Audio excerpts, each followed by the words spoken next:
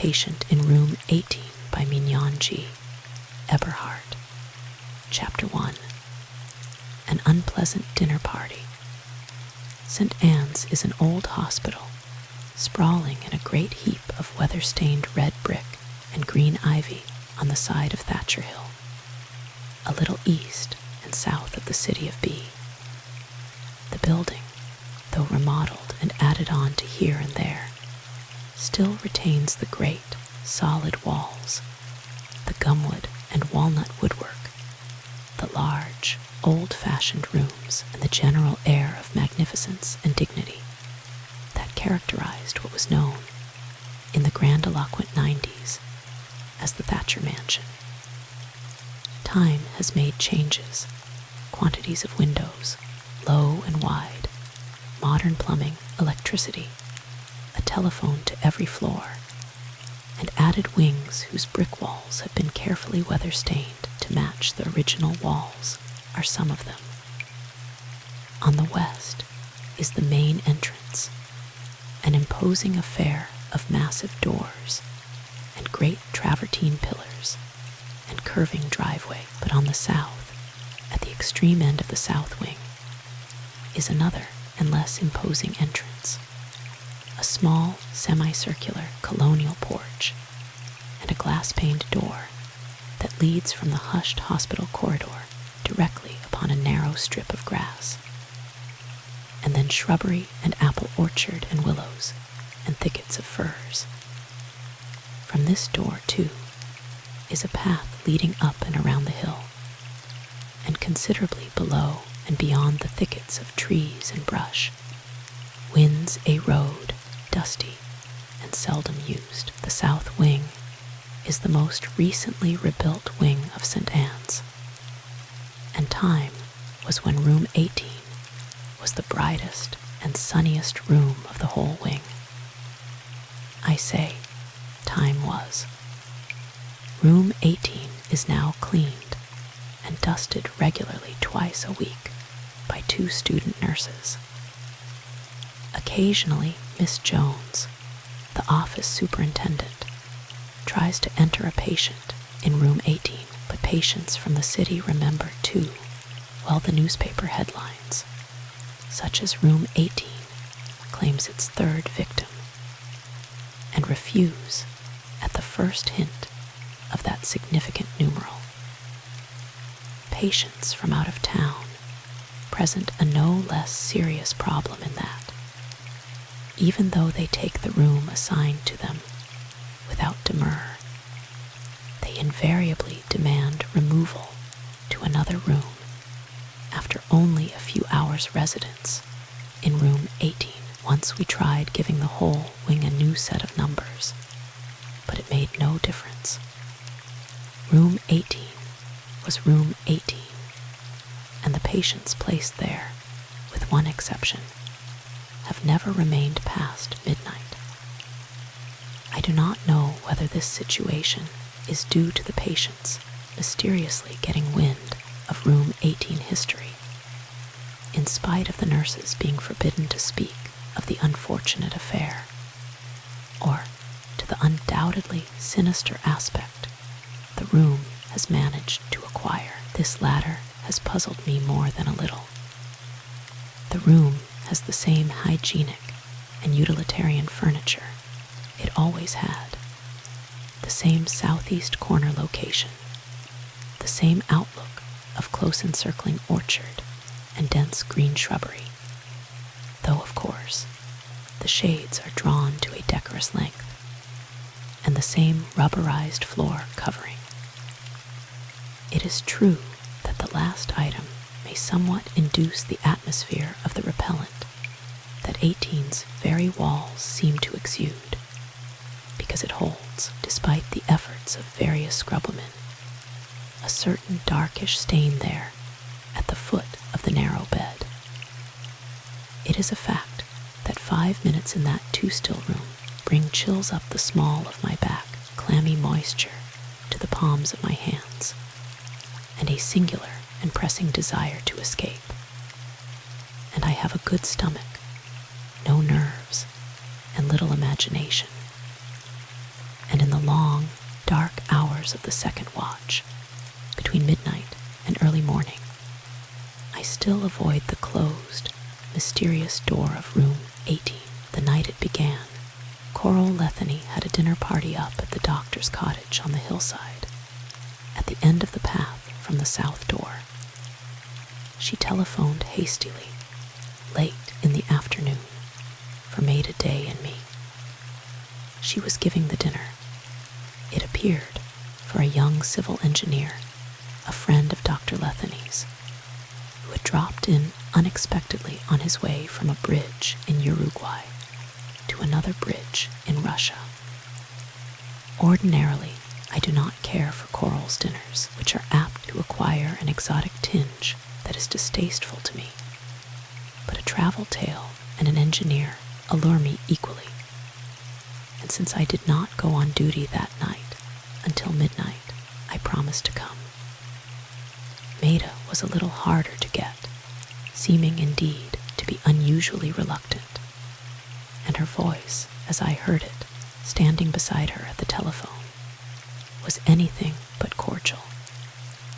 "Never mind," I said as she hung up the receiver, and Coral's warm, husky tones ceased. "Never mind. It may be quite diverting. And this is cold roast beef night here at St. Anne's." Maida laughed. "Coral's dinners often are diverting," she said rather cruelly. "I shouldn't have gone, but she really is in a mess. The man just arrived this afternoon, and he is leaving in the morning." Coral knew, too, that we both had second watch this 2 weeks, and that we could be away from the hospital until 12. "I think," I said reflectively, as we strolled from the office, whither we had been called to the telephone, back along the narrow corridor that leads to the south wing, "I think I shall wear my silver tissue."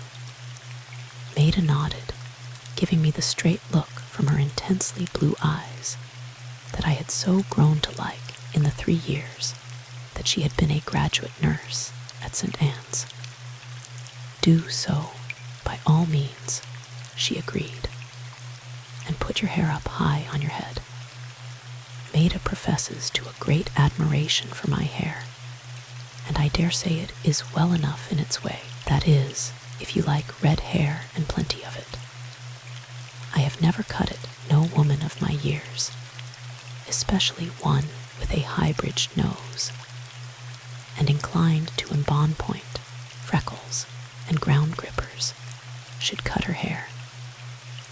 Later, gowned in the silver tissue, and with a dark silk coat over my finery, for the June night had turned cloudy, I slipped into the south wing for a last look to be sure that everything was going well, having been superintendent of the wing for more years than I care to mention. I feel a natural sense of responsibility. Dinner I found to be well over. 7 o'clock temperatures taken, the typhoid convalescent in 11, a bit less feverish, and the new cast on 6, a little more comfortable. 6 caught at a fold of my dress admiringly. "All dressed up," he said. He was a nice boy who had a tubercular hip bone and had spent the last 6 months in a cast. "Isn't she fine?" said Maida from the doorway.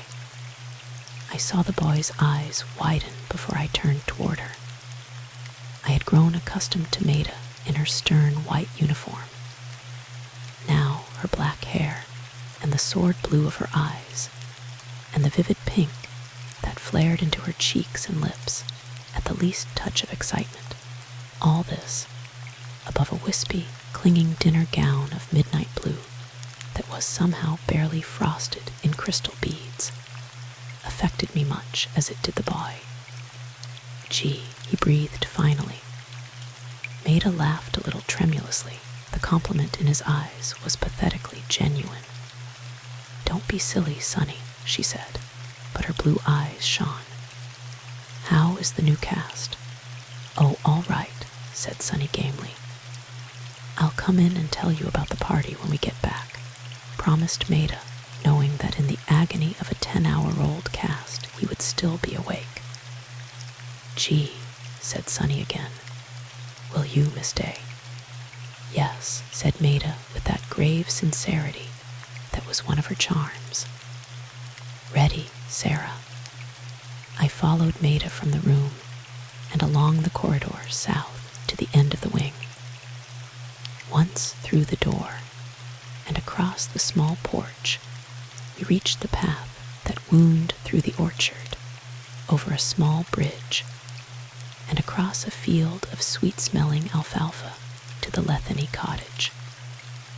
The path is not wide enough for two abreast, so Maida preceded me, and I found myself studying her slim shoulders and gracefully alert carriage.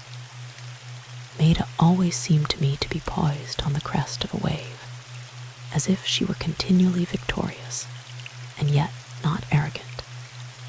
She is that rare thing, a born nurse.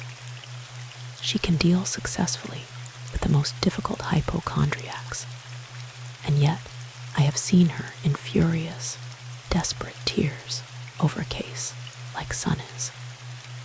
It is not my intention to rhapsodize over Maida. I suppose I admired her because she was so gloriously what I might have been in my younger days had things been a little different. Though, of course, I am not and never was the beauty that Maida was. Well, we found Coral waiting for us and the other guests already having cocktails. Dr. Letheny greeted me as meticulously as if we had not operated together that very morning. He was a tall man, dark and thin, with an extraordinarily precise manner, and was almost too correct as to dress. He lingered a little over taking Maida's wrap, and said something in a low voice that I did not understand, though Maida replied briefly and turned away, her slim black eyebrows registering annoyance. Dr. Bauman, Dr. Letheny's assistant, was there, a lanky man of medium height, with a thin, pale face, a high, benevolent forehead, thoughtful eyes that were usually detached and rather dreamy, and a thin, pointed beard that was awry now, always, owing to a habit he had of worrying it with his slender, acid-stained fingers. His scant, light hair was ruffled and needed to be trimmed, his cravat uneven, and his dress clothes formal and old-fashioned. There was Dr. Fred Hayek, too, pronounced Hayek, and referred to flippantly among the student nurses as Hijack. He was the internee who lived at the hospital, answered the telephone nights, took care of dressings and emergencies, and generally made himself useful. He was considerably younger than the other two doctors, though one wouldn't have guessed it from his matured, well-built figure. He had a squarish head, a ruddy face with more than a hint of the foreign in it, a hint that was augmented by his small black mustache and dark eyes, whose somewhat slanted lids looked too small for the eyes, and thus gave a curious impression of tightness and restraint. He had a pleasant manner, however, and a fresh, vigorous appearance that was not unattractive. Then my eyes were caught by a blonde young giant who advanced as Coral spoke. "Jim Gainsay," she murmured casually over her creamy brown shoulder as she offered Maida a cocktail. He said something or other to me politely, but I saw his keen eyes go to Maida and linger there, as if unable to take themselves away, while I quite deliberately took stock of this tall young fellow with bronzed hands and face, who built bridges here and there over the world, and looked as if he hadn't more than got out of university. In fact, a fraternity crest gleamed on the surface of the thin, white gold cigarette case that he held open in one hand, as if the sight of Maida had frozen him in the very act of drawing out a cigarette. On closer observation, however, I was obliged to revise my hasty estimate. There were wrinkles about his eyes. His sun-tanned eyebrows were a straight, inscrutable line, almost meeting over his nose. His jaw was lean and rather ruthless. His smooth-fitting tuxedo disclosed lines that were muscular, without an ounce of superfluous flesh. Here was a man accustomed to dealing with other men, yes, and of shaping them to suit his own ends, or I was no judge of character. And just then Hulda, Coral's one maid, announced dinner somewhat breathlessly, as if she must fly back to the kitchen, and we all took our places around the long, candle-lit table. The soup was bad, and the fish poorly seasoned, but the Virginia-baked ham was delicious, and I found myself warming to the soft, wavering lights, the gleam of silver and glass and flowers, the white and black contrasts presented by the men setting off Maida's red and white beauty, and Coral's rather blatant charm. Coral had charm in spite of my questionable adjective, charm of a sort rather flagrant and too warm, but still it was difficult not to fall a little under its sway. She sat at the foot of the table with Jim Gainsay on one side and Dr. Haychick on the other. Her hair was arranged in flat, metallic gold waves, and she wore a strange gown of gold sequins with gleams of green showing through. It clung smoothly to her and was extremely low in the back, showing Coral's brownish skin almost to the waist, and I could not help speculating on the probable reaction of our board of directors to such a gown worn by our head doctor's housekeeper. Coral was a cousin of Dr. Letheny's, and had kept house for him since the death of old Madame Letheny. We knew little of her history, and I should have liked to know more, though I am not inquisitive. I often wondered what circumstances produced the brown-skinned, gold-haired Coral. We knew she was a great deal like a luxuriant Persian cat. She even had topaz eyes and a peculiarly lazy grace. The conversation during the dinner was rather languid. Coral did not seem much concerned about the dinner, but she was a little abstracted, though automatically, if one-sidedly, flirting with Jim Gainsay, who had eyes for no one but Maida. That was very clear to me, though none of the others seemed to notice it, with the possible exception of Dr. Letheny, who saw everything through the perpetual cloud of cigarette smoke that almost obscured his narrow, dark eyes.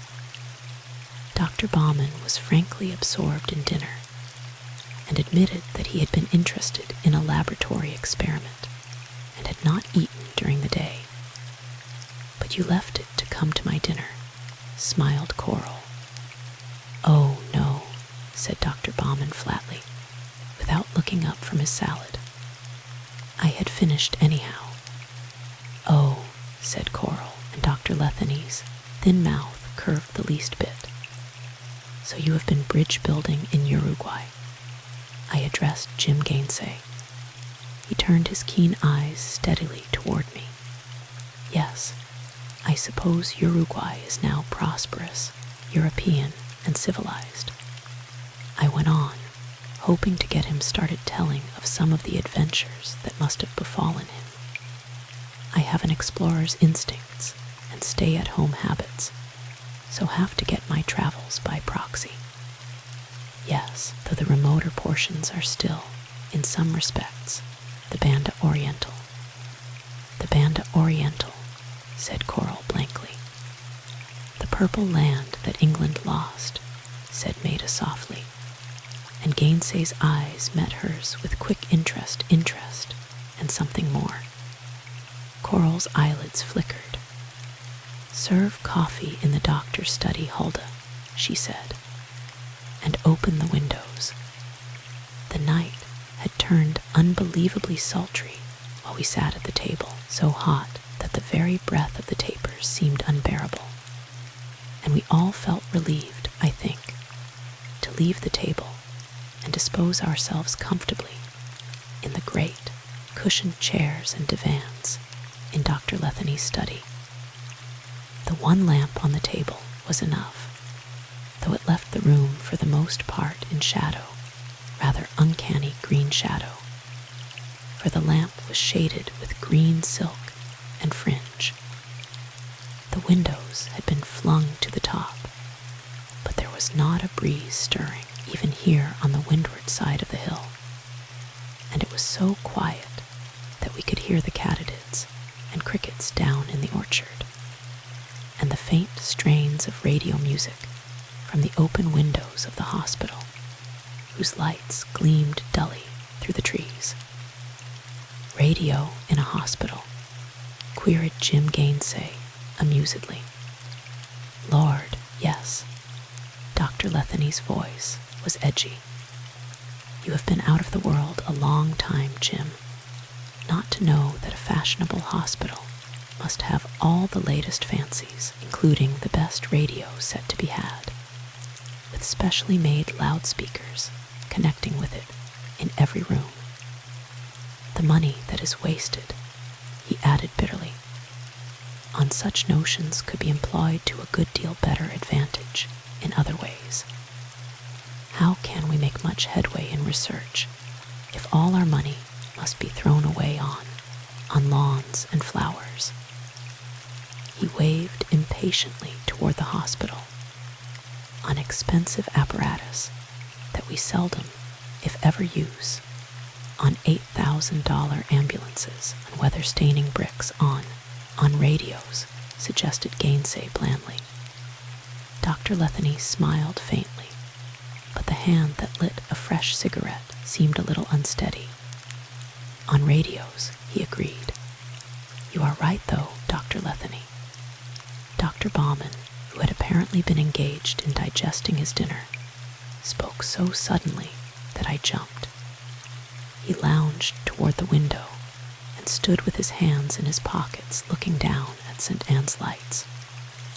"You are right," he repeated. "If I had one half the money that is thrown away down there, the experiment that failed for me this afternoon might have succeeded." The bitterness in his voice was so grim that I think we all felt a little startled and uncomfortable. All, that is, except Coral, whose feelings are not easily accessible, and who was manipulating the coffee machine over by the lamp. Its light brought the flat, gold waves of her hair into relief.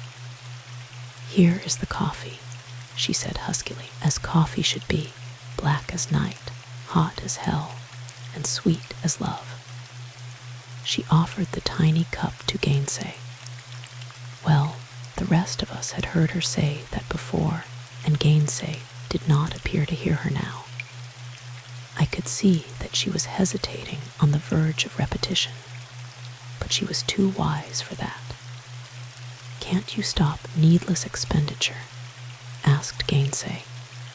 "Stop it." Dr. Letheny laughed acidly. "Stop it when the hospital is privately endowed, and the board of directors a bunch of ignorant, conceited asses. Look at this matter of radium. Nothing must do but that we buy a whole gram of radium." They had heard of radium. Other hospitals had it. Radium we must have, and radium we bought. But try to talk to them of research, of discovering a new remedy for an old need, of the necessity for laboratories, for equipment, for study. You might as well try to stop the thunderstorm that is coming as to ask them to see anything that is not squarely in front of their fat stomachs. "But radium," said Gainsay mildly, "is a good thing for a hospital to have, isn't it? I thought it a great discovery." Of course, broke in Dr. Bauman. But we don't need that much. 1/2 gram, 1/4 of it, even 1/6 of it would have served our purpose. But no, we must spend $65,000 for 1 tiny gram of radium. $65,000. And to my plea for 1/2 of that, only 1/2 of that money, they laughed. Laughed at study, at research, at laboratories and equipment, and called me a visionary. God, a visionary. It must have been that the increasing sultriness of the night and the tension of the approaching storm made us all a little nervous and easily stirred. A curious hush followed Franz Bauman's outbreak, during which I became aware of the heavy breathing of Dr. Hajic near me. I stirred impatiently and moved away. I had never either liked or disliked Fred Hajic, but that night I felt suddenly a sharp distaste for him. The atmosphere in the room seemed unbearably heavy, and I shivered a little despite the heat, and wondered if my dinner was not going to agree with me. Gainsay got up, moved to get an ashtray, and sat down again in another chair. I noted that the move brought him nearer Maida, whose fine white profile was visible in the shadow near the window. She did not smoke, not, I believe, from any fastidious prejudice, but merely from distaste, and her hands, delicate yet strong, lay passively on the carved arms of the chair. She was the kind of person whose silences seemed thoughtful and neither flat nor detached. A most companionable person to have around. Coral noted the move too, for she took my seat next to Hajic and murmured something under her breath to him. "Are you both experimenting in the same field?" asked Gainsay, his ordinary, easy tone making my disquiet seem uncalled for and silly. "No," said Dr. Letheny shortly. "No," said Dr. Bauman. He turned abruptly away from the window and sat down at the shadowy end of the davenport. His shirt front thrust itself up in an ungainly hump, but he did not appear to care. "Well," said Coral, "if I were a millionaire, I should give you both the money to work to your heart's content." Indeed, Dr. Letheny spoke so satirically that I feared an outburst from our hostess, whose temper was never of the best. But she surprised me. "No," she retracted with disarming frankness. From habit, Coral could lie like a trooper, but when she was inclined toward truth-telling, she was quite candidly honest. "No," she went on, "if I had $1 million, I should spend it. Oh, how I should spend it. Silks and furs and jewels and servants and cars and cities. And by that time it would be gone," observed Dr. Letheny dryly. "Maybe," Coral laughed huskily, "but how gloriously gone." "I suppose," began Fred Hajic, with a little of the awkwardness that assails one who has remained silent a long time while others of the group are talking. "I suppose that idea is a sort of unacknowledged fairy dream, hidden in everyone's mind. Of course," Dr. Letheny's voice grated to my ears, "everybody wants money. Usually for reasons such as Coral has so charmingly admitted." "Not always," disagreed Gainsay. "You and Dr. Bauman have just agreed that you both needed it for research."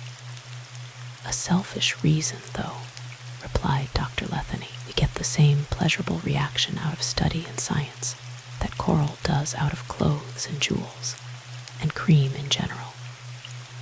Miss Keate, over there," he nodded toward me, "gets the same kick out of hard work and a smooth-running hospital routine. Only her demands are not so expensive." His tone irritated me. It may be true that I am considered something of a martinet, especially among the student nurses. But somebody has to see to things. Nonsense, I spoke sharply. I want money just as much as anybody. I suppose my words rang sincere, for Dr. Letheny sat up. What is your repressed desire, Sarah Keate? He demanded, with just the shade of amusement in his voice that always riled me. Come on, out with it. Do you long for the gay night life? Or have you secret urges to become a front-page sensation? And I must say that, in the light of what was to occur, it was remarkable that he said just that. She might make a splendid aviatrix, said Jim Gainsay, smiling into the dusk. After that, I was not going to tell them that above all things I longed to travel, and that everybody knows travel costs money. I said curtly, everybody wants money. How about you, Maida? Broke in Coral rather maliciously. Maida is, as a rule, almost too perfect at the art of concealing her emotions. It may have been that the semi-darkness of the room concealed an intended air of frivolousness, or it may have been that the threat of the approaching storm plucked at her nerves and pierced her habitual armor of reserve. At any rate, her answer was unexpected. Money, she said. Money. I think I would give my very soul for money. Of course, I knew she didn't mean that. But Dr. Letheny shot her a glance that fairly pierced the dusk. Coral laughed a little metallic ripple, and Jim Gainsay turned straightway around in his chair to face Maida's shadowed eyes. I haven't any money, he said directly, and quite as if Maida had asked him a question, though I think the others were too preoccupied to observe this. I haven't any money at all. And are you happy without it, Jim? Asked Coral, her warm voice caressing. Well, Jim Gainsay paused. I was, until lately.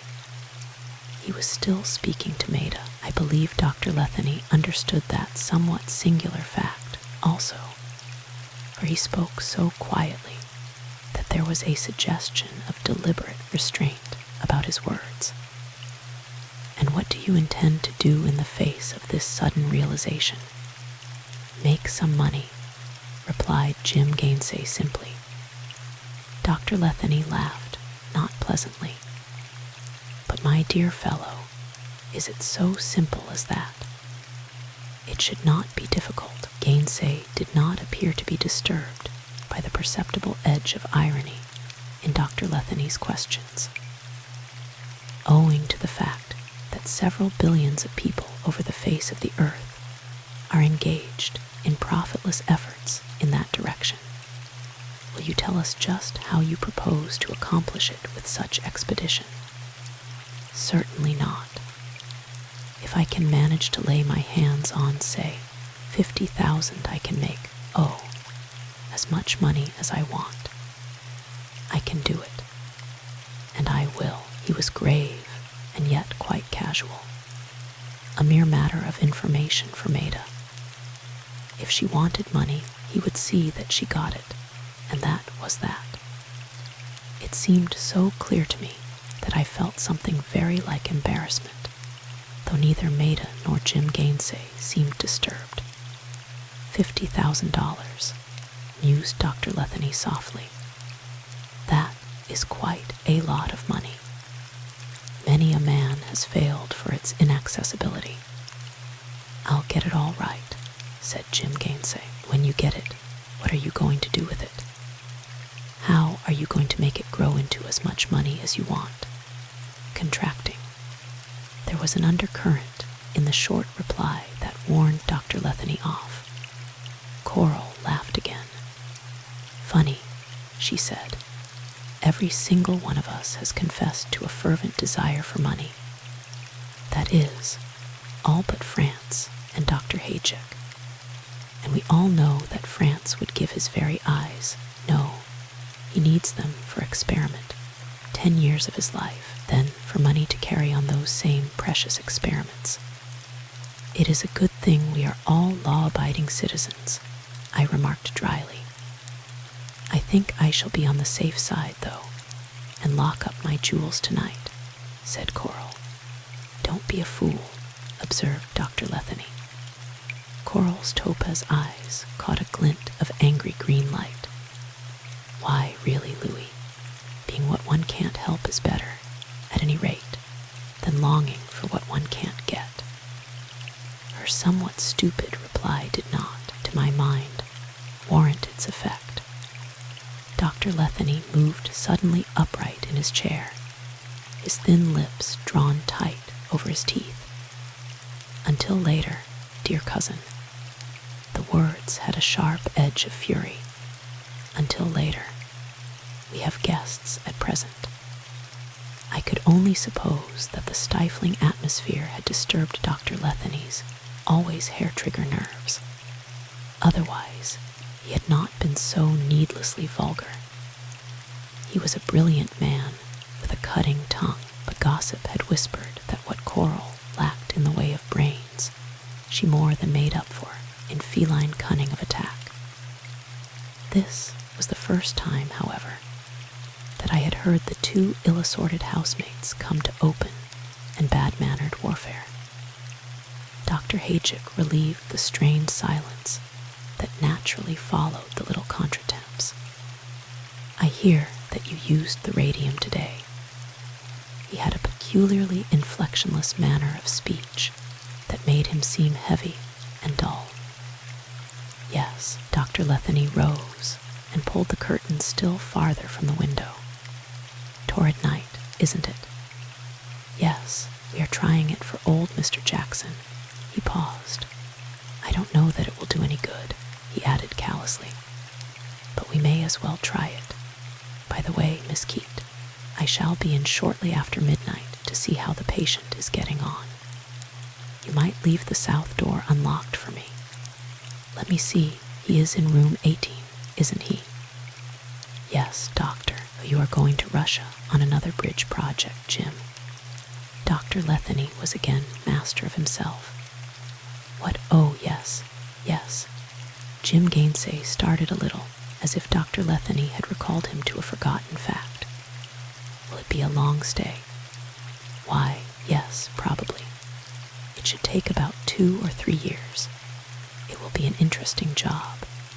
The preliminaries are rather sketchy, but it looks as though there might be some problems involved. He spoke in an oddly detached way, as if he were not much interested in the subject, and it was not surprising that the conversation flattened out again. Presently, Coral suggested bridge, and even made up a table, but Dr. Bauman definitely refused to play, and Jim Gainsay, being engaged in watching Maida's eyelashes, did not appear to hear Coral's suggestion that he make a fourth. So Dr. Letheny made a reluctant partner for me against Coral and Dr. Hajic. However, we played only a few desultory hands, until Maida and Gainsay drifted over to the window and fell into a low-voiced conversation, when Dr. Letheny, who had been darting quick glances in that direction, trumped my ace, flung down his cards, said it was too rotten hot to play, and paying no attention to Coral's protests, went to the piano. Dr. Letheny was a discriminative musician of far more than amateur skill, and the great, jarring Moscow bells of the C-sharp minor prelude presently surged over the room.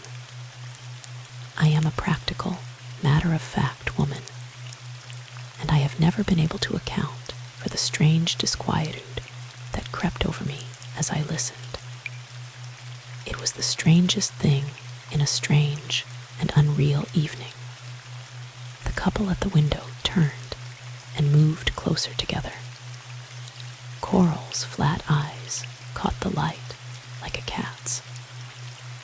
Dr. Baumann stared at nothing from the shadows and worried his beard. Only Dr. Hajek was unmoved by that passionate sweep of sound.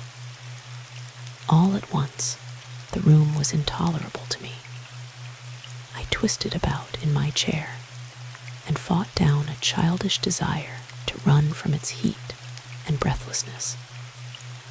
And then the keys under Dr. Letheny's white fingers slipped into the higher notes of the second movement, and a hot, fetid breath of air from the hushed night billowed the curtain a little and touched my hot face and heightened the nightmare that had taken possession of me. By the time the climax had carried us all along with it in its torrent, and the doctor had sat in the hush that followed the last note for a long moment before he turned to us again.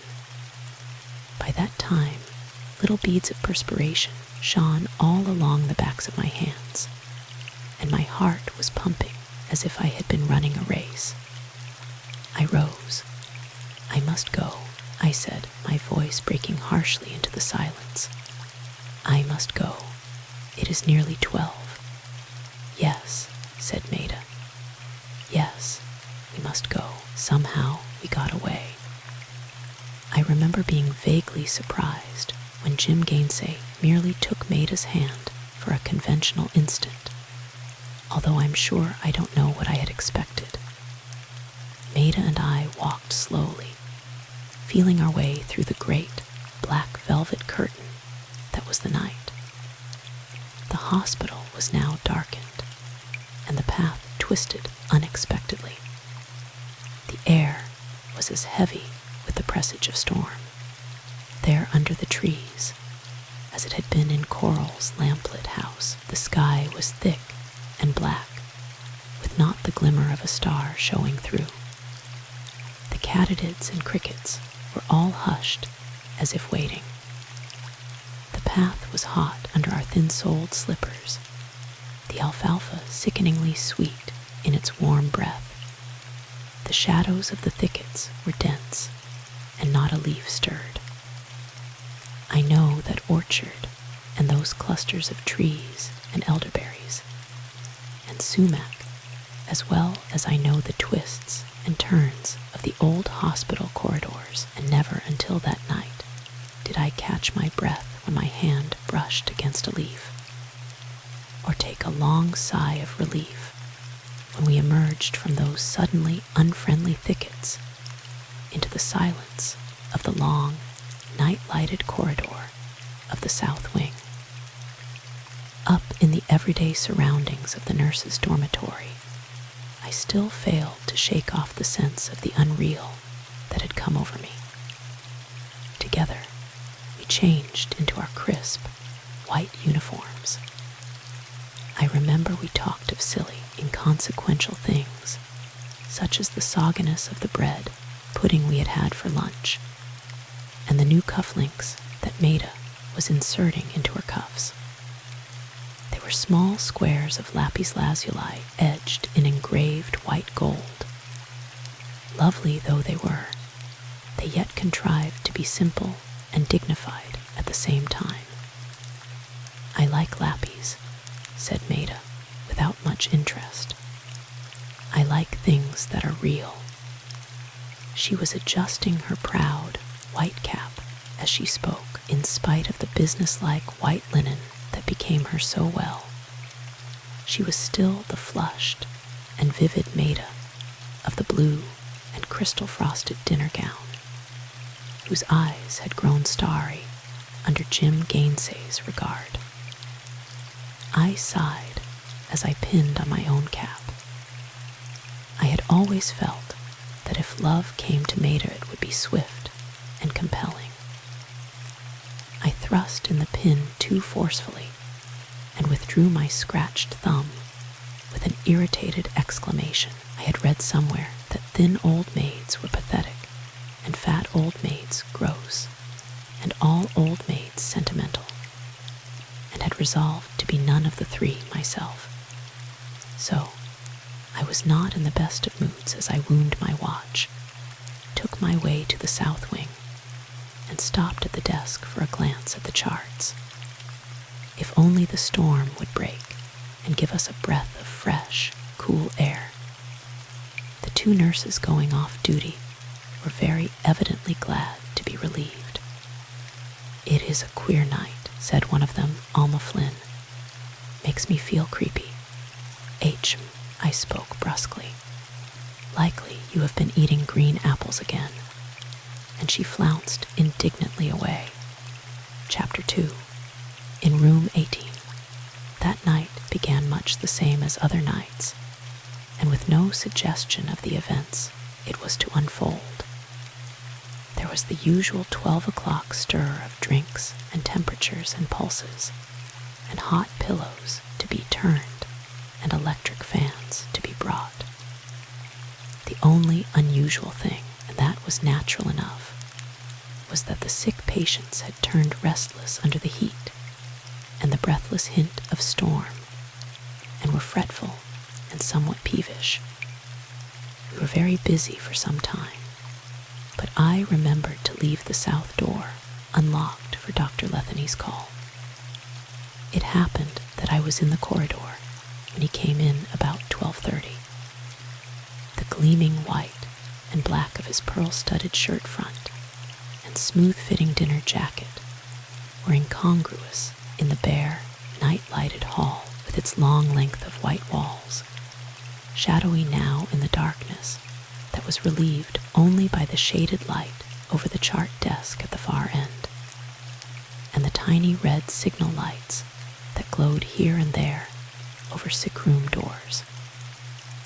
A hospital is never a cheerful place, especially at night, and its long, dark corridors with black voids for doors, and its faint odors of ether and antiseptics, and sickness are not, to say the least, conducive to good spirits. Dr. Letheny was still nervous and irritable. He gave Mr. Jackson a rather cursory glance, felt his pulse for a moment, and examined the dressing.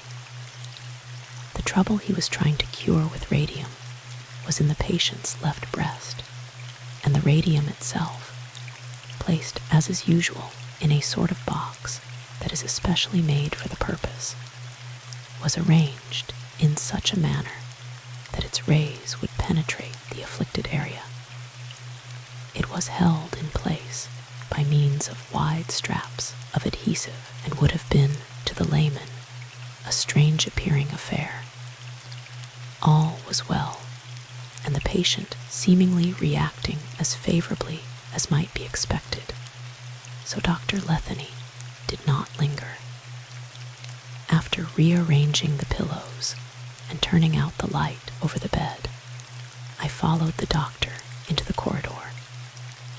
He paused for a few moments, asking me unimportant questions as to various patients in the wing, and smoking rapidly regardless of the rules which he himself had made against smoking in the hospital.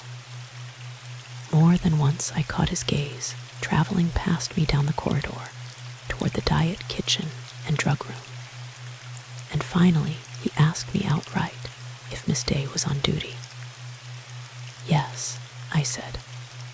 "She is about somewhere in the wing," thinking, as I replied, that I had not seen Maida for a few moments.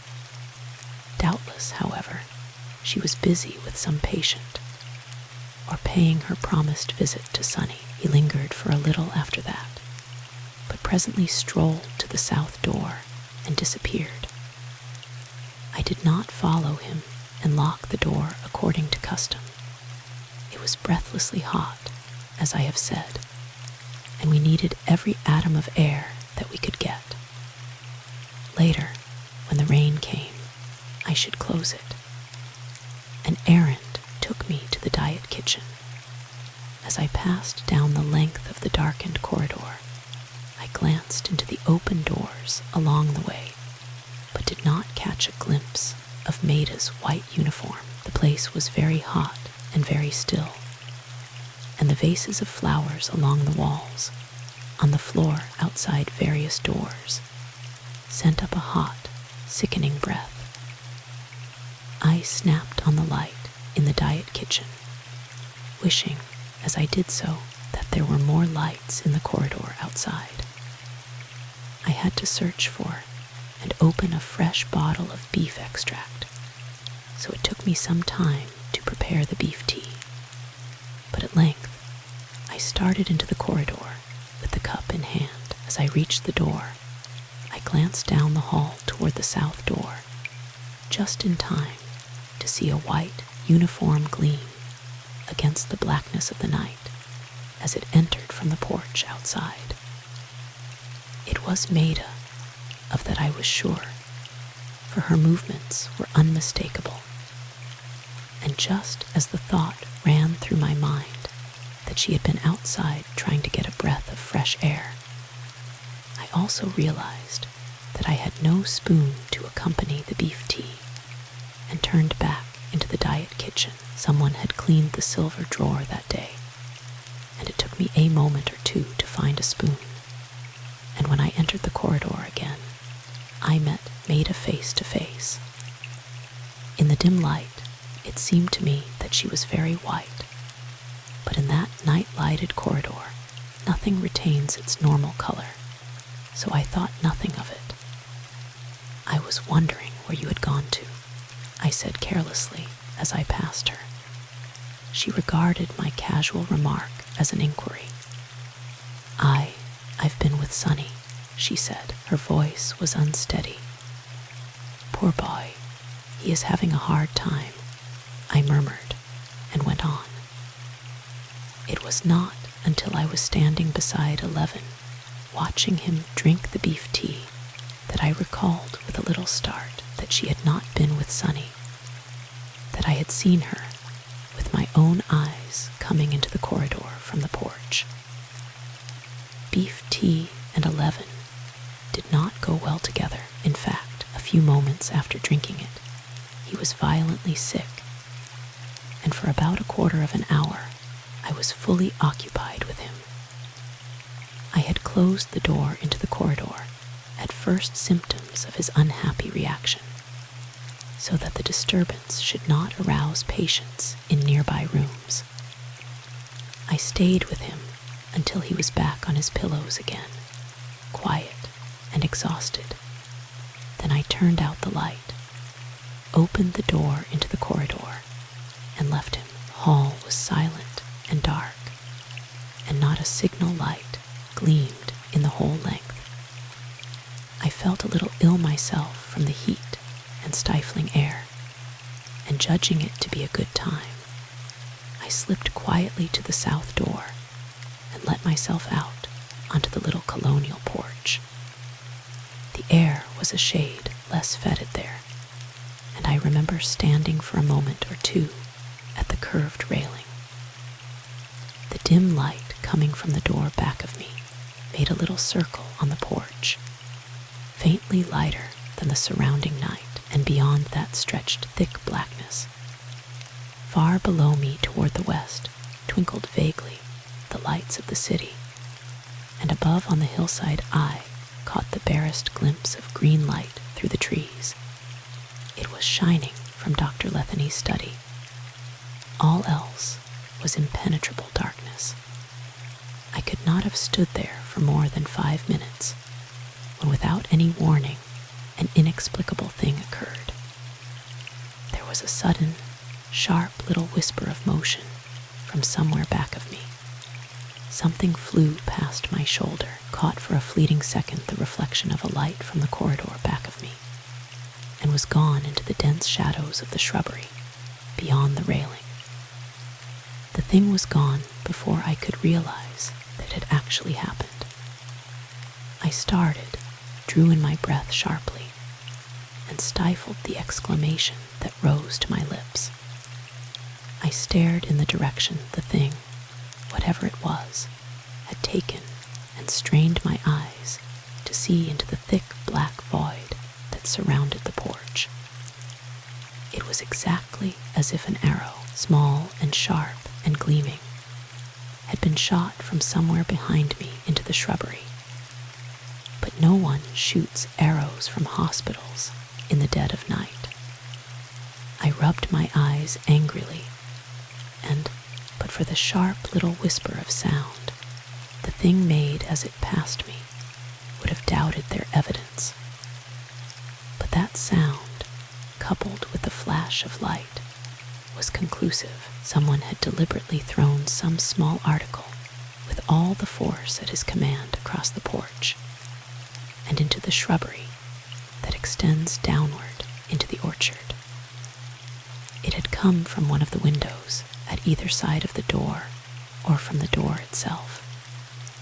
Hastily, in my thoughts, I ran over the patients, then in the wing. Not one of them was able to walk.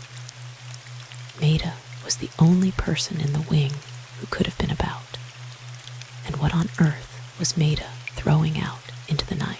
Feeling this to be a curious circumstance that should be investigated, I took a few steps toward the path that leads from the east corner of the little porch.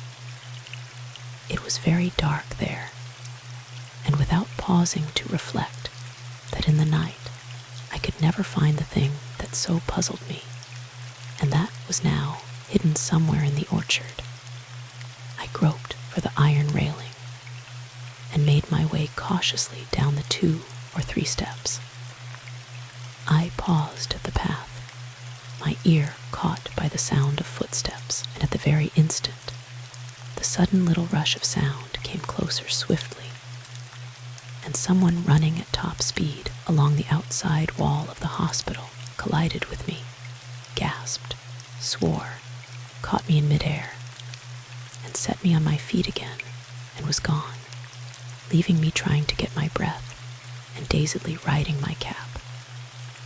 I could hear his footsteps still running along the little path toward the bridge.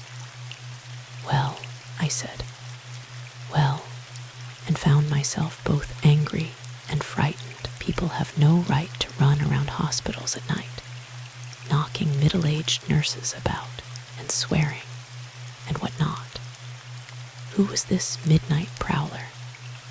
Evidently the man was up to no good purpose, and as evidently he was in a hurry to get away. My heart began to beat rapidly as I walked along the hospital north in the direction the man had come from. But the windows above me all seemed dark and undisturbed. Built on the slope of the hill, as St. Anne's is, the windows are at varying heights from the ground, some of them not more than 3 or 4 feet above it. But I doubted if an intruder could have made his way into that silent wing without arousing it. I walked as far as the lighted window of the diet kitchen. It, too, was open, and I could see the top of Maida's white cap as she stood at the farther end of the small room. All seemed quiet, and I dismissed the half-formed notion of rousing Higgins, the janitor and so-called night watchman, and demanding a thorough search of the premises. I was still uneasy, however, as I retraced my steps, and I drew back into the shadow of the orchard in order to see into the windows of the wing without, possibly, myself being seen. It was just as I passed the thick clump of elderberry bushes, about midway of the long wing, that my foot struck something in the grass that gave a dully metallic sound. I reached over to fumble in the grass and picked up a small, flat object, smooth and hard. I turned it rapidly over in my hands. It was pitchy dark there in the shadows, and the air was extraordinarily close. I slipped the object I held into my pocket for future examination, and as I did so, I sniffed. There was something in the air, some familiar odor, but something entirely out of place in an apple orchard. It was a swift vision of the operating room rose before me, and I realized that my nostrils had caught a faint but unmistakable odor of ether. ether in an apple orchard, and in the middle of the night.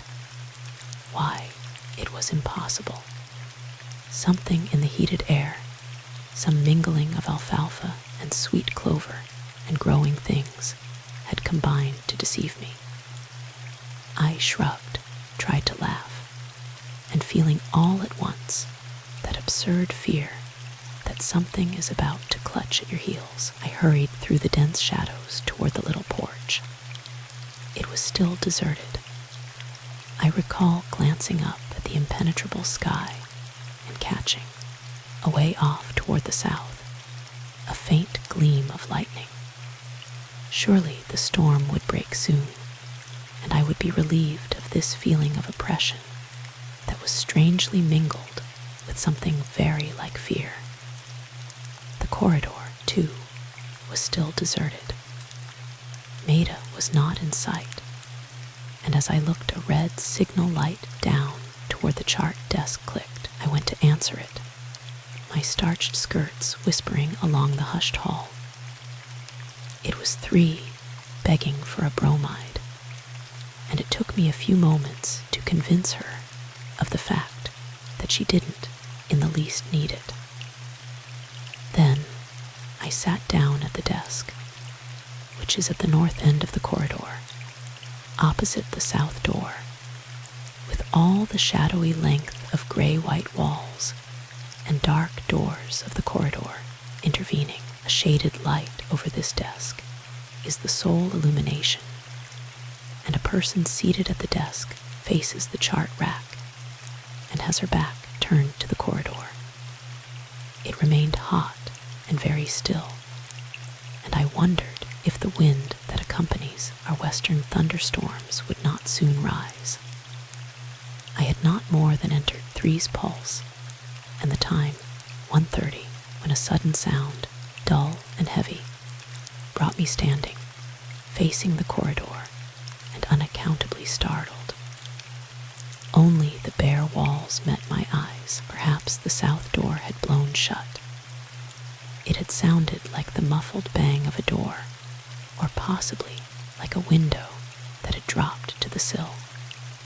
The chart in my hand, I walked quickly through the corridor to the south door. It was still open, and I felt no breeze. As near as I could tell, the sound that had aroused me had come from this end of the wing. The door of room 17 was open, and a glance assured me that the window was still open, for I could see the dim shadow of the sash. The door of 18 was closed, however, so I opened it cautiously in order not to wake Mr. Jackson. I did not enter the room. I stood there only for a moment, holding the door half open and peering through the dim light from the corridor. The patient was lying quiet, and the window seemed to be open, so I closed the door as gently as I had opened it and took my way down the corridor again. And when I reached the chart desk, I found that my knees were trembling, and there was a little damp beating under my cap. It is the night, I assured myself. It is a nerve-wracking night. I shall suffocate if I don't get some air. But nevertheless, I felt nervous and ill at ease. I forced myself to study the charts, and in the middle of 11's temperature chart, I recalled the small flat object I had found in the orchard. I was in the very act of drawing it from my pocket when, with a swoop of wind through the corridor, a blinding flash of lightning, and a crash of thunder, the storm broke. I ran the whole length of the corridor. The wind was sweeping along it with such fury that my skirts were pulled back tight around me. My cap slipped back on my head, and several top-heavy vases of flowers must have blown over, for we found them so later. With some difficulty, I closed the door. As I fastened it, leaving the key in the lock in my haste, I could see through the panes of glass the first great spatters of rain. and down below the hospital, on the little back road, shone the lights of a hurrying automobile. Then they were gone, and another flash of lightning nearly blinded me, and there was a sharp crackle and sputter. Simultaneously, the light went out as if by black magic, leaving me alone in the dark with 18 windows to get down and 18 patients to reassure. I knew in an instant what had occurred. The power line from the city had been struck, and the fuses burnt out, or some such matter. Where was Maida? The rain was coming in torrents by the time I had felt my way into room 17 and closed the window. Occasional lightning aided me as I groped my way to room 18, crossed it, and pulled down that window. As I turned toward the door again, a bright flash of lightning lit up the whole room, and in the brief second I saw that the patient had not roused in spite of the tumult of the storm. He lay still, too still. Then the light was gone, and scarcely knowing what I did, I reached the bed and put my hand on his face and sought his pulse. A seasoned nurse knows when death has come, even in the gibbering darkness, with the storm outside crashing against the window. I knew at once that our patient was dead. Standing there for what seemed an eternity, but what was actually not more than a moment or two, my mind raced over the situation and strove to comprehend it. There was no reason for his death of which I knew, barring the affliction for which he was being treated, and which in its present stage had not been critical. Our patient had been in good health only an hour or so ago. What had caused this? It could not have been heart failure, for his heart had been sound. I must have a light. I must call Dr. Letheny. I must. There was the sound of windows being lowered. I found my way to the door. If I could make Maida hear me, but of course, I couldn't through the confusion of patients calling out from fright as they found the lights failing to go on and the constant roll of thunder and crashing of rain. The flashes of lightning were frequent, and I caught a fleeting glimpse of Maida crossing the corridor farther down the hall. It would be of no use to call her. Furthermore, she was busy. I disliked leaving 18 with no one in the room, but I must have a light. I ran down the length of the corridor. It seemed long and unfamiliar, groped in a drawer of the cupboard in the diet kitchen, found the burnt end of a candle and some matches, and flew back to room 18. At the door, I met Maida. Our faces gleamed eerily in the lightning, and then vanished into darkness. "Isn't this awful?" she cried. "Where were you? Every window in the wing was open, and the lights have gone out. What in the world are you doing?" She was at my elbow in room 18. My fingers shook so that I could scarcely light the candle, and when I did succeed it made only a feeble little flicker that did not dispel the shadows. She followed me to the bed. "Why, Sarah, is he?" She reached over to place her hand on his face as I had done. "He is dead." Setting the candle on the table, I pushed aside the covers to find his heart. If there were the least flicker of life, something could yet be done. But there was not. It was as I drew back that I made the astounding discovery. The box that held the radium was gone. Adhesive and all had been stripped clean. "Look," I tried to cry out, but a roll of thunder that shook the very foundations drowned my voice. I pointed with a finger that shook and held the futile little flame nearer, while Maida searched frantically among the sheets. It was a useless search. that I knew even in the moment of lowering my candle to look under the bed. The dead man had not torn from himself that box with the wide strips of adhesive rising from my knees. I stared across the narrow bed into Maida's panic-stricken eyes. The very storm outside quieted for a second, as if to give my words significance. "He is dead," I whispered, "and the radium is gone." She nodded, her hands at her throat, her face as white as her cap. The tiny flame wavered and jumped and threatened to go out. The shadows in the room crept nearer. The gusts of wind and rain beat upon the black window pane with renewed fervor. "We must telephone to Dr. Letheny, then get lights and see to the wing. Will you go down to the office and telephone to the doctor? I shall stay with this." Maida's eyes widened, and she flung out her hands with an odd gesture of panic. "No," she stammered. "No, I can't call Dr. Letheny." Not knowing what to say, I stared at her. Suddenly, she straightened her shoulders and mastered her agitation. "Yes," she said. "Yes, I'll call him immediately." I was too disturbed to worry over Maida's aversion to telephoning to Dr. Letheny, although it was to recur to me later.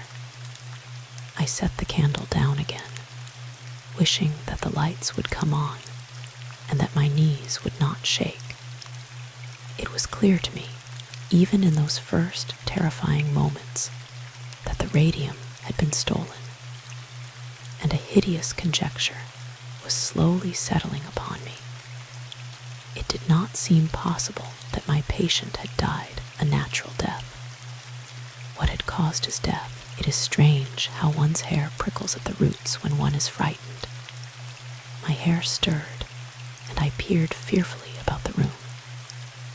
A curious sense of something evil and loathsome near at hand was creeping over me. The room, however, was as bare as any hospital room. I even took the candle in my hand, and holding my teeth tight together to restrain a disposition toward chattering, I made a circuit of the room, holding the candle into the corners. Of course, there was nothing there. Indeed, there was scarcely any place to hide in the whole room. There were the usual shallow closets, 2 of them, barely large enough for a patient's traveling bag and clothes. I opened one closet, which held a bag and a light overcoat. The other one was locked, and the key gone, probably lost by some student nurse. The candle was dripping hot wax on my hand, so I placed it again on a saucer on the table. Maida had been gone for some time, surely time enough to rouse the whole hospital staff. 1,000 fears crossed my mind while I stood there waiting. My eyes kept traveling from one corner of the room to the other, and the feeling of a presence near me, other than that of the dead man on the bed, became stronger with the dragging seconds. I was beginning to think that I could remain no longer in that fear-haunted room, with only the ghastly flickering of the candlelight for company, when there was a quick rush of footsteps, and Maida was in the room, panting, her eyes black and frightened. "Dr. Letheny is out," she cried. Coral didn't know where he was. She said he wasn't anywhere in the house. She thought he had gone for a walk in the orchard and got caught in the storm. "A fine time to go for a walk," I cried, fright making me irritable. "So then I telephoned to Dr. Bauman," went on Maida hurriedly. "It was so dark I couldn't see the directory, so I had to ask information for the number. He finally answered and said he would be right out. It's as dark as a black cat all over the building. Did you call Dr. Haychick?" "Yes. That is, I knocked at his door and called him several times, but couldn't wake him. Girls from other wings are running around in the dark. They're near the general office. Nobody has lights, and the bell that connects with the basement is out of order. At least, they can't rouse Higgins. I thought rapidly, such a situation. No lights, a storm, frightened patients. It only needed the news of the radium theft, and this strange death to complete our demoralization. We can't both leave this room, I thought aloud. We must not leave him alone. His death is so strange, so Maida must have been struck with something in my manner, for she gripped my arm. What do you mean? I replied with difficulty, speaking through oddly stiff lips. I mean that I'm afraid this is his murder. She shrank back, her face as white as the disheveled sheets. Not that. You see, he was in good condition.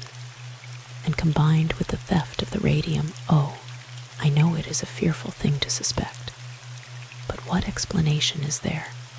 Who could have done it? How? I don't know. With an effort, I pulled myself together, forced myself to think. We have no time to think of that now. We must keep things going, get a doctor. I paused, eyeing her dubiously. Could you stay here with it while I go to the office, rouse Dr. Haychick and the janitor, and get some sort of lights? She glanced from the bed, where her horrified eyes had fastened themselves, to the feeble ray of the candle. The candle is almost burnt out, she whispered. I know, I said. I'll hurry. Her lips tightened to a thin white line. Hurry. Once groping my way through that dark corridor, I was vaguely surprised to find my hands like ice and my face damp. My mind was whirling, but one thought was predominant. I must not leave Maida alone for long in that terrifying room with what it held. I must hurry. As I turned into the corridor, running east and west, that connects the south wing with the main portion of the hospital, the storm burst upon the place with renewed savagery. At another time, the fury of the thunder and lightning and wind and rain would have appalled me. But then it seemed all in a piece with what I feared had happened. I have only a chaotic memory of colliding with various other nurses, of ringing for the janitor, of calling the electric power company, only to hear a pert-voiced operator tell me that the wires must be down in our direction, of being afraid that the matches the nurses were lighting would set fire to the whole place, and of bruising my knuckles on Dr. Haychick's door. He finally opened it, and I was so unstrung by that time that at the sound of his slow voice, I clutched into the darkness with both hands. My touch encountered his coat, which was damp. Go to room 18, I stammered, half sobbing from fear. Hurry, doctor, room 18 in the south wing. It is dark. Can't you turn on the lights? He said stupidly. The lights have gone out. The storm, hurry. I believe I pushed him toward the door. Somebody had found a lamp, and the hall was full of weird, wavering shadows. What is it? What has happened? Asked some nurse at my elbow. I have never known what I replied. I remember only her frightened, pale face. But somehow, I restored things to a semblance of order, mercifully thought of some lamps and candles that were in the storeroom, unearthed a couple of flashlights, and sent someone to wake Alma Flynn to help out in the south wing. Then, taking the flashlights, I hurried back to the wing. At the door of room 18, I paused. Maida was standing beside a table, staring downward, her face paper white. Her sleeves had been rolled up, and a wisp of dark hair across her cheek gave her a curiously disheveled appearance. Dr. Haychick was standing at the foot of the bed. He was gripping the footrail with such force that the knuckles on his small hands showed white. Dr. Bauman had arrived. He was sitting at the other side of the bed, and I did not see him until I stepped into the room. His stethoscope dangled from his hands. His gleaming raincoat dripped moisture steadily on the floor. He, too, was staring downward. No one moved as I approached the bed. It was as if some evil spell held us all staring at the dead man. And through that brooding silence, broken only by the hurling rain and wind outside, I knew as well as I shall ever know anything that I was right, that the man there on the bed had been murdered. My throat was very dry. I had to make several efforts and finally achieved a single word. How? Dr. Bauman glanced at me, apparently noting my presence for the first time. Overdose of morphine, he said. Morphine. I was shocked out of the numbness that had enveloped me. Morphine. But he was not to have morphine. How do you know? With a laconic gesture, he showed me the tiny hypodermic scar on the patient's arm. That, and look here, the pupils of his eyes. Dr. Bauman drew the lids upward gently, as well as his general condition. You know, I nodded slowly. Morphine. It was then that a strange thing happened. We were all staring at the small wound, else we should not have seen the little pinprick of red that crept slowly from it. It was not a drop by any means. It was barely enough to be visible, but it brought to our minds the old superstition. A corpse bleeds when its murderer is near. A cold shiver crept up my back as I looked, and Dr. Bauman sprang to his feet with a hoarse word or two, and Maida cried out, gasping, and started back, and even phlegmatic Dr. Haychick muttered something under his breath and drew his hand across his eyes. With an effort, I controlled myself. This sort of thing would turn us all into gibbering idiots, and there was much to be done. Dr. Bauman, I said, my voice sounding strange to my own ears. Dr. Letheny is caught out in the storm somewhere, and we have not yet been able to find him. Mr. Jackson was not to have morphine. It was not ordered, and moreover at 12:30 he was all right. He has evidently been killed so that someone could steal the radium. There will be confusion. Someone must take charge from now on, and since Dr. Letheny is gone, leave things to us, Miss Keate, said Dr. Bauman at once. See to your wing as usual and Dr. Haychick, and I will do what is necessary. Do you intend to call the coroner? I asked. Certainly. I shall telephone at once. It means police, detectives, all that, but this is a terrible thing. Steps must be taken immediately. A delay in such a matter. Here I am, Miss Keate, said Alma Flynn from the doorway. I hurried to get dressed. What? Her pale eyes traveled past me to the bed. Why, what is it? He is dead. Her voice rose. I suppose our very attitudes and gray faces told her the truth, for suddenly she began to scream. I seized her by the arm none too gently, clapped my other hand over her mouth, and pulled her outside, closing the door behind me. But it was too late. Others had heard her screams, and there was no keeping the thing secret, especially as some prowling nurse heard Dr. Bauman and Dr. Haychick telephoning for the police and the coroner. The story was over the hospital in 10 minutes, and only the strictest measures prevented a panic. Terror-stricken nurses crowding into the halls and wing, the demands of the sick to to whom the excitement seemed to have communicated itself. Flaring, inadequate lamps and candles, and their little flickering circles of light that made frightened faces whiter, and the surrounding gloom blacker, horrified questions that no one could answer, stark fear in every pair of eyes. All this made it an hour not soon forgotten. Fortunately, Maida and I found that our own patients had not suffered from our enforced absence from duty. It was a difficult matter, however, to calm some of the more nervous ones and keep the knowledge of what had happened from reaching their ears.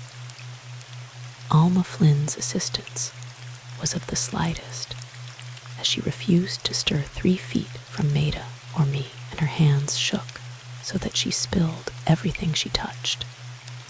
We were very busy, and I did not see the coroner and the police when they arrived, and went directly to room 18.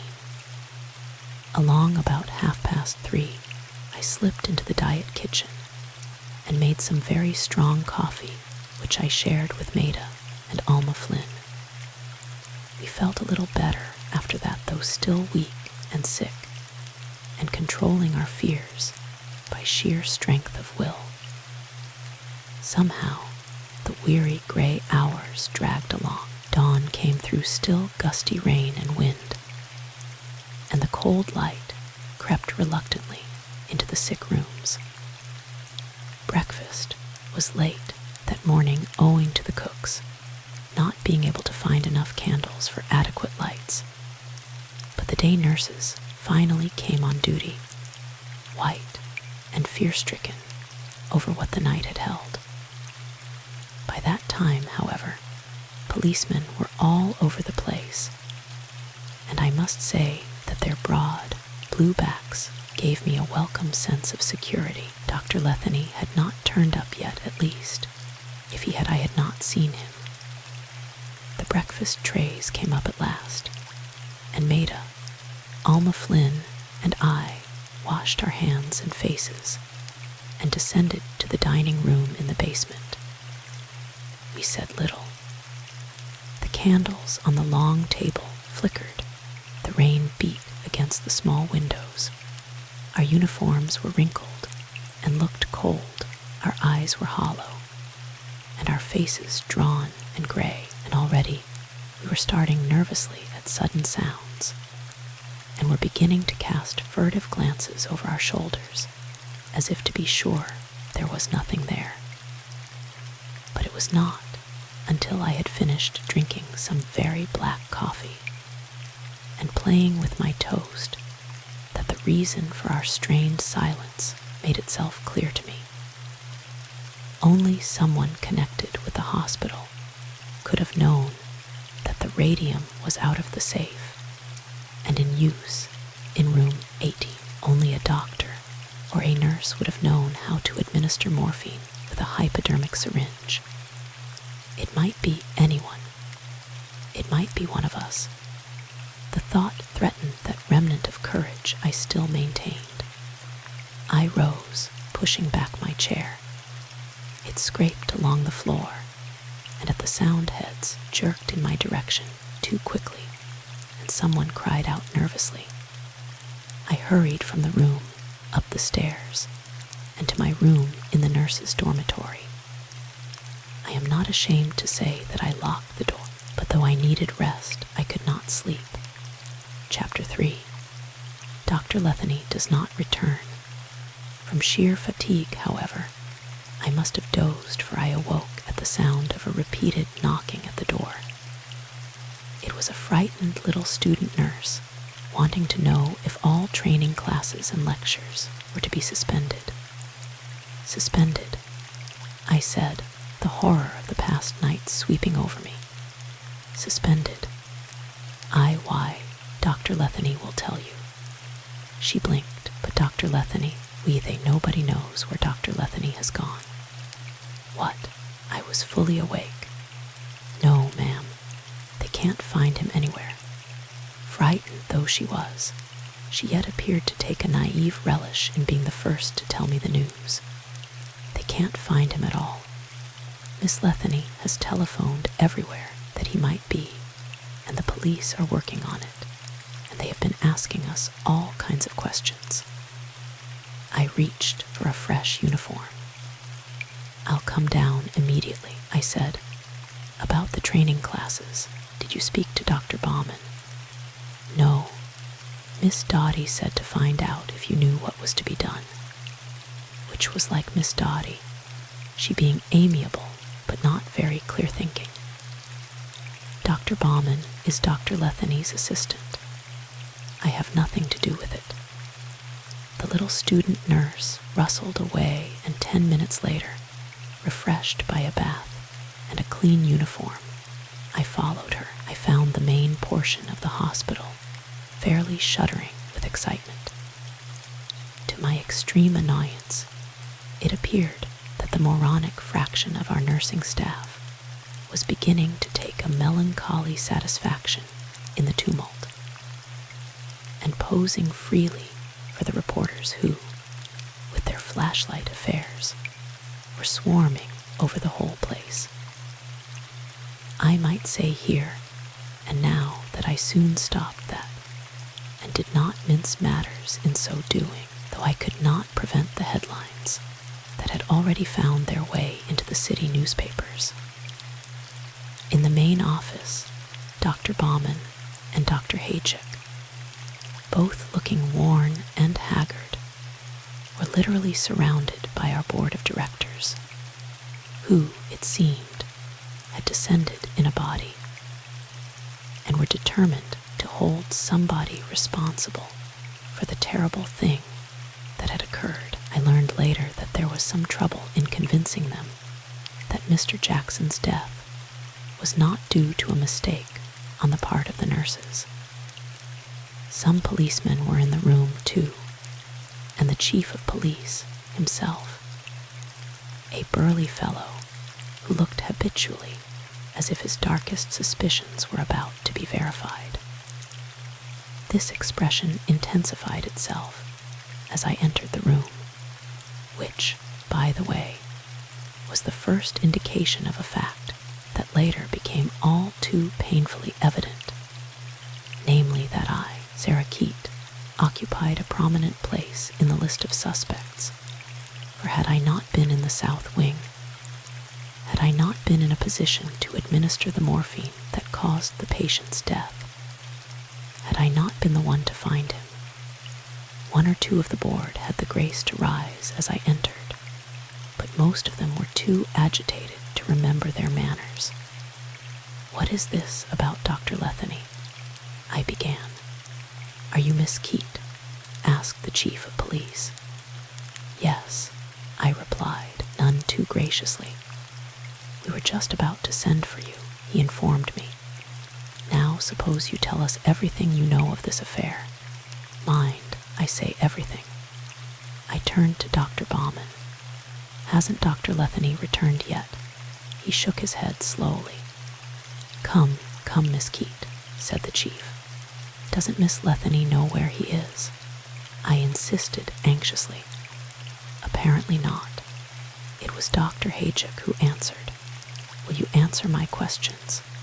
Demanded the chief loudly. Another time, I stated impatiently. Didn't the man see what the pressing issue was? When did Miss Letheny see him last? Dr. Haychick shook his head. She has not seen him since last night about 12:30. The chief rose. Now, look here. We'll have no more funny business. He began to bluster. Oh, do be still. I may have spoken somewhat irritably. At any rate, the chief turned purple. Don't you see, I explained reasonably, don't you see that we must find Dr. Letheny? That so much hinges upon our finding him. Why, so far as we know, he decided to remove the radium. Perhaps I stuck, appalled by the literal truth of my words. The chief was quick to pick me up. So you have already formed your opinion, and quite right too. It is very clear that that this Letheny fellow has got away with the radium. The chief actually began rubbing his hands together and smiling. Now, Miss Keate, just tell us why you suspect Dr. Letheny of this crime. But I don't. I cried in exasperation. I have not had time to suspect anyone yet. I have been too busy.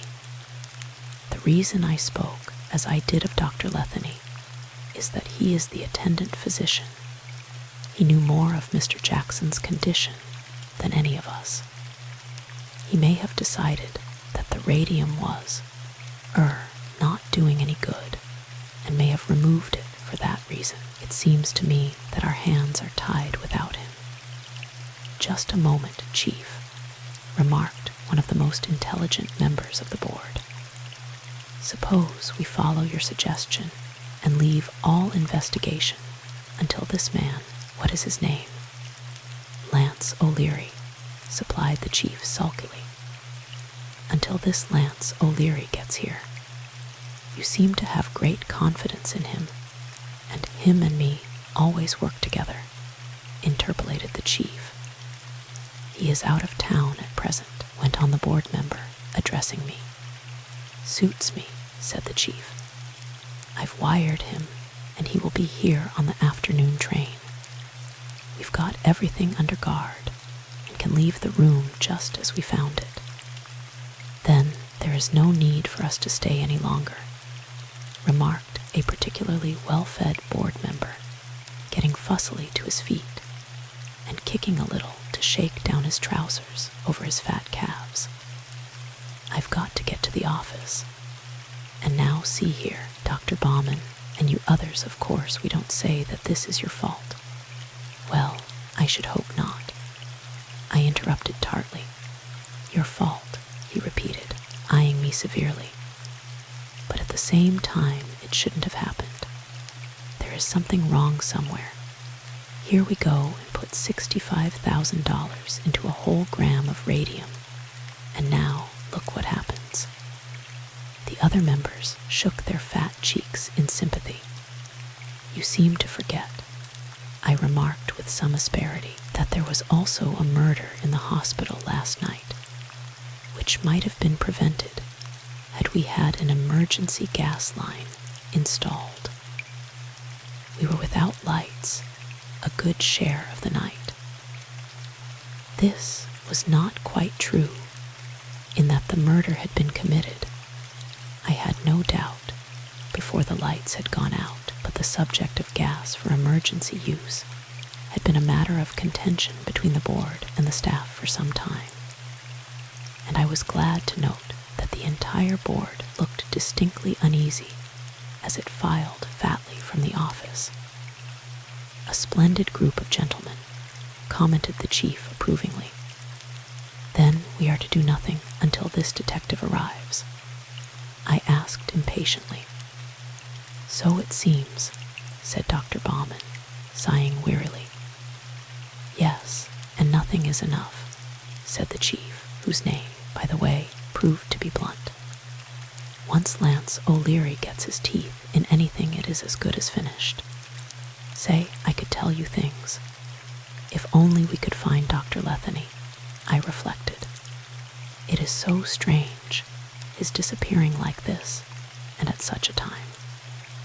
Maybe it ain't so strange as you think, remarked Chief Blunt. There is many a man would like to disappear with about $65,000 in his pocket. Say, what does that radium look like? How would you carry it anyhow? Wouldn't it burn you? It is carried in a small steel box that is especially made to protect it, and you, explained Dr. Bauman. As I glanced at him, I was struck by the unbelievably drawn and haggard appearance of his face, which was intensified by a bruise on one cheekbone that was turning a dark, purplish green. It would be a ticklish thing to dispose of, he added thoughtfully. Well, we shall have some disclosures in another night, said the chief comfortably. And mark my words, this Letheny has had something to do with it. A man disappear like this for nothing. In the meantime, we'll guard room 18 and keep everybody away from it. And let nobody leave or come into the hospital. No visitors, I inquired, with the first shade of approval I had felt for the chief so far. No visitors, he agreed. And in the meantime, said Dr. Baumann, business as usual. Miss Keate, by all means. But Dr. Baumann, you don't think that Dr. Letheny killed Mr. Jackson and got away with the radium? Certainly not, said Dr. Baumann. There is nothing upon which to base such a conclusion. Don't be too sure of that, muttered Chief Blunt from the depths of the telephone transmitter. It took a few moments for Dr. Baumann and Dr. Hajic to arrange between them to take over Dr. Letheny's work in case. We were careful to say Dr. Letheny did not come to St. Anne's that day, while Chief Blunt put the telephone to such good use that at the end of a few minutes he assured us that Dr. Letheny would be found within 24 hours. This I thought to be a somewhat sweeping prophecy, but said nothing. Leaving the office, I walked thoughtfully down to the south wing. It was a compliment to St. Anne's routine that, with the exception of a certain nervousness on the part of the nurses, all was quite as it should be. Morning baths had been given, breakfasts were all over and rooms dusted, and discipline in general had been maintained. However, there is no use saying things were just as usual, for they were not. It was dark and cold that morning, with one of those quick changes of temperature for which our part of the country is famous. The electric service had not yet been repaired, and there were lamps at intervals along the corridor. Miss Dotty, wisely for once, had doubled the number of girls on duty, and blue-striped skirts and white aprons of training nurses, as well as the severe white of graduate nurses, glimmered everywhere. So far we had been successful in keeping the news of the murder from the ears of the patients, but of course they were aware of some kind of disturbance during the night, and several of them were quite fussy and upset, and demanded to be moved to another wing, which naturally we could not do. We kept the newspapers from them too, but one of the minor troubles of the day was the continual telephone calls from anxious relatives, which began as soon as the morning extras were out. Oh, yes, the newspapers got out extras with all kinds of pictures, and the most absurd statements that made St. Anne's appear to be something between a boarding school and a den of iniquity. This unfortunate impression was helped by the pictures of nurses in conjunction with the murder and radium theft. And in spite of our efforts to carry on work the same as usual, in spite of cleaned rooms and spick-and-span corridors and careful charts, there lingered, somehow, pervading the very old walls of St. Anne's, a certain gloom, a sense of foreboding that scented in the south wing. Room 18 was closed and guarded by a stalwart policeman who sat uncompromisingly in front of the door, but that end of the corridor was shunned as if there were live smallpox there, and when one of the nurses had to go to room 17 opposite, or to the next room 16, she quite frankly sought the company of another nurse. Old Mr. Jackson's lawyer had been notified immediately of the tragedy, I learned, and he, in turn, had notified the dead man's only relatives, a cousin and a nephew, living somewhere in the east. Along in the middle of the morning, a rather impersonal telegram came from them to Chief Blunt, bidding him spare no expense and keep them informed of developments. What with one thing and another, I had very little time of my own until about 2 o'clock in the afternoon when, after firmly getting rid of Miss Dotty, who evidenced a distressing disposition to cling and whisper in horrified italics, I sat down at the south wing chart desk, drew a blank chart toward me, and presenting as forbidding a back against interruption as I could, I tried to think. Until that moment, the whirl of events had so caught me that I had had to act, and had literally no time in which to consider the matter. I began, logically enough, at 12:30, the time I had last seen Dr. Letheny. In spite of my defense of Dr. Letheny before Chief Blunt, I felt in my heart that his absence at such a time was, to say the least, rather strange. It had been a queer night, even before its shocking development. That strange dinner at Coral's, where everyone had seemed strung to such a singular pitch of excitement. Our walk home through the suffocating heat, Maida's preoccupation, my own disquiet, the storm. And now a memory recurred to me with such force that I almost jumped that man with whom I had collided there at the corner of the porch.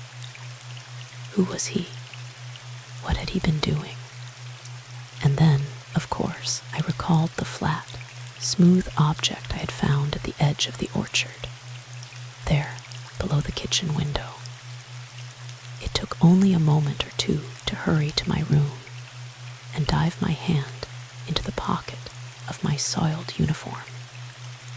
Then I sank down on the edge of the bed, staring at the thing in my hand. I recognized it at once. It was Jim Gainsay's cigarette case. The engraved fraternity shield winked at me as I turned it over in my hands and snapped it open. Inside were 2 or 3 cigarettes. Dazedly, I noted the brand Bellwoods. Jim Gainsay. It was he, then, whom I had met there at the steps of the porch. What had he been doing? What had been his business about St. Anne's after midnight? And my breath caught, and my heart began to pound as I recalled his words of the previous night. If I can manage to lay my hands on $50,000, can make as much money as I want, I can do it, and I will. And he had heard our discussion of the radium. He had even heard, yes, I remembered distinctly, he had even heard in what room the radium was in use, and that the south door was to be left unlocked. To be sure, I might have been expected to lock the door following Dr. Letheny's visit, but there were windows, and someone was knocking at the door, and I had barely time to slip the cigarette case under the pillow. It was Miss Dotty, her eyes fairly popping with excitement. Where is the key to the closet in the south wing? What closet? There are several. I mean the closet in room 18, of course. Do you have the key? No, and I don't know where it is. Who wants it? They want it downstairs. That little, slim detective. He has just come. And oh, Miss Keate, he is so handsome. She rolled her rather vacant eyes upward. Who is handsome? I spoke somewhat snappishly. Miss Dotty's rhapsodies aggravate me. That Mr. O'Leary, just wait till you see him. Such a way of speaking, such clothes, and his eyes are simply wonderful. Miss Dotty appeared to recall herself from Mr. O'Leary's charms with difficulty. But I must hurry.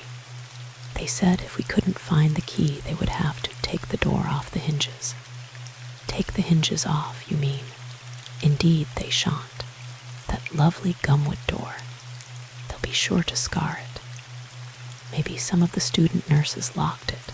Ask them. Or wait, I'll come down myself. But Miss Dotty's starched skirts were already scuttling away. Before leaving the room, and feeling in my heart, I placed the cigarette case in a safe hiding place, which was nothing more nor less than the bottom of my laundry bag. Almost without conscious volition on my part, I had resolved to keep the matter of the cigarette case a secret, and in my own possession at least until I knew more certainly where my duty lay concerning it. It carried with it too grave an implication to act upon readily.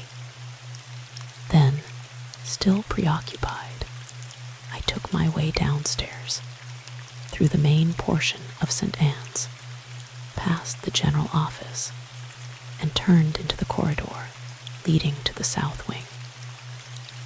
As I approached the chart desk, one of the student nurses seized upon me tearfully with a tale of Three's hysterics, and wouldn't I help, for she had not the least idea what to do. There was nothing for it but to go to her assistance, much as I was interested in the proceedings in room 18. And it was a good thing for me that I did.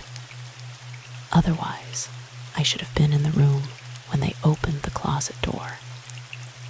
Three's hysterics proved to be of an unusually stubborn kind, really virulent in fact, and though I was aware of a sort of subdued confusion and tremor of excitement outside the door, I could not clearly understand what it was about. I heard faintly the sound of hammering, of feet running along the corridor, of a man's voice calling out something indistinguishable, and a hastily hushed woman's scream which Three promptly and willfully echoed. Then several people hurried through the hall, and as they passed the door, I heard the unmistakable little metallic rattle of the wheels of the stretcher truck, and caught the words, "Call Dr. Baumann," and something about an ambulance. This was too much for me, and I left my patient as soon as possible. No one was to be seen in the corridor, however, so I walked hurriedly down toward room 18. Just as I reached it, a policeman opened it, saw me, slid hastily through the narrow aperture, and closing the door, stood squarely before it. "You can't go in there, miss," he said firmly. "But what has happened? What is all the commotion about? You can't go in there," he repeated stupidly. To my surprise, I saw that the man was actually frightened. His eyes were staring, his weather-beaten face a sort of yellow-green, and his breath coming in gasps. "You can't go in there. You can't." He seemed capable only of keeping me out of the room, so without wasting time or effort, I turned about and retraced my steps. As I passed the linen closet door, I saw a group of nurses inside. One of them was lying back in a chair in a dead faint, and the others were clustered around talking excitedly in low voices, and nearly drowning the recumbent one with cold water. "What on earth?" I exclaimed, and at my voice they turned. One of them was frankly sobbing, and the other two were white as ghosts. "Oh, Miss KK," began one, her teeth chattering so she could not speak, while the others just stood there with their mouths opening and closing like so many fish. Naturally, it was very trying, and I believe I shook her till her teeth chattered in good earnest. "Now tell me what has happened," I said, releasing her shoulders. "Oh, Miss Keate, the most terrible thing is this Miss Keate," interrupted a clear voice from the doorway. I whirled. A man stood in the doorway. At the moment, I was conscious only of a pair of extraordinarily lucid gray eyes. Later, I noted that he was slender and not very tall, that his gray business suit was well tailored, his gray socks of heavy silk, and with a small scarlet thread, his scarf neatly knotted and chosen with care, his face clean-shaven, with clear, rather delicately cut features, and that he wore an air of well-groomed prosperity. I knew at once that this was Lance O'Leary. "I am Miss Keate," replied. "I am Lance O'Leary," he said superfluously, but he did not know that. "I should like to talk to you if you have time. Will you come to the office with me, please? I think we shall be undisturbed there." Being a woman of some strength of mind, I had intended to take a firm line with this detective, whom everyone seemed to think so remarkable. But I found myself walking as meekly as any lamb at his side, and once inside the general office with the door closed, I sat as resignedly in a chair opposite him, as if there were not 1,001 things that I should be doing. "You are the superintendent of the South Wing." He spoke very quietly, and with what I found later to be a wholly deceptive air of detachment. "Yes, you were on duty last night between 12 and 6 o'clock. Yes, Miss Maida Day was your assistant. Yes, Dr. Baumann tells me that Miss Day telephoned to him about 2 o'clock, possibly 10 minutes before the hour. I judge that was only a few moments after you found that your patient was dead. Yes, it must have been about that time. It was something after 1:30 when the storm broke, and I hurried along the corridor and closed the south door.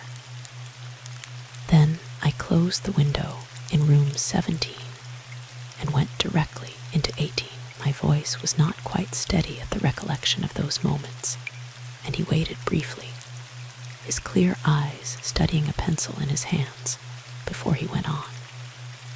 The windows in room 18 were also open. Yes, all the windows in the wing were open.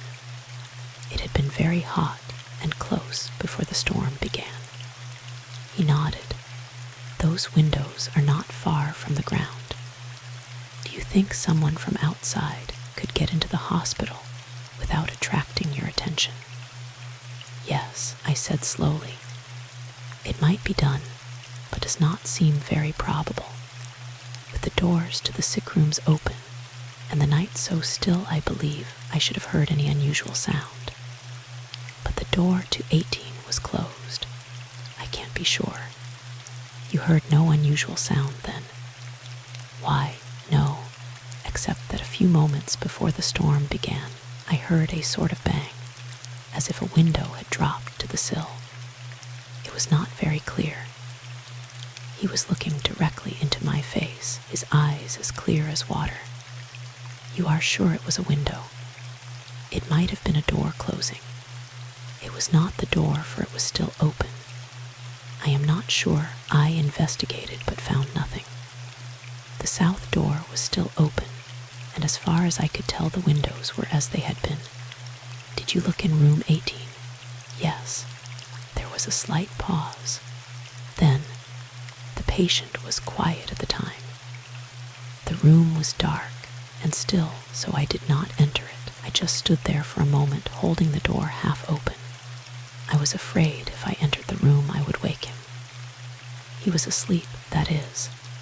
I stopped abruptly, as it occurred to me that he had not been asleep, that the incident had occurred not more than 15 minutes before I found him dead. O'Leary seemed to read my thoughts. "Yes," he said quietly. "He must have been dead then. Can you be certain of the time?"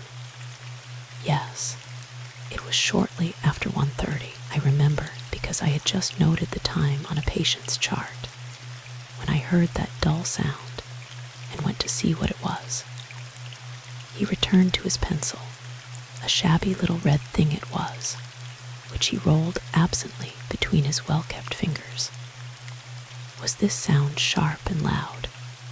"No," I hesitated, trying to recall just how it had seemed.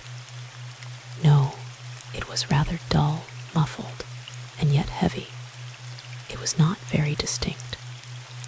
There There were no other unusual circumstances, nothing out of the ordinary. Why, yes, there was someone, a man. I broke off abruptly. That man must have been Jim Gainsay. I had no wish to involve him in the matter, at least until I became convinced that his movements should be investigated. But Lance O'Leary's gray eyes looked straight through to my back hair. Yes, he inquired. Yes. I spoke with an accent of finality, and gazed nonchalantly out the window as if the subject were closed. Where was he? Running around the hospital, I replied curtly, wishing I had held my tongue. Around and around, inquired O'Leary blandly. No, I snapped. Running along the east side of the wing.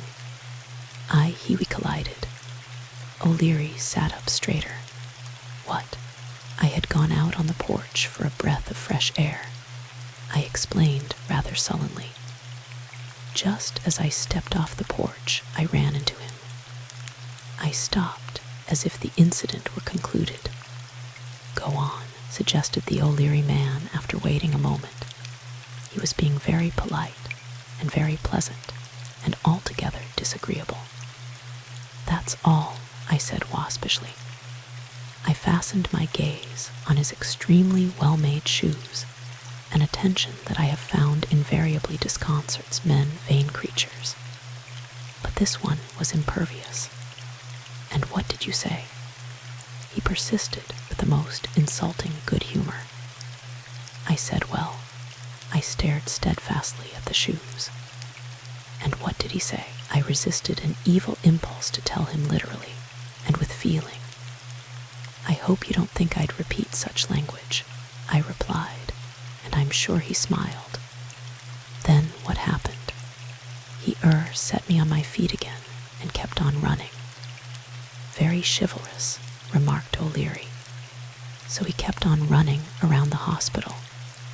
No, I answered peevishly. He ran along the path toward the bridge. What did you do? I walked in the direction he had come from as far as the wing extends, but saw nothing unusual. Did you not call anyone? Were you not alarmed? I thought of calling Higgins, the janitor, but when I found that things seemed to be all right, I decided it was not necessary. Then you came back to the hospital. Yes, and all that time you saw or heard nothing uncommon. Well, I smelled something. He made a perceptible motion of surprise. You smelled something. Did you say smelled?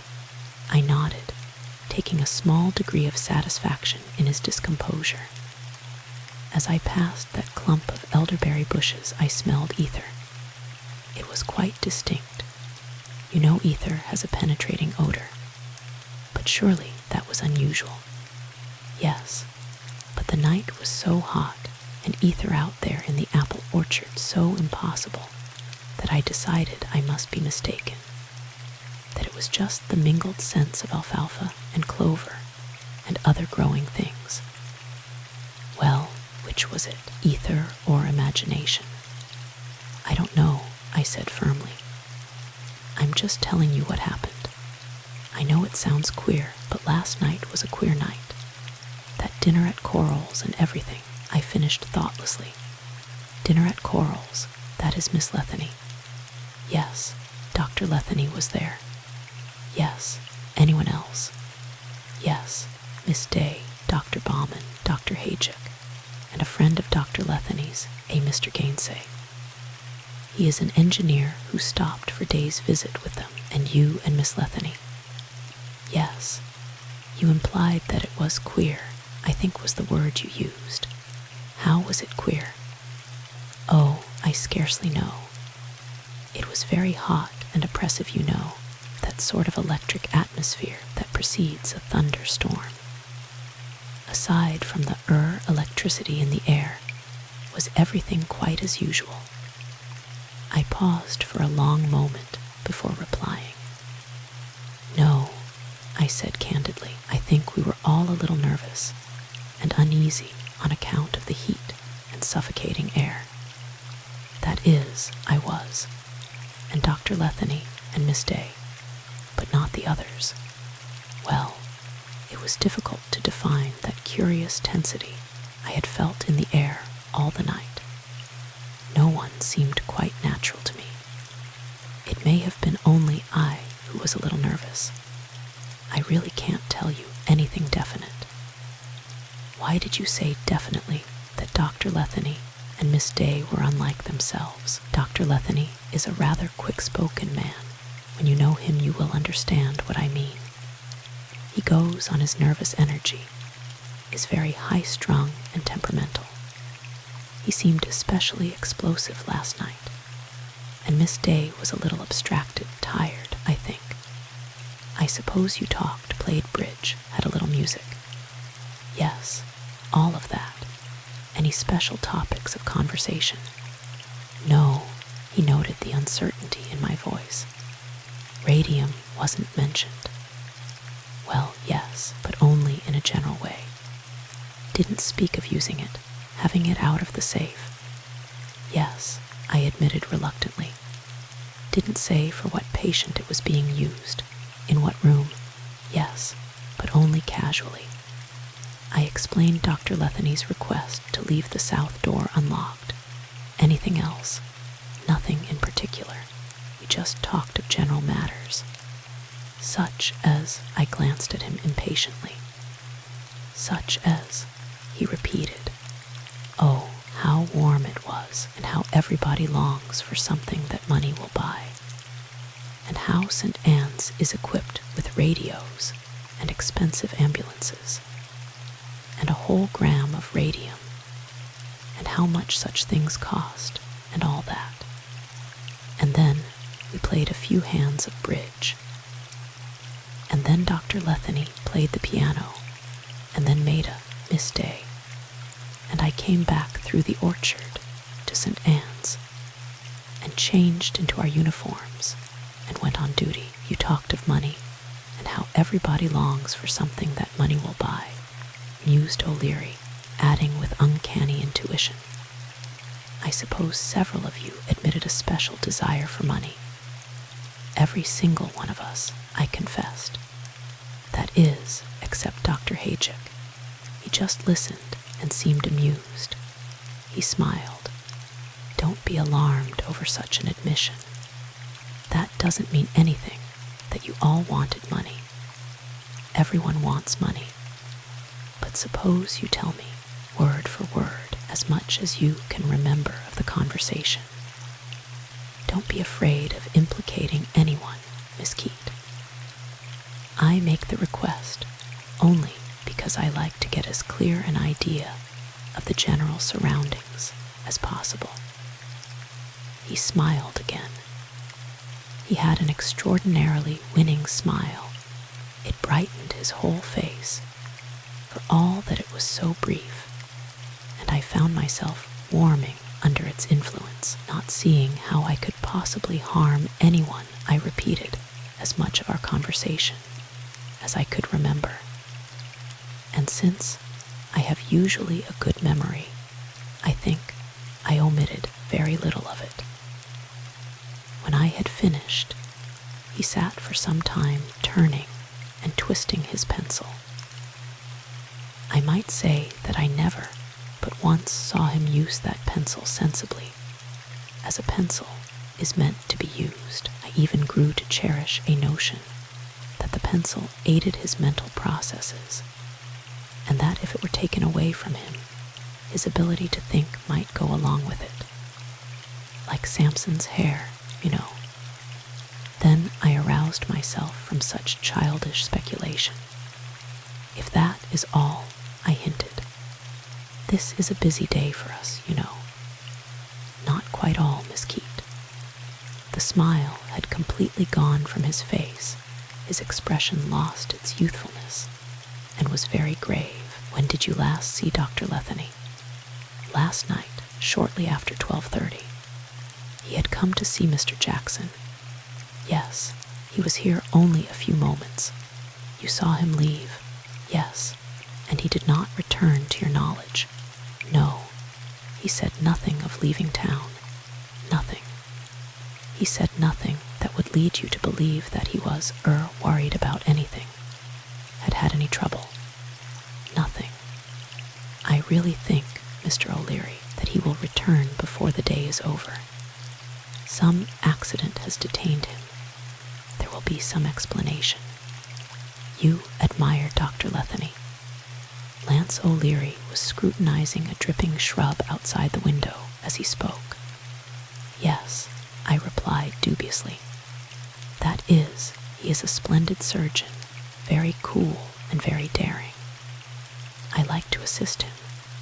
You have known him for a long time. Several years.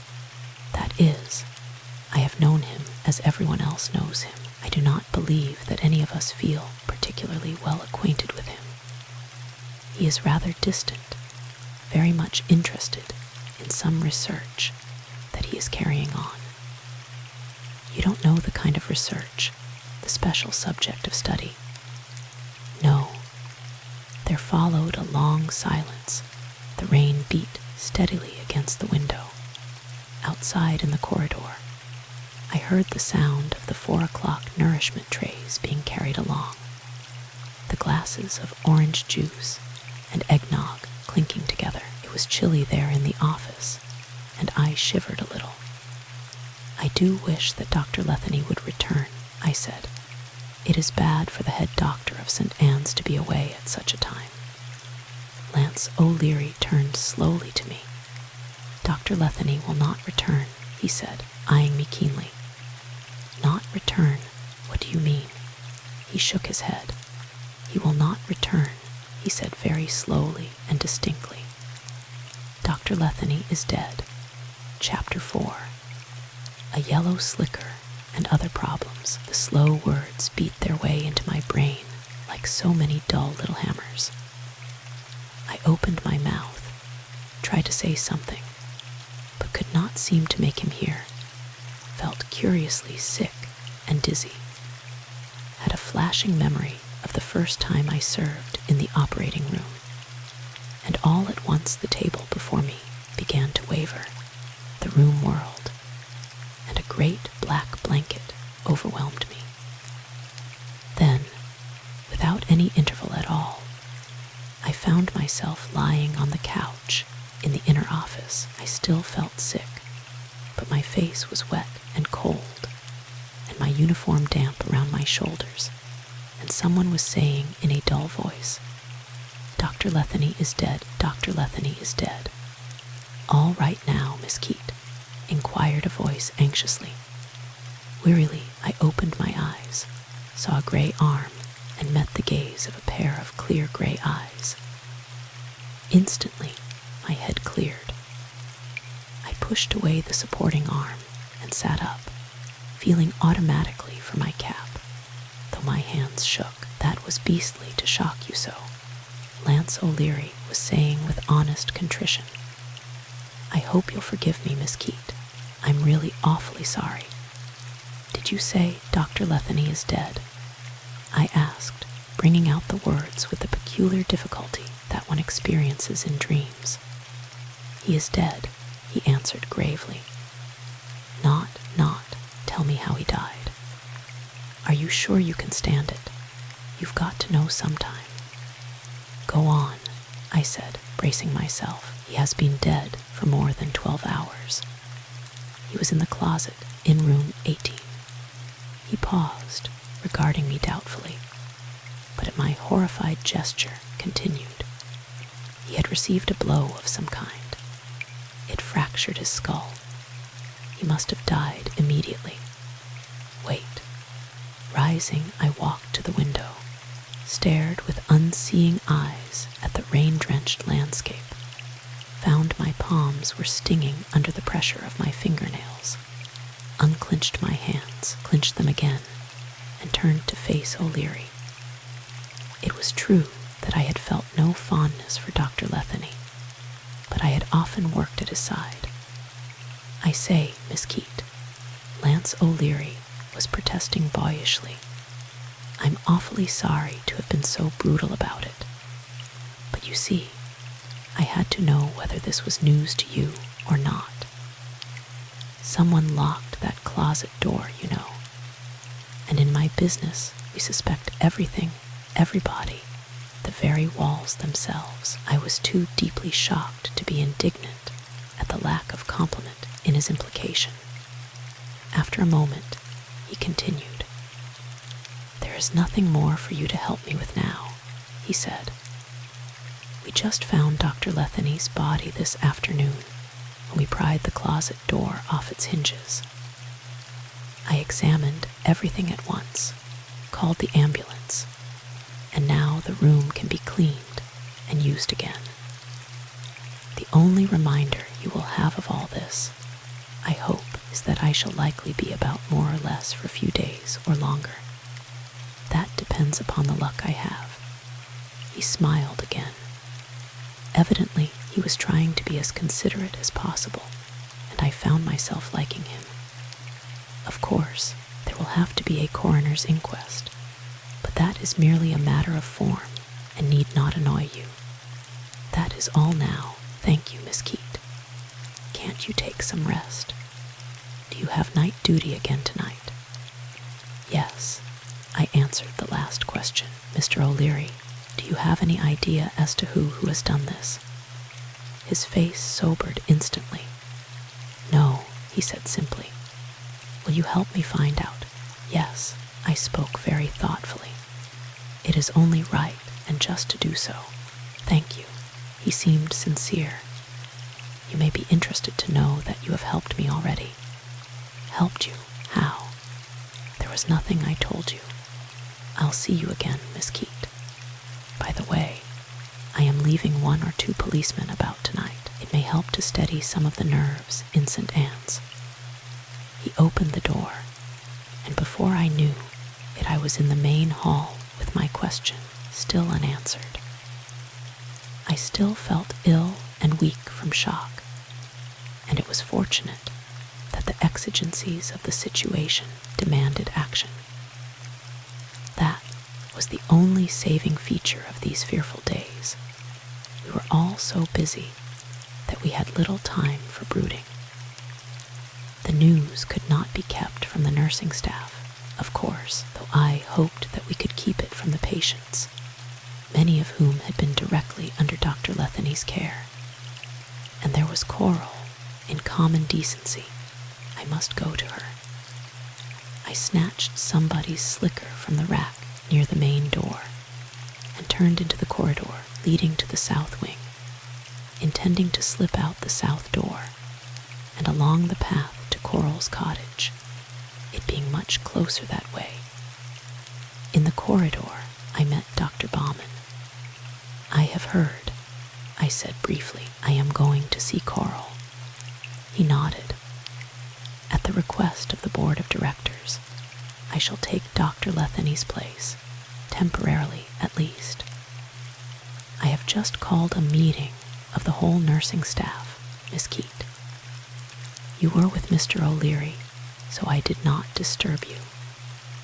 I told them of the situation, gave orders that this thing must not get to the ears of the patients, suspended training classes for a few days, and doubled the number of girls on duty in the various wings and wards until we get a working routine established. I find that the girls are nervous over being alone." He spoke very calmly, but his extreme pallor caught my eye. "You had better get some rest, Dr. Baumann, and have that bruise on your cheek attended to. It looks bad." He passed his hand over the bruise. "I bumped it while running through the apple orchard last night. I wasted no time after I talked to Miss Day over the telephone." "Oh, then you came by the side road." "Yes, thought I'd save time by not going around by the main entrance. I didn't expect this." He fingered the spot cautiously. "Put iodine on it," I advised. "I'll sleep here in the hospital for a while," he said.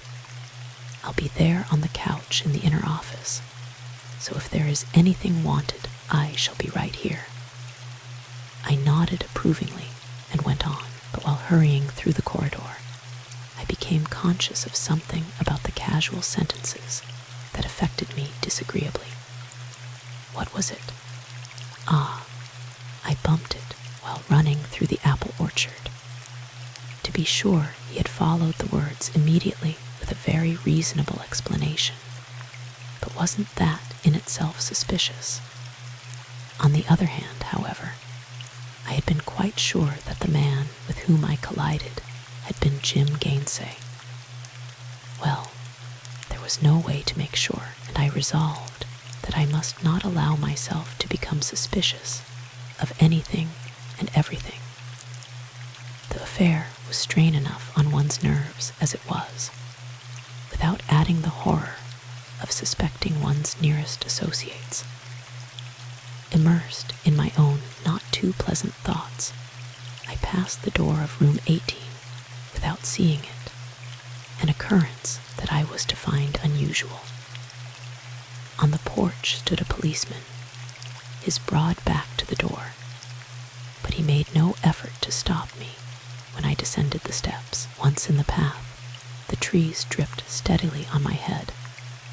The wind blew the light slicker so that it was difficult to hold it around me, and I bent my head and ran through the damp welter of leaves and small sticks, with the branches of the trees sweeping so low as to brush my hair and cap, and the shrubbery reaching out thorny twigs to clutch at my white skirt. It was shadowy there in the orchard, and the hospital soon disappeared behind the intervening shrubbery and trees and gray mist. It was nearing 5 o'clock by that time, and already growing dark, so that the path was not an altogether agreeable place in which to linger. I turned another little bend that sloped rapidly down to the bridge, and almost ran into a tall figure that was leaning upon the railing. At my startled exclamation, it turned to face me. It was Jim Gainsay, a sodden hat pulled low over his eyes, and the collar of his capacious tweed coat turned up. He was smoking. It was a pipe, I noted, thinking of the cigarette case, and casting pebbles across the water, which is not a rainy day pastime. "Oh, it's you," I said. "Miss Keate. Say, you are the very person I've been wanting to see. Can you tell me something of poor old Louis?" "Louis? Oh, you mean Dr. Letheny." I suppose I paled a little at the name. At any rate, Gainsay glanced sharply at me. "I didn't mean to disturb you," he said apologetically. "You see, I only heard of it an hour or so ago, and only what that fellow O'Leary told me. Don't talk if you would rather not. Then I know no more than you, for the detective, Mr. O'Leary, told me of it too. Of course, it was a shock." Jim Gainsay nodded, his gaze again on the little stream that, swollen by the night's rain, swept in a bubbling current almost to our feet. "Poor old Louis," he muttered. "You have known him a long time," I said absently, my eyes too on the water. "Since university days," said Jim Gainsay slowly. "I always liked Louis, though I can't say I understood him. No one ever did. In the last few years, I have seen him only a few times. It was terrible to go like that. Do they have any idea as to who killed him?" "Not that I know of," I said, and shivered at the thought of the black night so recently passed, and of the unknown and ghastly presence that room 18 had held. And I had taken that futile little candle and searched the room for the thing that some sixth sense warned me was there. I shivered again and caught my breath, and Jim Gainsay turned to me again. "Don't let me keep you out here in the storm. You are cold in that slicker thing." "A little. I am going to see Coral. How does she take it?" Jim Gainsay's frown deepened. "I hardly know. I can't understand her any better than I could understand Louis. She looked sort of bad this morning. Tired, you know, and kept saying Louis would return. But she was terribly nervous, prowled over the house like a cat. He shrugged in distaste, fairly gave me the creeps to watch her. Then, when they came up to the house to tell her that they had found him, she just sort of froze all up. Hardly said a word. Wasn't she dreadfully shocked? Well, I don't know. You never can tell how Coral is feeling or what she is thinking about. Of course, she and Louis sort of got on each other's nerves a little. That is, you know what I mean. He glanced at me uncertainly. I know. I suppose St. Anne's is awfully upset. We are trying to keep everything going as well as possible. It is a bad situation, naturally. The nurses are doing their best, but there is a sort of undercurrent of hysteria. My mind on Coral. I did not immediately note where his inquiries were leading. Miss Day was with you in the south wing last night, was she not? He knocked his pipe carefully against the railing. Yes. How is she feeling any bad effects from the fright? I have seen her only for a few moments at lunch, I replied. At another time, I should have smiled at his elaborately impersonal air. I don't suppose I could see her for a little while. She will be free between 6 and 7 o'clock, but we are allowing no visitors for a few days. My voice trailed doubtfully into space. But see here, Miss Keate, it is important that I see her. He spoke rather defiantly, as if he dared me to ask why. Will you carry a note to her then? Well, I was willing to carry a note to Maida, so I shivered under the folds of the flapping slicker while he stood with his back to the rain and wind, scribbling hastily on a bit of yellowish paper he pulled from his pocket. He held the paper close to him to protect it from the rain, but I noted that it was an unused Western Union telegraph blank. There, and thank you, Miss Keate. He handed me the folded scrap of paper, and I slipped it into my pocket. But at the end of the bridge, I turned. Why, Mr. Gainsay, I exclaimed. I had forgotten. You were to leave this morning. His face had lost the youthful look with which he had begged me to take the note to Maida, and had become lined again, and his narrowed eyes were unfathomable under that shadowy hat brim. I shall not go for a few days, he said, after a barely perceptible pause. I can scarcely leave at such a time. Louis was a friend. They have no relatives here. Coral needs someone. His disjointed explanation did not please me. I restrained a rather obvious remark as to chaperonage. After all, Huldah was a militant and vigorous enough chaperone to suit the most meticulous Mrs. Grundy. I dare say, however, that my disapproval was apparent in my expression, for Jim Gainsay added hastily, "My boat doesn't sail till next week." "Your boat? I'm to sail on the Tuscania." "Oh," I said flatly, and there being nothing further, I took my way on around the hill. The Letheny cottage looked cold and grim as I approached it. Puddles stood along the turf path. The flowers were beaten down by the wind, and leaves had blown all over the porch. Huldah answered the bell, her eyes red and swollen, and the cap that Coral had forced her to adopt hanging dejectedly over one ear. "Miss Keate," she cried, and so wet, she took my slicker, holding it so it could not drip on the rug. "Oh, Miss Keate, such a teaing, such a teaing." It is only when Huldah is tremendously moved that she forgets her digraphs. "Yes, it is dreadful, Huldah," I said. "How is Miss Coral?" Hulda shrugged her heavy shoulders oddly. There she is, in the study. She motioned toward the door without answering my question, and then followed me, her china blue eyes curious and round like a rabbit's between their pink rims. "Oh, it's you," said Coral, with not very flattering indifference. "For heaven's sake, Hulda, take that wet coat to the kitchen.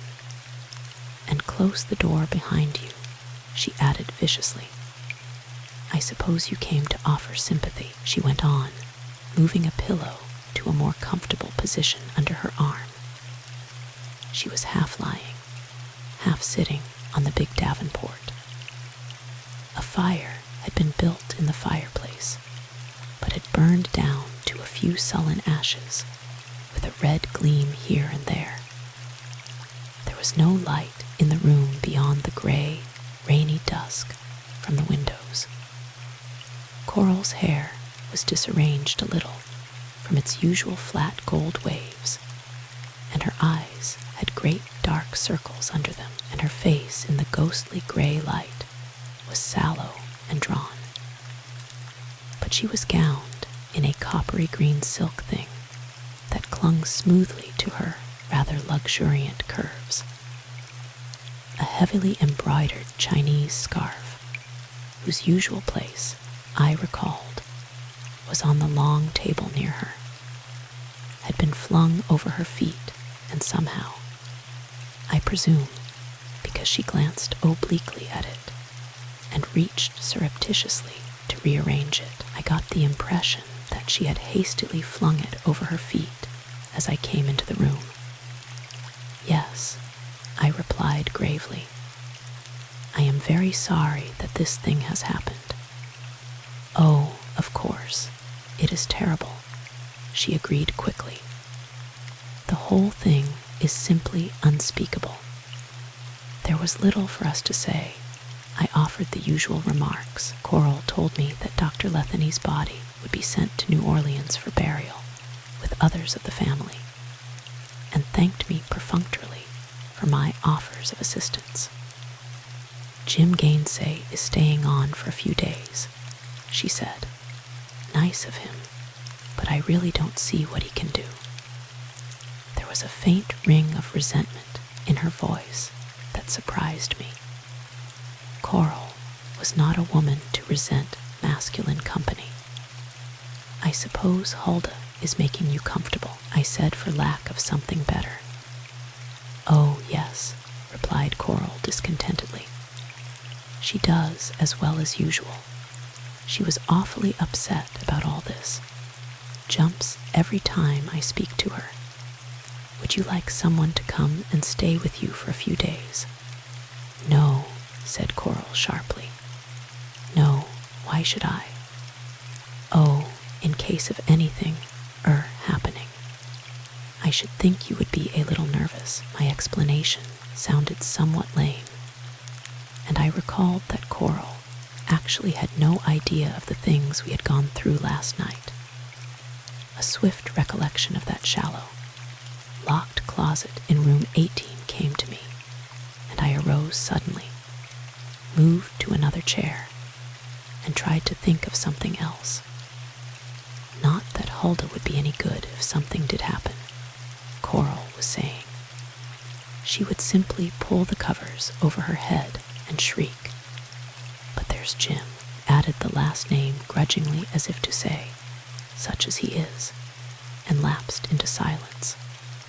"I must get back to the hospital," I said presently, not seeing that my presence was vital to Coral. "I don't suppose they have any idea as to what happened to the radium," she observed casually as I arose. "No, I don't know what to think. It would seem natural to believe that whoever killed Mr. Jackson and, Louis, did so in order to get the radium." "So it would seem," I agreed. "For my part, I have not had time to speculate on possibilities. It is too shocking. Don't you think that they will try to trace the radium?" "I don't think anything about it," I replied caustically. Her interest in the radium annoyed me. I felt repelled at her callous lack of grief. Suppose she and Dr. Letheny had not been on the best of terms. Nevertheless, they were cousins and housemates. Well, she kept on, it all seems very strange. Didn't you see or hear a thing while all that was going on? Her cat-like eyes, whose pupils shone large and flat and black in the semi-twilight, flickered over me with interest. No, I said shortly. I did not relish being questioned by Coral Letheny. If there is nothing I can do for you, I am going. No need to be in a hurry, she said indolently, yawning a little as she moved with a luxuriant stretching of muscles to a more comfortable position among the cushions. Good night, I said curtly, and do have some light. As I spoke, I reached abruptly for the lamp cord, pulled it, and the green light fell on the davenport. Coral sprang upright with a startled half-word, clutched the Chinese scarf, and pulled it more securely over her feet. Good night, I said again and left. Huldah was waiting in the hall. As I took my coat, it seemed to me that there was something hesitant in her attitude, as if she wanted to speak to me, but I was in a hurry, and furthermore, in no mood to condole with her. So I threw the slicker over my shoulders and splashed along the sodden path. I scarcely noticed the rain, however, nor the cold discomforts of the path. When I entered the south wing and slipped quietly along its hushed length, I was still rotating in my mind a certain question. When the light had flashed on there in Dr. Letheny's study, I had caught a brief but distinct view of Coral's slippers. They were beautiful pumps, high-heeled bronze kid with dainty cut steel buckles. But they were mud-stained and sodden with moisture, and had wet leaf mold clinging to them. Where had Coral Letheny gone that afternoon? What errand had been so urgent that she had gone out of the house through the rain and storm in such haste that she had not had time to remove those dainty slippers? Facing my own white, tired face in the mirror, I pushed my loosened hair together, removed little torn pieces of leaves from it, and righted my cap. My shoes were soaked, so I changed them. Premonitory pangs of neuralgia began to shoot over my left temple, and I wished that I had not stood so long in the rain talking to Jim Gainsay. With the thought came memory of the note with which I had been entrusted, and I planned to give it to Maida at dinner. The bell was just ringing for the meal then. In my abstraction, I had worn the borrowed slicker to my room. As I started down to the dining room, I threw it over my arm. Idly wondering whose coat I had appropriated, I ran my hand into a pocket, drawing out a man's handkerchief. It was large and white, and had no distinguishing marks on it, but there was a faint scent. I pressed the square of linen to my nose, sniffed and sniffed again with quickened interest. Faint, but unmistakable, the scent of ether emanated from its folds. I stopped midway on the stairs, stared at the thing, and deliberately went through the other pockets. There was nothing more to be found, no identifying label or initials on the whole garment.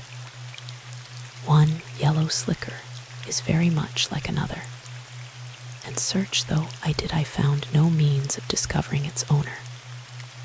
I felt, however, that I should like to have the ether smell clinging to that handkerchief explained. Possibly, if I returned it to the rack and watched to see who came for it, I should learn, at least, the identity of its owner. Thinking that no one would call for it during the dinner hour, the quietest time of the whole day, I replaced the handkerchief and hung the slicker on the hook from which I had taken it, and went down to dinner.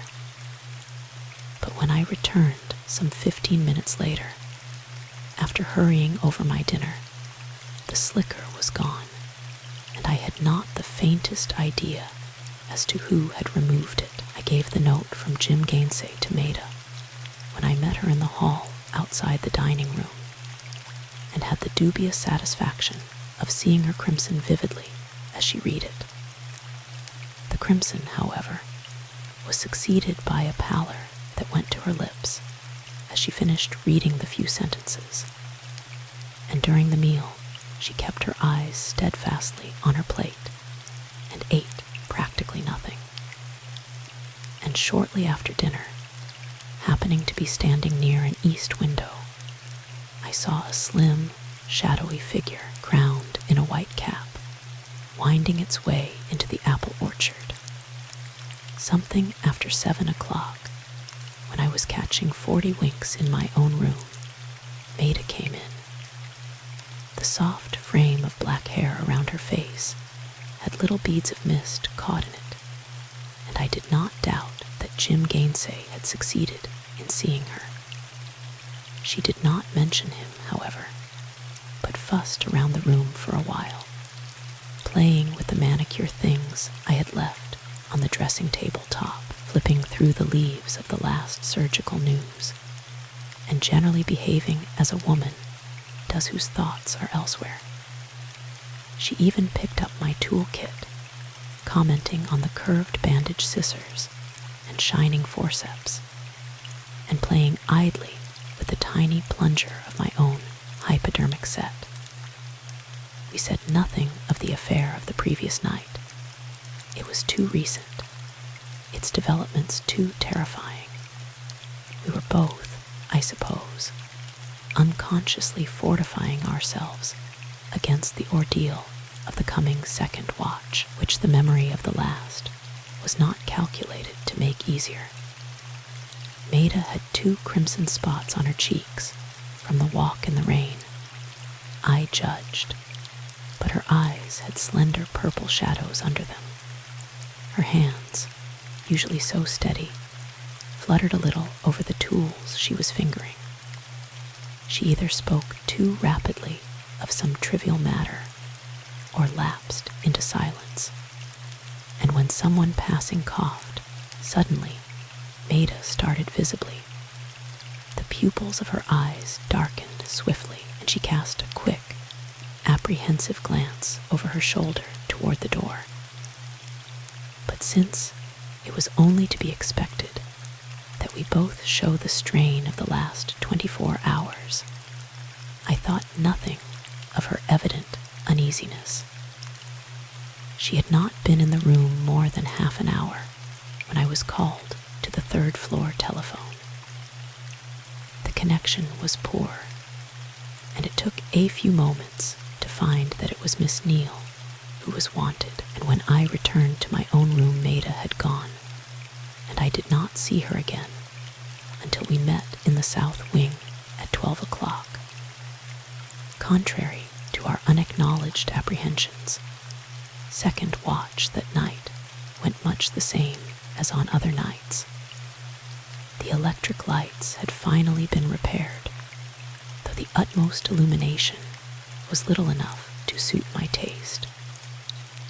Just in front of the south door, a policeman, tipped perilously back in his chair, slumbered spasmodically, and I must say that, though he was no beauty, he was a most agreeable sight. Fortunately for our peace of mind, it was a busy night. We actually needed the extra help, Alma Flynn and a student nurse, and the 2 extra uniforms, here and there about the wing, made it seem a little less silent and ghostly. Along about 2 o'clock Sonny's light went on, and I answered it.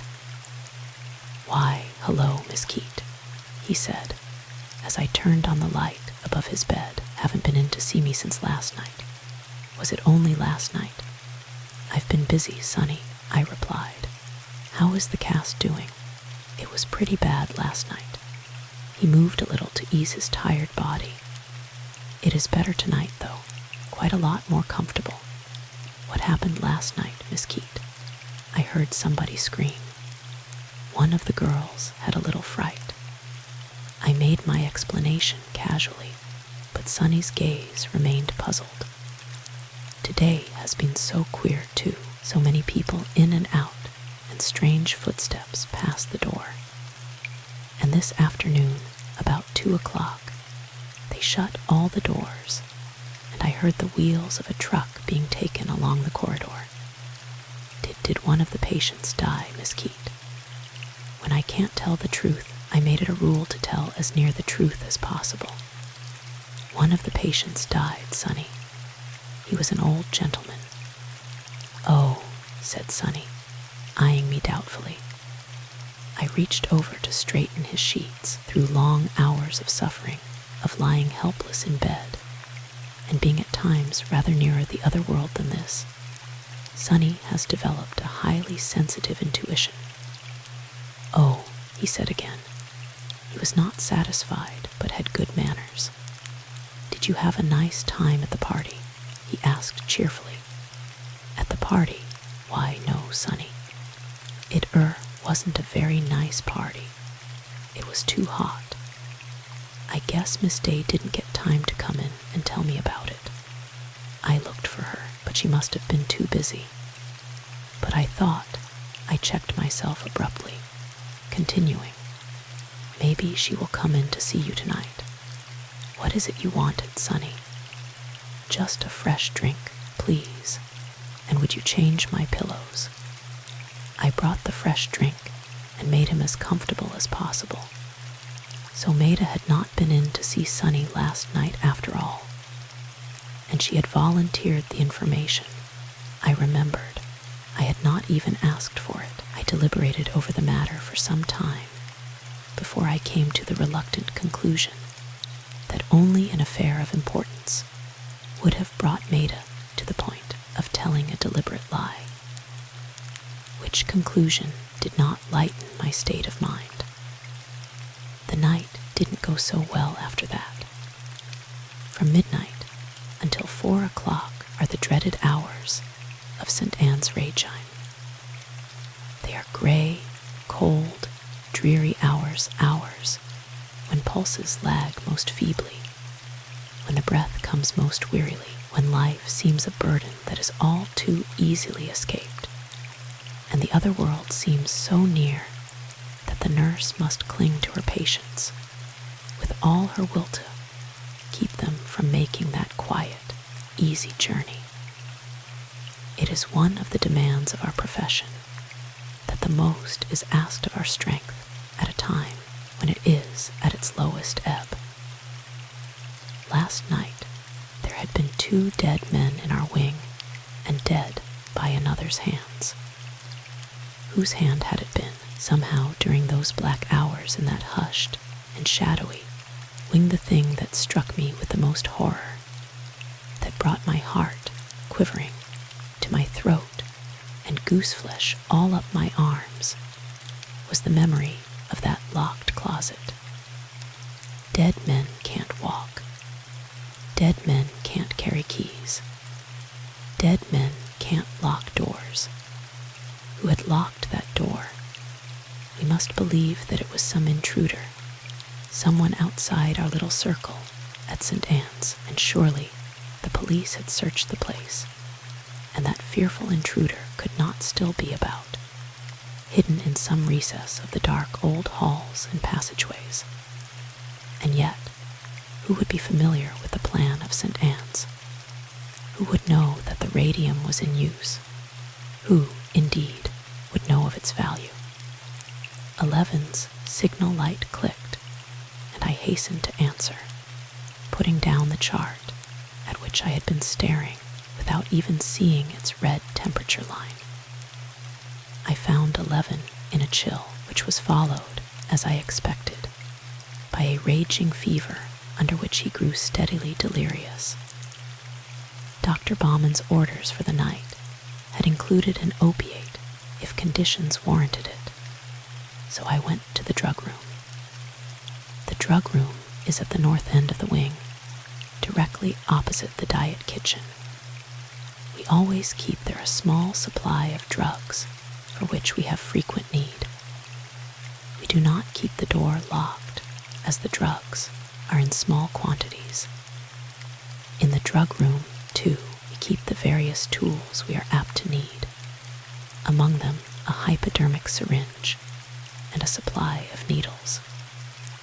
During the week past, the syringe belonging to the south wing had got something wrong with its small plunger, and Maida had brought her own outfit down for us to use, which had reposed beside the broken one in a drawer. Pulling open this drawer, I lifted the only syringe it contained and found it to be the broken one. Maida must be using the other, I reflected, and after waiting a few moments for her to return it, I started out to find her. She was in the kitchen, preparing a malted milk. "May I have the hypo?" I asked hurriedly. "The hypodermic syringe. Of course, I need it at once. Isn't it in the drug room?" She was measuring the cream-colored powder carefully. "No, I thought you had it. I haven't used it tonight." She did not look at me. "I'll see if Miss Flynn has it." I turned quickly away, but Miss Flynn did not have it, and had not had it. She hinted that I must have overlooked it, and even walked back to the drug room with me, pulling out the drawer with her own hand. "Why, there it is," she exclaimed triumphantly. And to be sure, there it was. I was considerably chagrined, especially as Miss Flynn laughed and said something not at all witty about my eyesight.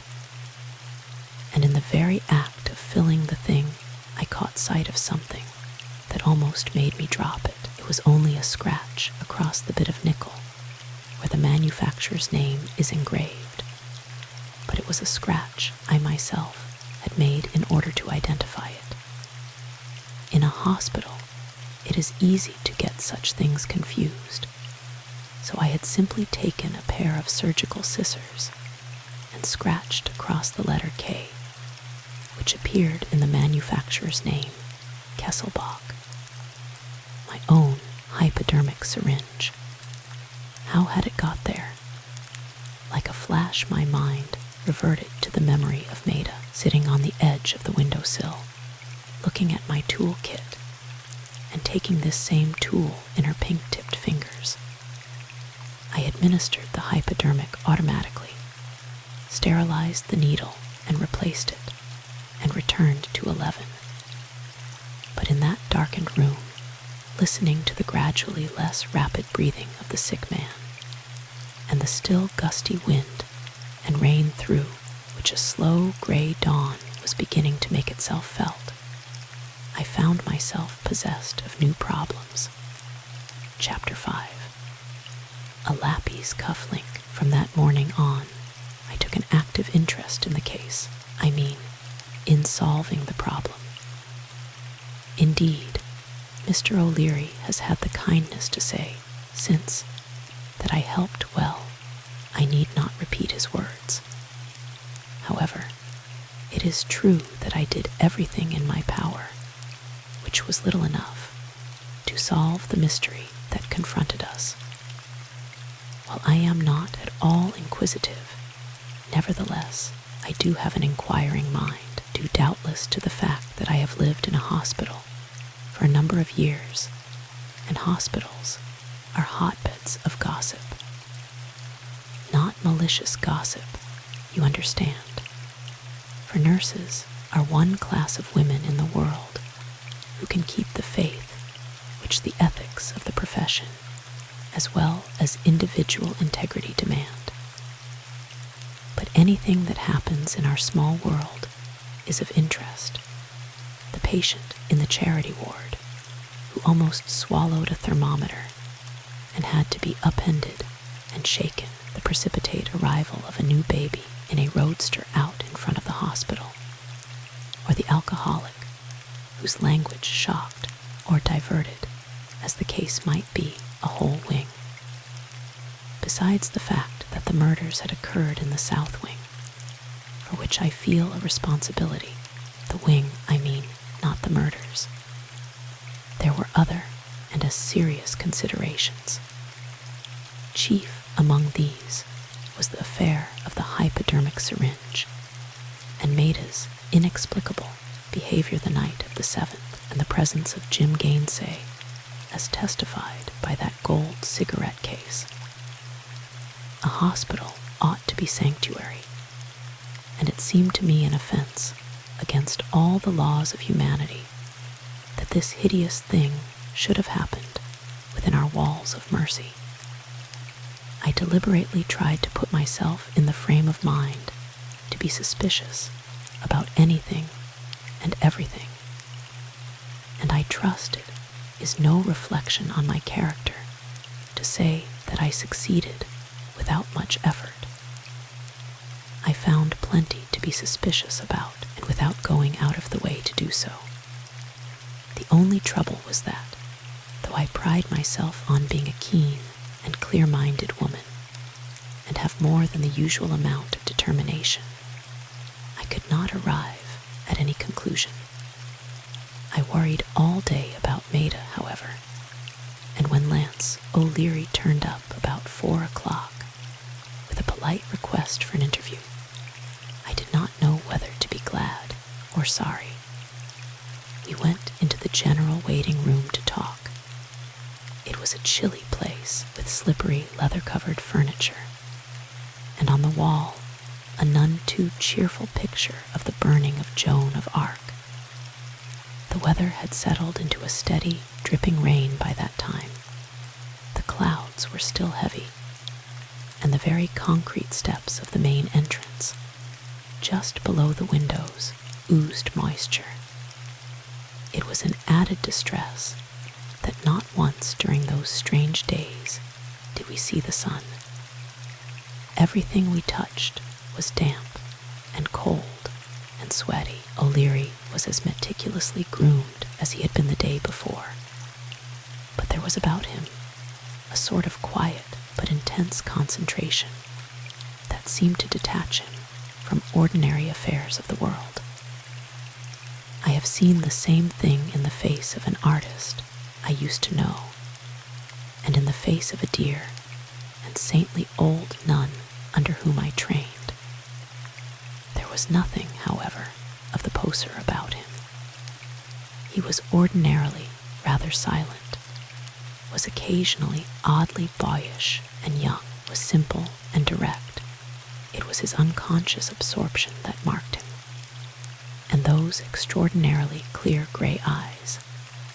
He asked a few commonplace questions as to how I felt, and were things going well, and was the policeman of any use.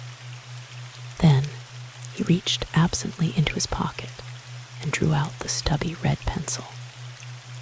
Miss Day was your assistant in the wing the night of the 7th. Yes, we have second watch together this 2 weeks. How long has she been here at St. Anne's? 3 years. She is a good nurse, I judge, cool and restrained, one of the best. She is a friend of yours. I admire her very much, I said warmly. She is a girl of high moral character, thoroughly honorable and reliable. He began to roll the inevitable little pencil. I suppose a nurse becomes fairly well acquainted with the other nurses, as well as the doctors who frequent the hospital. Yes, I said doubtfully, not seeing just where his questions were tending. Miss Day looks to be a girl of strong likes and dislikes. Well, that was perfectly true, so I contented myself with a nod. She was a good friend of Miss Letheny's and of the doctor's. Not particularly, I said slowly. We were all on friendly terms. Coral had us over there often. Did Miss Day work much with Dr. Letheny? About as I did. She is a good surgical nurse. You mean she is efficient in assisting with operations? Yes, I suppose that requires nerve, courage, a cool hand. Yes, I was beginning to feel uneasy. He paused for a moment, his gray eyes on the heavy clouds beyond the window. Tell me again, Miss Keate, just what you did when you first found that Mr. Jackson was dead. I left room 18 and went to get a candle. When I returned, Miss Day was in the doorway of 18. There was a flash of lightning, and I saw her, and she spoke to me. What did she say? Just something about the storm. She had been closing windows in the wing. Did she know that Jackson was dead? Why, no, not until I lit the candle and she saw him. She was surprised, of course. Yes. Then, as I understand it, she went through the dark corridor to the general office to telephone to Dr. Letheny. Was she willing to go, or was she reluctant? She, he caught my hesitation. She did not wish to telephone to him. The corridor was so dark you could hardly see your hand before you, I remarked crisply. And it was storming. Of course, said O'Leary pacifically. Miss Letheny told Miss Day that the doctor was out. He went on quietly. Then she, Miss Day, had the presence of mind to call Dr. Bauman. I suppose she knew his telephone number. Or was there some kind of light in the office? She asked information for the number. Then Dr. Bauman came out here at once. Yes, he was here in just a few moments. He lives at the first apartment house off Lake Street, and it is only a short drive. In the meantime, you wake Dr. Hajic. Yes, he sleeps in that little room that opens into the general office. He usually answers phone calls at night and keeps an eye on things. Unless he is asleep, I added waspishly, thinking of how soundly he had slept when we needed him most. Why did not Miss Day call Dr. Hajic when she called Dr. Bauman? She did try to, but could not wake him. But Dr. Bauman was Dr. Letheny's assistant and should be called in a matter of such importance. Then you called Dr. Hajic yourself. I suppose you told him what had happened. No, I was so excited that I just told him to go at once to room 18. I even pushed him toward the door. I smiled a little. I took him by the coat and took him by the coat. Then he was fully dressed. O'Leary's gaze pierced mine. Yes, I paused as a certain recollection thrust itself upon me. He must have been outside, in the rain. Why do you say that? His coat was damp. O'Leary studied the pencil for a long time. Then what happened? He asked finally in an inflectionless voice. Why, then I got hold of some lights and went back to 18. They were all there, Maida and Dr. Hajic and Dr. Bauman. They were just staring at the patient and doing nothing. Dr. Bauman told me that he had died of an overdose of morphine. Of course, I knew that not a grain of morphine had been ordered, so that meant that it was done purposely. It was while we were standing there that I stopped. No need to tell that. But he glanced at me quickly. Go on, Miss Keate. It was nothing. Then you should not object to telling of it. Well, I began reluctantly. It was only that, as we were standing there, all at once, there was a tiny bit of red that came from the hypodermic wound. You know the little pin prick where the needle has been inserted? It was. I coughed to hide the tremble in my voice. It was very unusual. I could see that Lance O'Leary, for all his professional frigidity, was somewhat shaken, for his hands gripped the pencil tightly, and he drew a deliberate breath. That old superstition means nothing, he said, but it must have been grisly. And there were only you and Miss Day and Dr. Hajic and Dr. Bauman in the room. My throat being dry, I made an assenting gesture. And Dr. Letheny in the closet, added O'Leary softly. At that, I must have gone quite pale, for Lance O'Leary, eyeing me with that oddly lucid gaze, spoke abruptly, as if to distract my thoughts. "I believe you are a woman of some discretion. I ought to be, at my age. The fact inclines one to talk with you," he said dryly. "Look here, Miss Keate, this is not going to be an easy job. In the first place, it is obvious that the guilty person is very likely someone who is familiar with St. Anne's." I made some Protestant motion, and he went on. "Surely that has occurred to you?" "Yes," I replied in a small voice. "Why?" "Because it must have been someone who knew that the radium was being used, and in what room, and one who was familiar enough with the hospital routine to know the best time to enter the wing unobserved," said O'Leary. "That eliminates Jim Gainsay," I remarked without thinking. He regarded me keenly.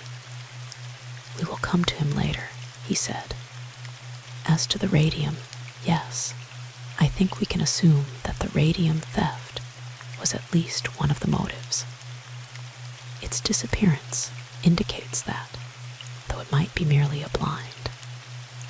But the radium is very valuable, a small fortune to many men.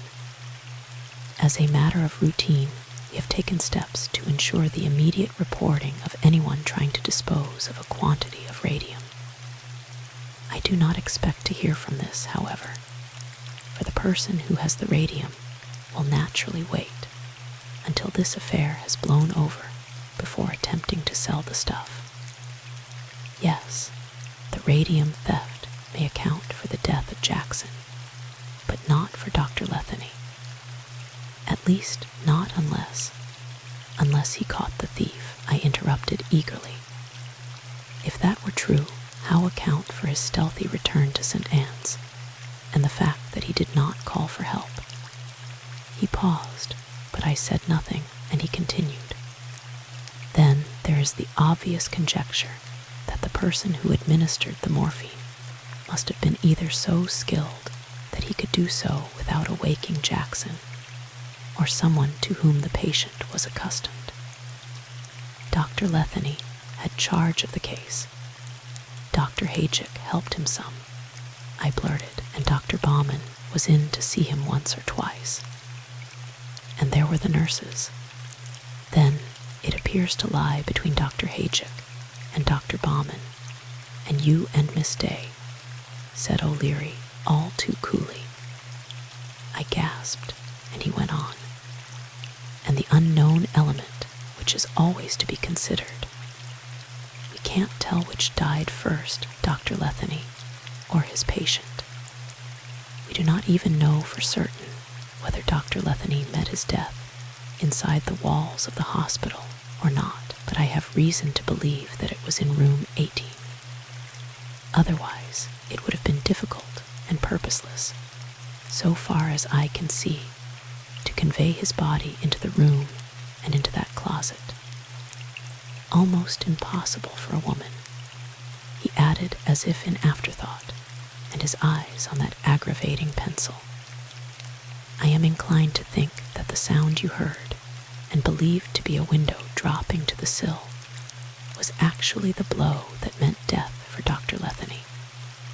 Oh, yes, his eyes were meeting mine, searching my face so intently that I felt as if my very thoughts were visible to them.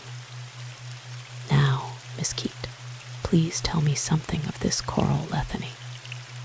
I understand that she and her cousin were not on the best of terms."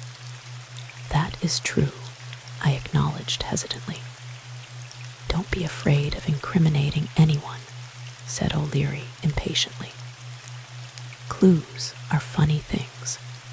When they seem to point one way, they are very apt, on close investigation, to point another way entirely. So please don't hesitate to answer my questions." This reassured me somewhat. Not that I have ever cared for Coral Letheny, but one does pause to consider one's speech in such a serious matter. Coral and Dr. Letheny never did get along well together, but I don't think she can be involved in this. Thinking of the oddly mud-stained slippers, I paused again. That incident could have had nothing to do with the murders, of course, but still, it was singular. What is it, Miss Keate? Before I knew it, I had told him of the mudded bronze kid pumps, indicating that Miss Letheny had some errand that took her hurriedly into the storm, and that, within a few moments following the discovery of Dr. Letheny's death. Suppose you ask this maid, Hulda, about it.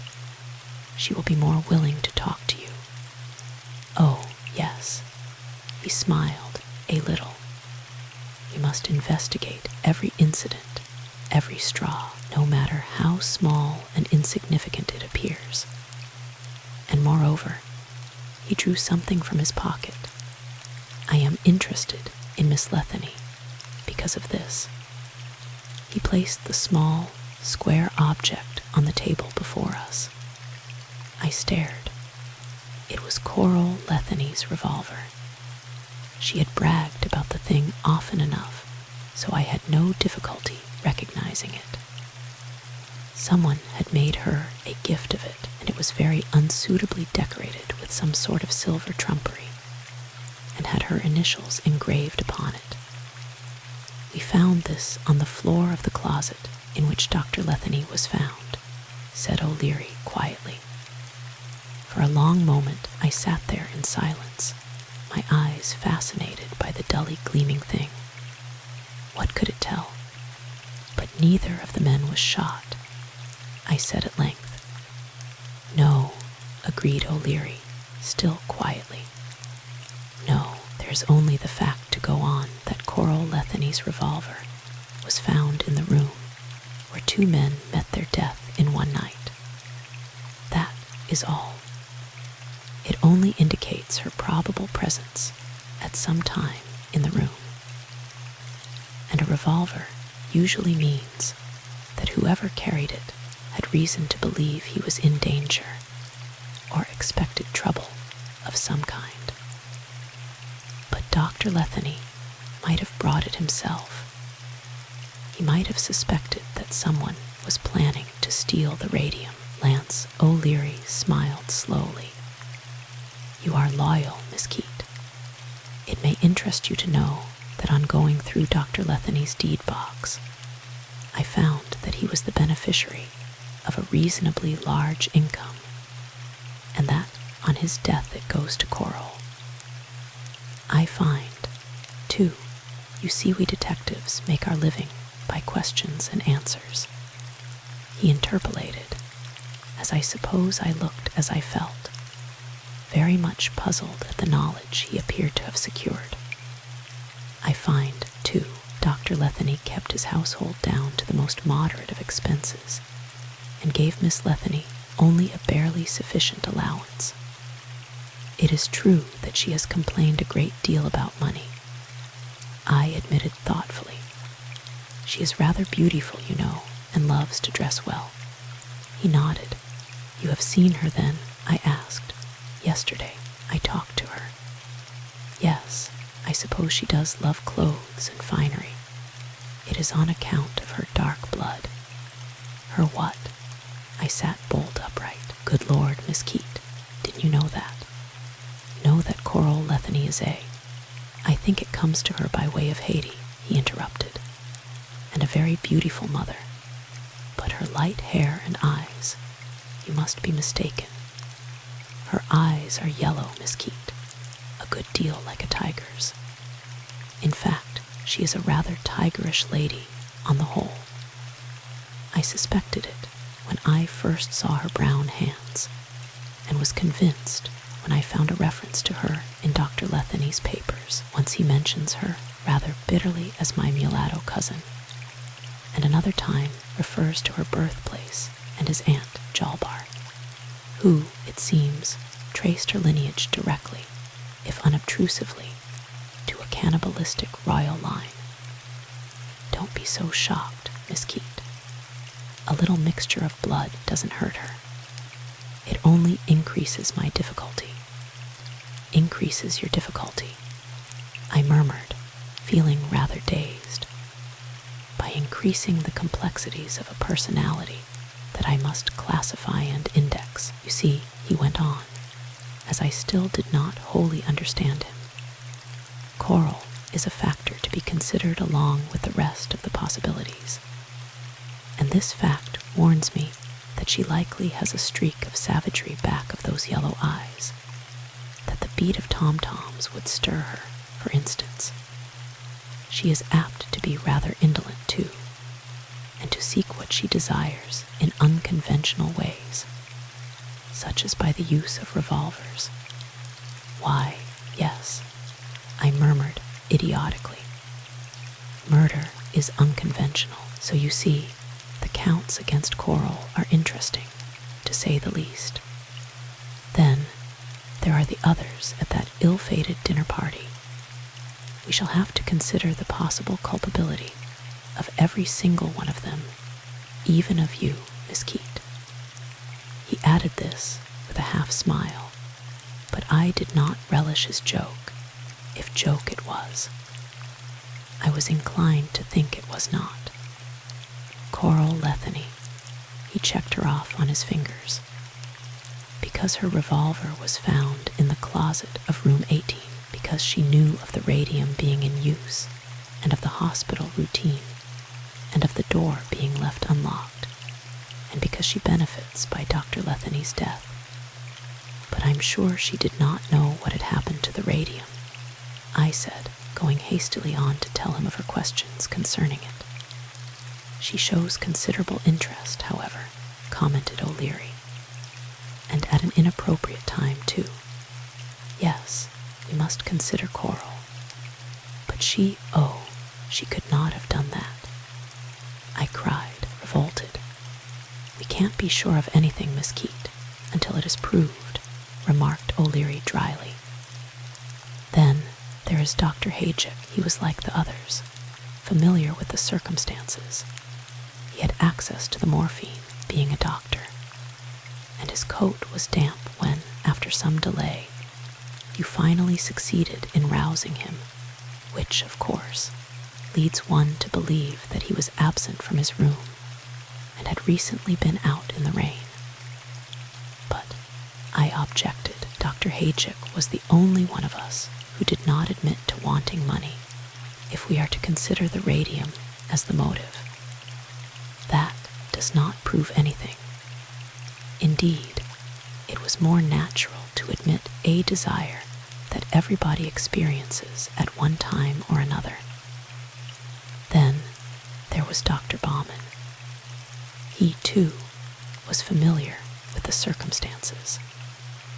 Of course, there remains the important questions of how Dr. Letheny comes into the puzzle, and whether Dr. Bauman could have had time to drive to his apartment in order to be there when the telephone rang to call him back to the hospital. Why, yes, I said thoughtfully. He could have done so. You see, just as the storm broke and I was at the south door closing it, I saw the lights of a car on the lower road. That could have been Dr. Bauman. But the idea is absurd. Dr. Bauman is too mild, too kind, it is impossible. Nothing is impossible, commented Lance O'Leary gravely. But those lights may have belonged to another car, one driven by Jim Gainsay. I may have imagined it, but it seemed to me, in view of my guilty knowledge of that cigarette case, that he eyed me rather closely as he spoke. However, if so, he gained nothing by it, for I was honestly surprised. Jim Gainsay, I cried. Yes, he answered, going on to explain. The sedan owned by Dr. Letheny was seen standing in front of the Western Union office at about 2 o'clock that night. This information was brought to my ears, and upon investigation, I found that Gainsay took the doctor's car. Huldah, in fact, saw him leave and drove into the city, starting shortly before the storm began. He sent a message, of which I shall have a copy before the day is over. We also know that Gainsay frankly said he intended to get hold of $50,000. Wasn't it that? I nodded dumbly, and he went on. And he intended to go to New York this morning, but is still here, work or no work. Also, as with the others, he knew something of the circumstances, and while his being able to obtain and administer morphine is a point to consider, still I understand that engineers almost have to have a practical working knowledge of medicine. But even if we could safely exonerate him from causing Jackson's death, there is still the death of Dr. Letheny for which somebody is responsible. And this Gainsay is a strong young fellow who looks as if he would stick at little. But he looks honest, too, I protested. They all look honest, every one of you. It seems terrible to consider people one knows in such a sordid connection. Why not all the other people in and around the hospital? He looked at me as if he were amused. But, Miss Keate, is it possible that you do not know that we immediately accounted for every soul in St. Anne's, and that every nurse and every patient has a perfect alibi, save you and Miss Day, Dr. Baumann, and Dr. Haychick? In a hospital run with such efficient routine as this one, it is a simple matter. The only person besides those I have mentioned, for whom we can't be absolutely certain, is Higgins, and that because he sleeps in the basement next to the furnace room, and no one saw or heard of him during that night, since no one else sleeps in the basement. Of course, we shall have to include him in our list of suspects, but so far there is nothing but opportunity with which to suspect him. Then Maida and I are the only nurses who cannot prove just where we were between 12:30 and 2 o'clock that night. I asked uneasily. We know where you were, said Lance O'Leary very soberly. You were both in the south wing. He paused to look at his watch, a thin platinum affair that reposed in a pocket of his impeccable vest, and I felt a quite warranted chill creep up my back. So you see our paths of search are limited, he said easily, replacing the watch and returning to that abominable red pencil. Yes, I agreed weakly. Limited. Altogether too limited. Of course, there is always what I spoke of as the unknown element. There might have been an outside intruder, but so far nothing has come to light that would indicate that possibility. The use of the radium seems to have been absolutely unknown to all but the hospital staff and the guests at Miss Letheny's dinner party. Now then, Miss Keate, there are 3 things that particularly interest me today. One of them is the identity of the man with whom you collided at the corner of the porch. Did you receive any sort of impression that would serve to identify him? Nervously, I tried to think of something besides the cigarette case. I think he wore a raincoat. I seem to remember the slippery feeling of rubber, and I think he must have been wearing a dinner jacket, for I seem to recall feeling his starched shirt front. Then, it might have been one of the 4 men at Coral Letheny's dinner. It might have been, of course. I spoke rather irritably as I foresaw the next questions. Was it Dr. Letheny? I don't think so. I can't be sure. He was surveying me so closely that I found my eyes going toward the floor in spite of myself. Was it Dr. Baumann? It might have been, though it seemed he was a little taller than Dr. Baumann. I was studying the roses on the old-fashioned Brussels. Was it Dr. Haychick? he went on mercilessly. I tell you, I can't be sure who it was. It might have been anybody. He leaned back in his chair, and I could feel his smile. I'm beginning to understand your temperament, he said easily. I suppose it was this Jim Gainsay.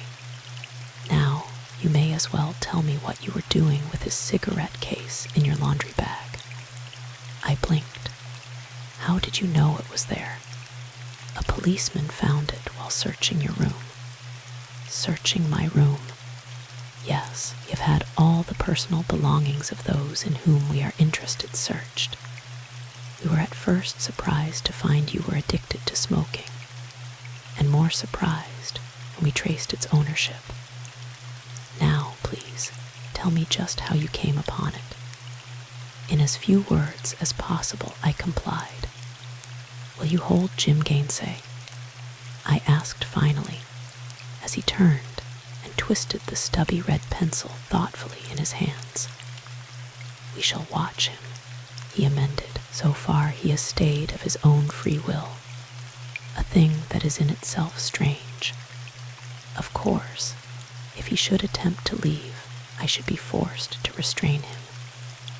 The dinner bell rang just then, and he looked at his watch, again frowning as he noted the time. Another thing, Miss Keate, that smell of ether interests me, especially since to our knowledge ether was not used at all. Are you sure? Yes, I spoke decidedly. I am sure now because of the slicker I wore yesterday afternoon. The slicker, he inquired, yesterday afternoon, and listened intently while I explained the whole thing. And you had no means of identifying it? He asked presently. No, everybody wears a yellow slicker. You know how popular they have been the last year or two. He nodded. I wear one myself, he said. Well, thanks a lot, Miss Keate. You are a present help in time of trouble. He smiled at me with that engagingly warm and youthful look. I started toward the hall, paused, and turned around.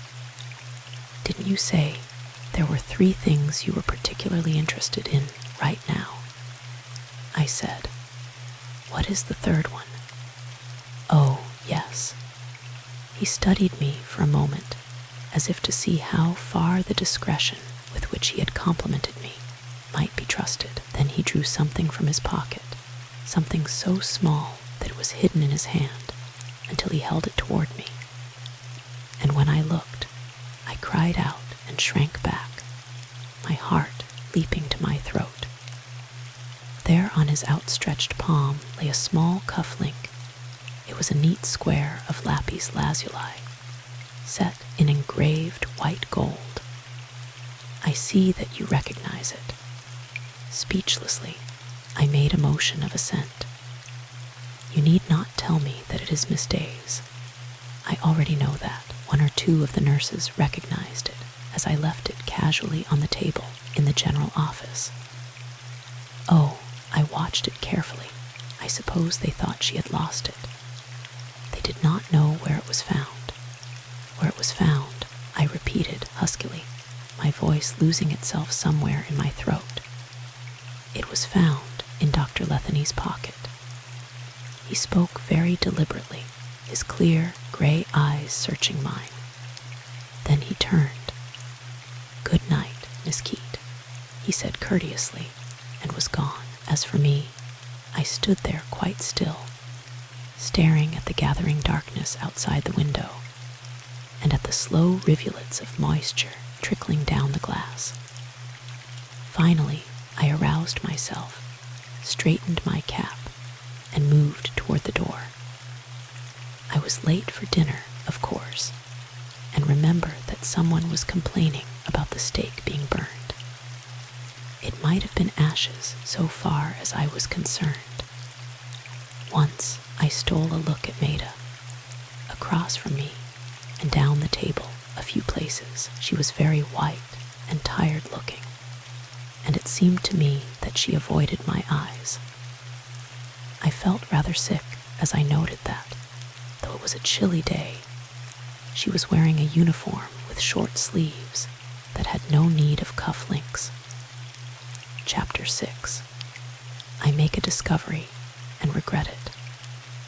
I must admit that I went about my duties somewhat automatically that night, and could not help keeping an eye on Maida, not from suspicion, you understand, but simply because the matters of recent development troubled me considerably. Indeed, I had plenty to think of that night. Coral's dinner party, followed by its terrifying sequel, had taken place on Thursday night. Early Friday afternoon, the body of Dr. Letheny had been found. Friday night, we had taken second watch, with the policeman tipped against the sinister door of room 18. And Saturday was the day just past. It was while I was sitting at the chart desk during second watch of Saturday night, really early Sunday morning, that the amazing idea occurred to me. I had been staring at the charts, absorbed in the baffling problems those days had brought, when all at once I began thinking of the morphine. Might it not prove something if we were to discover where that morphine had come from? Morphine is not something that one carries about in a pocket or vanity bag. It is very difficult to secure, and in St. Anne's, a most rigid check is kept on the quantities of the drug used. With the morphine record for that week in the South Wing balance, with the thought, I was up on my feet and starting toward the drug room. As I passed the door of the diet kitchen, I saw Maida standing at the open window. Why do women bother with silks and laces and jewels when there is nothing that so sets off beauty as the severe, white simplicity of the nurse's uniform? Maida's face was like a proud young flower above the white collar of her tailored uniform. The stiff white cap perched piquantly on top of her head and contrasted nicely with her soft black hair. Her eyes were a deeper blue. Her clear, gardenia skin and soft crimson lips were still lovelier above that plain white dress. I sighed, glanced down the corridor to see that there were no signal lights, and slipped into the drug room, closing the door. A dose of morphine is a simple matter to prepare. It is the administering that requires skill. The preparation is a mere mixture of sterile water with the white morphine tablet in the amount prescribed. At St. Anne's, there is a careful check of the amounts used, and the drug room record must check with the doctor's orders. It was a simple matter for me to compare the two records with the remaining supply of morphine, and it was with a heart that dropped to my shoes that I found they emphatically did not check, and that the amount of discrepancy was more than enough to drug a person far more heavily than was safe. When had this disappeared, and how? A young, strong man might survive such a dose, or one accustomed to taking the drug. But an old man, whose heart reaction would be slow, well, it seemed all too apparent that the morphine that had killed Jackson might have come from our own South Wing drug room. It was not a pleasant possibility. Maida was still in the kitchen when I passed it again, and I stopped. She was washing her slim, pink fingers vigorously. 11 does get hungry at the most erratic times. He wants beef tea now, and an hour ago he had malted milk, she said, drying her hands. Mr. Gainsay did not leave Friday after all, I said, coming directly to one of the things that troubled me. She glanced swiftly toward me, lifted her straight black eyebrows a little, and spoke rather coolly. Evidently not. He said his boat did not sail till next week. Is this beef extract fresh? I think so. I suppose he is quite a comfort to Coral. Coral needs friends at a time like this, said Maida. Of course, he was such a good friend of Dr. Letheny. For the life of me, I could not speak that name naturally and easily. Yes, agreed Maida briefly. She turned to the stove, lit the gas flame, and held a small saucepan of water over the blue points of fire. I could not see her face. Maida, I said abruptly, when did you last see Dr. Letheny alive? She whirled toward me at that, and well, it was not nice to stand there and see her face turn a dreadful, slow white with bluish hollows around her mouth and nose. But she answered at length, quite clearly. I last saw him at Coral's dinner party. When we said good night and left, she looked into my eyes for a moment after she ceased to speak, almost as if she were daring me to deny her statement. And I knew that it could not be true. Else, how could her lappy's cuff link have got out of the snowy cuff in which I had seen her place it after we were safely within the walls of St. Anne's, and into Dr. Letheny's pocket? Oh, Sarah, she cried suddenly, throwing out her hands toward me in a gesture that was like an appeal, and with a half sob in her voice. But as suddenly, she drew her hands sharply backward and turned again to the stove. To this day, the salty, meaty smell of beef boiling always brings to me a vision of those shining, white-tiled walls, and the enameled gas stove, and Maida's straight, white-clad shoulders, and beautiful, troubled face. Tell me, I said at last, is there anything you know that might help solve this mystery? But Maida turned an unfathomable blue gaze toward me. Nothing that would help. And it was not until she had departed with the beef tea steaming hot on a tray that I noted her ambiguous wording. I could not disguise to myself the fact that I was deeply alarmed, particularly because I had caught her and wished I had not, in a deliberate lie, either that or that abominable cuff link had simply jumped itself out of her cuff and into the pocket of Dr. Letheny's immaculate dinner coat. I shall not conceal the fact that I gave voice to several expletives that made up in fervor for what they lacked in content. And I had learned quite a vocabulary from my parrot, a nice bird who died last year on his 96th birthday, unless the dealer lied and was much mourned by those of the nurses whose rooms are at the far end of the dormitory. Owing to the night air making the dear bird talkative, there was a sort of feeling against him among the rooms within hearing distance of my own.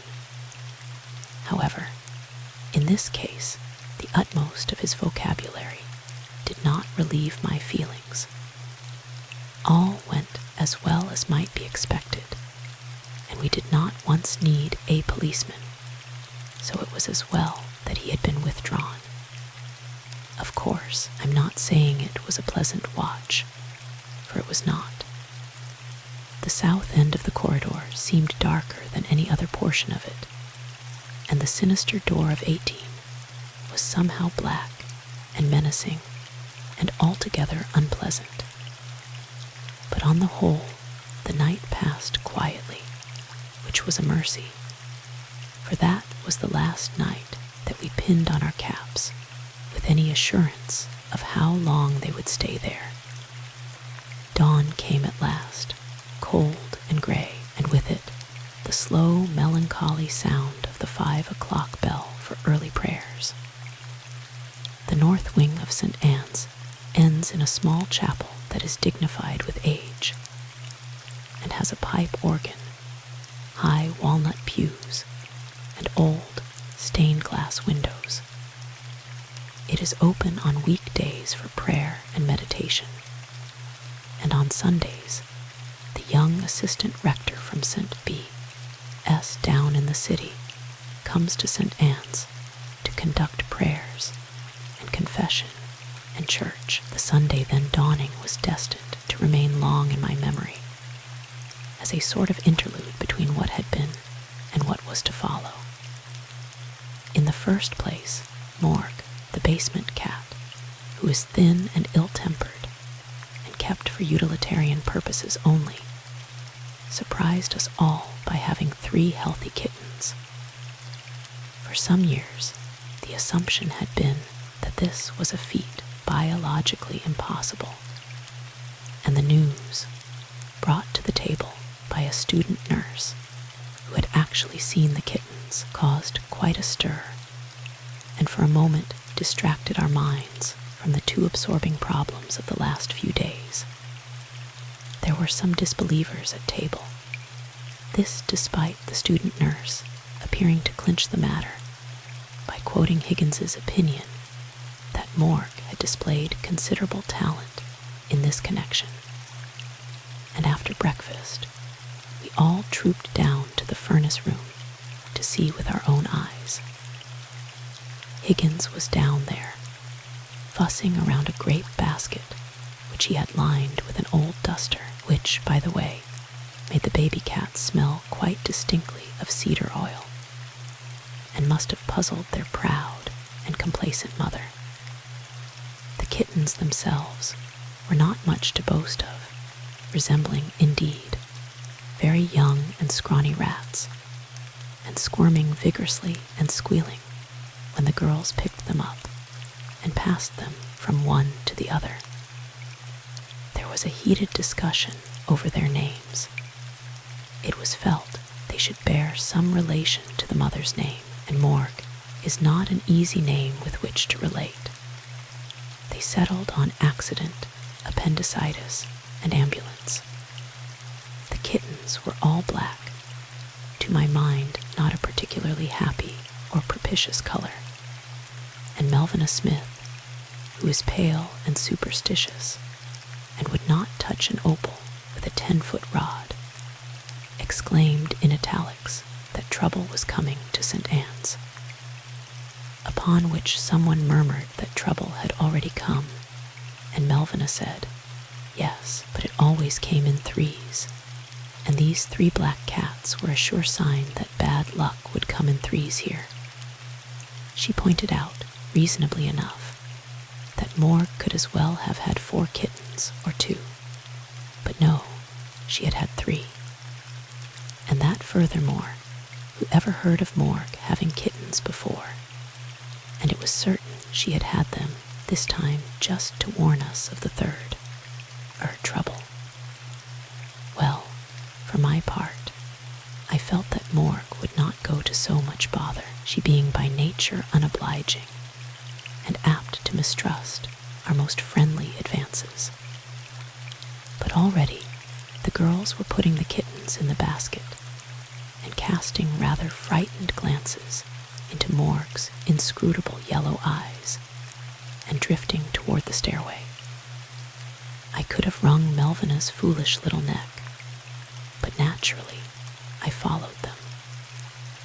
On the way upstairs, Alma Flynn remarked earnestly that it was nice that Morg hadn't had 10 kittens, upon which several of the less idiotic laughed, and Melvina cast a look of pale reproach upon Alma, who, as a matter of fact, had spoken with single-minded gratitude. As I reached the top of the stairs, Higgins called to me. Miss Keate. I turned. He was standing at the foot of the stairs, looking up. Yes. Can you spare some time now, Miss Keate? There was something I wanted to ask you about. I hesitated. It seems to me that when anyone around St. Anne's has a complaint, it is brought to my ears, and I was in no mood that morning to listen to complaints. I was just going to get some sleep, Higgins, I said. will another time do? How often since then I have wished that I had stopped then and there. But I thought of nothing more important than leaky gutter pipes or the canna bulbs not doing well. Well, yes, agreed Higgins slowly. Something in his tone made me regard him sharply, thinking that he seemed quite reluctant and perplexed. However, as I say, I was tired and sleepy, and had already more than enough problems before me, so I took my way upstairs. On the way, I picked up the Sunday paper. The supplement had the hospital pictures again, groups of nurses, a sort of history of St. Anne's, stressing its long years of service, but winding up with a lurid resume of the past few days, which is the way of Sunday supplements, but not unpleasant. I even found a picture of myself taken some years ago, when pompadours and bosoms were in style. It was not a flattering picture, and neither was the caption below it, which described me as one of St. Anne's oldest nurses. Oldest in point of service, it went on to say tactfully, but the picture dated me indisputably, and I flung the paper in the wastebasket and tried to compose myself to sleep. And I might add, did not succeed. I found the noon service in the little chapel remarkably well attended, with prayer books in evidence, and the nurses turning out en masse. The young rector preached a rather nice sermon about Be Ye Not Afraid, which I considered a little too apropos for comfort and good taste. Sunday is usually a rather festive day in St. Anne's, but that Sunday was anything but pleasant. No visitors were permitted, which made the patients fretful and hard to please. Moreover, we could not prevent an almost constant stream of morbidly inclined sightseers, whose automobiles splashed along the muddy road in front of the hospital, and who stared through the fog and pointed with melancholy satisfaction. I drifted uneasily about the dismal corridors for some time before I found Maida, ensconced unhappily in a cold window seat with a magazine which she was holding upside down. She had not been to see Coral yet, she told me, and was dreading the visit that convention demanded. Wouldn't I go with her? And though I had no relish for Coral's company, I found myself following the blue and scarlet of Maida's nurse's cape along that sodden, desolate path, holding my own cape tight around me and wishing I had brought an umbrella. On the porch, we met Dr. Hajic, just leaving. Bad weather, he murmured as we passed him. His dark eyes slanted knowingly toward us. His face was very fresh and ruddy, and his square teeth gleamed under that small black mustache. Hulda opened the door, her cap very properly on her head this time, but her face sullen. We found Coral comfortably seated in what had been Dr. Letheny's study, a warm fire glowing in the grate and the tea cart drawn up to the davenport, and laden with her best silver tea service and some fascinating little French pastries that could only have come from Pierre's, a very exclusive and high-priced sweet shop. I registered the impression that Coral was not wasting any time enjoying her newly augmented income, and gave my cape to Hulda. Coral and Maida were murmuring polite sentences and recalling my promise to O'Leary. I followed Hulda to the hall. Miss Letheny feeling any better, Hulda? I asked. She gave me an expressive glance. She grunted. There's not much mourning going on in this house. She jerked her head toward the study. Dresses all up like a hussy every day and entertains callers. as well as I do that ain't any way for a lady to do. I noticed she was wearing that green silk thing with her bronze slippers the other day, I remarked tentatively. She won't wear them bronze pumps again anyhow, said Hulda in dour satisfaction. She had to wear them out in the rain, and now they are ruined. Had to wear them out in the rain. Yes, ma'am, the very afternoon we heard the bad news. Not an hour after them, gentleman was at the house to tell her about the doctor being dead. Nice gentlemen they was, two them police officers. She stopped, apparently musing on certain blue-coated figures. I had to prod her gently. Where was she going in such a hurry that she didn't change her shoes? Goodness knows. As soon as they had gone, she grabbed a shawl and ran out the back door and across the alfalfa field. The last I saw, she was scooting into the apple orchard, and she didn't get back for a full hour. It was raining, too, and she might have taken an umbrella at least. But not she. Catch her doing anything like a Christian, concluded Hulda resentfully. Would you like some tea, miss? She went on, after a moment's brooding. Some tea and one of my own cakes I made myself yesterday before she ordered them silly French things. Like as not poison, too, with all such colored candies on top. Indeed, I should, Hulda, I said soothingly, though her cakes are, as a rule, sprinkled too liberally with caraway seeds. And let me have a small anchovy sandwich, I added, thereby winning her to a reluctant smile as she departed kitchenward. I was not much wiser than I had been, and I really could not see that I could have questioned Hulda any further. Anyway, it was likely she had told me all she knew, for Hulda's natural disposition is to spread anything she hears. I joined the other two in the study, in time to catch a strained something in the atmosphere that made me pause involuntarily and look from one to the other.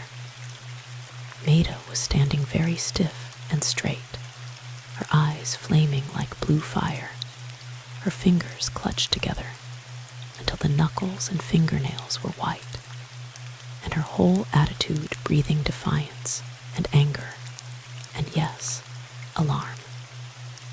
Coral was lying gracefully back in her chair, her creamy lace tea gown falling softly away from her brown neck, the topaz on one hand catching light from the fire, and her strange eyes narrowed lazily in an expression so like Morg's that I almost gasped. But as to that, resemblance to a cat or other animal is nothing to hold against a person, I argued reasonably to myself. There is a cashier in the City National who looks like nothing so much as a mild and woolly sheep, and is yet, as far as I know, an upright and respectable man. Neither Maida nor Coral seemed inclined to break that brittle silence, so I settled wearily into a chair. Hulda seems to resent the French pastries, I said. Where did you get them, Coral? At Pierre's. She resents everything, said Coral indolently. Yes, at Pierre's. You must try them.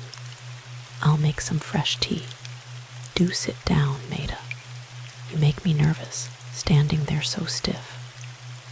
I think Maida was about to say something, but just then Jim Gainsay lounged into the room, straightened up with interest when he saw Maida, and she subsided into a chair while he greeted us with every evidence of pleasure.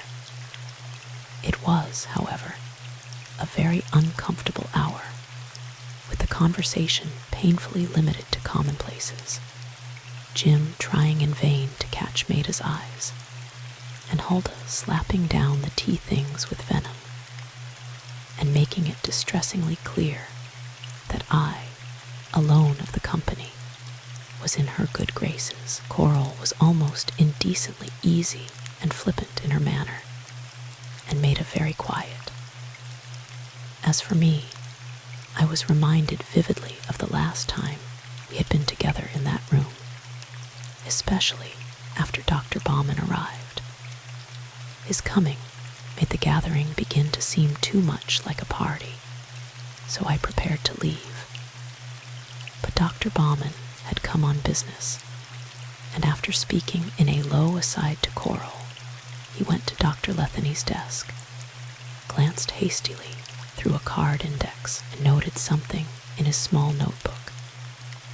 I remember thinking as he did so that Dr. Bauman was not having an easy time of it. It is difficult enough to step suddenly into the position of head of a hospital without having the burden of investigations into 2 murders on one's hands. And Dr. Bauman looked as if he were feeling the strain of his duties, for his mild eyes had circles under them. His scant eyebrows wore a perplexed frown, and his pale cheeks were hollow. He looked as if he had not been eating much lately, and indeed, I didn't wonder at it. The bruise on his cheek had not received proper attention, for it was dark and ugly looking, and I longed to take it in hand.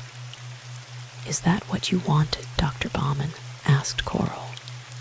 "Yes, yes, this is all." He was writing busily. "You must have some tea," offered Coral graciously. "What?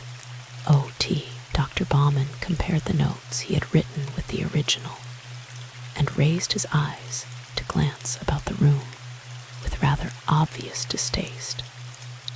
He was always a man of keen sensibility, and I dare say he felt much as I had felt on entering this room that spoke so clearly of Dr. Letheny. He was about to decline. "I think, when Huldah opened the door," said Mr. O'Leary, as if she were firing a shotgun, and Lance O'Leary entered, his gray eyes twinkling a little at the manner of his announcement. It was odd to see how the appearance of this slight, perfectly groomed young man, with his clear, gray eyes and thoughtful, well-shaven face, affected us all. Dr. Bauman sat down slowly, as if after all he had decided to stay. Jim Gainsay fastened a narrow, enigmatic look upon the newcomer, and lit another cigarette, made his eyes widened a little, and her hands sought each other in her white lap, and Coral adjusted the lace of her gown, smiled seductively at O'Leary, remembered she was mourning, and sobered wistfully. "No, thanks," said O'Leary pleasantly. "No tea, Miss Letheny. I hope you'll forgive my intrusion, but I came on business." Coral blinked but repeated warmly, "Business," and motioned toward a chair. "Yes, thanks, yes, I'll sit down." He drew a chair nearer the glowing fire. "It's wet out," he remarked with a half-smile. "Would you like something besides tea?" asked Coral, her graceful brown hand on the tiny silver bell that decorated the tea cart. I could not help noting how pink her palm was, how brown her fingers, and how purple the shadows on the fingernails. No, no. The high-backed chair O'Leary had happened to choose, upholstered in needlepoint tapestry, and with slim carved arms of softly gleaming walnut, added somehow to his natural dignity. "How are you, Doctor? Not feeling this strain too much, I hope?" Dr. Bauman smiled wanly. "No, thanks, Mr. O'Leary. It is quite a task, though. However, Dr. Letheny left everything in perfect order." He glanced at Coral apologetically as he spoke, but she was interested only in O'Leary. The conversation dragged along very uncomfortably for a few moments, during which the only person in the room who was thoroughly at ease was Lance O'Leary. As soon as I decently could, I rose to leave, for O'Leary had said he came on business, and I naturally supposed that it was business with Coral. Maida rose, too, and of course, the men. "Just a second, Miss Keate," remarked O'Leary in a quiet and commonplace voice. "I only wanted to tell you all that the coroner's inquest will be tomorrow morning, and that you are all to be called as witnesses. I'm sorry to have to tell you at such a time." It just happened that I had my eyes on Coral as he spoke, and thus saw her soft brown fingers grip the macaroon she held until it fell on the tea cart, a small, powdered mound of sugar. I looked quickly at O'Leary, but his gaze was apparently on the log in the fireplace. It was an uncomfortable moment. There, in that room of which the very books along the wall and the grand piano in the alcove spoke so vividly of Dr. Letheny. We were all to be called as witnesses then. And a few nights ago, we had sat here in this room and listened to the prelude in C sharp minor played by those strong white hands that would never touch a piano again. I shook myself free from such morbid reflections, said a brusque goodbye to Coral, and left. Maida went with me, and somewhere along the path Jim Gainsay turned up. As the path narrowed under the trees, and I preceded the other two, I am sure I heard Jim Gainsay say rather huskily to Maida, "I had to see you alone. You must do as I say. It is import. S.H. I know. Try to see it my way." This in a still more urgent voice. "It is dangerous to—" "Hush," she interrupted sharply again. And just then I think that Maida stumbled over a branch that had blown across the path. At any rate, I heard a quick motion and a sort of gasp, and then Maida said rather breathlessly, "That branch, I nearly fell." And I turned in time to see Jim Gainsay pick up the stick, bow to it gravely, and say, "Thank you, old fellow," before he tossed it off into the orchard. At which Maida turned quite pink, and Jim Gainsay gave her a long look and laughed, rather shakily. Then we were at the south entrance, and Gainsay swung on his heel with a brief good night, and it was not 15 minutes later that I glanced through the society section of the paper that someone had left on the chart desk, and my eyes fell on a small news item. Mrs. J.C. Allen left Tuesday of this week for New York City. She sailed on the Tuscania Saturday night, June 9th. On the Tuscania, Saturday, June 9th. That was yesterday, and I was positive that Gainsay had said the Tuscania. Chapter 7. The disappearing key and part of an inquest. "Yes, I saw that this morning," said a quiet voice beside me. It was Lance O'Leary. I did not know he was near until he spoke. "Our friend Mr. Gainsay seems to be a little confused as to his dates." I dare say my eyes reflected a question, for he added, leisurely, "He told me that he intended to sail on the Tuscania next week." "I see that he told you the same thing. He is not a very discreet young man, else he'd have known that I should look up the Tuscania's sailing date without delay." I sighed. All those unpleasant little doubts of Jim Gainsay were returning in full force. "If he has the radium, it is not in his room in the Letheny cottage," said O'Leary meditatively. "How do you know?" I inquired stupidly. "We have searched the rooms and personal belongings of each of those present at that dinner party last Thursday night." "What? In fact, I dare say that there is not a room in the whole of St. Anne's, as well as in the Letheny cottage, that has not been thoroughly ransacked.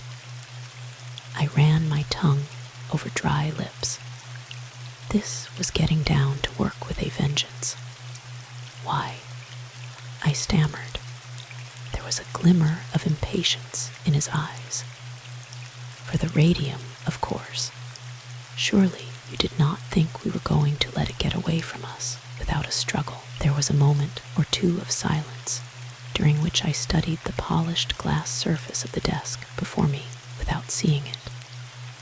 Did you ask Huldah about Miss Letheny's errand through the rain last Friday afternoon? Inquired O'Leary after a contemplative pause. Yes, I told him in a few words the little that Huldah had told me. And there is something else I have discovered, I went on miserably. I've got to tell you, though I must say I do not want to do so. It is that morphine. The morphine that killed Mr. Jackson, you know. I know where it came from. You what? O'Leary was for once startled out of his usual composure. I know where it came from, I repeated reluctantly. At least, I think that I do, you see. There is morphine missing from our South Wing drug supply. I had to tell him the whole thing, of course, under his searching questions and no less searching gaze, and even explain our system of keeping account of the drugs. He had to see the drug room and the charts and the records for himself. It was while I was showing him the drawer in which the morphine was kept that I made my regrettable slip about the hypodermic syringe. I had started to show him how the needles were fitted into the small mechanism, and I reached for a hypodermic syringe. It turned out to be my own. This one is mine, I said thoughtlessly, fitting the slim, hollow needle into the tiny instrument. The other one that we were using to sap. I stopped so suddenly that my breath came out in an explosive little pop, and O'Leary's face hardened slightly. It was an expression that I was growing to recognize. You may as well finish. So the other one disappeared, did it? When and how? Whose was it? There is still one in the drawer. What about the one that disappeared? I don't know, I said flatly. Then, you see, we take the sterile water and measure the liquid into. O'Leary looked at his watch. I haven't much time, he said pleasantly, but I have enough time to wait right here until you tell me about the hypodermic syringe that disappeared. Or if necessary, I can dog your footsteps the rest of the night, reiterating my question at frequent and embarrassing intervals. Of course, I can have the whole hospital searched extensively, and every hypodermic needle accounted for, especially if missing. I can follow you to your meal, isn't that the bell? And keep on asking you. He added meditatively, I suppose it might cause considerable interest among the other nurses. I regarded him furiously. The thing was that he would be quite capable of doing just that. I began to understand the force of the words of the chief of police when he had said, once Lance O'Leary gets his teeth into anything, it is as good as done. I suppose you'll have to know sometime. Anyway, I said sulkily. The flicker in his gray eyes was like a ripple across a very calm, deep lake. You are right, Miss Keate, so why not tell me now? Well, to make a long story short, I told him of the missing hypodermic, which after all was little enough. Barely the fact that Maida's syringe had been removed and my own substituted, but this without my knowledge. And that Maida had had the opportunity to take my own, and if she had wished to use it, all that she needed to do was ask me for it, which she conspicuously did not do, commented O'Leary.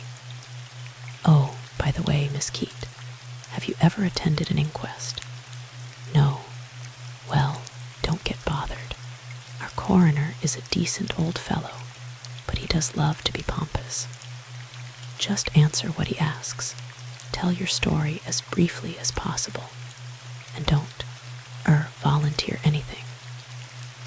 You see, there are some things that you and I know that will not come up at the inquest. You mean they would warn the guilty one? He nodded briefly as he turned away. Maida was already in the south wing when I rounded the right angle of the corridor leading from the main office at exactly 12 o'clock that night. I locked the south door, she said, hanging the key on its customary nail above the desk. That was right, I approved, glancing over the charts. It appeared that 11's digestive apparatus was still doing business at the old stand, so to speak, but otherwise all was well, and I settled briskly into the business of second watch. Midnight temperatures had scarcely been taken, however, when Alma Flynn developed a sick headache. Worse, when I was within hearing distance and had to be excused from duty. We didn't actually need the extra help, as Maida and I had been accustomed to care for the whole wing ourselves. But nevertheless, it was a little annoying, especially as, about 2 o'clock, the little student nurse burned her wrist over the gas flame in the diet kitchen, and the burn had to be salved extensively, and the nurse sent to bed with an aspirin tablet.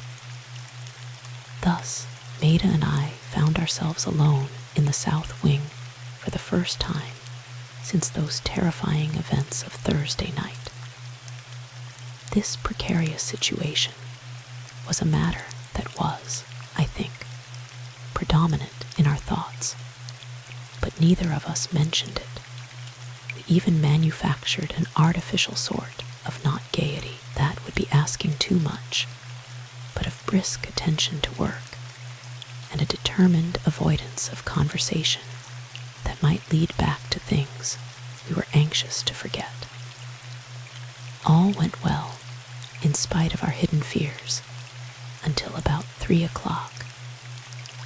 I was pouring out a small dose of bromide for 3, who had made up her mind not to sleep that night, and naturally was not doing so, when Maida opened the door of the drug room. Her face was so ghastly white that at first glimpse of it my hand began to tremble, and the medicine poured all over the spoon. Blindly, I set the bottle down. "What is it? There's something in room 18. She gasped through ashy lips. Room 18. Just now, I saw something go into that room from the corridor. Someone is sleepwalking. I grasped at the first rationality that presented itself after the light in the diet kitchen. The long corridor seemed peculiarly dark and shadowy, and the green light over the chart desk was miles away. It never occurred to me to call for help, and we sped along toward that dark end of the wing that we had good cause to fear. But we stopped stock still as we came close enough to see the door of room 18, and a cold shiver crept up from my back. The door of room 18 was standing wide open. It had not been opened, so far as I knew, since the police had left that room. It had been shunned by all the nurses. Who had opened it? Who would dare open it? Who was inside that dark place? A long, shuddering sigh came from Maida beside me, and I felt her cold hand grip my wrist. The contact nerved me, and I did what, I afterward realized, was a very foolish thing. I took a few steps forward, advanced to the very door of that grisly room, reached a shaking arm through the open doorway, groped for the electric light button, found and pressed it. The cold white dome on the ceiling flooded the room with light. There was nothing out of the way to be seen. There were the plain dresser, the bedside table, 2 chairs, the folded burlap screen, and the high, narrow bed, nothing else. Something caught in my throat as I glanced at the bed and toward the closet doors. "The closet," breathed Maida at my side. "Oh, you are not going to open that," as I took a more decisive step forward. It was no easy thing to do, for I knew well that those shallow closets were yet large enough to hold what one of them had held. They were both unlocked this time, and there was nothing in them. I turned to Maida, whose white face had been beside me during the ordeal. Without saying a word, we retreated to the corridor. "Are you sure you saw something?" I asked, my voice hoarse. "I am positive," whispered Maida. "You see, I was just answering 14's light, which brought me fairly near to 18. I came out the door and was starting down toward the chart desk when something, I don't know what, some rustle or sound perhaps, made me turn around, facing this way, so I could see the south door. And I was just in time to see a sort of movement at the door of 18. Her hands went to her throat as she spoke, and I did not feel very comfortable myself. It couldn't have been one of the patients. I murmured, "No, there isn't a one of them who is able to walk." "Then who or what?" said Maida. A remnant of common sense saved me, I think, from stark terror. I took a firmer hold on my imagination. "Nonsense," I spoke decidedly, but still, for some reason, in a whisper. "There are no such things as I mean to say, the shadow you saw was either an optical illusion or a living, breathing person." "Certainly," agreed Maida, adding inconsistently, "I don't see how a living person could have got past us, through this long corridor, without one of us seeing him it." My eyes fell on the south door near at hand. The tiny panes of glass winked blackly at me as I crossed to it, grasped the brass latch, and pulled. The door swung slowly open, letting in a current of cold, mist-laden air. "There, you see," I said to Maida. "Only a real, material thing needs a door to go through." Maida was looking at me strangely. "I don't see that helps matters any," she said. "I locked that door myself tonight. It just proves that someone was actually here, that the murderer is still about the hospital." "Not necessarily," I said, though my heart was pounding in my throat. "You are sure you locked it?" "Positive." "And you hung the key there on the nail above the chart desk?" "Yes." We both swung hastily around. At the other end of the shadowy corridor gleamed the green-shaded light over the desk. With one accord, we started toward it. The key was not on the nail above the desk, but even as our frightened gaze took in that amazing fact, my eyes fell on the glass top of the desk. There on its shining surface lay the key. We stared at it for some time before our eyes met. Then I picked up the key, my fingers seeming to shrink from the cold, clammy metal, returned to the south door, locked it securely, and put the key in my pocket. And as I did so, a thought struck me. The person who had got into the wing by means of the south door must also have got out again. He couldn't have gone through the corridor, and south door for Maida was, by that time, in the hall.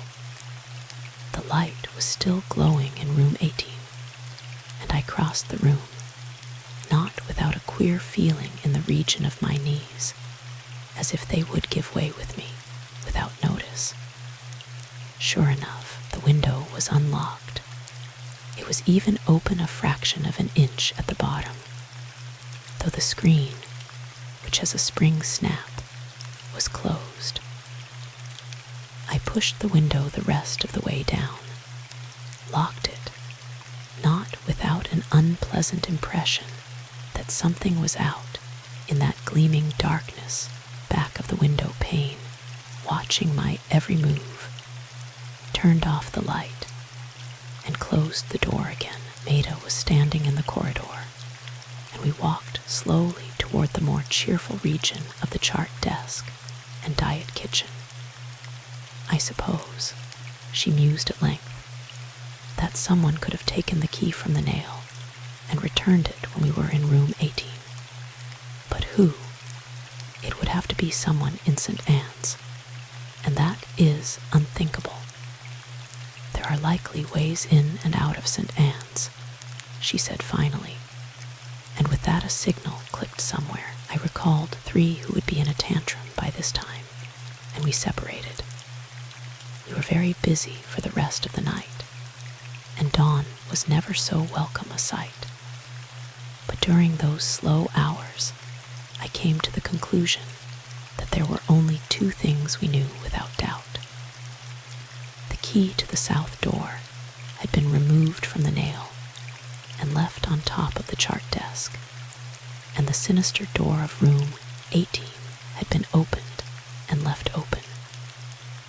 Who had done this, and why, was a matter of conjecture, and I resolved to say nothing of it save to Lance O'Leary.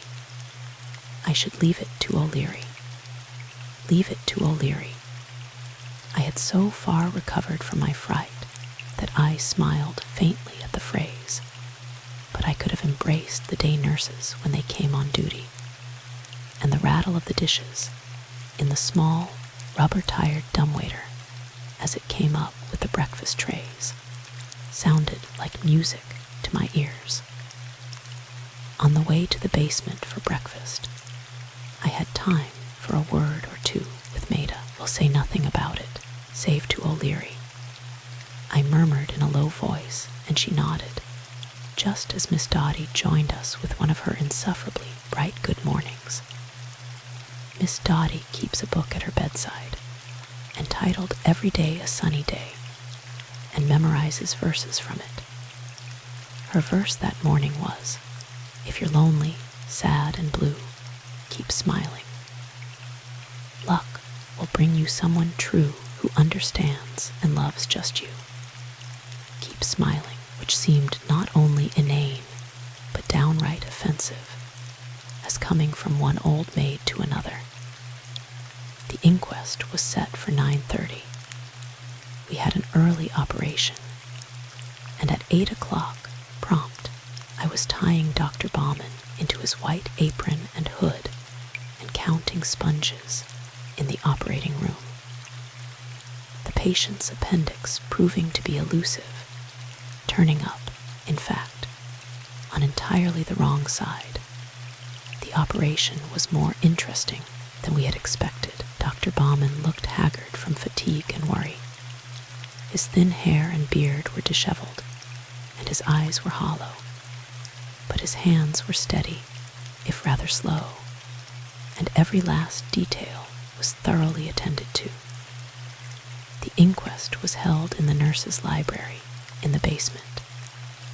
It is not a cheerful room, particularly on wet, rainy mornings. It was chilly in the place. The whitewashed walls looked cold and bare. Even the medical books along the walls had none too happy titles. The linoleum rug caught dismal highlights. The chairs borrowed from the dining room were slippery and uncomfortable, and moisture dripped steadily down the small windows. Someone had turned on the lights, but they did not improve matters. At a little table sat a stout, elderly gentleman, whom I had no trouble identifying as the pompous coroner. He wore a pair of nose glasses attached to a button on his broad vest with an important black ribbon. The board of directors were ranged near at hand, some of them constituting the jury, which would have surprised me had I not known the weight in politics, and otherwise that some of those names carried. Coral Letheny was there in a soft brown frock very short, so that her silk-clad ankles and so forth were much in evidence. She wore a small green hat pulled low over her eyes, and carried a large and gorgeously beaded bag, which made a spot of vivid color in that neutral gray room. Hulda, very stiff in her Sunday black silk, sat beside her. A little way off among a group of nurses sat Maida, her beauty and the distinctive air of breeding in the very lift of her chin making her stand out from the others as if they were only the frame for a picture. Jim Gainsay stood at the back of the room with a group of reporters. He wore an air of ease that was a shade too deliberate. His impenetrable eyes looked at nothing in particular, but I had no doubt missed not the smallest movement in the room. He was attractive, clean, young, vigorous, but I could have wished him less restrained, less poised, less wary. There were the staff doctors, of course, talking to Dr. Bauman and Dr. Hayek.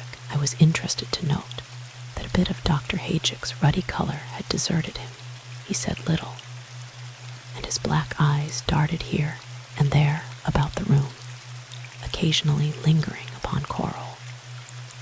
Save for those restless eyes, he was as unmoved and stolid as was usual with him. There were several policemen, too, Higgins, the cook, and a few curious student nurses sitting with Miss Dotty, who, being something of a simpleton, took that occasion to shed a few tears, presumably for Dr. Letheny. And there was O'Leary, of course, gray and quiet, sitting near the coroner's table.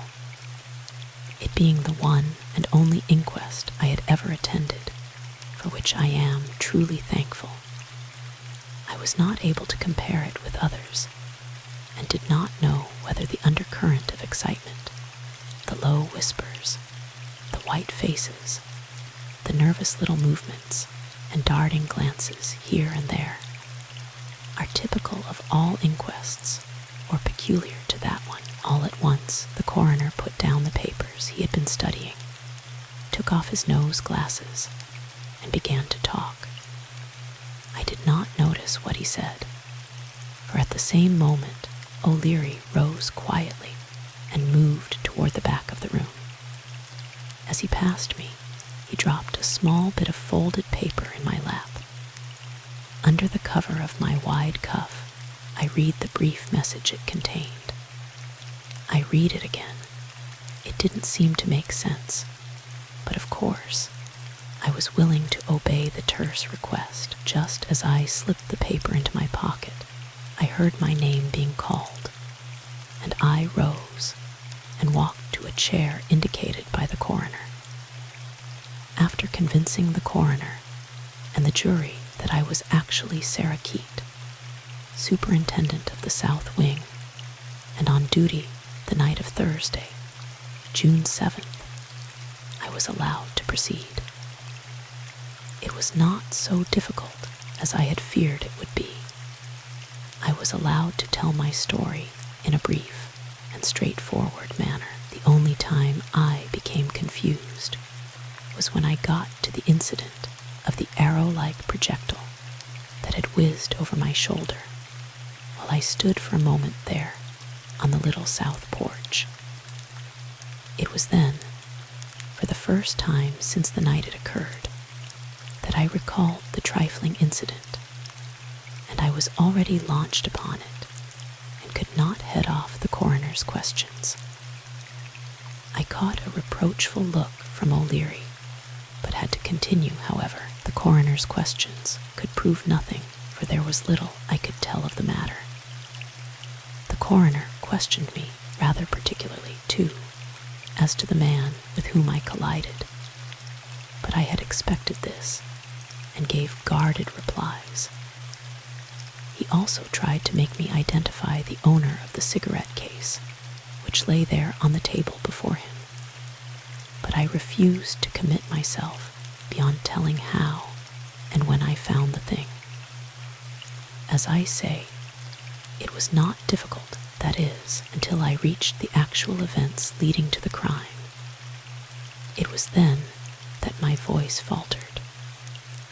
It was while I was sitting there at the chart desk at exactly 1:30. I had just entered the time on a chart that I heard a sort of bang. It sounded like a door closing. I went on speaking with more and more difficulty. So I got up and walked along the corridor, but the south door was still open. Then I went back to the chart desk and was there when the storm broke, and I had to run to close the door and the windows. When I went into room 18 to close the window, I found I stuck and had to clear my throat. I found that the patient, Mr. Jackson, was dead. The lights had gone out, but a flash of lightning lit the room, and I felt for his pulse and knew that he was dead. I ran to the diet kitchen, found a candle, and ran back to 18. Miss Day had been closing the windows in the wing and had just got to room 18 when I returned with the candle. It was after we knew we could do nothing for him that we found the radium had been stolen. My testimony continued for some time after that, but I simply answered the coroner's questions as briefly as possible and volunteered nothing, and presently resumed my seat, feeling that, with the one exception, I had conducted myself creditably. Then Dr. Baumann and Dr. Haychick were called in turn to testify as to the causes of death, first of Mr. Jackson's, and later of Dr. Letheny's. They used technical terms and told the methods of determining the length of time each had been dead before discovery. It was a difficult half hour for both of them, knowing Dr. Letheny as they had, and they both looked quite exhausted when the coroner had finished with them. Dr. Baumann was frankly mopping his high forehead, and even Dr. Haychick's stolidity was shaken, for his eyes darted nervously about him, and he retreated to the back of the room, where he lit a cigarette with unsteady hands. Then Miss Maida Day was called, and as she took the witness chair, my hands gripped each other, and I watched her with strained attention. She testified very coolly, though. No, she had not seen Dr. Letheny when he called to visit his patient at 12:30. She had been busy in one of the sick rooms. Yes, she had stepped out on the porch for a breath of air. Yes, she had attended the dinner party given by Miss Letheny. The coroner seemed to be supplied with all the topics of conversation of that dinner, and Maida agreed imperviously to every one of them, even to the fact that she had said she wanted money. "I believe your words were, 'I'd give my very soul for money'?" inquired the coroner nastily. "I think I did say something like that," said Maida quietly, though a tiny flush mounted to her cheeks. "Of course, I didn't mean exactly that. One often exaggerates one's statements." The coroner did not comment on that, but looked expressively at the jury. Then she corroborated, under his questions, every detail I had told of our finding of the body of Mr. Jackson and of our subsequent actions. He made his questions very searching and important indeed, and I felt something between a fool and a liar during the process. I am not accustomed to having my word doubted. Miss Letheny answered the telephone. When I called for the doctor, Maida explained, and said that she couldn't rouse him, and when I said we must have him immediately, she went away from the telephone, and when she came back told me that he was not in the house, and she didn't know where he had gone. Then you telephoned to Dr. Bauman. Yes. Did he answer immediately? No. I think he must have been asleep. When he did answer, I told him simply of Mr. Jackson's unexpected death, and that we could not locate Dr. Letheny. About how long was it until Dr. Bauman arrived? Not sure. I was agitated naturally, but I should say about 15 minutes. How was he dressed when he arrived? In a dinner jacket, I think, and slicker. It was raining, you know. Miss Day, have you lately lost a cufflink? Asked the coroner without warning. I was watching Maida closely and saw the little flush that had been in her face drain steadily away. Her eyes darkened, but did not falter in their steadfast gaze. Yes, she replied quietly. Is this it? He placed a small object in her hand that I could not see, but had no doubt was the square of lapis. It seems to be, she said, after a pause during which we others scarcely breathed. It resembles the one I lost. Do you think you can say that it is your cufflink? Asked the coroner smoothly.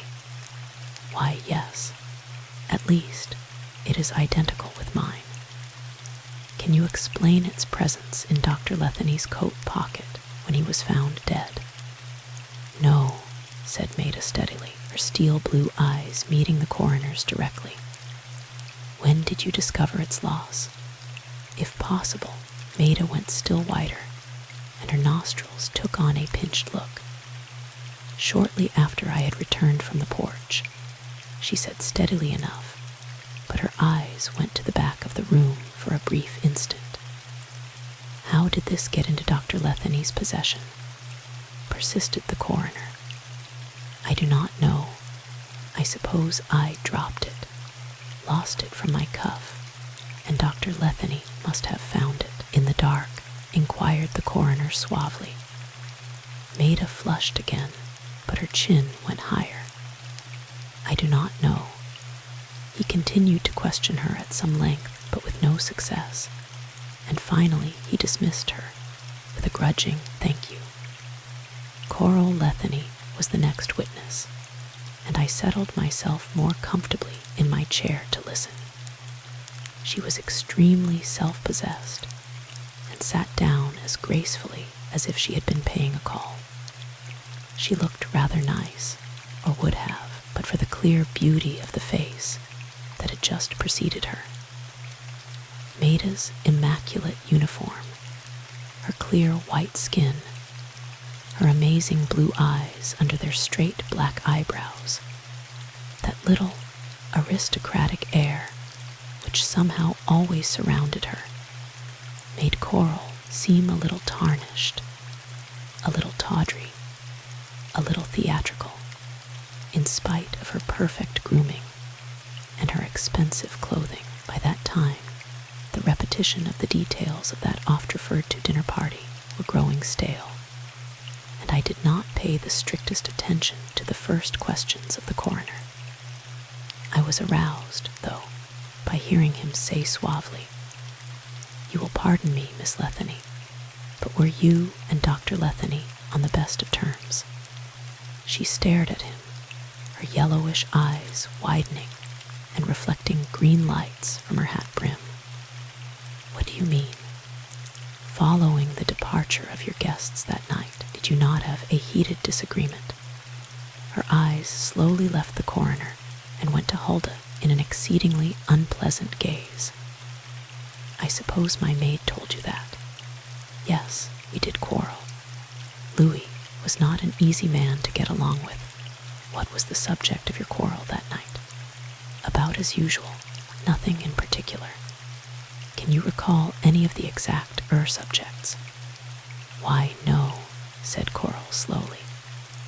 That is, he told me I was running the house too extravagantly. He always said that. The coroner surveyed her for a moment or two. Is this your revolver? He said suddenly, reaching for the shiny revolver and holding it before her. She started, quite visibly. One brown hand with a great topaz shining on it, reached out as if to clutch the thing, and then drew slowly back. Chapter 8. A gold sequin. Does this revolver belong to you? The coroner repeated. Why, yes, Coral said huskily. That is mine. Can you explain its presence in the closet in which your cousin's body was found? She ran her tongue nervously over her lips. No, she said, no. When did you see it last? I don't know. It was usually kept in the drawer of the table in Louis' study. I don't remember just when I saw it last. You didn't bring it to the hospital then? Certainly not, flashed Coral, her eyes narrowed so suddenly that I almost expected her to flatten her ears and spit like a cat.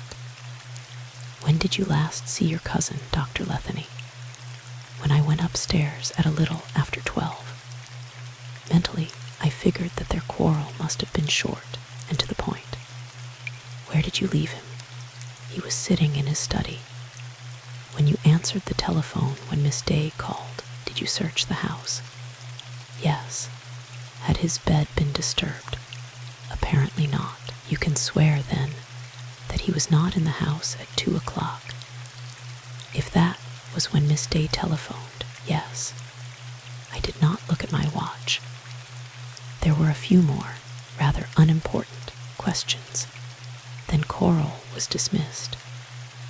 After that, the inquest rather dragged for a while, although Huldah telling very succinctly of Jim Gainsay taking out the doctor's sedan a short time before the storm broke was one of the points of interest.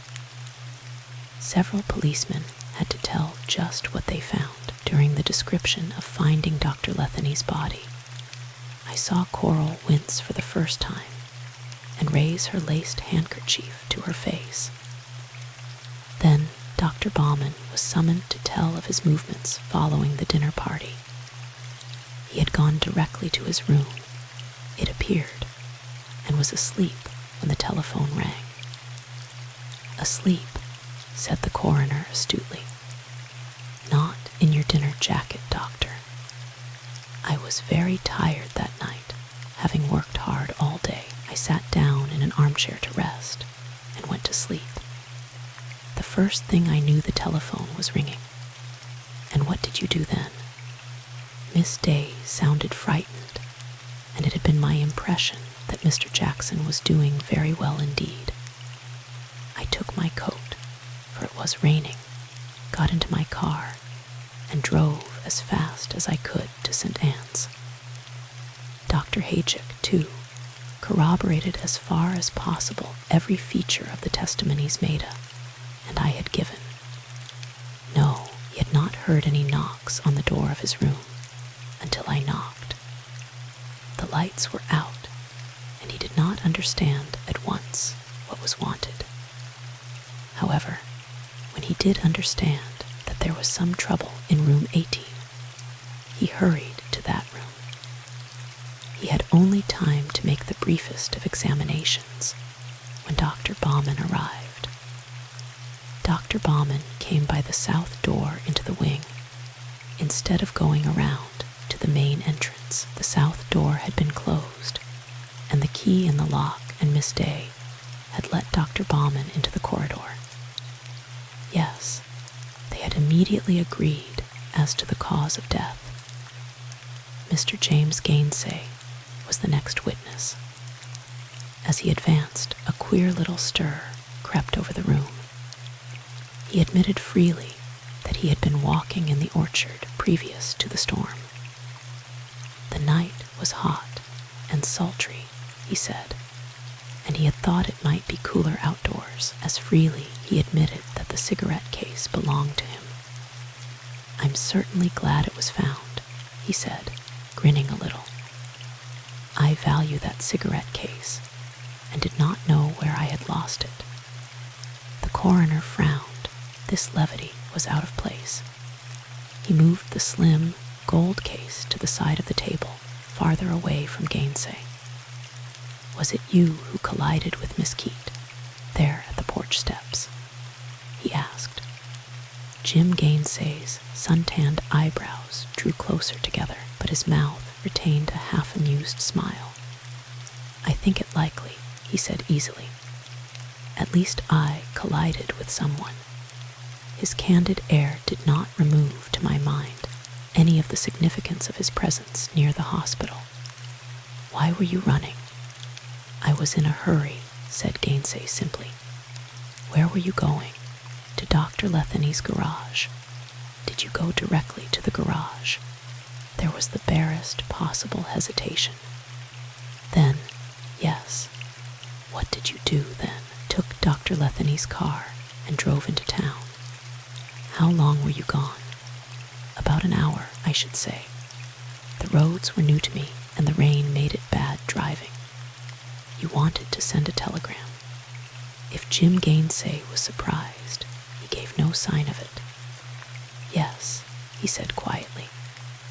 I don't know what it was in the tightening of his mouth and the quality of his voice that made me quite sure that the question had, in some manner, put him on his guard.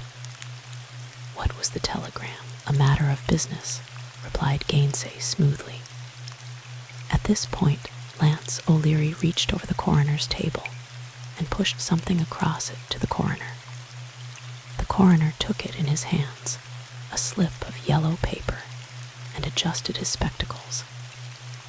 After reading what was written there, he glanced disapprovingly over his glasses at Gainsay, deliberately read the message again, and finally spoke. "Was this the message you sent?" "I'm sure I don't know," said Jim Gainsay, good-naturedly, though there was a wary look in his half-closed eyes. A little gust of laughter was frowned upon by the coroner, who poised his spectacles again to read in a measured way. "Delayed owing to unexpected development stop. Cannot make the Tuscania stop. May not get away soon, signed J. Gainsay." "That yours, huh?" I was astounded to see that Gainsay had gone rather white, and his jaw was set. "Yes," he said very quietly. "What do you mean, unexpected development?" "I am not at liberty to state." Something in Gainsay's manner seemed to irritate the coroner. "Not at liberty to state." "Well, see here, young man, you'd better be at liberty to state, and that mighty fast. You've admitted to skulking around St. Anne's, a time of night when respectable people are in bed and leaving cigarette cases." Now, remonstrated Jim Gainsay gently.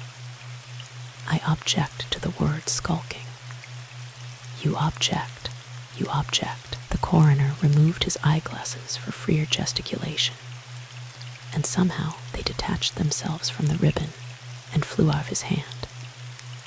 He paused in slight discomposure, and Lance O'Leary stooped, returned the eyeglasses, and as he did so, leaned over and said something in a low voice.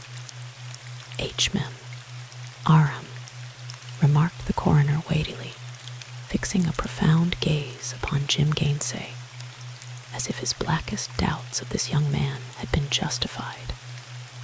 "That is all, Mr. Gainsay, for the present." He surveyed Gainsay unpleasantly and added, as if he liked the sound of the words, "For the present." The rest of the inquest was not interesting, and was mostly a matter of repeating things that I already knew. The coroner seemed rather addled, but very determined to catch somebody in an untruth. I knew where his trouble lay. It was not that he lacked clues. It was rather that he had too many of them, and they all seemed to point in different directions. I was glad that Lance O'Leary appeared to have kept his own counsel about certain matters of which I had told him, though I should have liked to see the faces of the board members if it had been brought to their attention that the morphine had very likely been stolen from our own south wing. The bell was ringing for lunch, when the coroner concluded his somewhat pointless inquiries. And after a few moments, in which the room was in utter silence, the decisions were given. I was not surprised to hear that Dr. Louis Letheny had come to his death at the hands of person or persons unknown. And a little later, in a hush so tense that we could hear the dripping of rain from a gutter pipe outside the windows, the same decision was given as to the death of our patient, old Mr. Jackson. We stirred our cramped muscles, rose slowly, and straggled out of the room by twos and threes. To tell the truth, I felt as if nothing but a formality had been accomplished, but as I left the room, I turned for a look backward and saw Lance, O'Leary's smooth brown head, bending close over the coroner's bald spot in earnest consultation. That one glimpse convinced me that O'Leary actually, if not openly, controlled the inquest, and did so to suit his own inexplicable motives. I longed to tell him of the mysterious visitor the south wing had had the previous night, but had no opportunity until later in the day. What with one thing and another troubling me, I did not rest well that afternoon. By the time I had napped spasmodically, had a bath, and got into a fresh uniform, and cap, it was 4 o'clock, and I wandered through the curiously hushed corridors, down the stairs, and into the general office. Miss Jones was writing in the record book of incoming cases, and I paused to find out who had been entered. It was something to know that even the disagreeable publicity we had been given had not affected St. Anne's prestige. "I'm putting him in 18 in your wing," she said as I bent over her shoulder. "In 18? Why, yes. The room is available for use, isn't it? He wants a downstairs room, and that is the only one left. Whose patient? Dr. Bauman's, I think, yes." She referred to the typed card. At the moment Dr. Bauman entered the room from the inner office. "Must copy this history, please, Miss Jones, and let me know if," he glanced at the record she was preparing. "Are you putting him in 18? He asked sharply. "Yes. Isn't that right, doctor?" His long fingers sought his beard perplexedly. "This affair is so recent," he said doubtfully.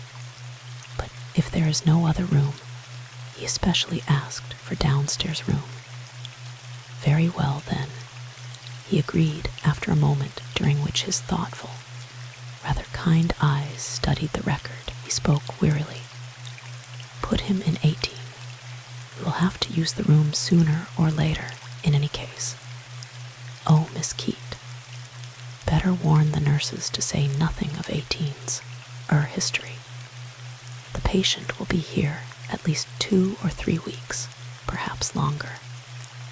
"Yes, doctor," I said as meekly as if I shouldn't have known that I must do that anyway. And I must say I did not relish the idea of a patient in 18, knowing, as I did, that if it proved to be a surgical case with no private nurse, much of the care would fall on my shoulders, which meant many errands into room 18. "Very good," he said, and turned toward the door. "Oh, Dr. Bauman," Miss Jones called him back hastily. "Did you not want me to copy that history?" Dr. Bauman wheeled, glanced at the typed paper still in his hand. "I forgot," he said abstractedly. "Thank you, Miss Jones." He handed her the paper. "The patient will be in about 6 o'clock, I think," he added as he disappeared. He had not any more than got out of the room when Dr. Hajic entered. "Was there a telephone call for me, thank you?" as Miss Jones handed him the pad with a number scribbled on it. He took down the telephone. "Main 2332, please," he said into the mouthpiece, adding aside to Miss Jones, Any new cases this afternoon? Yes, doctor. A Mr. Gaston is coming in. I have put him in 18. In 18? What? Oh, yes, Main 2332. He turned again from the telephone. Did you say you put him in 18? 18 in the south wing, he asked sharply. Why, yes, said Miss Jones. That was the only downstairs room left. But, began Dr. Hajuk, only to be interrupted by the operator's voice again. Yes, Main 2332. Oh, there you are. Yes, this is Dr. Hajuk. What's that? Did you take his temperature? Oh, yes, I see. Try a hot water bag and a little warm milk. Yes, yes. He hung up with a click. About that new patient, Miss Jones, I really don't think it wise to put him in 18. If he is inclined to be nervous, I was tired of discussing the matter. He will not know a thing about what has happened there. I interrupted very rudely and not at all in accordance with professional etiquette. We've got to use the room sometime. Why not now? Yes, agreed Dr. Hajuk, surveying me absently. Yes, I suppose so. Yes. Did you say he comes this afternoon? About 6 o'clock, said Miss Jones, and with a nod he swung toward the inner office. Thinking that I must see that room 18 was in order, I hurried toward the south wing. The room had not been cleaned beyond a brief straightening up, so I sent 2 nurses to clean it, and went along myself to superintend the affair. It was not pleasant to open that door, but I had opened it under still less agreeable circumstances. The room was very gloomy and cold, with dismal shadows on the white walls, and the window panes so beaded with moisture that the gray light from outside filtered but faintly into the place. I relented so far as to turn on the electric light, which threw the whole room into sharp relief, and the 2 girls set to work. The air was stale, so I crossed to the low window near the porch, unlocked the catch, and flung it wide, letting in the damp mist. I stood there, thinking of the intruder of the previous night. Who had been in this room? What had been his purpose? What would O'Leary say when I told him of it? Had the visitor escaped by this window? I looked at the wide sill. There was a screen there, to be sure, but it worked on a spring catch and could easily be opened from either side, this to facilitate the shaking of rugs and dusters and the adjusting of awnings. Idly, I pushed back the screen, running my finger along the sill. I was about to close it again when a faint reflection of light from something in the corner of the sill caught my eye. I leaned toward that corner to look more closely, reached out, and slowly turned the tiny flat thing over with my fingernail. It was a gold sequin. I should never have seen it save for that minute reflection of light, for the upper surface was all tarnished and stained, though the underside was still bright. A wisp of frayed green thread still clung to the small hole for a needle at the top of the flimsy bit of metal. I needed no one to tell me from where the thing had come. The night of June 7th, Coral Letheny had worn a dress of gold sequins, cunningly arranged over net, with flashes of green here and there. And it did not seem probable to me that she had worn the gown since that night. By the time I had digested this amazing fact, the girls, to whom fear seemed to lend astonishing speed, had got the room cleaned. A patient is coming, I explained to them. That is all now. They were glad to be dismissed and hurried away. I did not remain alone in that room. Strolling down the corridor, the tiny sequin still in my hand, occurred to me that it would be a fine thing to be able to tell Lance O'Leary, when I gave him the sequin, whether or not Coral had worn her gold gown since the night of her dinner party. Huldah would know, and somehow in the face of this last development, I had no scruples as to inquiring of Huldah concerning the affairs of her mistress. It was a matter of only a few moments until I was on my way. The path through the orchard squidged wetly under my feet. The trees dripped steadily on my starched white cap, and the mist lay so heavy and close that I could not see more than 10 or 15 feet ahead of me. The shrubs massed around the trees were hazy, shadowy outlines, and the raw air fairly hurt my throat. I walked on slowly through the wet alfalfa field, past the clump of pines that made a black blot amidst the fog, and through the gate. The porch of the Letheny cottage still looked dreary, and Huldah had not swept it that day. Coral came to the door. "Oh," she said unenthusiastically. "Oh, hello, Sarah. Come in." I was boring myself over a book.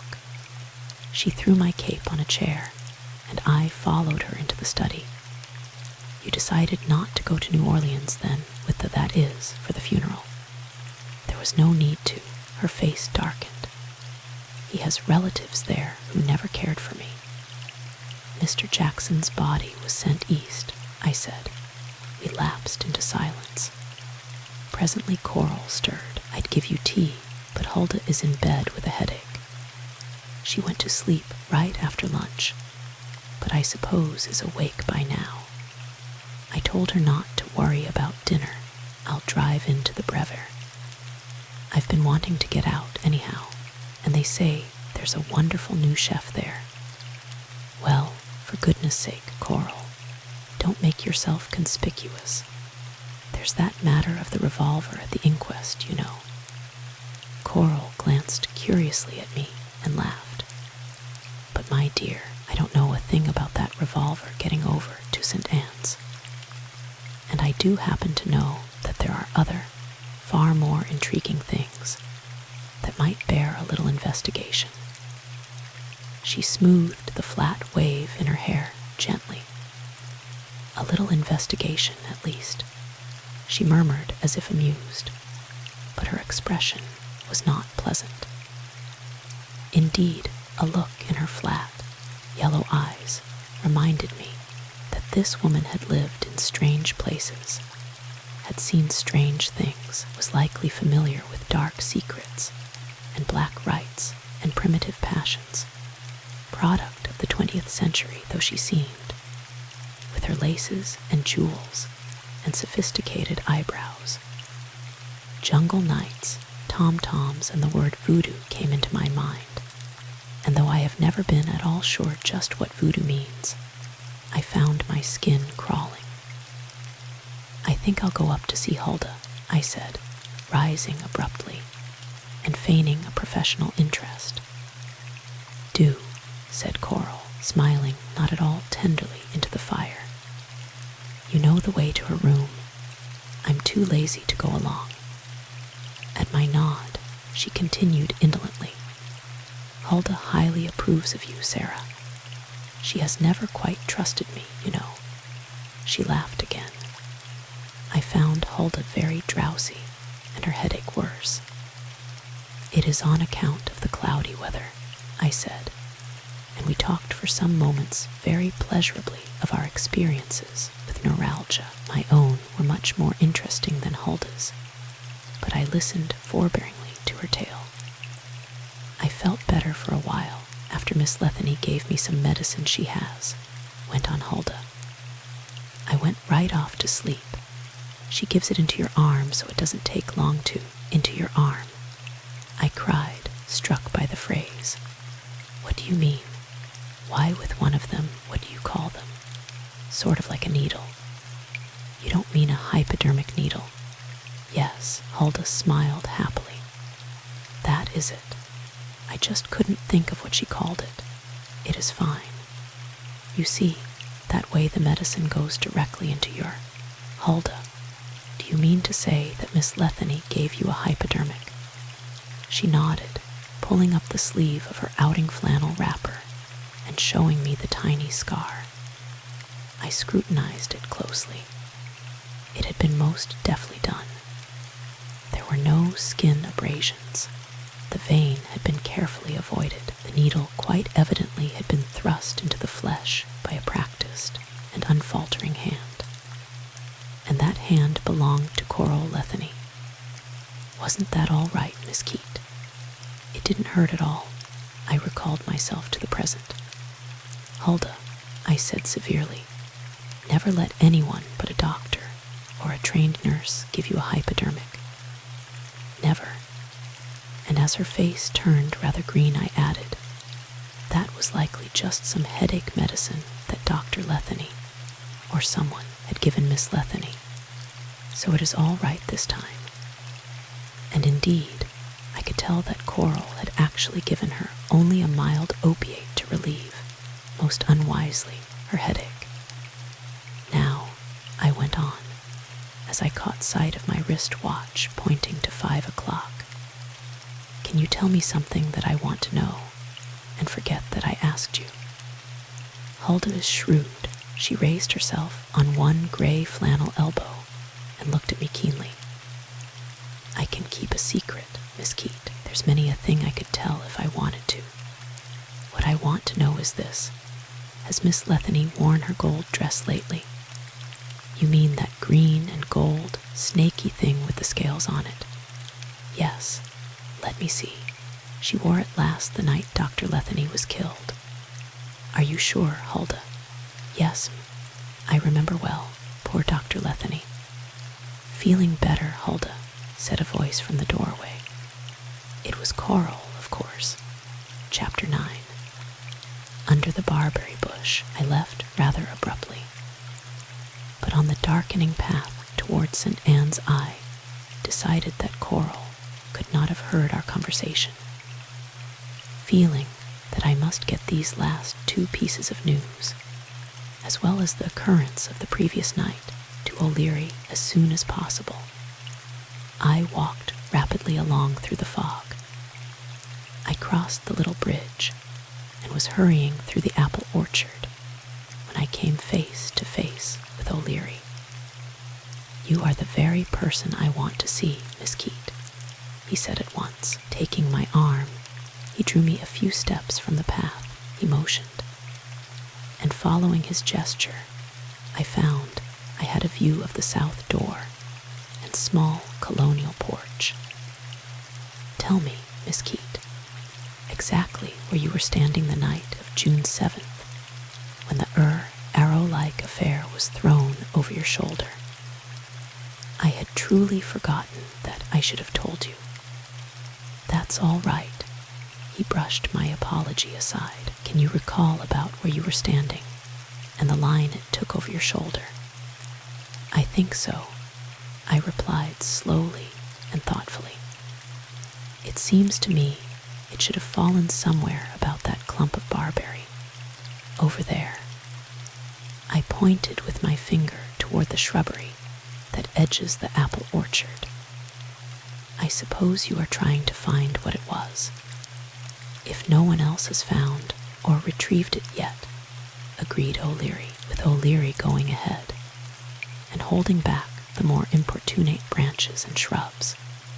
We made our slow way to the spot I had indicated.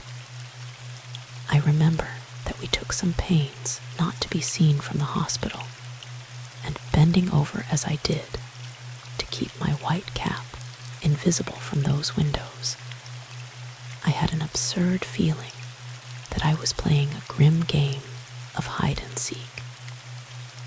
In the excitement of the search, I did not notice my soaked shoes and my wet hair, and remember only how I groped along the sodden leaf mold and around the slippery brown roots of the shrubs and trees. If we had known what to look for, it would have been an easier task. O'Leary informed me, after some 20 minutes vain delving in the wet underbrush. He was inclined to be a little pettish about it, implying that I might have noticed the thing more carefully. That remark was made the time he slipped on some wet leaves and flung his hands into a barberry bush to keep his balance. He looked amazingly human and ordinary, picking out the thorns. It was just a few moments after that I heard him utter a sudden ejaculation of pain.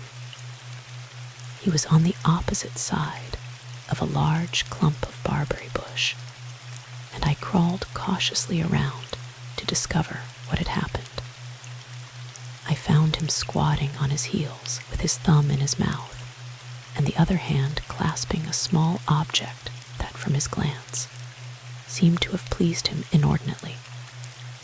"I found it, Miss Keate," he said, achieving triumphant utterance in spite of the thumb. "Look, could it have been this?" It was a mercy I was so near the ground, for my knees simply caved in under me. In his hand was a small hypodermic syringe. The nickel on it was rusted a little from the weather. This syringe whizzing over my shoulder was exactly what I had seen.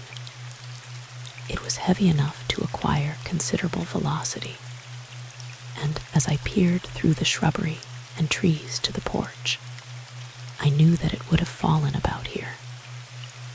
The trouble was that it looked very much like the south wing's missing syringe. Of course, all hypodermics are much alike, but I knew a certain way that it could be identified, for Maida had taken a cue from me and marked all her tools with a small scratched D. "Let me see it," I said. Without a word, he handed the thing to me. On the top of the little flat button was a rudely scratched D, rusty but still distinct.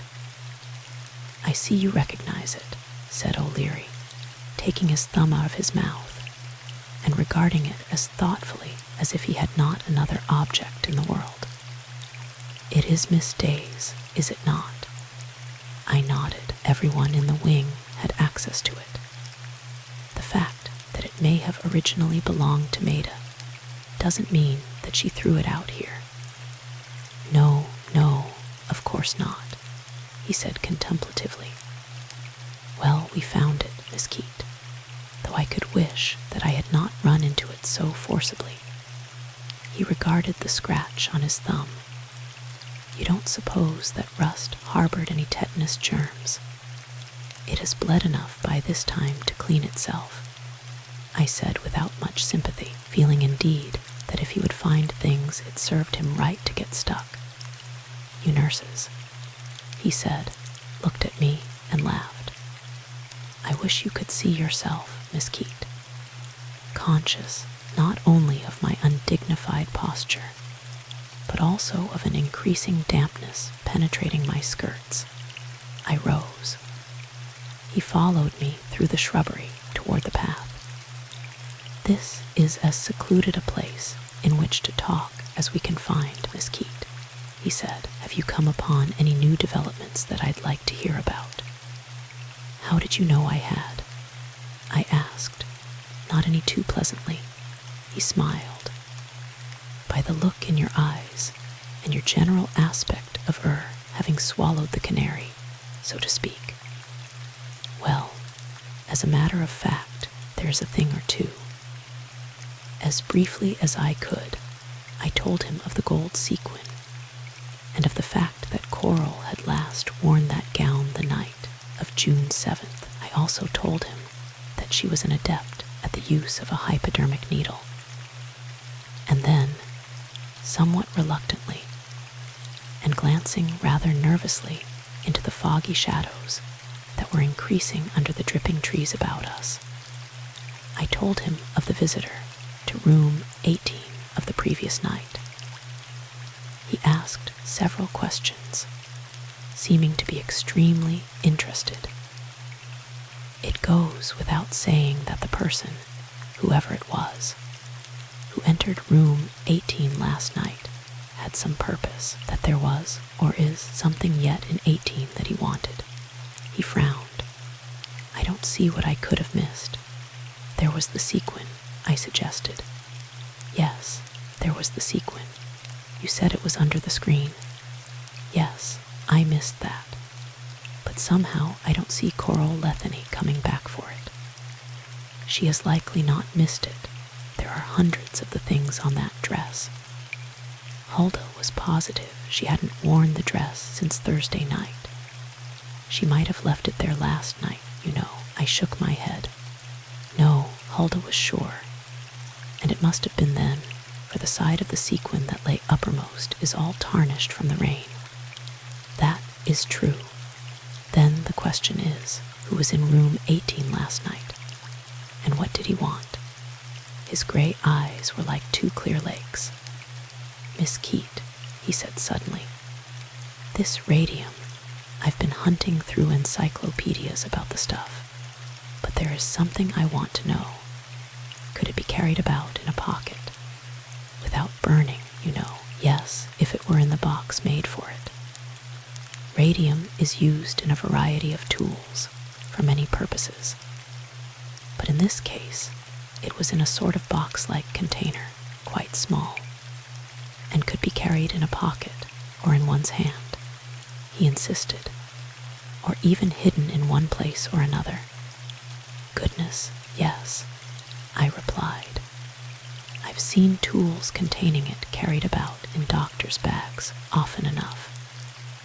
He did not speak for a moment or two, studying me in the meantime with thoughtful eyes that did not in the least see me. I should think that it would be hard to dispose of, though as to that, he broke off abruptly. Look here, Miss Keate, how is it that such a valuable thing is used with so little precaution against theft? In some hospitals, radium is guarded, I explained. There is one very large hospital to which patients come from all over the world, where guards are placed in the sick room whenever radium is used. But it was not deemed necessary here at St. Anne's. Nothing of the kind has ever happened before, and our class of patients is, as a rule, of the most respectable. St. Anne's, you know, has really the best standing. I stopped in the middle of my rather snooty remark as I saw the half-smile on his face. Still, it did happen, he said softly.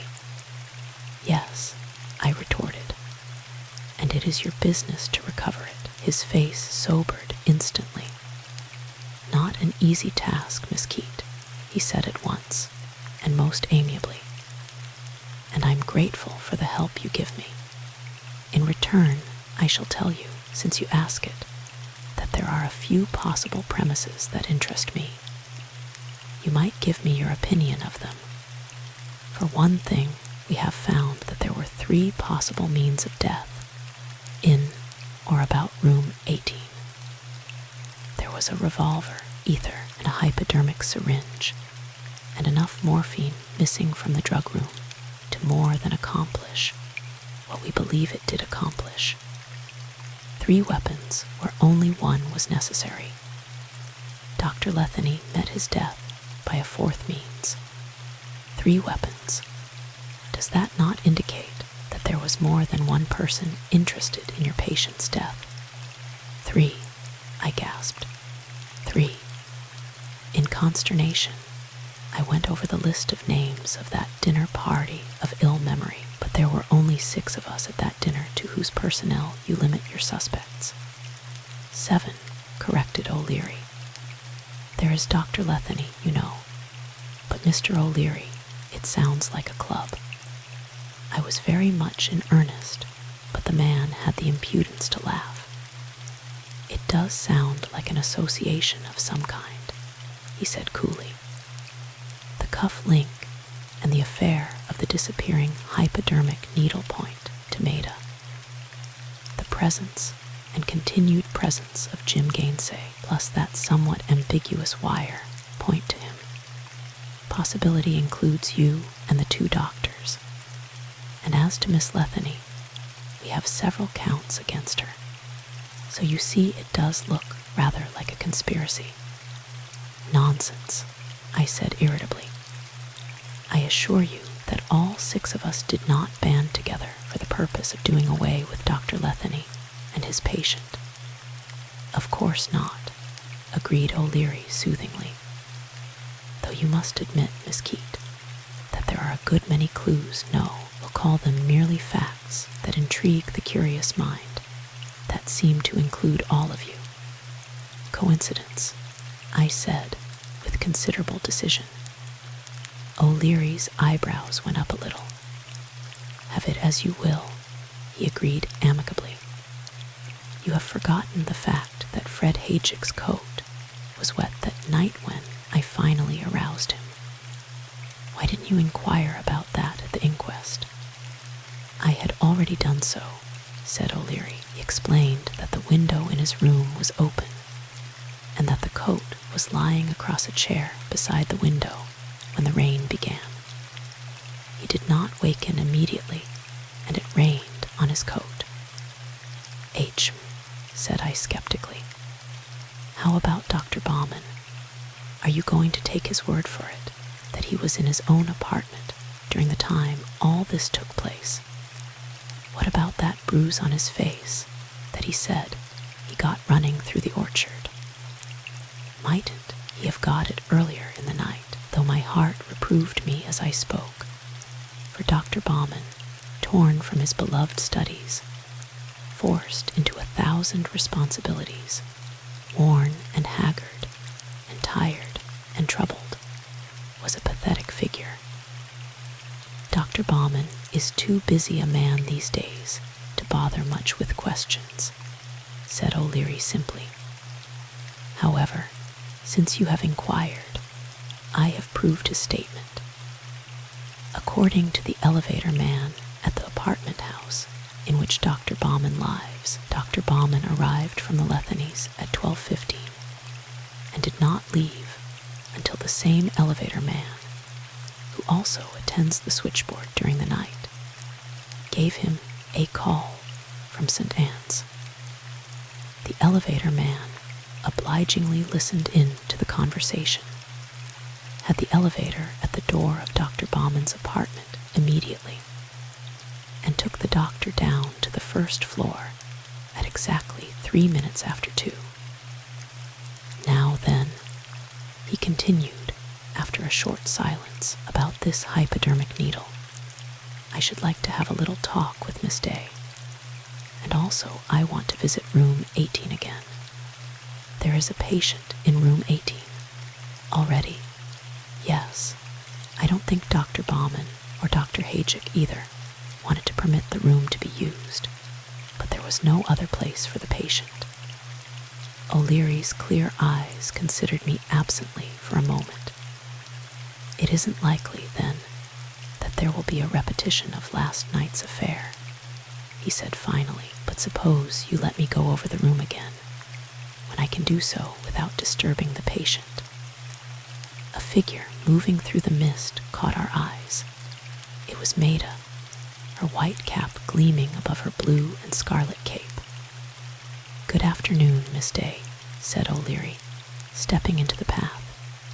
I think Maida was a little startled, for her eyes darkened, and she glanced hurriedly along the path toward the bridge. "But, good afternoon, Mr. O'Leary," she answered composedly enough. "Oh, there you are, Sarah," she went on as her eyes fell on me. "I was wondering where you had gone."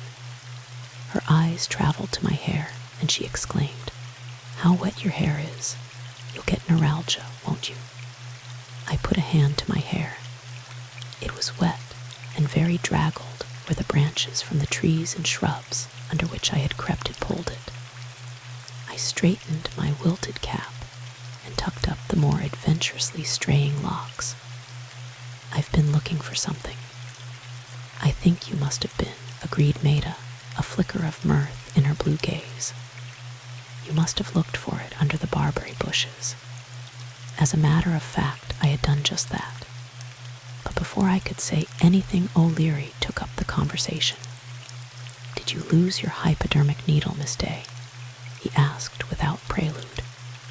Maida's face sobered instantly, and she glanced swiftly at him.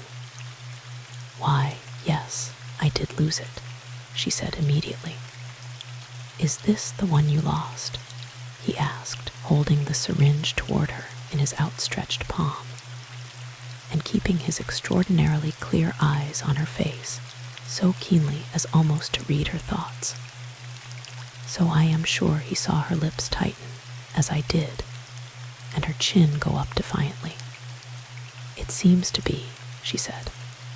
I had scratched my initial on mine. She reached for the syringe and turned it so she could see the small plunger with its marked top. "Yes," she said quietly. "That is my own syringe. I found it just now in a clump of bushes. Do you know how it got there?" "No," said Maida flatly. "Why, then," said O'Leary very softly, "did you replace it with Miss Keate's needle?" Maida turned toward me at that, her eyes again unfathomable.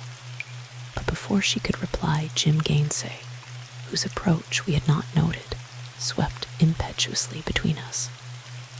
"Hello, Miss Keate, O'Leary. Here you are, Miss Day." And without any ado about it, he simply took Maida's arm and hustled her away from us, and along the narrow path toward the bridge, before we had time to blink.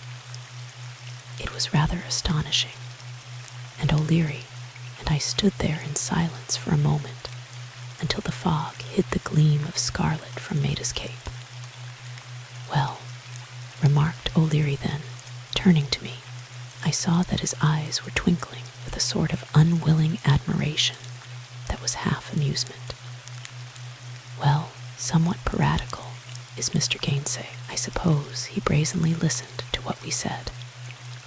It is evident that he did not want Miss Day to answer my last question also, that he is more or less in her confidence, and that he was meeting her by appointment. Or," he paused for a moment, "or it might be that he has reasons of his own for not wishing it to be known just why Miss Day substituted your needle for her own. At least," he concluded briskly, "he knows more than an innocent man should know," and with that I had to be content, for he would not say another word, and we walked silently along the dusky path until we came to the colonial porch of the south wing. "I'll go on around to the main entrance," said O'Leary then. "I want to use the telephone in the general office. I'll be around to your wing later. There is something about room 18 that I must know." He took off his cap as he walked away from me, a nice gesture that was somewhat marred in effect by his very dirty hands. Chapter 10. A Midnight Visitor. I slipped unobserved into the diet kitchen, where I left my cape, and to some degree repaired damages. I found, on emerging from the kitchen, that the new patient in 18 had arrived. It is a rule with me personally to superintend the installation of a new patient, so I went at once to room 18. I still found it unpleasant to enter that room, especially since the figure on the narrow bed reminded me forcibly of that other figure that had lain there. Mr. Gaston was an elderly man, somewhat peevish at being thrust into bed, and quite to my liking. He must have been a person of some importance, for flowers galore had already arrived, among them a potted lobelia, a sinister-looking flower that I have never liked. He replied rather bitterly that he was as comfortable as might be expected and asked for the evening papers. "I'm sorry," I said, "but we don't have them." "Don't have them?" he exclaimed, eyeing me shrewdly. Oh, yes, I see why. Where did all this trouble occur anyway? And see here, what's the matter with this radio? The thing don't work.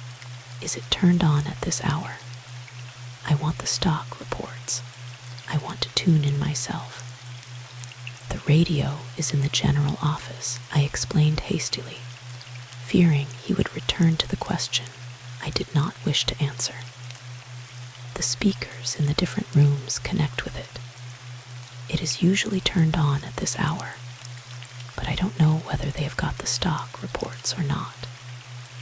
Well, bring me a speaker that works anyhow, he said, hitching himself on one elbow among the pillows, and then flopping back again. Anything for amusement. I suppose it will be bedtime stories. Well, bring him on, and you might slip me a cigar. I felt rather sad as I took the loudspeaker, pulled the plug from its connection above the bed, and started away. It doesn't take 5 minutes to place a new patient in his correct category, and I knew all too well where this one belonged. Someone had labeled them crippled captains of finance, and the title stuck. Being in a hurry, I took the faulty speaker into Sonny's room. He was engrossed with a new block puzzle, and paying no attention to the radio, so I exchanged the speakers, taking the one in Sonny's room to Mr. Gaston for the time being. Once connected, soft and dulcet tones rang through number 18, and then bunny brown eyes scampered along. "Oh, hell," remarked Mr. Gaston. "The dinner concert comes on at 7, I suggested. Think I can stand this till then?" He asked, but left the plug in. "Can you bring me a blanket or two, nurse? Somehow this room seems sort of, I don't know, cold, I guess. You might turn on that light up there, yes, and the one over the dresser, too." The light over the bed was already glowing, but I did as he asked, which only goes to prove that room 18 was already getting in its work. I left the door open and remember that I spoke very earnestly when I told him to turn on the signal light if he wanted anything. He did not have to listen to the bunny story after all, however, for I met Miss Jones coming along with a truck, and she told me that she was taking Mr. Gaston to Dr. Letheny's, that is, Dr. Bauman's office, for an examination. "He hasn't had his supper tray yet, has he?" she asked anxiously. Meeting O'Leary in the hall, I told him that room 18 was vacant for a few minutes. I went on downstairs to eat, however, and did not accompany him. But when I sat down to glance at the charts of the South Wing an hour later, O'Leary stopped beside me. "No luck," I said. "Not a thing," he replied. There was a distinctly puzzled look in his face. "Keep your eyes open tonight, Miss Keate. If anything occurs like last night, phone to me immediately. Here's my number. I'll sleep right by the telephone. Thanks. Good night." But before taking 5 steps, he whirled back to me. "By the way, Miss Keate," he said in a low voice, so that the little cluster of white-clad nurses around the dumbwaiter could not hear him. "By the way, it seems peculiar that after the inquest, when the matter of your seeing this hypodermic needle was brought to light so publicly, no one tried to retrieve it. One wonders why.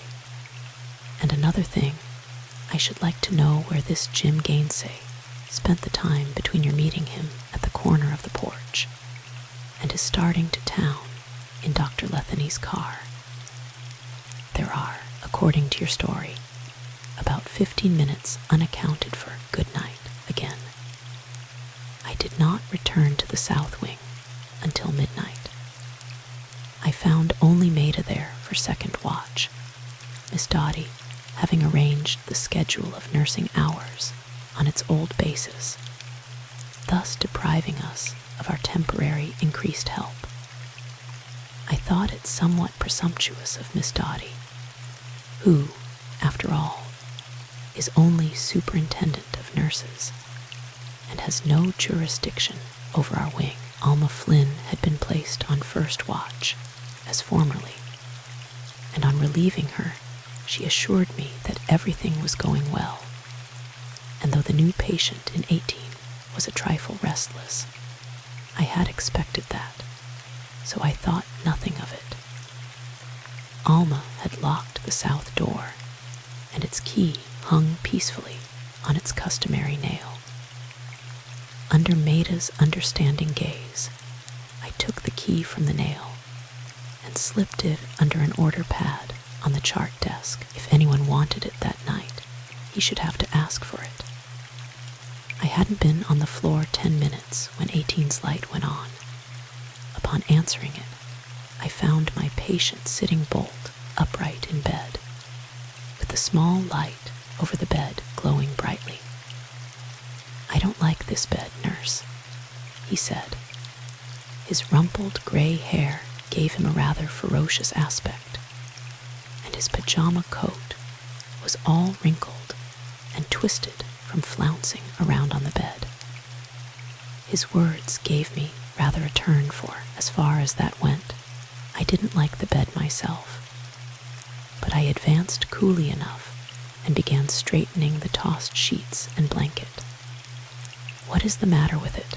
I asked in my professionally comfortable voice. I was not prepared for his reply. "It feels like a coffin," he said, staring gloomily at his feet. "Like a coffin."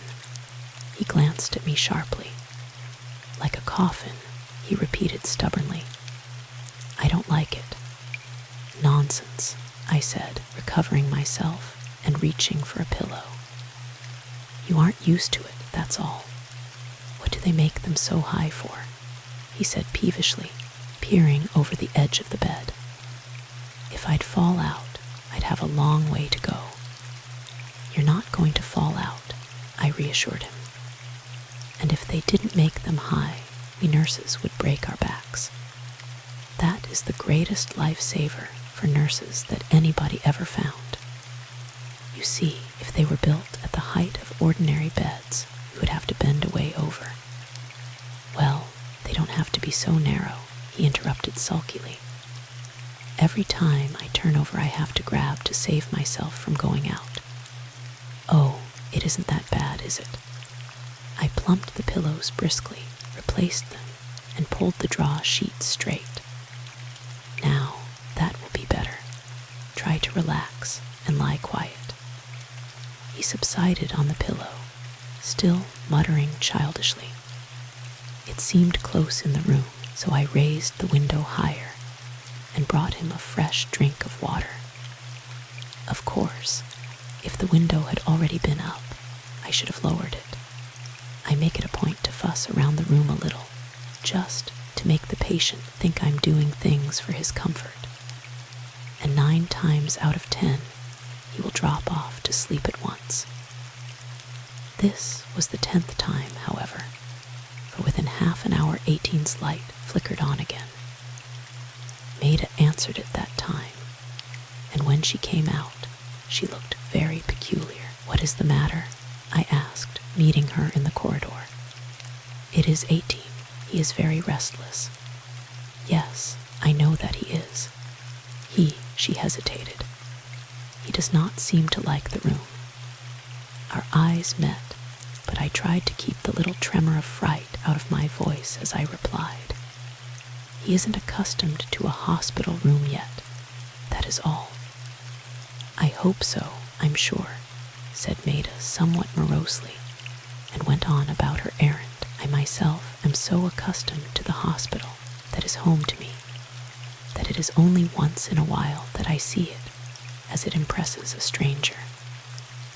For a singular moment or two that night, I saw it with alien eyes, so to speak. The corridor was long and strange and dark, with the vases of flowers along the walls making grotesque shadows against the lighted region of the chart desk, at at the extreme end of the wings. The hush that always surrounds a hospital, particularly at night, seemed unfamiliar and grim. The doors swung noiselessly. The little thud of our rubber-heeled shoes along the rubberized floor-runner seemed stealthy. Our hushed, low voices had a furtive note. The hospital odors of antiseptics and soap and medicines and sickness, with under it all a lurking, faint, but ever-present breath of ether, came to my nostrils with the clearness of novelty. The dim red gleams of scattered signal lights above the black voids that were doors seemed strange, too, and weird. I caught myself staring up and down the corridor, puzzled and wondering, and faintly frightened as if I were in a new and terrifying place. Then all at once, things resolved themselves into the old, familiar wing. But the feeling of uneasiness persisted. The patient in 18 finally turned off his light and must have gone to sleep, for we heard nothing of him for an hour or two. We were fairly busy, with little opportunity for conversation. Along about 2 o'clock, I found that Sonny had managed to acquire a sore throat, a hot, flushed face, and icy feet. I was hurrying for camphorated oil and a hot water bottle when 18's light shone redly above the door. I hastened to answer it. "Nurse," said our patient firmly, his eyes quite swollen from lack of sleep and his bedclothes more tousled than ever. "Nurse, I do not like this room. I want another." I sighed inwardly even as I went again about the business of straightening him and the bed. "There isn't another on the floor, Mr. Gaston," I said quietly. "And anyway, we can't move you in the middle of the night." "But I insist upon being moved," he said, with an odd mixture of childish pettishness and adult command. What would be the result if the world at large knew these important businessmen as we know them? Big babies. They are, most of them. "This room is exactly like any other room," I said. "I don't like it," he reiterated. There's noises." His eyes roved about the room uneasily. "There's noises, sounds like whispering." I'll not deny that these extraordinary words stirred my hair at its roots. "Nonsense," I brought out jerkily. "Nonsense. You are nervous." He was regarding me with shrewd little eyes. I stared back at him, trying to appear steady and at ease, but it was no use. He raised his hand to point a square forefinger at me, shaking it emphatically in my face. "I'll bet you $10, I'll bet you $100, right there in my pants pocket, that this is the room." Fascinated, I kept my eyes on the square finger. He did not need to say what room, for I knew well what he meant. I moistened my lips. "How about it?" he went on more briskly.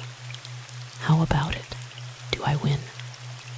And at my continued silence he chuckled, lying back again on the pillow. "I can see that I win," he said. He pulled the sheet up over his shoulders and stuffed the pillow more comfortably under his head. "Now that I know what the trouble is, I can go to sleep all right," said this amazing man. He laughed softly. "I'm no nervous woman," he went on with a touch of swagger. "Turn out the light, will you?" He closed his eyes with the utmost unconcern. "The whispers won't bother me now that I know what they are," he said casually as I moved toward the door. Still feeling shaken, I walked slowly along the corridor. What could the man mean? Resolving at length to take a lesson from my patient's sang-froid, I tried to shrug the matter away as a fancy on his part, and proceeded to take care of Sonny's needs, applying the hot water bottle to his throat and the camphorated oil to his feet in the coolest fashion, until Sonny remonstrated with a hoarse giggle. By 3 o'clock things had quieted down all over the wing. The patients were either asleep or resting, and the windows dark with the blackest hour of the night. Maida was sitting at the chart desk, her white-capped head bent over Eleven's chart, and I had gone into Sonny's room to make sure he was all right. The whole place was as quiet and hushed as a city of the dead. I took my thermometer and shook it vigorously, and in the very act of placing it between Sonny's lips, I lost hold on it, dropped it, and whirled facing the door. For without any warning at all, a scream was rising from somewhere in the wing. It rose and swelled to the very old roofs, choked horribly at its height, and ceased. It was a scream of stark terror, a woman's scream. Somehow I got into the corridor. Maida was there too, running toward room 18, and I followed her. It was Maida who reached for the light. It revealed our patient, half out of bed, staring with blinking eyes at something on the other side of the bed. We followed his gaze. Huddled there on the floor was a woman. We saw a dark cloak, a brown hand outflung, and metallic waves of hair. We both leaned closer. "It's Coral," cried Maida sharply. We turned her on her back. For a horrible moment, I thought that 18 had added another victim to its list. But all at once Coral opened her eyes, sat up dazedly, saw Mr. Gaston still sitting on the edge of the bed, and at the sight her mouth opened, her eyes glared, and she pressed her hand tight across her mouth, as if to prevent an outcry. The relief of seeing that she was alive was so great that Maida sank limply to a chair, and I turned in natural reaction to anger. "What on earth are you doing here, Coral?" I asked warmly. "What happened to you? Are you hurt?" She ignored my questions. "Who is that?" she whispered hoarsely, pointing to the bed. There was such urgency in her tone and gesture that I replied, "That is a new patient. A new patient. Here. Certainly, why not?" She looked at me. Her eyes were green and shone. "When did he come?" "Late this afternoon." "Why? What is the matter? Tell me what happened." She groped for the cloak, pulled it absently around her, and rose to her feet in one long, sinuous motion. "He frightened me," she said. "I thought I saw him lying there on the bed. I didn't know you had a patient here. I thought it was I thought." With a visible effort, she controlled herself, passed a hand across her pallid face. She looked terrible, grim, hag-ridden. Her lips were blue, her face ashen, and her eyes like a frantic cat's. And at the moment, we heard hurrying footsteps in the corridor, and Dr. Haychick, clutching a bathrobe around his pajamas, followed by Dr. Bauman, burst into the room. Dr. Haychick had a revolver in one hand, and at sight of us he paused abruptly. His eyes met Coral's for a long moment, and I experienced the strangest feeling that they were corresponding, without words or motions, there in front of my eyes. It was the briefest of impressions, gone before the thought had more than come to me, and I saw Dr. Haychick slowly dropping the revolver into his bathrobe pocket. "What is it?" inquired Dr. Bauman. In a few words, I explained the situation as far as I could. Dr. Bauman surveyed us all for a space during which I could hear my own heart thudding. Then he walked to the bed, drew the patient gently back, and pulled the covers over him. Mr. Gaston submitted without a word, his gaze still on Coral. "I was frightened," said Coral, her voice harsh. I thought, never mind what I thought. She tried to smile, and the grimace she made was dreadful. I must have fainted. I'm sorry to disturb you. This apology was not like Coral. I started to speak, stopped myself, started again. No one seemed to hear me. Dr. Haychick cleared his throat. Was there anything wrong? He asked in what struck me as rather belated inquiry. Began Coral again. Her face was looking a little less hideous, and by the time she had finished, she seemed more like herself. I did not know that there was a patient in the room. I saw his figure in bed there. It frightened me. I screamed and fell. I suppose I roused the whole hospital.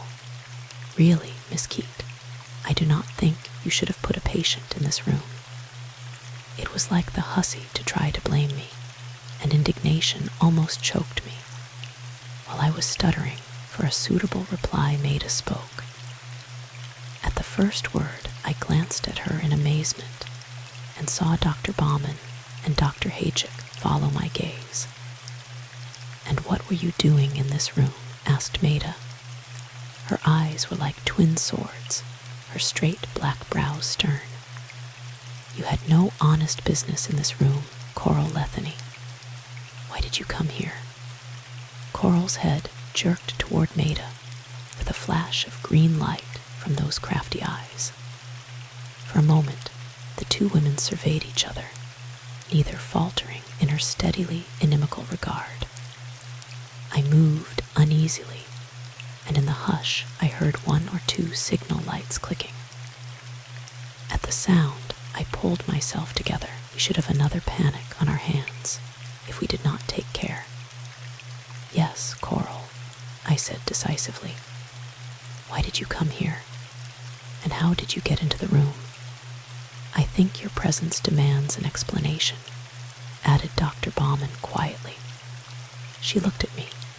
She swept Dr. Baumann's mild brown eyes.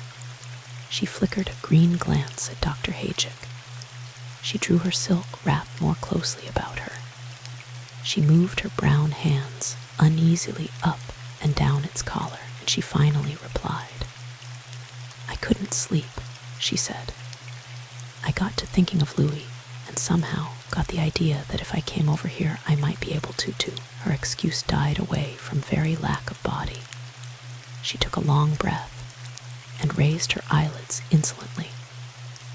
I felt I must see room 18, so I came. I got in at the window. If you have nothing more to say, good night. Her strange eyes swept us, and actually they harbored a gleam of amusement. Then she drew the cloak tightly about her, walked to the window, put one hand on the sill, and with a long, graceful movement, swung herself over the sill and through the window.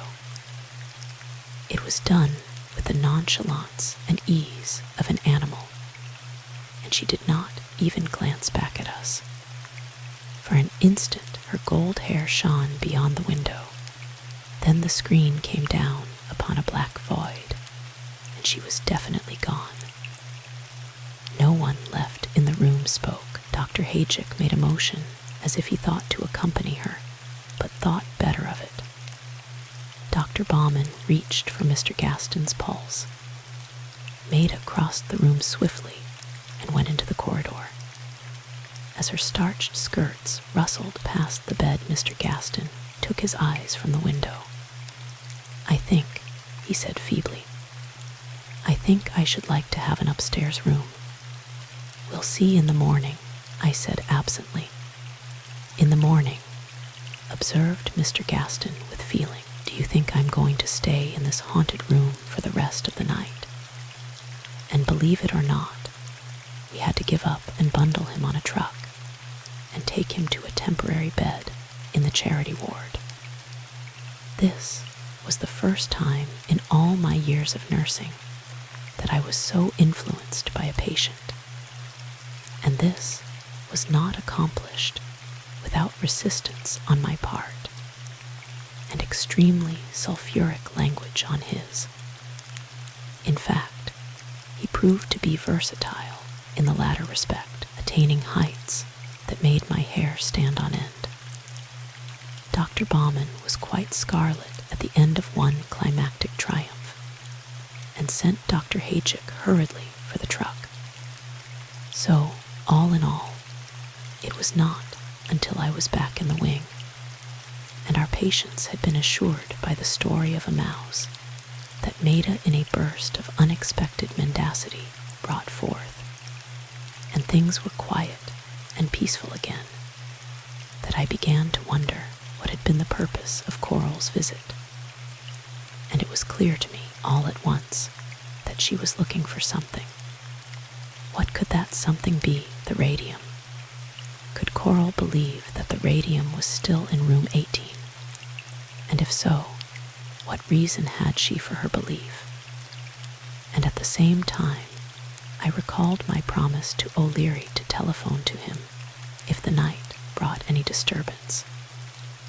It was with some trepidation that I convinced myself that he could do nothing till morning anyway, and it was as well that I had forgotten my promise. I did not for a moment believe Coral's faltering attempt at an explanation, but at the same time it occurred to me that had she been of a mind to lie, she could likely have invented a much more plausible and convincing tale than the one she told.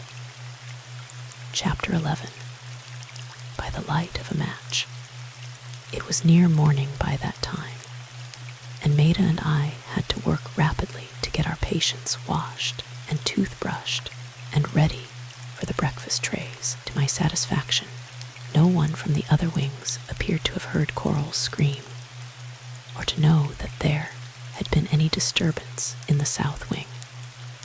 The morning passed quietly. I took a long-needed rest and did not see O'Leary until I came downstairs about the middle of the afternoon, somewhat to my disappointment, for I had anticipated telling him myself. He knew all about Coral's visit.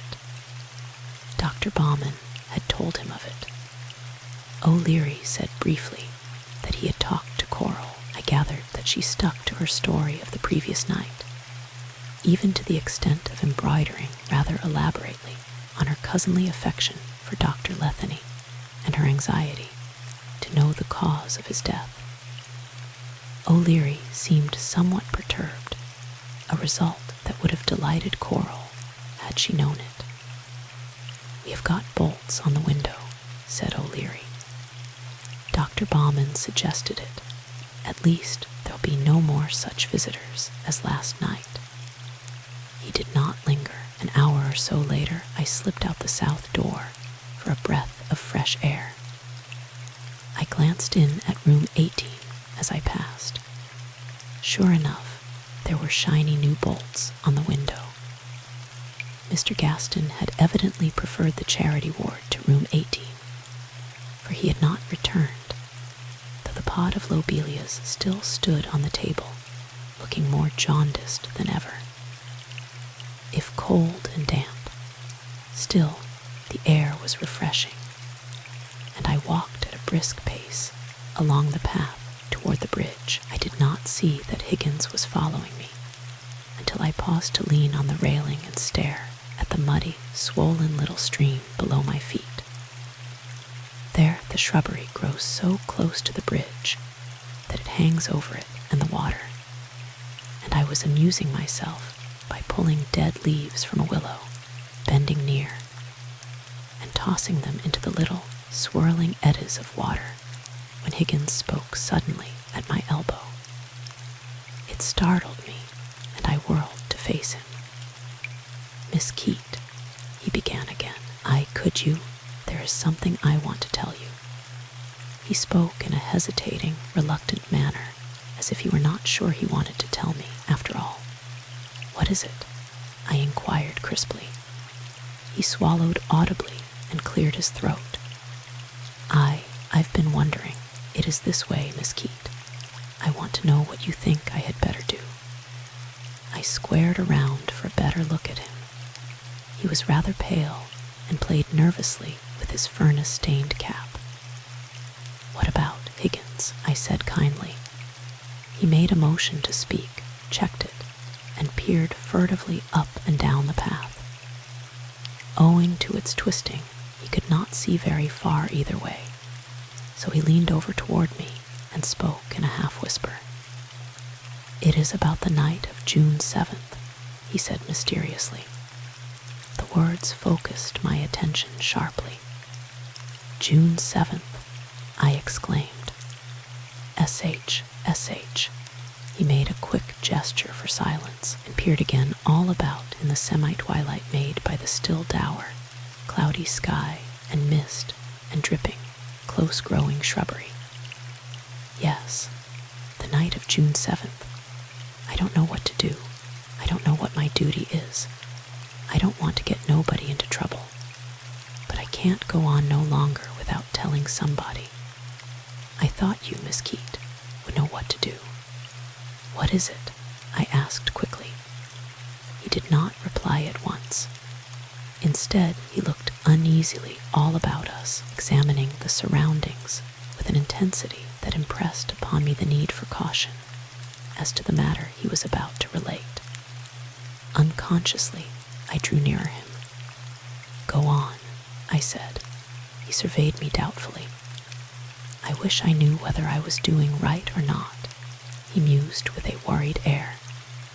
"You see, I don't want to get into trouble myself either. Poor Higgins.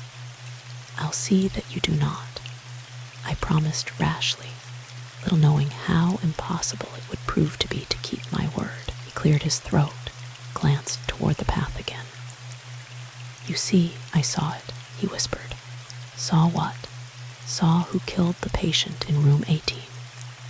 For a breathless second, I wondered if the man had taken leave of his senses. His gray face, his evident fright, the way his eyes shifted about, first peering in one direction and then another, convinced me of his sincerity. He must be speaking the truth. It was evident, too, and I did not wonder at it, that he was in a mortal terror of his knowledge. "How was it? What did you see?" I whispered too. "Well, it was this way." He began so slowly as to nearly drive me frantic with impatience.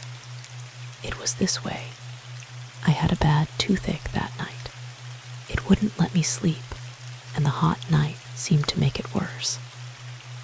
I finally got up and came upstairs to get Dr. Hayjick to give me something for it. I knocked and knocked at his door, but I couldn't wake him. "What time was that?" I asked. "I don't know exactly.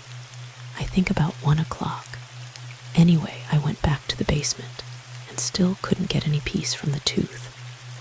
It ached, and I got up and tried to rouse Dr. Hayjick again. I couldn't wake him, you see. He wasn't there at all. So I let myself out of the main door and walked around the corner of the hospital. Sometimes Dr. Letheny would sit up late, and I thought that if there was a light in his study, I could get something for my tooth from him. It was the darkest night I have ever seen." He paused to shake his head dolefully. "Anyway, pretty soon I saw a sort of green light up there on the hill, and knew that Dr. Letheny was reading late. Well, I started toward the path, and it was so dark I could hardly find my way. When I got to the end of the south wing, I could see that the south door was open, and could see the light over the chart desk. The wing looked almost as dark as it did outside."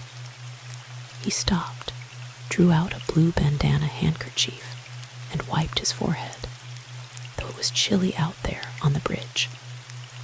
Then I heard something, a sort of sound like a footstep.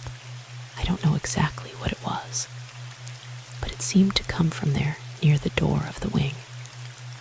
It flashed through my mind that someone was prowling about St. Anne's, and all at once I remembered about the radium being used, though I didn't actually think that anyone was stealing it. Anyway, I felt my way through the dark, past the porch of the wing. I went very cautiously and stopped when I heard, just on the other side of that big elderberry bush, 2 parties talking. He stopped and used the bandana again, and inwardly I cursed that ambiguous word of his class, party. Go on, I said impatiently. Who were they? I heard a little of what they said, he continued, impervious to my eagerness. I'll tell you about that later. I must have made some sort of sound, for all at once they stopped talking and went away. I followed them, but lost them in the darkness, and thinking from their talk that they would be coming back to the hospital, I felt my way back again, too. I was just in time to see a little light through the window of 18. It was the light of a match, and by it I saw the face of the party that he was whispering, that killed Jackson. I saw the radium being hid.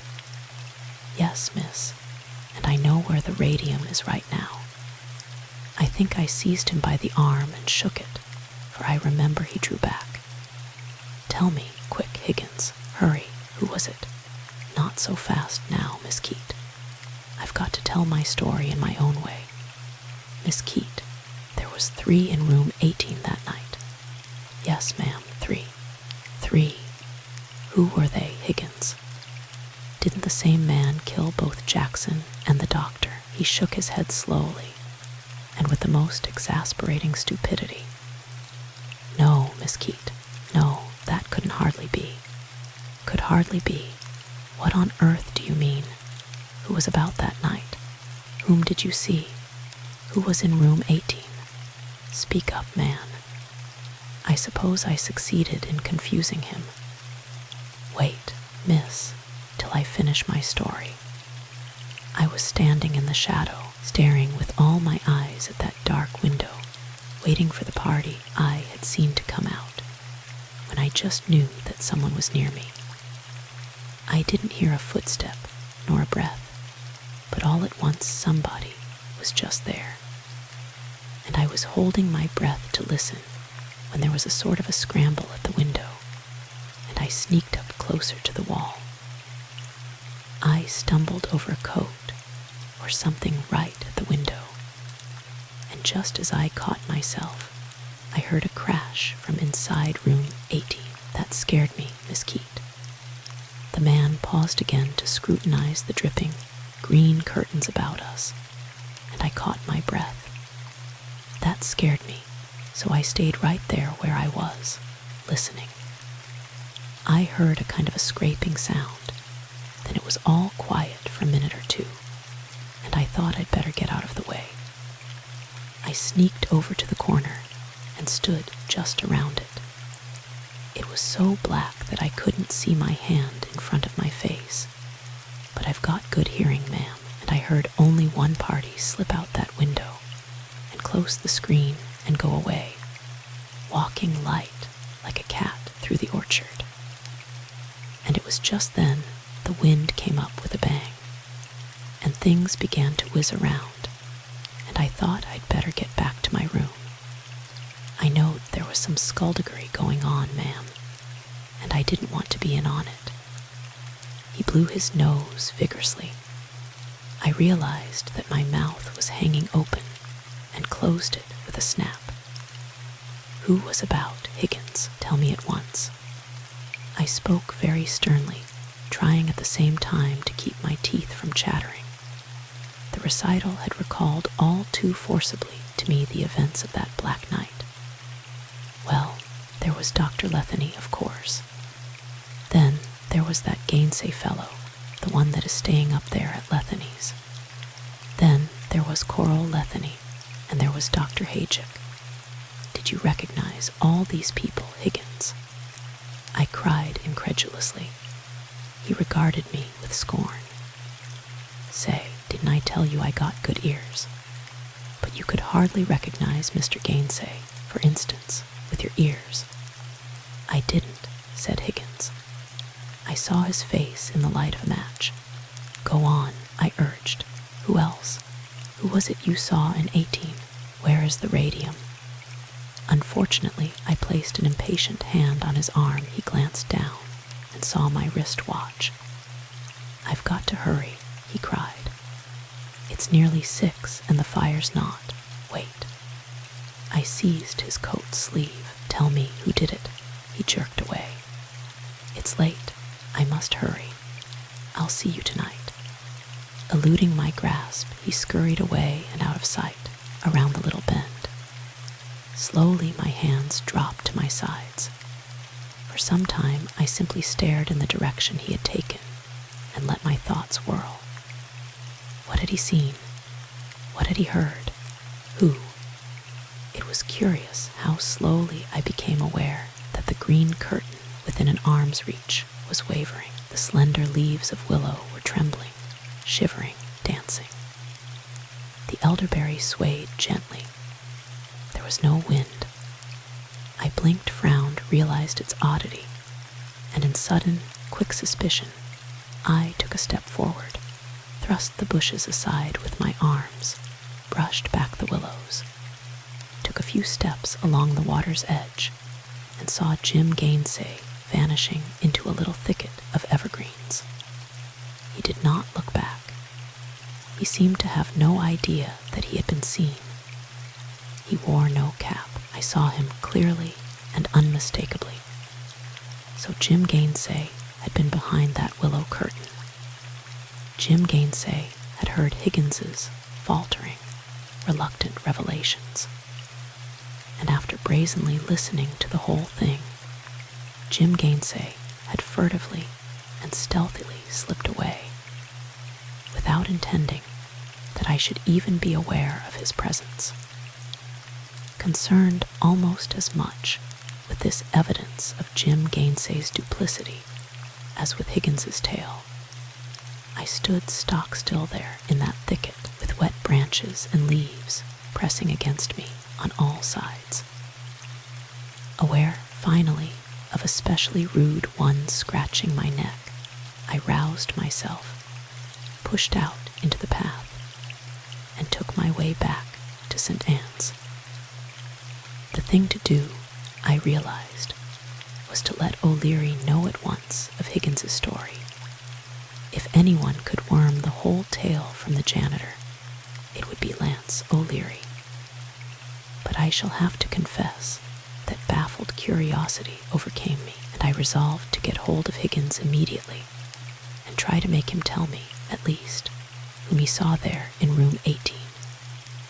The supper bell was ringing when I entered the south wing. I am not one to slight meals as a rule, but that was one time when I ignored the summons. However, Higgins was not about, and upon inquiry, someone said she thought he had gone into town. Reluctantly, then, I went to supper.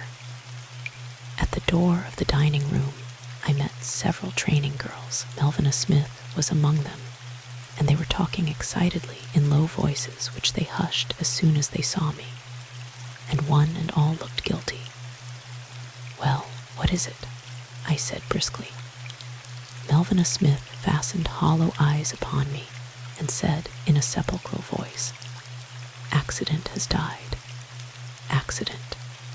Having for the moment forgotten the christening party, I was at a loss to understand her cryptic utterance, and wondered if she was quite right. Accident, confirmed Melvina. The third tragedy is on its way. I must say I don't in the least know what you are talking about, I remarked acidly. Melvina is very trying, and carries an element of conviction in her tones that makes one feel as if she is well informed.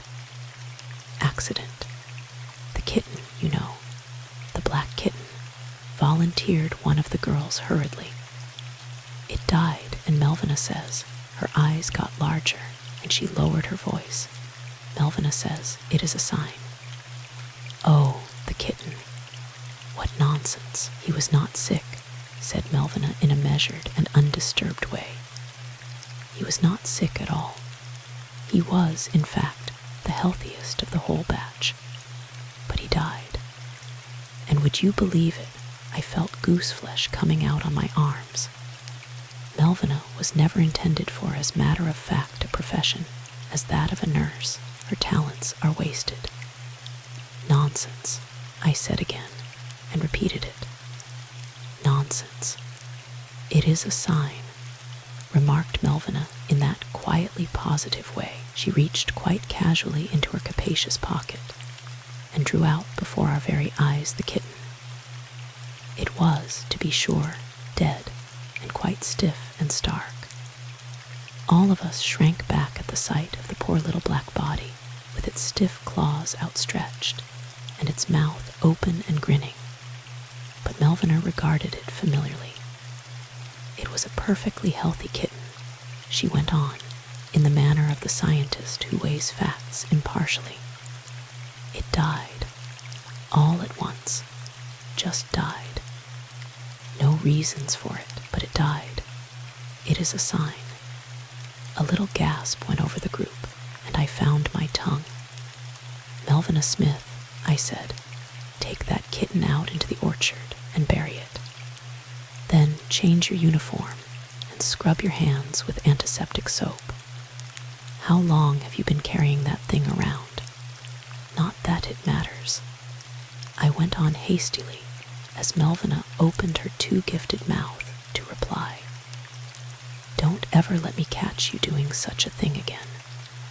Moreover, if I hear of you saying such foolish and, yes, wicked things again, I shall have Miss Dotty give you 50 demerits, and that means no Sundays off for the rest of the summer. Miss Dotty already knows about it, said one of the other girls. Melvina had it on the table showing it to us at theory class, and Miss Dotty didn't see it and put her hand on it. She was sick, added another girl solemnly. She was real sick, all at once. We wanted to practice what to do for nausea on her, but she didn't give us time. She is in her room now, concluded the first girl with a passionate devotion to detail. She is in her room with a hot water bottle and an ice bag and a bottle of camphor. Well, I said abruptly, feeling very much as if I were going to imitate Miss Dotty. Take that kitten outdoors at once, Melvina. Yes, Miss Keate, said Melvina dutifully. Do you have second watch in the south wing tonight, Miss Keate? Certainly, my why. Melvina sucked in her breath. Something will be sure to happen. May I help you, Miss Keate? Good gracious, Melvina, I cried, revolted. Do you mean to say you would want to be there if anything did happen? Oh, no, she said reluctantly, eyeing the kitten fondly. But something will happen, soon. It is a sign. Melvina, I must have spoken firmly, for Melvina wasted no time in going about her burying, and the rest of the girls hastened on down to supper. It was just after supper that I was called to the telephone. It was O'Leary, and his voice seemed very far away. Is there anyone else in the office? He asked. No. Is this line private? Is there a way for anyone to listen in? No. Then listen, Miss Keate. I can't get out to the hospital right now, and there is something I want to know. Has anything, any article of furniture, any bed linen, blankets, pillows, anything of the sort, been taken out of the room we are interested in? Only the soiled linens, I replied. There was a long silence, so long that I repeated my answer. Yes, I heard you, he said hastily. Are you positive about that? Think hard, Miss Keate. Not another thing. Oh, yes, last night I exchanged the loudspeaker in that room for another. You did? His voice was eager. When, before or after I was in the room? Before, sure. Yes, the patient complained that it wasn't working very well. What did you do? Where is it now? In Sonny's, that is, in the room where I put it, I suppose. Lord, I'm a dumbbell, said O'Leary heartily. "Miss Keate, listen carefully, please. Take that loudspeaker just as it is to some safe place, and don't let anyone have it until I come. Understand?" "Yes," I said slowly, "but do you think could it possibly be?" "That's all, Miss Keate," he interrupted. "Thank you very much." And before I could tell him of Higgins, he had hung up the receiver, and I was left shouting Mr. O'Leary into the mouthpiece. Feeling somewhat put out, I telephoned immediately to the number he had given me. A manservant answered and told me rather superciliously that Mr. O'Leary was out. On my saying the message was urgent, he brightened up, however, and took my number and name with alacrity, promising to have Mr. O'Leary telephone me as soon as he came home. It seemed evident to me that O'Leary believed the radium to be in the loudspeaker, and though at first I was disinclined to agree with him, for it seemed to me that was altogether too prominent a hiding place. By the time I had reached the south wing, I had had time to recall the purloined letter, lying there in plain sight, and was beginning to feel considerably excited and eager to get my hands on the loudspeaker. Those loudspeakers that we have at St. Anne's are, as Dr. Letheny had complained, specially made at the advice of a board member who deals in radios. They are built a good deal like a small round hat box on a standard. You've seen them. The parallel sides, or what would be the top and bottom of the hat box, are made of some sort of fancifully decorated parchment paper. They are quite attractive and have a clear, soft tone, very nice for a hospital. The more I thought of it, the more clearly I realized that here would be a place to hide the radium. There would be plenty of room. The speaker was inconspicuously prominent, if I may indulge in the paradox, and while appearing to be so permanently constructed, nevertheless, one of the sides could doubtless be removed and replaced with little evidence of tampering. It could not have been more than a minute or two later that I entered Sonny's room and got the loudspeaker. I suddenly remembered that it was out of order and had not been fixed, but fortunately, Sonny had not asked to have the radio turned on since I had transferred it from room 18. Or at least if he had, I hadn't heard of it. As I left the room, the corridors were deserted. I met Maida just outside my own room, and she saw what I carried, but said nothing. I went on into my room and closed the door. I had fully intended to remove one of the sides of the loudspeaker at once, but in the very act of doing so, I checked myself. So far as I knew, I might thus destroy some important clue. Lance O'Leary had said nothing about examining it. He had said only to place it in safekeeping. It was with some disappointment that, after staring at the thing for some time and shaking it tentatively at my ear, I placed it face downward on the lower shelf of the chifferet and locked the door. Now to find Higgins. Higgins was not easy to find, however. I hunted all through the basement, the ambulance rooms, the kitchens, even went out in the twilight to the garage, but Higgins was not to be found. It was dark by that time, so I took my way back to the hospital. Not willing to give up, I made another rapid search through the basement, but the only living beings I saw were Morgue and the cook, who was just going to bed with a stack of forbidden newspapers under his arm. The cook, however, had seen Higgins. "Not 20 minutes ago," he said positively. "Where? Let Let me see now. Seems to me he was walking down toward the apple orchard. That tall fellow, the one that is visiting up at Letheny's, was with him. Mr. Gainsay was with him. Sure, the cook was immediately interested. Sure, walking down toward the apple orchard, they was. Do you want to see Higgins, Miss Keate? Oh, it was of no importance, I said, and somewhat disconsolately departed. Chapter 12. Room 18 again.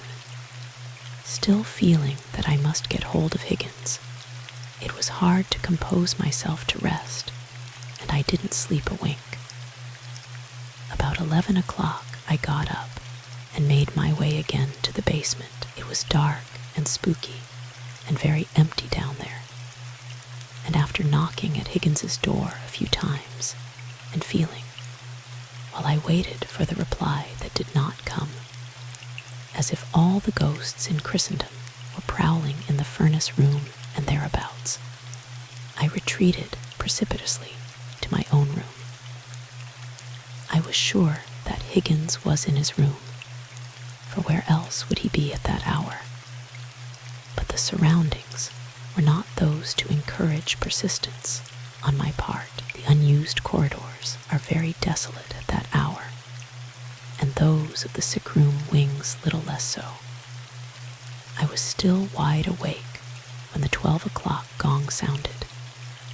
By that time, I was convinced that Higgins was deliberately keeping out of my way, and that in itself made me the more anxious to get in touch with O'Leary.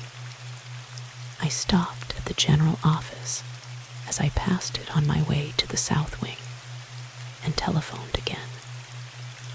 The same servant answered my ring, sleepily at first, but he awoke in a hurry when I told him that it was Miss Keate at St. Anne's, and that I must speak to Mr. O'Leary at once. You might try the police station, he said guardedly. I think he was investigating some telegraph messages that just came in. So I looked up the number in the telephone book and tried it. But though I tried and tried, the line was busy and kept busy, and I had to give up in order to be on time at the south wing. Alma Flynn was waiting for me, and Maida already busy about 12 o'clock temperatures. 11 is doing pretty well tonight, said Alma as we bent over the charts. 3 has a degree or so of fever, but has been fairly quiet. Oh, by the way, have you the key to the south door? No, she frowned. I couldn't find it. I had to leave the south door unlocked. Couldn't find it. No, it wasn't anywhere about the desk. Did you look in the lock? Of course, Miss Keate. And I asked the other girls. No one has seen it since morning. In view of the existing circumstances, I suppose it was natural that I should feel immediately alarmed. After Alma had gone wearily away to bed, I gave the chart desk and its vicinity a thorough search. What on earth are you doing? Asked Maida, coming along just as I had taken all the charts out of the rack and was feeling about with my fingers in the recesses left empty, looking for the key to the south door. I replied. Have you seen it? No, I have not seen it since last night. She waited for a moment, watching me rearrange the charts. I wish this trouble were all cleared up, she said, her voice somber. So do I. I replaced the last chart and turned to face her. The greenish light from above the desk made her face worn and colorless, and cast a sickly green glow over our white dresses. If we don't find it tomorrow, I shall have to have a new key made. I suppose we can leave the south door unlocked tonight, I decided irresolutely. I don't like to. I have had enough of people prowling through our wing. Maida's shadowed eyes met mine, and she shivered slightly. She attempted to smile, but her lips pulled tautly. "It is getting to disturb me more and more," she admitted. "Think of this, Sarah. It has been only 4 days since that dinner party of Coral's. Is it possible? So much has happened. It seems like months. This is Tuesday, I calculated. That was last Thursday night. No, Maida, 5 days. Well, 5 days then," she assented lifelessly. "What a 5 days. If it would only turn warm and summery and sunshiny again, I do believe things would be better off. I'm sure I should be at least." "I dislike this constant drizzle," I agreed, without much spirit. "There is something honest and wholehearted about real rain, but weather like this is wretched. Everything I touch is clammy like a dead man." She whispered the last words, and I think they came as a surprise to her, for she looked frightened and a little shocked. A small red light shone down the corridor above a door, and I started to answer it. "Don't forget to keep my eyes on the south door," finished Maida with a bleak smile. "Exactly." I tried to smile, too, I remember thinking, as I walked briskly toward the signal, that our words were not unlike those of soldiers going into battle, in spirit, at least. I saw something of that in 1918. I was in a hospital that was once, mistakenly, I hope, shelled.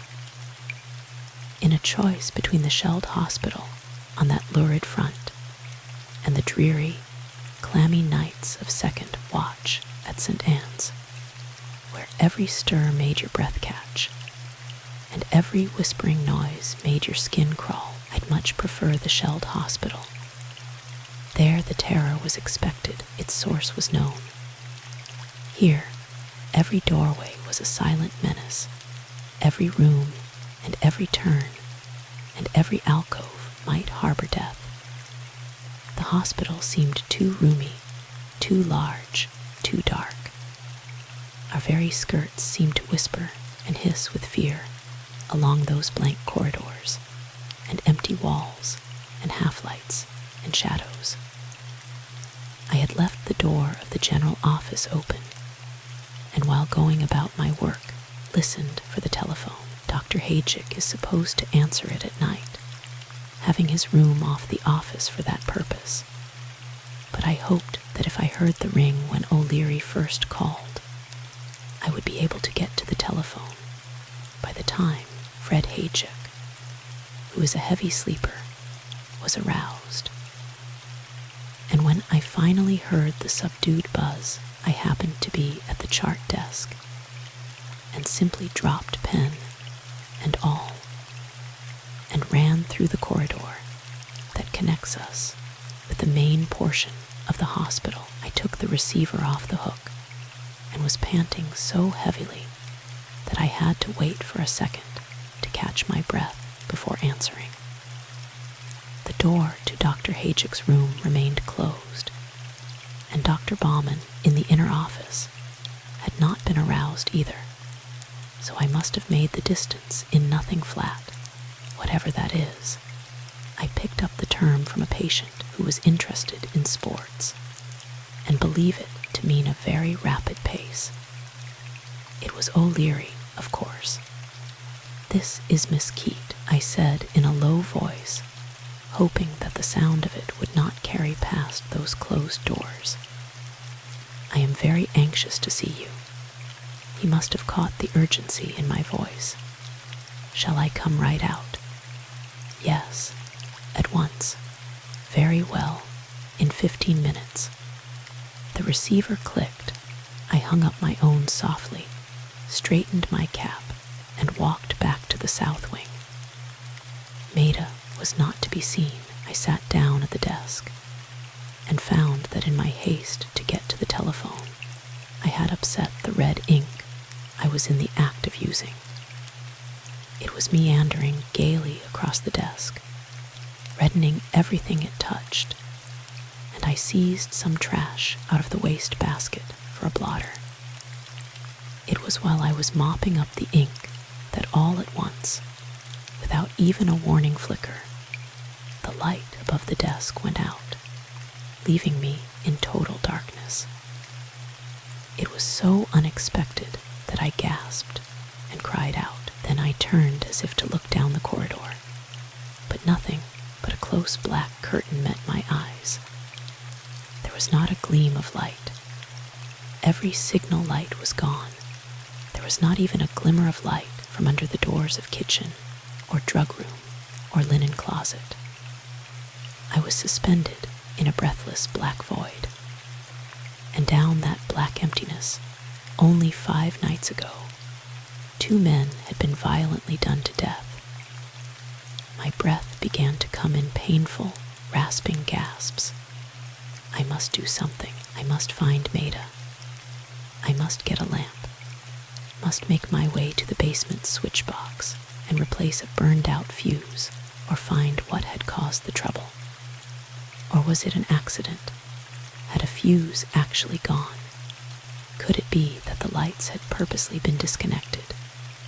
The terrifying question had not more than entered my head when from somewhere down the corridor a cold current of air struck me. I shivered. Some door or window had been opened. Some door, the south door. Was it the south door?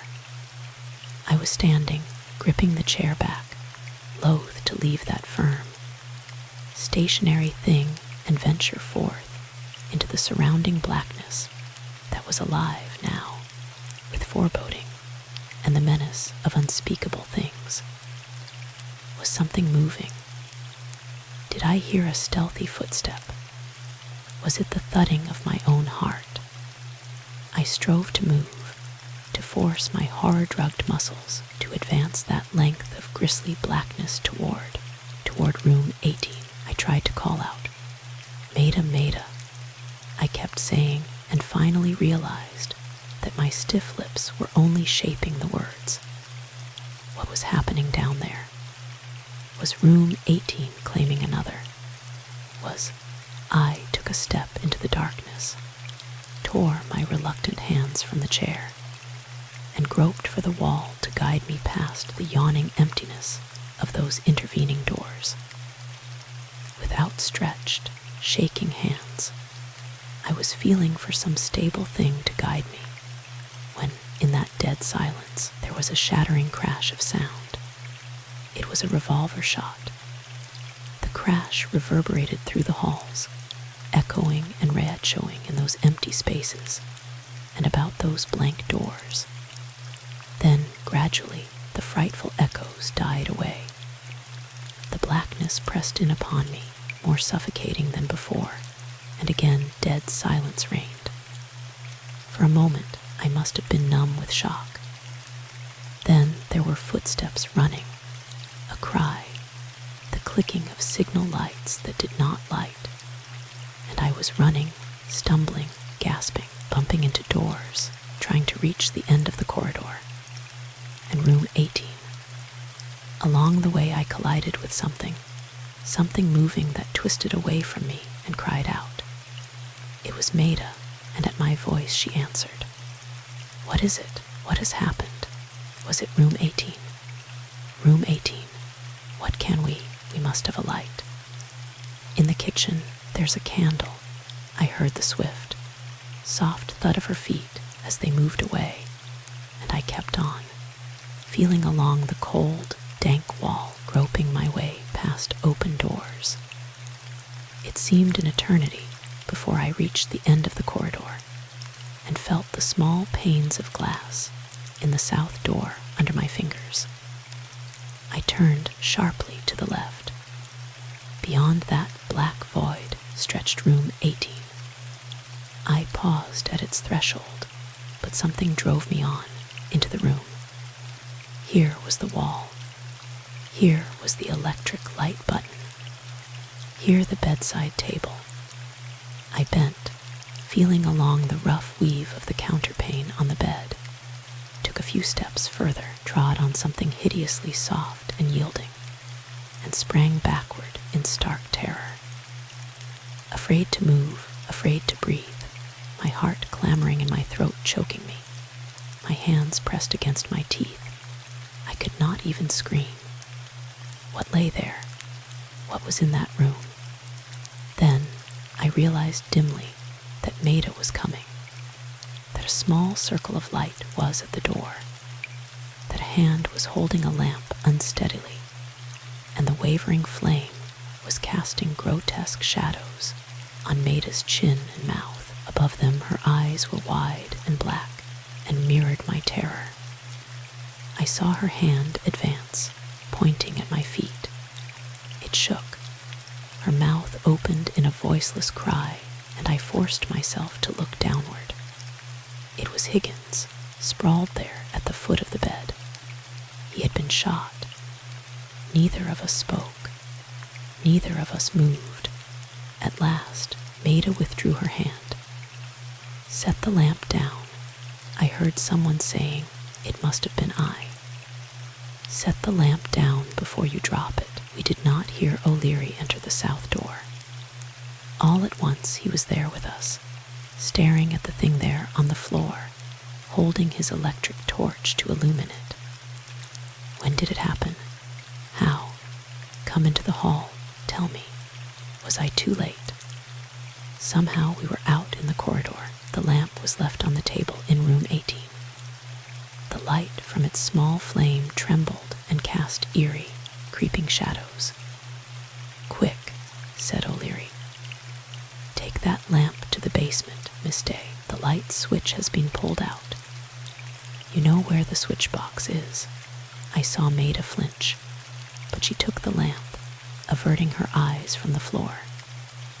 "Hurry." "No, Miss Keate. Stay here, please, at the door. If anyone tries to get in, stop him. Scream. I'll not be far away." In a flash he was gone, out the south door. I was still standing as if petrified, there in front of the south door, when the green light over the chart desk at the opposite end of the corridor flashed up, and the little red signal lights gleamed suddenly all up and down the hall. I breathed a sigh of relief. Maida was all right then. And in another moment or two, her white uniform came into view at the chart desk. "All right, thank you, Miss Keate," came a voice at my elbow. It was O'Leary, his hat gone, his hair ruffled, his eyes shining like phosphorescent flashes on a deep-lying sea. "Come with me, please," he said. "Was the fuse burned out?" asked O'Leary as we met Maida, who was hurrying to answer the signals. She shook her head. Her eyes were hollow and dark, and her face as white as her cap. The main switch had been pulled out. "What I expected," muttered O'Leary as we sped along the corridor. Lights were gleaming from the north wing, and the night duty nurses from that wing were clustered in a frightened group in the main hall. As they saw us, they ran forward. "What was it, Miss Keate? We heard a shot. What has happened?" And down the stairs tumbled several nurses in uniforms and kimonos, and Miss Dottie with her hair in paper curlers, and her eyes distracted. O'Leary paid no attention to them. I followed him into the general office. He rapped sharply, first at Dr. Hajick's door, then at the door of the inner office. Then he put his hand on the latch of the door to the inner office and pushed. It was not locked and opened readily. The light from the office streamed through the door. "O'Leary, what has happened? What is it?" Dr. Bauman, his eyes blinking anxiously in the light, was tossing back the covers and springing from his bed. "There has been another murder in room 18, said O'Leary. "Another what? Who?" "The janitor Higgins," and at that second the door to Dr. Hajick's room opened, and Dr. Hajick, his bathrobe hugged about him, ran toward us. "What was that? What did you say?" "Higgins dead." In a few terse words O'Leary explained, and by that time We were all hurrying back to the south wing, Dr. Bauman's white pajamas leading the way. I did not enter room 18 again with them. There was plenty of work waiting for me in the wing. As if to make bad matters worse, the nurses from all over the hospital were crowding into the south wing corridor, their pallid faces and wild questions adding to the confusion. The excitement was becoming tumultuous when Dr. Bauman came into the corridor, a strange figure in his pajamas and bare feet, his thin hair rumpled and his eyes worried. "There has been an accident," he said. His voice carried, though it was very low. "Please return immediately to duty. Do not be alarmed." And it was curious to see the nurses scattering hastily, like frightened children caught in mischief. For a while, I had not time or eyes for anything but work. It was difficult enough to calm and soothe the patients of our wing, and I paid no attention to the closed door of 18, the flying trips through the corridor made by the two doctors, or O'Leary's gray suit and thoughtful countenance, and shining eyes here and there about the wing when the police began to arrive, entering the wing by the south door so as not to be seen by those from other wings. It was a great deal like the repetition of a bad dream. It continued so until along about 4 o'clock, when an ambulance, gleaming oddly white and distinct in the cold gray dawn, was drawn up at the south door. I did not see them leave. I was trying to control my still shaking hands in order to get the neglected charts written up before turning things over to the day nurses, when O'Leary paused beside me and sat down in the vacant chair. "What is that on your hands?" he asked suddenly as I wrote. I glanced at my hands and jumped. Oh, I remembered. It is only red ink. I was cleaning up some that I had spilled when the lights went out. "When the lights were turned out," he corrected. "Soon will you finish that thing?" "I am through now." I verified the chart hastily and thrust it in its place in the rack. "Have you found anything?" "Yes," he spoke coolly. "I have found a good deal. First, though, why did you telephone for me?" "Why, it was Higgins. It was Higgins, and now it is too late." His gray eyes studied me. "What do you mean?" My heart began to thump as speculation aroused within me. "Higgins," I said, dropping my voice to a whisper. "Higgins saw the face of the man that killed Mr. Jackson." There was a moment of silence so profound that the very walls seemed to whisper and echo my words. Someone in the kitchen nearby dropped a spoon, and at the metallic little rattle O'Leary stirred. "Higgins saw the face of the man who killed Jackson," he repeated slowly. "How do you know, Miss Keate?" As rapidly as possible, I repeated to him the whole of my amazing conversation with Higgins. Then, more reluctantly, I told him of Jim Gainsay's presence back of the willows, where he could overhear every word we had spoken. I told him also of what the cook had said. His inscrutable eyes studying me shrewdly, O'Leary said nothing until I had finished. Then Jim Gainsay heard Higgins not only admit his dangerous knowledge but promise to tell you tonight the name of that man. Tonight. Yes. Then, as I caught the emphasis, I went on hurriedly. But Jim Gainsay had nothing to do with his death. I saw nothing of Jim Gainsay tonight. I am sure. My voice trailed breathlessly away under O'Leary's sharp regard. And as far as we know now, Jim Gainsay was the last person to see Higgins alive. He continued quite as if I had not rushed to Jim Gainsay's defense.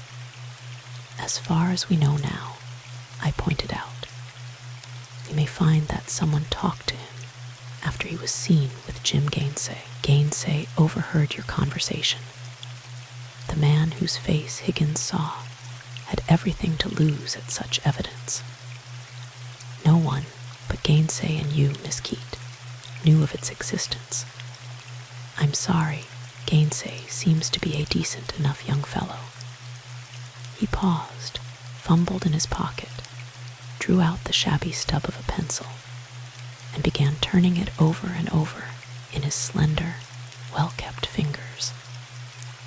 The light above my head was paling in the slow, gray light of early morning, which was struggling in through the windows and making the whole place more desolate and more grim and forbidding than it had been in the dark of night.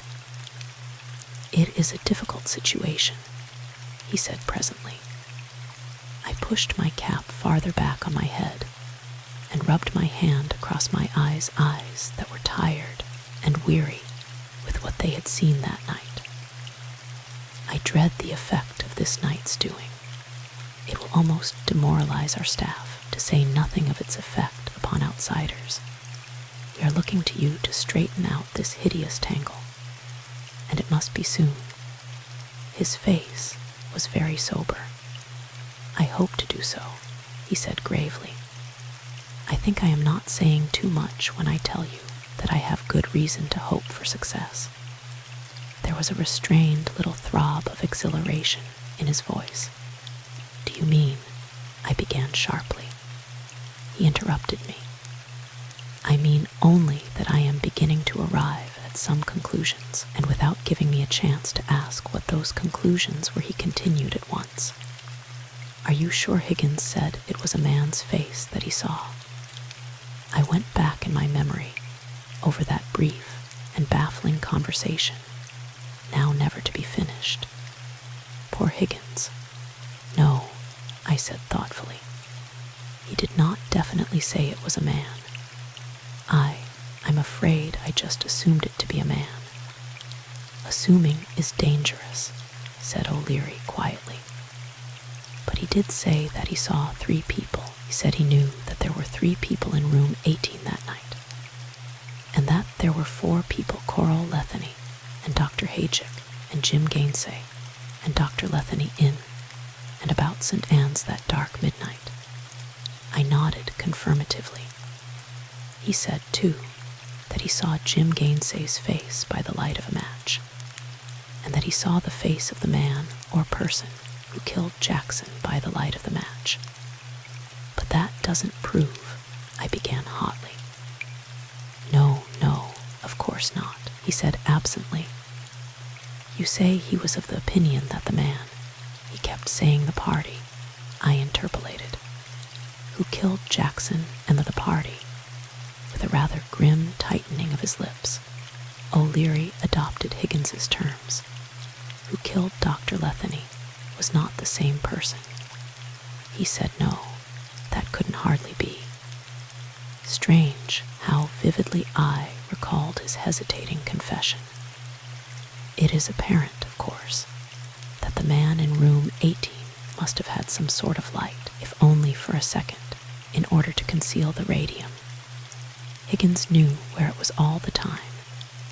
He swore to me that he had slept through the whole night. Well, O'Leary's shoulders lifted a little.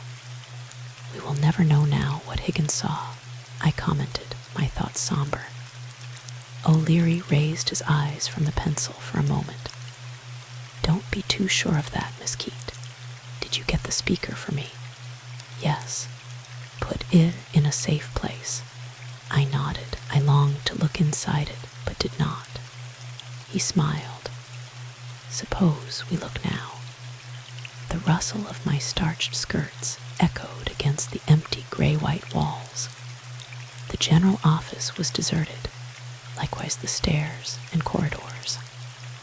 Once in my room, I unlocked the door of the chifferet, withdrew the speaker, and holding it carefully, hastened back to the south wing.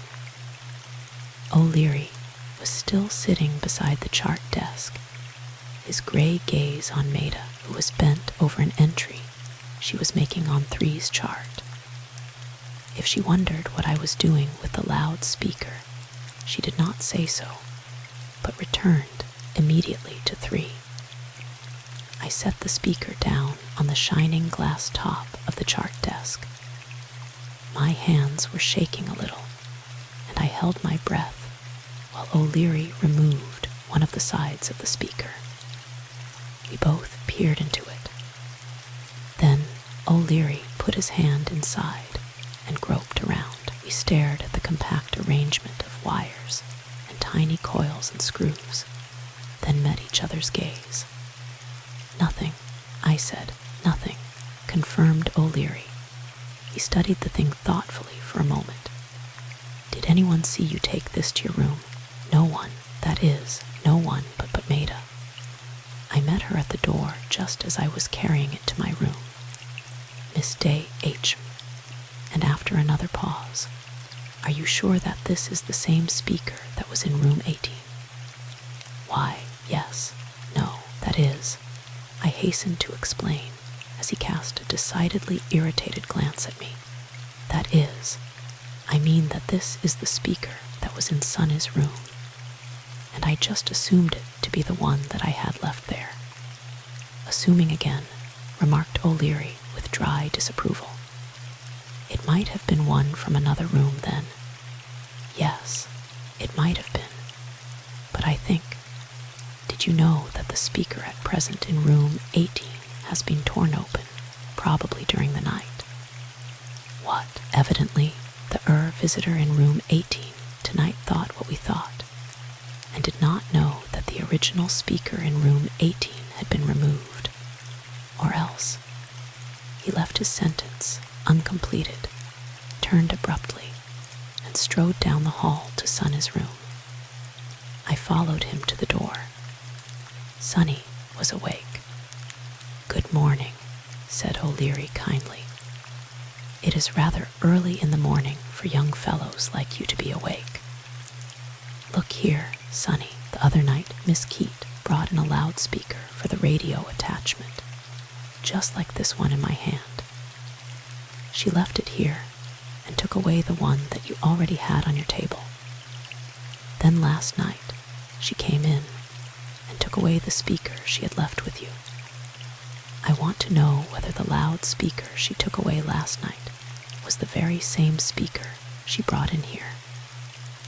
Sunny looked bewildered, and O'Leary repeated his question patiently and clearly. "Why, no," said Sunny finally. "That speaker she brought in wouldn't work. What happened to it then?" "Why," Sunny frowned, "Miss Day was in to see me, and I told her the speaker wasn't working, so she took it away and brought me another. The one she brought in worked fine, but Miss Keate came and got it last night." He looked reproachfully at me. "Thank you, Sunny," said O'Leary briefly. I have never seen O'Leary showing any feeling or excitement, but there were 18 rooms in that wing, and I don't think it took him 18 minutes to examine all the loudspeakers in the whole wing. He did not omit one save, of course, that already rifled speaker in room 18. When he had finished, still without any results that I could see, he went to Maida. "Miss Day," he began, "you took a loudspeaker exactly like this one." He still carried under his arm the instrument that I had so futilely treasured from Sunny's room last night. "What did you do with it?" Maida put back a wisp of black hair that had strayed from under her immaculate cap. Her blue eyes regarded us steadily from the weary, dark circles about them. "I put it on the table in room 18, she replied at once. "It was out of order somehow, and I thought likely room 18 would be unoccupied, so I simply exchanged the speakers. Thank you, Miss Day. You did not examine it closely closely to see what was wrong with it. "No," she said. "I know nothing of such things. I couldn't possibly have repaired it." She went on about her errand. "A strange case," mused O'Leary, his clear, gray eyes following the slim, white-clad figure moving away from us. The speaker in room 18 was the right one, after all. The question is, was the radium in it? And if so, who took it? Who has it now? When we know that answer, we will know who shot poor old Higgins. He went to the window over the chart desk, flung it up to the sash, and took a deep breath of the fog-laden air. His intent young face, his curiously lucid gray eyes, showed no hint of a night without sleep. "A strange case," he repeated absently. He turned from the dripping gray orchard beyond the window, fingered idly the bronzed surface of the loud speaker there on the desk. "Another thing, Miss Keate. Did you notice that when Dr. Haget came from his room tonight, presumably from his bed, he wore trousers under that bathrobe that he held so tightly to him, and that those trousers had fresh, wet mud stains about the cuffs?" I murmured something, I don't know what, and O'Leary met my shocked gaze quietly. "And furthermore," he said softly, "I found fresh mud stains on the window sill of his room. Really, Miss Keate, this hospital of yours should have been built with its first floor higher from the ground. Entrances and exits are too easy." Chapter 13. The radium appears. How true it is that time, in retrospect, is measured by the events occurring therein. By which I mean, of course, that while the whole sequence of mysterious and shocking events that so deeply troubled us there at St. Anne's really occurred during a period of only a few days, when I look back at the affair, it seems to have extended over weeks. It was true, too, that every day seemed to bring its problems, and those before yesterday's problems were solved. In fact, these problems so crowded each other that the only way in which I can recall their exact sequence is by referring to the days on which they took place. For instance, I see that in my account book, where I have an orderly habit of noting certain things such as birthdays of relatives, dates when my insurance falls due, and such matters. I have noted several items under Wednesday, June 13th. Higgins killed in 18 during second watch last night. No clue so far as I know. Wish J.G. would go on about his bridge building. Whole hospital much upset. Several nurses threatening to leave. Police underfoot everywhere, and suppose it means the whole thing over again. Sent laundry this a.m. Am getting nervous about second watch. 12 pearl buttons. Wish this affair were safely over. The 12 pearl buttons entry, of course, referred to the fact that I had forgotten to take them out of one of my uniforms before it went to the laundry, and must remember to telephone the laundry about them. It was owing to these buttons, however, that one of the most singular and troublesome facts of the whole week came to my attention.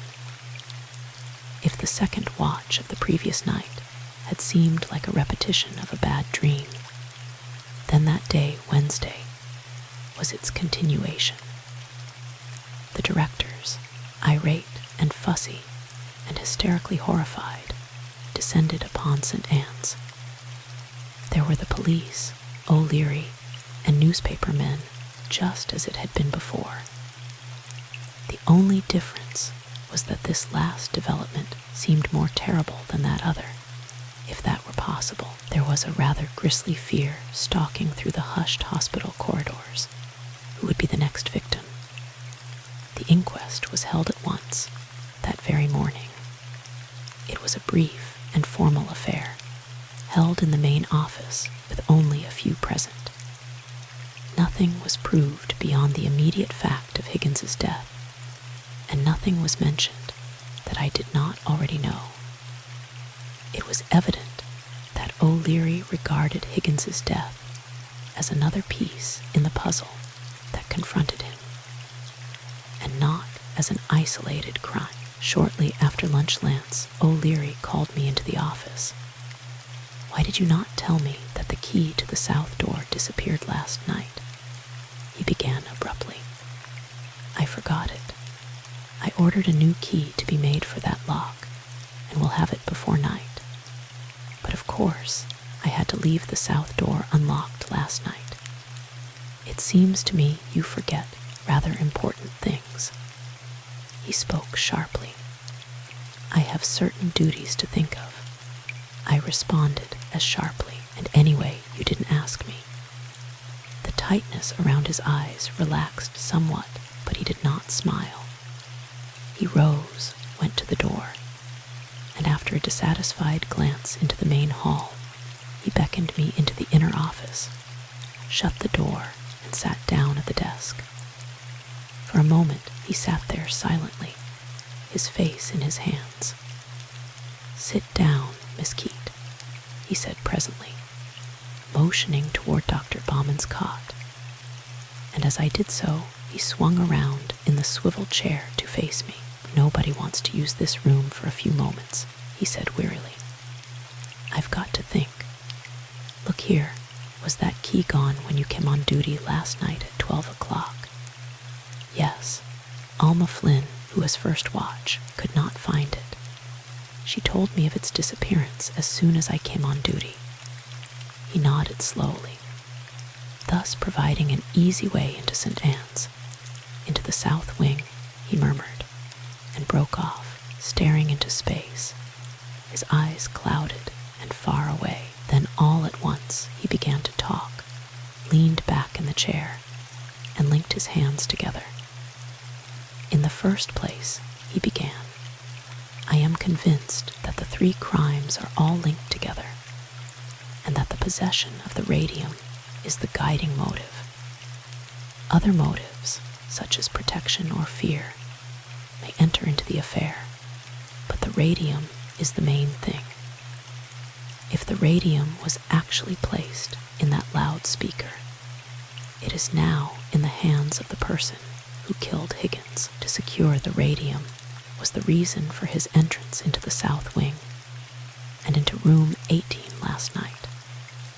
We can't know why Higgins was there unless you say that he knew where the radium was hidden.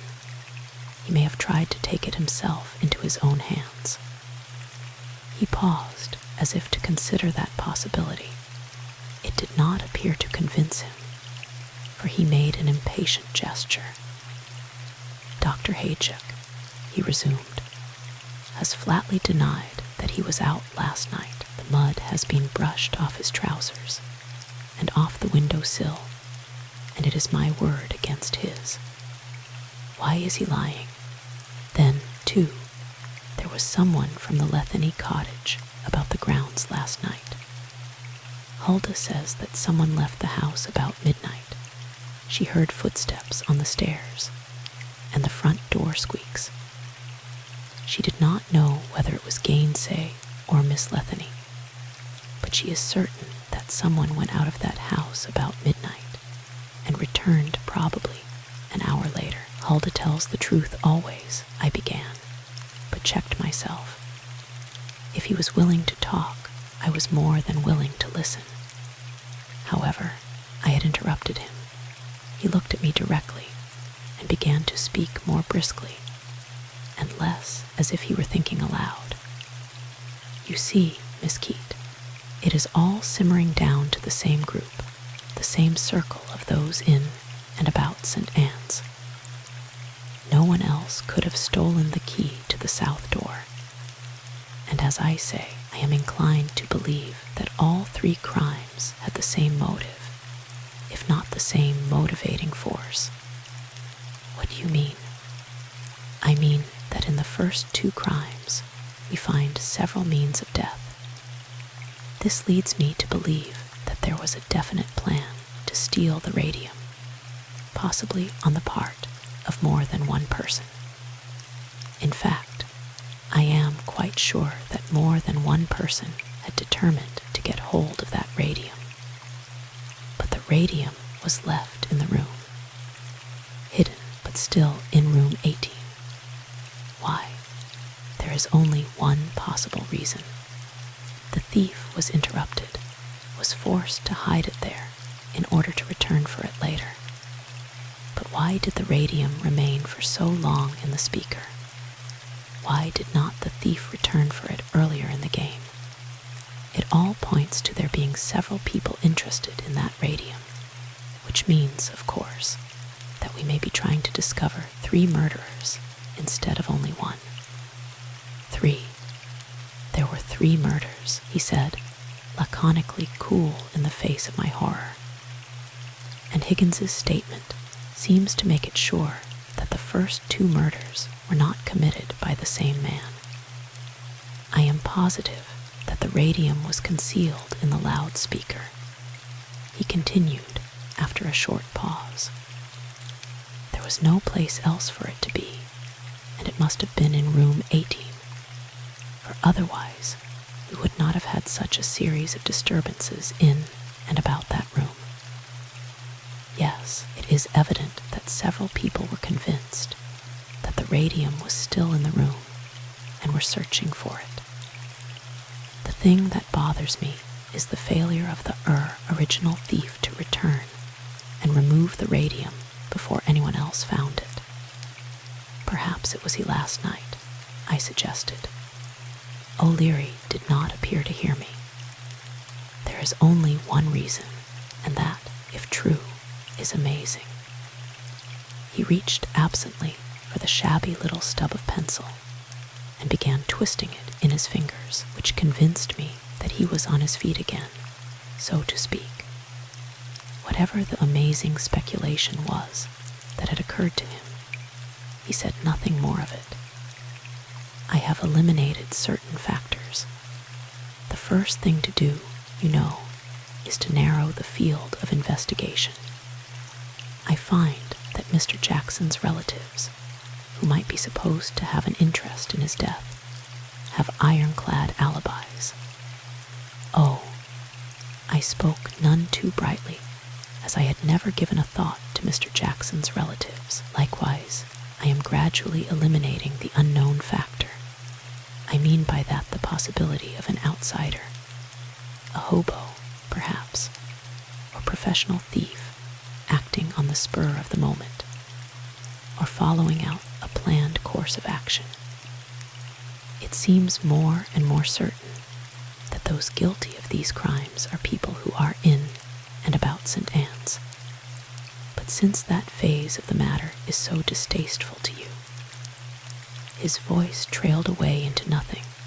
He dropped the pencil, adjusted his tie, looked at his watch, ran a hand through his hair, and reached for the pencil again. There are a few matters of which I've been wanting to talk with you, Miss Keate. This, he lowered his voice, this Haychick. Somehow I have got the impression that he and Miss Letheny see a good deal of each other. Different people have mentioned seeing them together. Huldah says he is a frequent caller. What do you think? Why, yes, now that I think of it, it does seem to me that they have a sort of at loss for a word. I stopped. O'Leary completed the sentence. Understanding. Well, yes.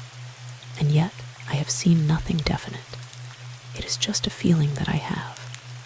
And of course, the fact that he has been up at the Letheny cottage a great deal. I've seen him there often. He twisted the pencil up and down.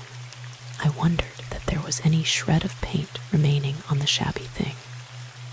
Another thing, he began rather hesitantly. They say, don't ask me who says, for it is a sort of drifting gossip that we detectives have to encourage. They say that Dr. Letheny admired the pretty nurse. The pretty nurse? Who? I thought you'd guess, he said quietly. I mean Miss Day. If he did admire her, I never knew it, I said with vigor. You never even surmised it, he persisted gently. No, I said bluntly. Certainly not.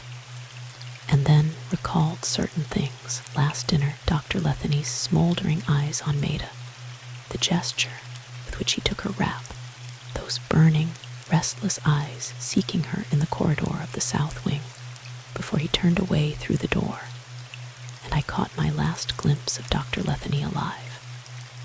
That is, perhaps yes, I amended in a smaller voice. Did Miss Day return his interest? No, I'm sure that she did not. Quite the contrary. Quite the contrary.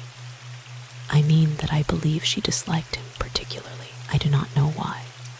He lifted his eyes from the pencil. They were clear now and very gray. You would likely know, he said casually. You possess the strangest aura of integrity. One feels you are a respecter of confidences. I presume you are the repository of many secrets. I'm sure I don't know any secrets, I replied hastily. The man needn't think he could worm things out of me. I wish, I added, I wish that you had talked to Higgins. His expression became serious at once. I wish so too, he said soberly. Though as far as that goes, I did talk to Higgins, but couldn't get a thing out of him. He must have been desperately afraid of getting into trouble. He eyed the stub of pencil solicitously. Getting into trouble, he repeated musingly. If I had only known the danger he was in, I said regretfully. But somehow we never know until it is too late about this matter of the lights going out last night. It seems to coincide too strangely with the affair of Thursday night. The lights being out at that time was, of course, an accident, but one is inclined to think that someone profited by that accident to such an extent that he decided to repeat the fortuitous circumstances. But it was actually no accident this time. The switch plug had been purposely pulled out. Now then, the switch box is in the basement on the wall next to the great door that leads out just below the main entrance. I nodded as his keen, serious eyes rose to mine. That great door was locked, and the key inside the lock, as it should be. Was there time, Miss Keate, between the lights going out and the sound of the shot for someone to come from that great door around the corner of the hospital, enter the south door in the darkness, go into 18, which is right next to the south door, take the radium from the loudspeaker, and in that is as far as we know. We can only surmise now how Higgins came into it. The intruder might have been Higgins himself. I was suddenly struck by the thought. He would have access to the basement, could have stolen the key from the chart desk that would open the south door if it were locked. Perhaps he was taking the radium out of the speaker. He told me, you know, that he knew where it was hidden. All the circumstances point to what we call an inside job, admitted O'Leary slowly. But someone besides Higgins was in room 18, the window, I suggested. No, he could not have come through the window, for it was still bolted. How about it, Miss Keate? He returned to his inquiry. How long a time elapsed between the lights going out and the sound of the shot? It seemed a long time, I said hesitantly. You see, it was so still and dark, and I was a little frightened. I waited for a few moments, thinking that the lights would come on again. Yes, I think there was time enough for all that you think took place. While I waited, I felt a current of air on my shoulders. He looked up quickly. That was the door opening then. You are sure about the length of time?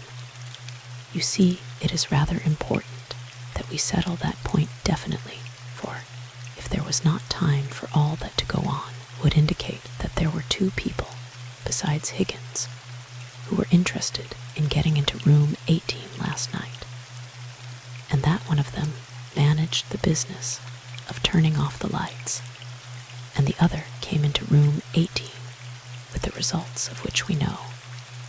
Confound it. He broke off suddenly. I wish I needn't have to figure on more than one or two ways of getting in and out of this old hospital. Don't you ever have thieves in a hospital?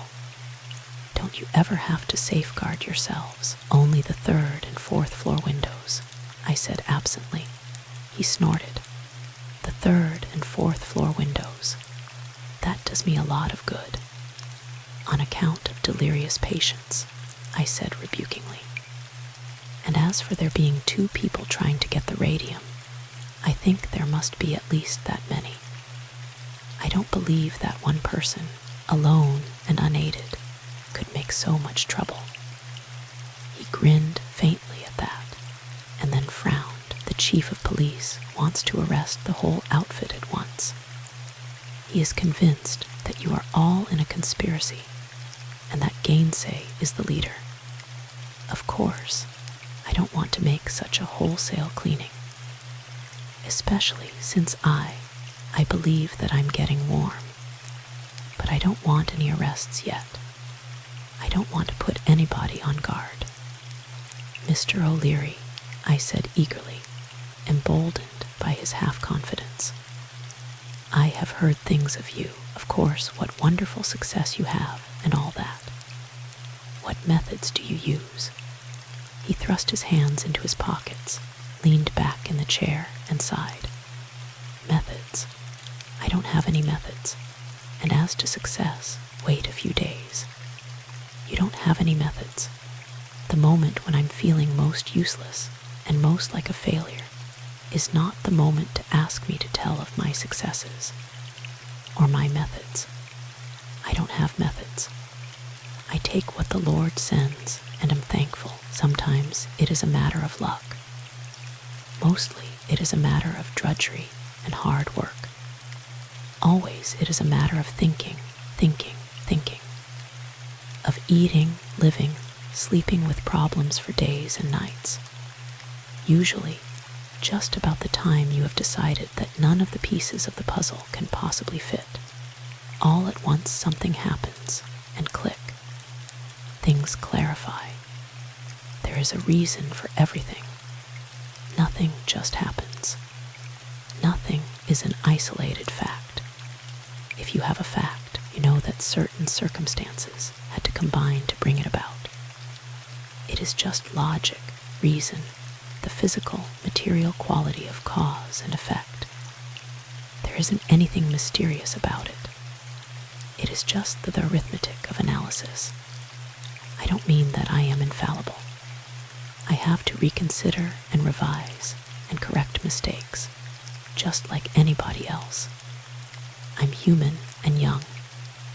But when you know that there is a solution to the most puzzling problem, all there is to do is worry it out. I suppose the subconscious mind helps. That is rather abstract, I said slowly. I suppose it sounds that way. Well, here is one definite and concrete trick. As a rule, given enough rope, a man can hang himself. Often I find that there will be one little circumstance that only the guilty man knows. Sooner or later, he lets it out. Sometimes I have to trap the man I suspect into such an admission. I'm sure my eyes were popping out. Then that is why you made that extraordinary request of me at the first inquest, I exclaimed. I could not understand it. The thing you mentioned seemed so insignificant. It was remarkable that his eyes could be so clear and so unfathomable at the same time. I trust you are discreet, he said evenly. Oh, I shan't tell, if that is what you mean, I promised hastily. I am as interested in solving this mystery as you are. Indeed, I think I may say that I am far more deeply interested. Well, keep your eyes and ears open, he said, smiling and rising to open the door for me, and I found myself out in the main hall before I knew it. It was only a few moments later that I saw him leave. I remember standing at the window beside the main entrance and watching his long gray roadster swoop silently and swiftly around the curve of the main driveway and into the road. He was seated at the wheel, a slight gray figure, intent only on the muddy highway ahead of him. There was a suggestion of power, of invincibility, in the very repose and economy of motion with which he controlled the long-nosed roadster. As I turned away, I met Maida. Such a day, she murmured with a sigh. Have you been able to sleep? I haven't tried, I said. I knew it would be no use. Miss Dottie is still upset, went on Maida, and the training nurses are following their own devices, and everybody is afraid of her own shadow. I wish this business was all settled and forgotten about. You don't wish it any more than I do, I agreed fervently. But I do think that O'Leary is doing everything within his power. I suppose so, said Maida, without much conviction. She was looking pale and rather ill. Wasn't that Mr. O'Leary driving away a moment ago? Yes, I didn't know that he was here at St. Anne's. He hasn't seen fit to question me yet. She smiled rather ruefully, as to poor Higgins. Except, of course, as he did at the inquest, and that was so little. I felt he was reserving his inquiry, didn't you? But I thought Mr. O'Leary had gone back to town long ago.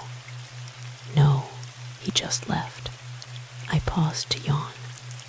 I'm going to try to get some sleep. Better do likewise. But she shook her head, murmuring something about work, and I went to my room. Luckily, I managed to fall into an uneasy sleep. It was when I had awakened that I found I possessed but one remaining clean uniform, and it was of a style that demanded the buttons I had sent to the laundry. Recalling the fact that Maida had an extra set, I went to her room to borrow. She was not there, but I went boldly into the room, and I found the radium. It was in the pincushion, a pretty trifle of mauve taffeter ruffles that I picked up idly to examine more closely. When I felt the shape under the taffeta, when my fingers outlined it, I could not have resisted tearing it apart. The cotton stuffing had been removed, and the small box that held the radium was there instead. I don't know how long I stood, as if frozen to the spot. I remember noting that the neat sewing had been torn out, as if hastily, and that wide, hurried stitches held the seam together, and I remember hearing the voices of several girls passing in the hall outside, and thinking that Maida would be coming to her room. O'Leary had said, "The person who has the radium is the one that killed Higgins." I could not face Maida with this thing in my hand, and I could not leave the radium where it was. In another moment, I found myself back in my room, the radium, pincushion, and all locked away, the key securely hidden, and my mind made up, painful though it was. I should have to tell O'Leary immediately of this thing. I do not hold friendship lightly, and the shock of finding the stolen radium in Maida's possession almost unnerved me. I had forgotten about the buttons, and it was something of an anticlimax to catch myself starting down to dinner in a black silk kimono. I had to go to the bottom of my trunk for an old uniform that I had cast aside as being too tight. It was still too tight and very uncomfortable, being made with a bishop collar, which is high and stiff, and scratched the lobes of my ears. There was no need to telephone to O'Leary, for as I neared the general office, I caught a glimpse of his smooth brown head bent over some papers on the long table. I entered. "I have found the radium," I said quietly. He looked up, jumped to his feet. I did not need to repeat my words. "Where is it?" "In my room. Shall I bring it to you?" He hesitated, his eyes traveling around the office with its several doors and windows. "This is too public. Someone would be sure to see it. Where did you find it?" I swallowed. "In Miss Day's room." His gaze narrowed thoughtfully. "You must tell me about it later. First, I must have the radium." Our voices had dropped to whispers, and my heart was pounding. "Shall we put it in the safe?" I motioned toward the inner office, which holds a great steel safe in a prepared compartment of which the radium is usually kept. "No." O'Leary shook his head decisively. "No, I must put it in the hands of the chief of police at once. Look here, Miss Keate. In 3 minutes I shall walk slowly across the main hall with this bundle of newspapers under my arm. At the foot of the stairway, I shall pass you just descending. It is rather dark there by the stairs. Hand me the box and keep right on going. Don't stop. Later I shall see you and hear how you found it." I followed his bidding. As I came slowly down the last flight of stairs, he walked carelessly across the hall. There was no one about, and I was sure that the transfer was effected without anyone's knowledge. With a casual nod, I went on around the turn and followed the basement stairs down to the dining room. I ate what was set before me and kept my eyes from Maida. It must have been about 20 minutes later that I ascended the stairs again and paused in the main hall. There was a light in the general office, excited voices, and Dr. Haychick and Dr. Bauman were bending over something that lay on the long table. I entered. Lance O'Leary was stretched on the table, his face lead gray, his eyes closed. Dr. Bauman had out his stethoscope and was listening intently, and Dr. Haychick was forcing aromatic ammonia through O'Leary's pale lips. There was a rapidly swelling lump back of O'Leary's right ear, and the small box that was so precious was not to be seen. At a glance, I understood. "Is he alive, Dr. Bauman?" Dr. Bauman nodded, detaching the stethoscope with long hands that shook. "Dr. Haychick and I were starting down to dinner," he explained. His voice sounded hoarse, and his anxious eyes were fixed upon O'Leary. "We found him like this, all huddled on the floor there near the stairway." Chapter 14, A Matter of Evidence. I must say that I was considerably relieved to see O'Leary's eyelids flutter, the color return to his face, and to note that his breath began to come more naturally. In a few moments, he was sitting upright on the edge of the table, supported by Dr. Bauman's arm. "What on earth happened to you?" inquired Dr. Bauman, looking relieved also. "I don't know," replied O'Leary, rather dazedly. "All I remember is something coming down on my head. When did you find me?" "About 50 minutes ago.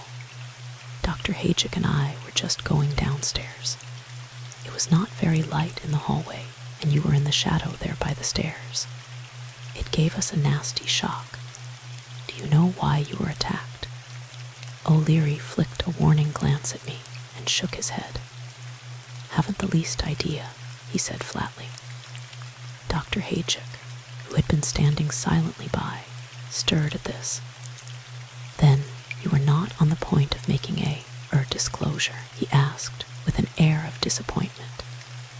His ruddy face was as unmoved and stolid as ever, but it seemed to me that those dark, knowing eyes were restrained and secretive, and did not meet O'Leary's gaze squarely. "No such luck. By the way, were you men coming up from downstairs when you found me?"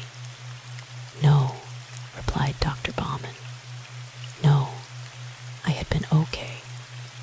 In some orders in the inner office, Dr. Haychick came out of his room into the general office, just as I, too, entered it, and we walked together out into the hall and toward the basement stairs. "You saw nothing unusual?" "Nothing. We were talking of advertising for a new janitor." It was. Dr. Bauman's kind, distressed eyes roved over O'Leary anxiously, as if to be quite sure he was not hurt. It was, as I said, a shock. For a moment, we feared the worst. He drew out a handkerchief and wiped his pale lips nervously, his fingers lingering to pull at his thin beard. "Mr. O'Leary, I know that you are working hard, and I don't mean to criticize, but really, He hesitated, as if put to it to find words. "You see for yourself to what terrible straits this thing has brought us. We don't know what to expect next. Can nothing be done to stop it?" It was just at this interesting point, of course, that Miss Dotty had to interrupt and summon me away, and it was something after midnight before I saw O'Leary again. I was on duty at the time, Maida assisting me as usual, and our force augmented again, according to another whim of Miss Dotty's, by 2 training nurses, both obviously unnerved at their contact with the south wing of such ill repute.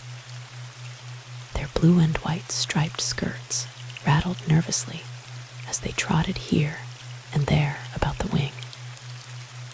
While I did not feel unduly alarmed myself, still it seemed all too clear that the guilty one was still about, an unknown menace, and hence more terrible, and I don't mind admitting that my ears were alert to any alien sounds. I was sitting at the chart desk when I heard O'Leary's quick, light steps coming along the corridor from the general office.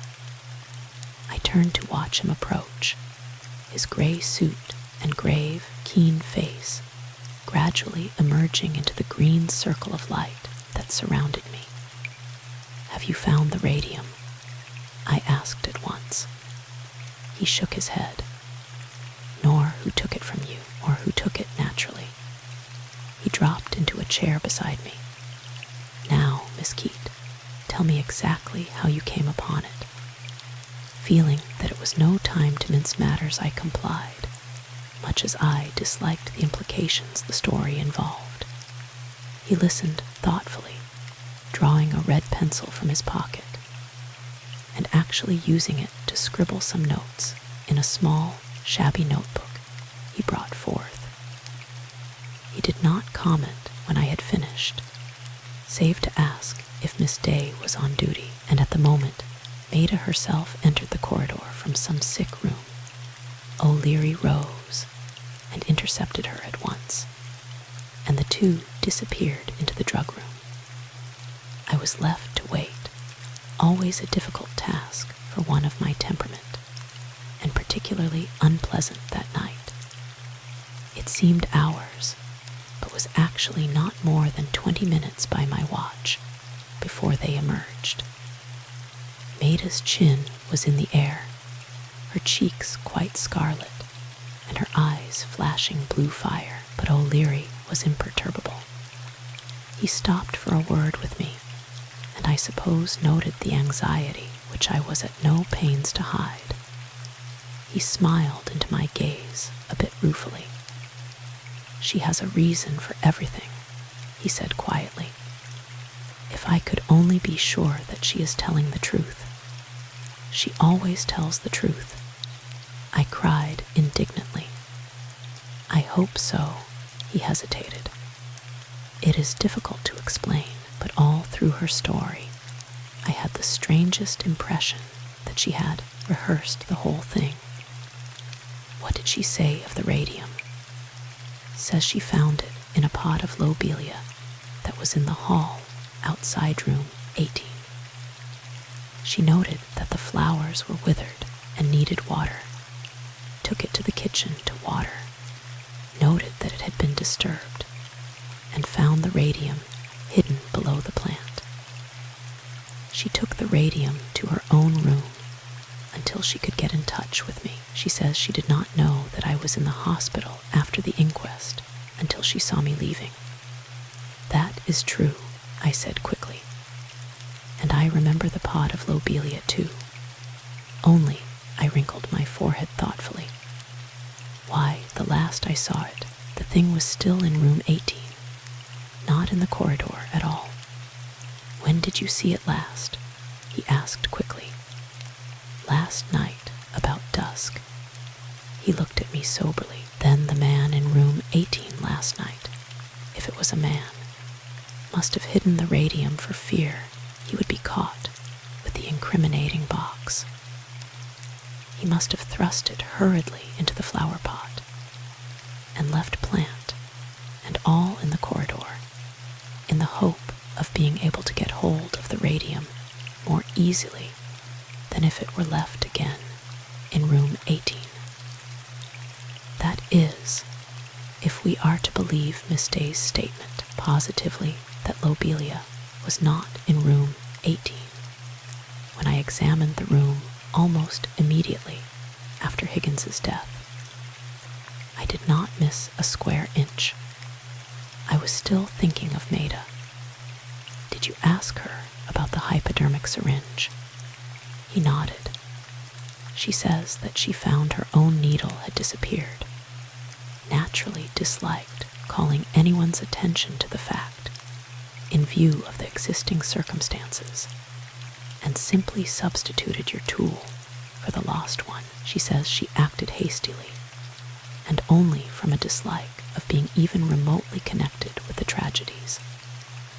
My own opinion is that someone advised her to do so, especially since there was a cut-and-dried air about everything she said. How did the hypodermic syringe get out there in the shrubbery? Miss Day insists that she knows nothing of that, and I'm more than half inclined to believe her there. The cuff link, I persisted anxiously. His clear eyes narrowed. The cuff link is the reason that I doubt her whole story. She still declared that she lost the cuff link, and that Dr. Letheny must have picked it up. If she would only tell me the truth about that. He pulled a yellow slip of paper from his notebook. I recognized it immediately. It was the note Jim Gainsay had written and asked me to take to Maida. Read it, said O'Leary, thinking it more discreet to say nothing of my own connection with the note. I did, as he requested, headed, Friday afternoon, and read thus. Must see you at once. Important. See. Knows about last night. Say nothing and let me advise you. Will wait at the bridge. Very anxious since news of this afternoon. Be warned. Cannot urge too emphatically. Please meet me at bridge. It was signed with a vigorously scrawled JG. I read the thing, read it again, and raised my eyes to O'Leary's. It was found in Miss Day's room, he explained. In a pocket of a uniform. In fact, when I asked her to explain it, she said at first that it was a message of a personal nature, and that she would not explain it. I was forced to urge, and she finally admitted exactly 3 things. First, that the note was written by Jim Gainsay. Second, that C referred to Coral Letheny. And third, he paused, as if to give the coming words more emphasis, and third, simply this, that Jim Gainsay was strolling in the orchard about 1 o'clock on the night Dr. Letheny was killed. He passed the open window of the diet kitchen, saw her within, and stopped for a word or two through the window. Coral Letheny was also in the orchard, heard their conversation, and threatened to start a scandal, knowing that it would not sound well for a nurse to be seen visiting thus when she was on duty, and at such an hour. For some reason, Coral Letheny has developed a violent dislike for Jim Gainsay. According to Miss Day, then, he wrote to warn her against Coral. O'Leary's clear gray eyes searched my face. Somehow, the reasons Miss Day gave do not seem to warrant the extreme urgency expressed in this note. Do you think so, Miss Keate? I hardly know, I said thoughtfully. Of course, it takes less than that to start a scandal, particularly if the starter is determined and malicious. And Coral is both. She is naturally rather feline, you know. He took the note from my hand. Since news of this afternoon can only refer to Dr. Letheny's death. No, Miss Keate, what would a little breath of evil comment, such as Miss Letheny could start, have to do with Dr. Letheny's death? No, there is a deeper reason. I wish I could persuade Miss Day to be frank with me. Well, now to see if Gainsay tells the same story. Probably he will, but we will see. He paused to regard me soberly. Is there any room here in the wing where Gainsay and I could be undisturbed for a time? This is a case where the very leaves of the shrubbery seem to have ears, and I don't want Miss Coral to overhear us, or anyone else. Why, yes, I said slowly. There is the drug room. The red light above 6 gleamed. No other nurse was about, so I interrupted myself to answer and bring Sonny a fresh drink. I've been wishing you would come in to see me, said Sonny cheerfully. I've been alone ever since a man named Gainsay stopped to see me just at supper time. He wanted to know where everyone was, and I told him it was just the time when you were all eating. Say, do you know him? I like him. He is a friend of Dr. Letheny's. Say, why doesn't Dr. Letheny come in to see me?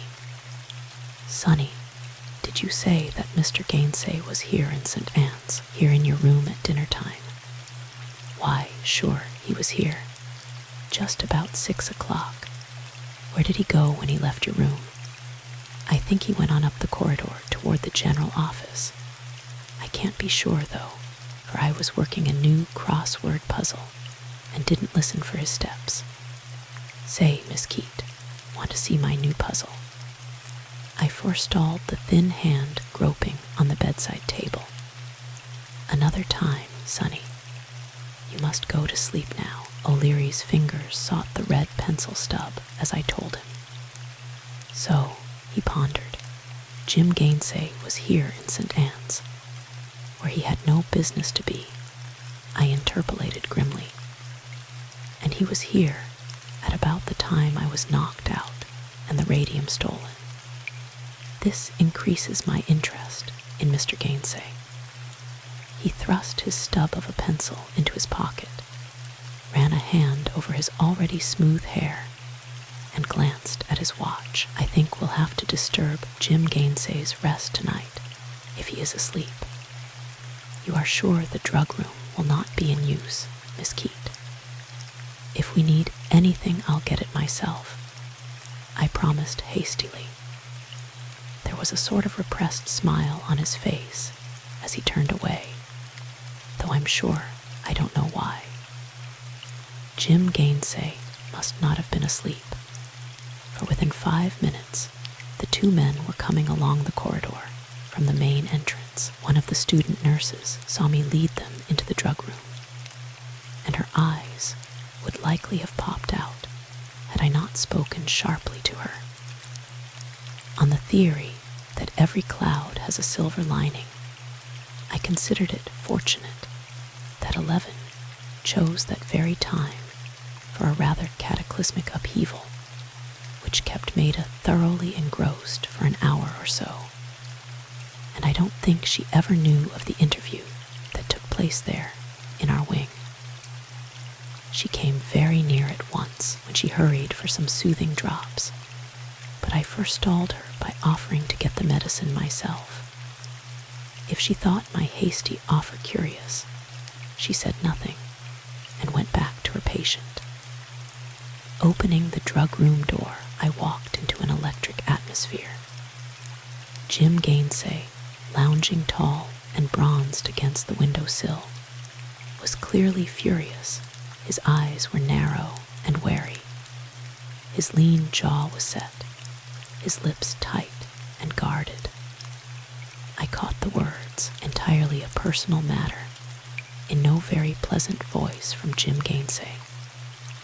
"I must insist upon an answer, however," said O'Leary. His voice had the keenness of a slender, shining steel blade. Then both men became aware of my presence, and though I was rather deliberate in measuring the drops, they said nothing further until I left, when the murmur of their voices began again. The interview prolonged itself, and it was a good half-hour before I had a chance. That is, needed to go into the drug room again, and it was only for an ice bag. "And yet, you remain a welcome guest in Coral Letheny's house," said O'Leary. "Not so darned welcome," replied Jim Gainsay, and I caught the flicker of a smile on O'Leary's face as I closed the door. In a few moments, however, O'Leary opened the door, peered down the corridor, saw me, and beckoned. His eyes were shining with that peculiarly lucent look as he motioned for me to precede him into the drug room. "I want you to hear this, Miss Keate," said O'Leary, his voice very quiet, but with a tense, alert overtone that caught my ears. "Now, Gainsay, will you repeat that about Higgins?" Jim Gainsay glanced at me rather sheepishly. "I was telling O'Leary how it happened that I overheard most of your talk with Higgins the afternoon before his death. It struck me as foolish to let such a mine of information get away, and later in the evening I got hold of Higgins and wormed some more of the story out of him.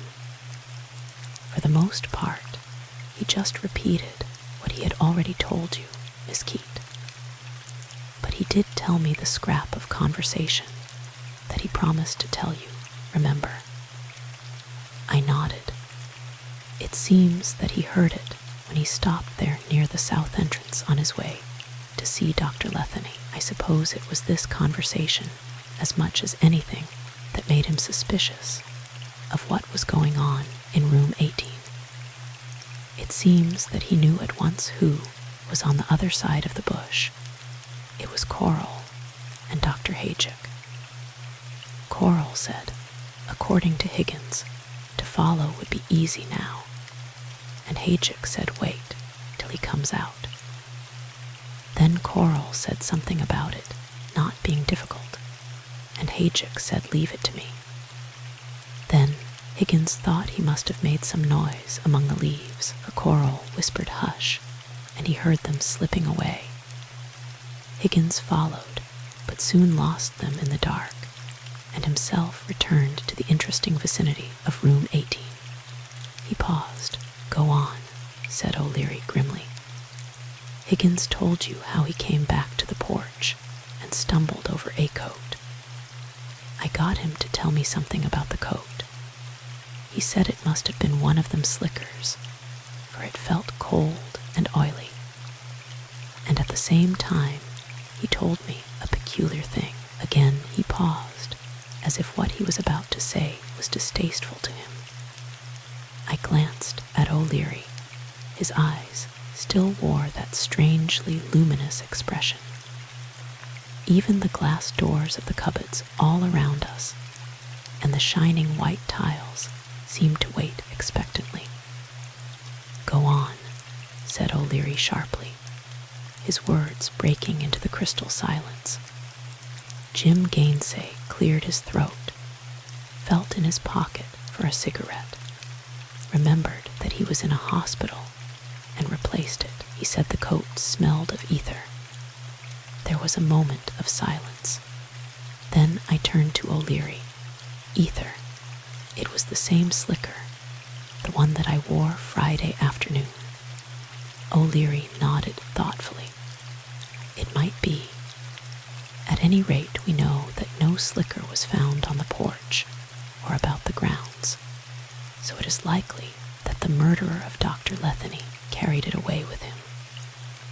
We had a strict guard on St. Anne's the day following the murders. It is barely possible that we can yet trace the coat that you wore, Miss Keate. Poor Higgins, said Jim Gainsay gravely. I had a hard time getting him to tell me that much. He refused to the last to tell me whose face he saw there in room 18. But he failed to raise an alarm, even though he had reason to think that the radium was being removed, murmured O'Leary.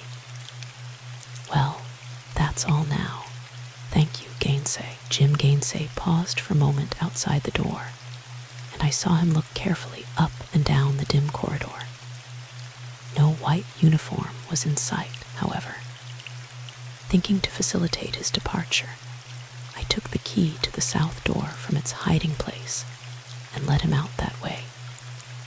When I returned, O'Leary was standing under the green light, studying his small notebook.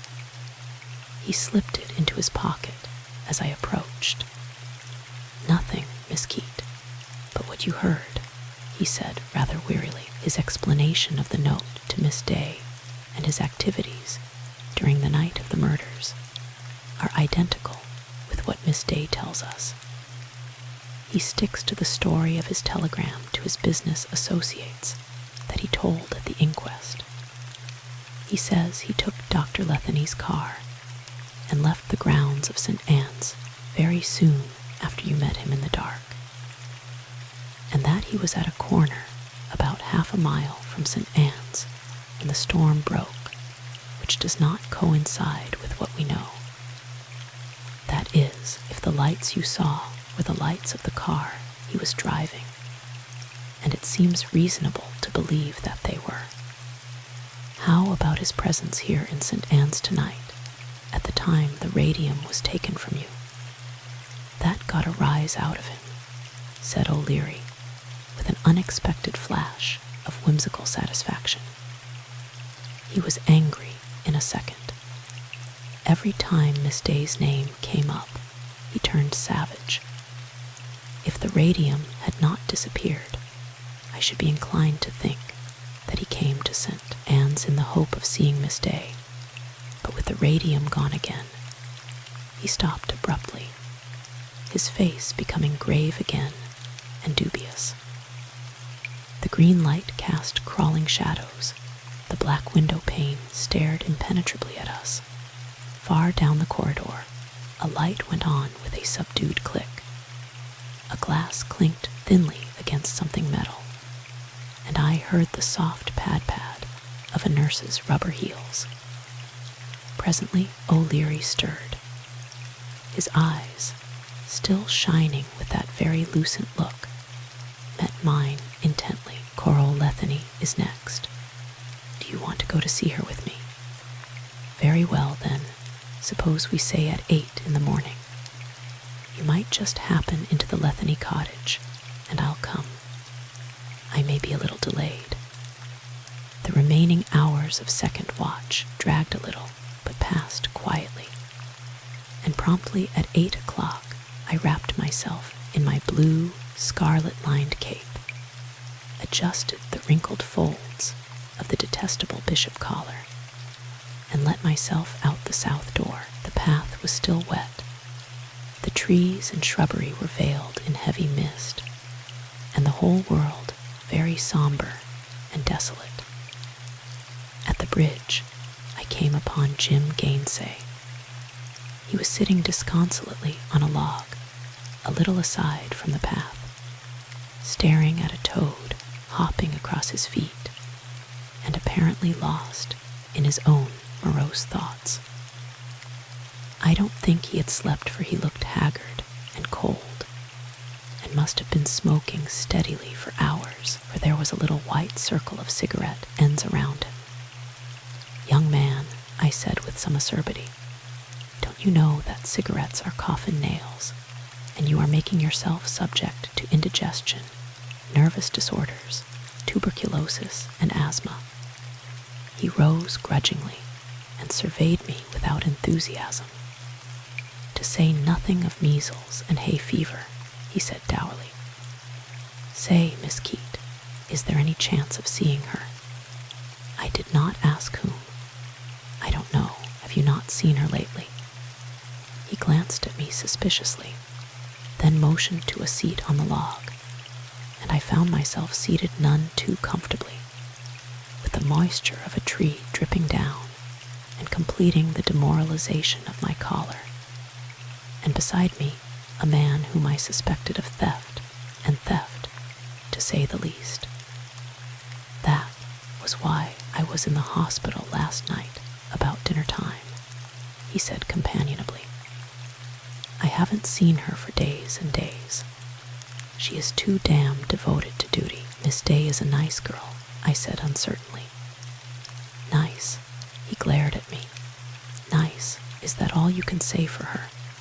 Lord, she can have me. The minute I saw her, I thought, there she is. There's my girl, say."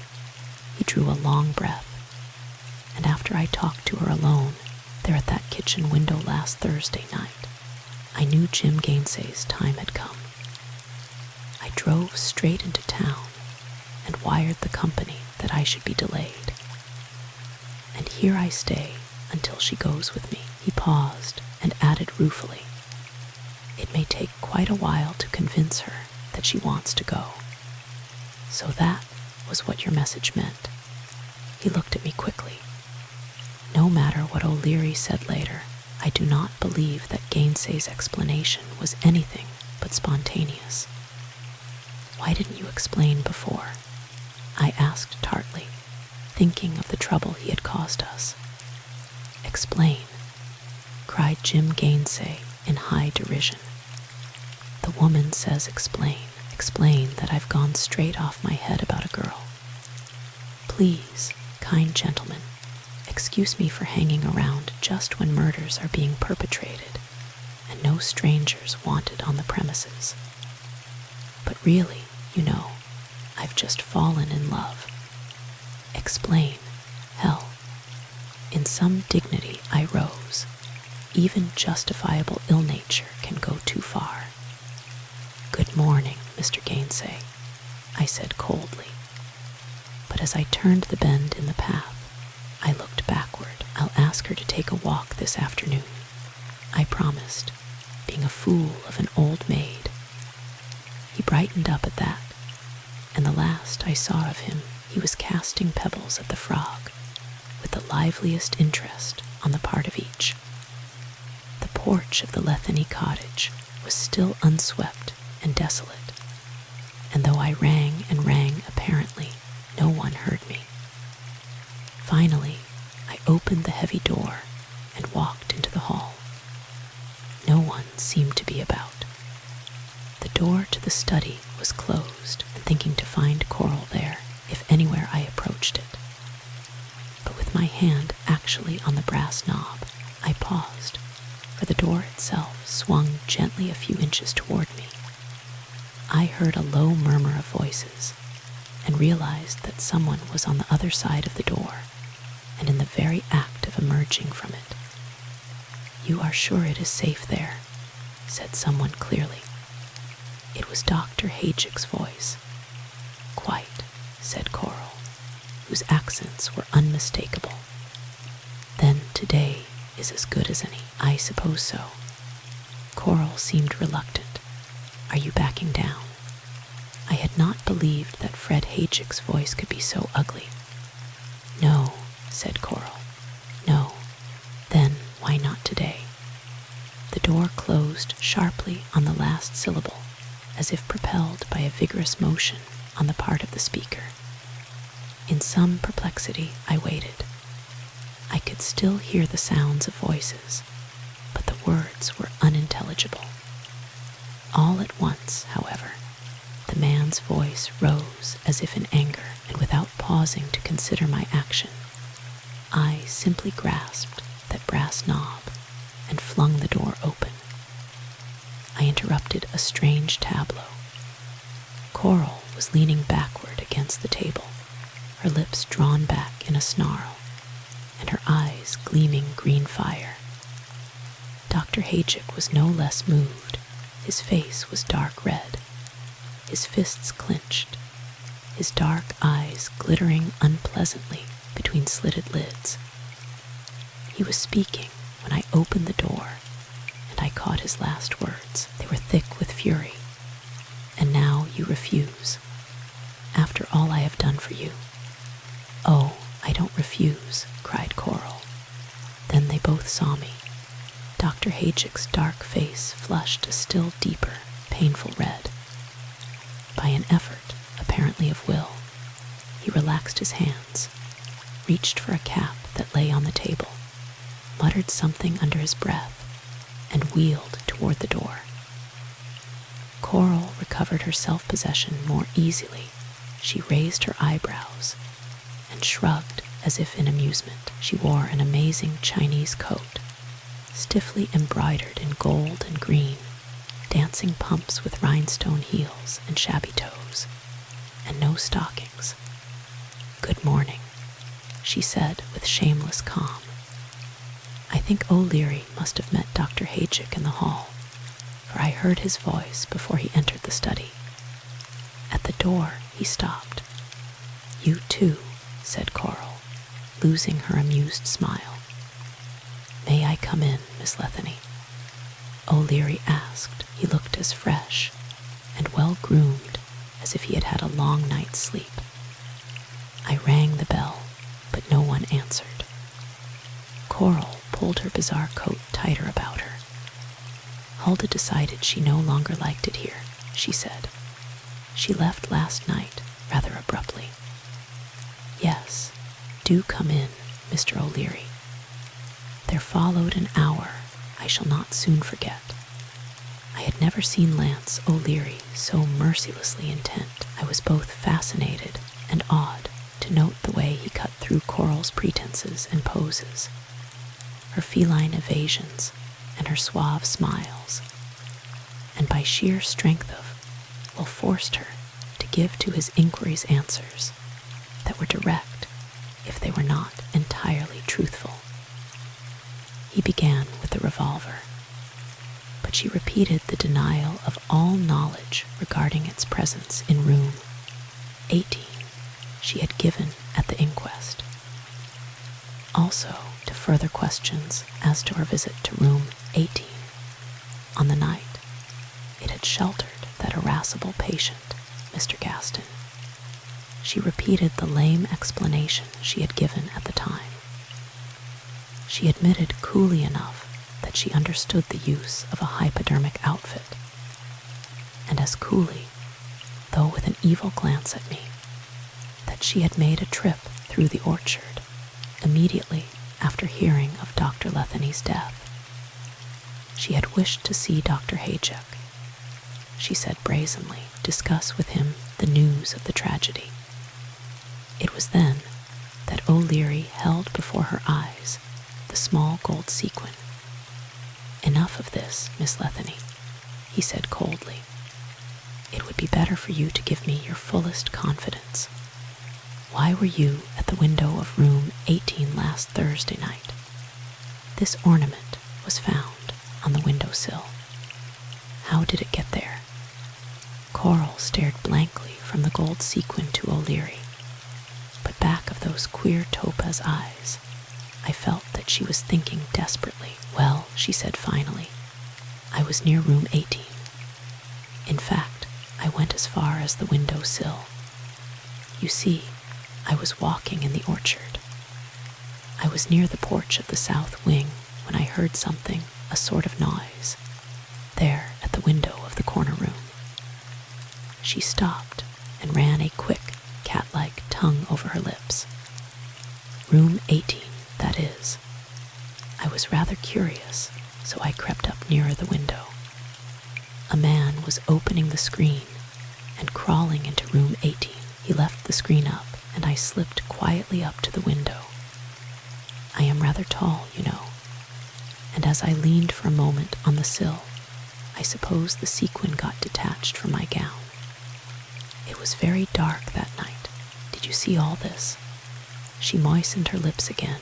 They were taking on a bluish tinge. I see in the dark better than most people, which I, for one, did not doubt. And anyway, I could hear, you know. What could you hear? Why should you think that the noise you heard was made by a man crawling in the window of room 18? That is just a little far-fetched, Miss Letheny.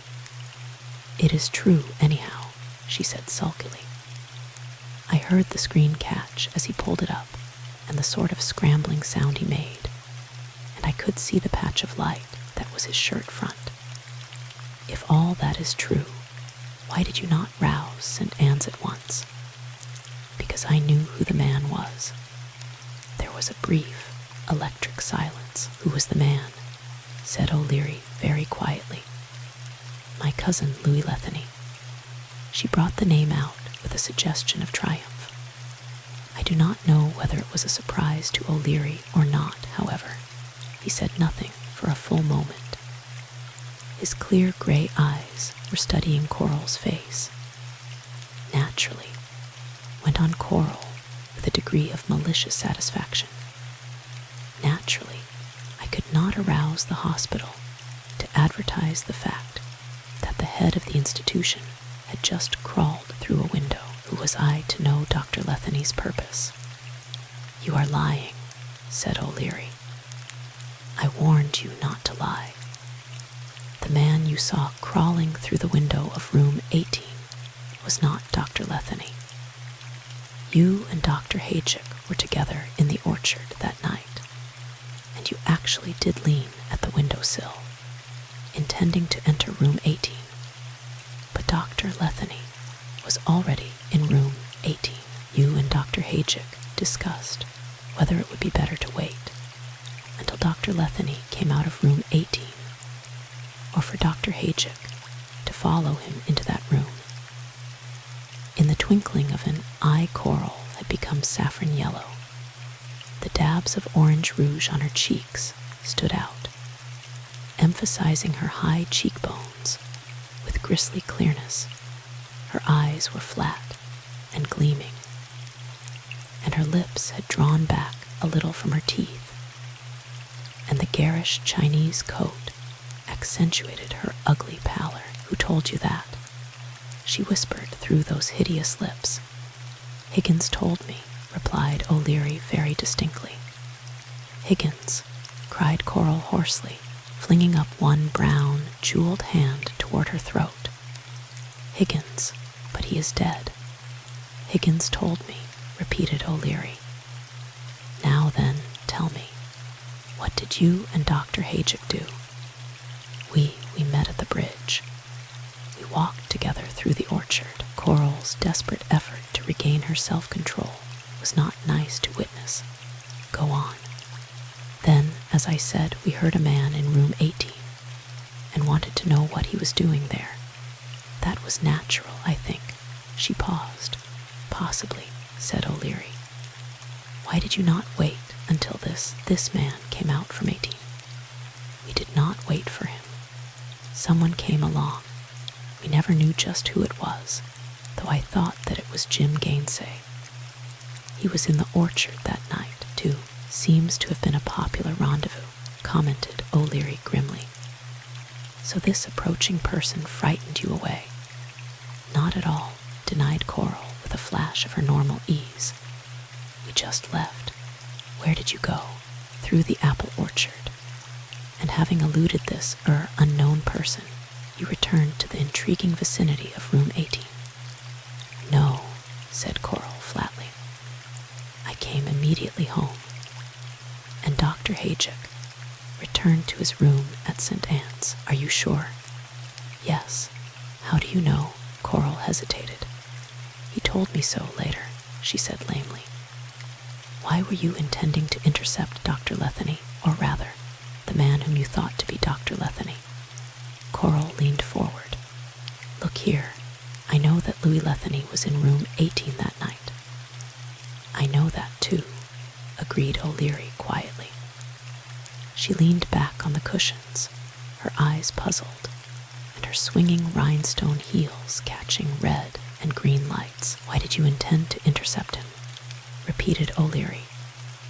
Because Dr. Hajic felt he should know the reason for Louis's strange actions. Dr. Hajic being an internee and Dr. Letheny the head doctor, commented O'Leary skeptically. Coral's eyes shot a vicious, sidelong look at the detective, but she said nothing. Chapter 15. Coral is moved to candor. A silence fell in the room. O'Leary walked to the window, pulled the heavy, mulberry-colored drapes aside, and stood there for a moment. The world outside was sodden and cold, the dense green shrubbery strange and unfamiliar, with its fallen leaves rotting and its heavy branches dripping. The piano in the alcove opposite me was shrouded with a great black velvet cover, but it seemed to me that ghostly fingers took up the first haunting strains of the C-sharp minor prelude. I stirred impatiently, and O'Leary turned to face Coral, who sat sullenly still in the davenport, her fingernails digging into an orange pillow. Come, Miss Letheny, give up the radium and tell me the whole truth. I have not got the radium. If you don't believe me, you can search the house. The house has already been searched. Your maid was ordered not to tell you. It was done yesterday while you were out. While I was out yesterday, tell me, Mr. O'Leary, is anyone else honored with a guard? The man from the police department followed me all day yesterday, and I suppose is out there now, sitting on the porch railing or somewhere. O'Brien, his name is, said O'Leary amiably. No, you are not the only person thus watched. I thought not. Her eyes glinted with malicious satisfaction. I thought not. What about Jim Gainsay and Maida Day? Well, what about them? What about them? Do Coral justice. She did hesitate for the barest fraction of a second before she went on. Is it possible that you do not know that Maida Day was the last person to talk to Louis? There was a pause, during which Coral looked in vain for any change of expression in O'Leary's face. Are you not surprised? She cried impatiently. Goody-goody Maida with her fastidious, touch-me-not ways was in the orchard with Louis after midnight last Thursday night. No, said O'Leary, no, I am not surprised.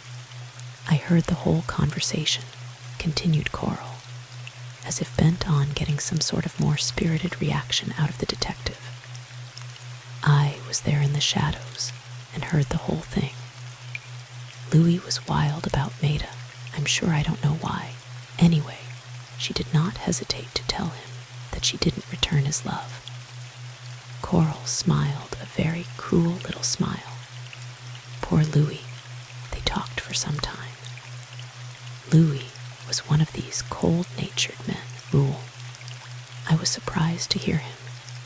It was better than a play. Could you see them? Inquired O'Leary dryly. It was black as tar, but I knew their voices. And anyway, I can see in the dark like a cat, so I could tell about where they were, could see the outline of Maida's uniform and Louis's shirt front. They could see each other, of course, asked O'Leary nonchalantly. No, I shouldn't think so. I thought I told you that I can see in the dark better than most people. I'm sure they couldn't see each other, for I remember that when they met and began to talk, Maida sort of gasped and said, 'Who is it?' And Louis answered her. How long did they talk? Not long. Perhaps 10 or 15 minutes. That was about what time?" Coral paused before replying, I suppose to be sure that she was admitting nothing as to her own activities on that dark night. "It must have been just before 1 o'clock. I think it was just after Louis had gone to room 18 with Sarah to visit his patient there." "Did Miss Day return at once to the hospital?" "Yes, I think so. She was in a rage. I think poor Louis managed to kiss her, and Maida is deplorably high-spirited. She struck him at the last. I was sure of that. They parted on very unfriendly terms." Her eyes slanted maliciously at O'Leary, but he was engrossed in studying the soft figures on the rug at his feet. "Why do you tell me all this, Miss Letheny?" he asked quietly. She raised her thin, plucked eyebrows at this, delicately. "Didn't you ask me to tell you anything that could help you?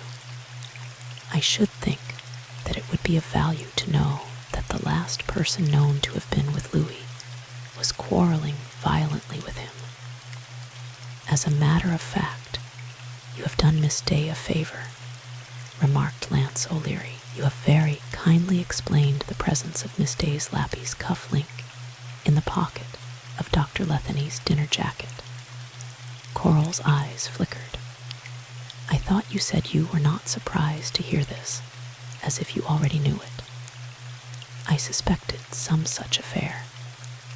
Miss Day made a point of saying that the last time she saw Dr. Letheny was when she left your house Thursday night, and it was perfectly true. She did not see him when she talked to him later.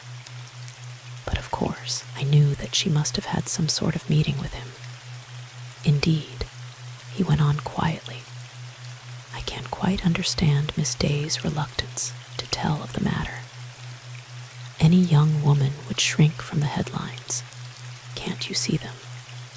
Beautiful young nurse, love quarrel with doctor, all that sort of thing.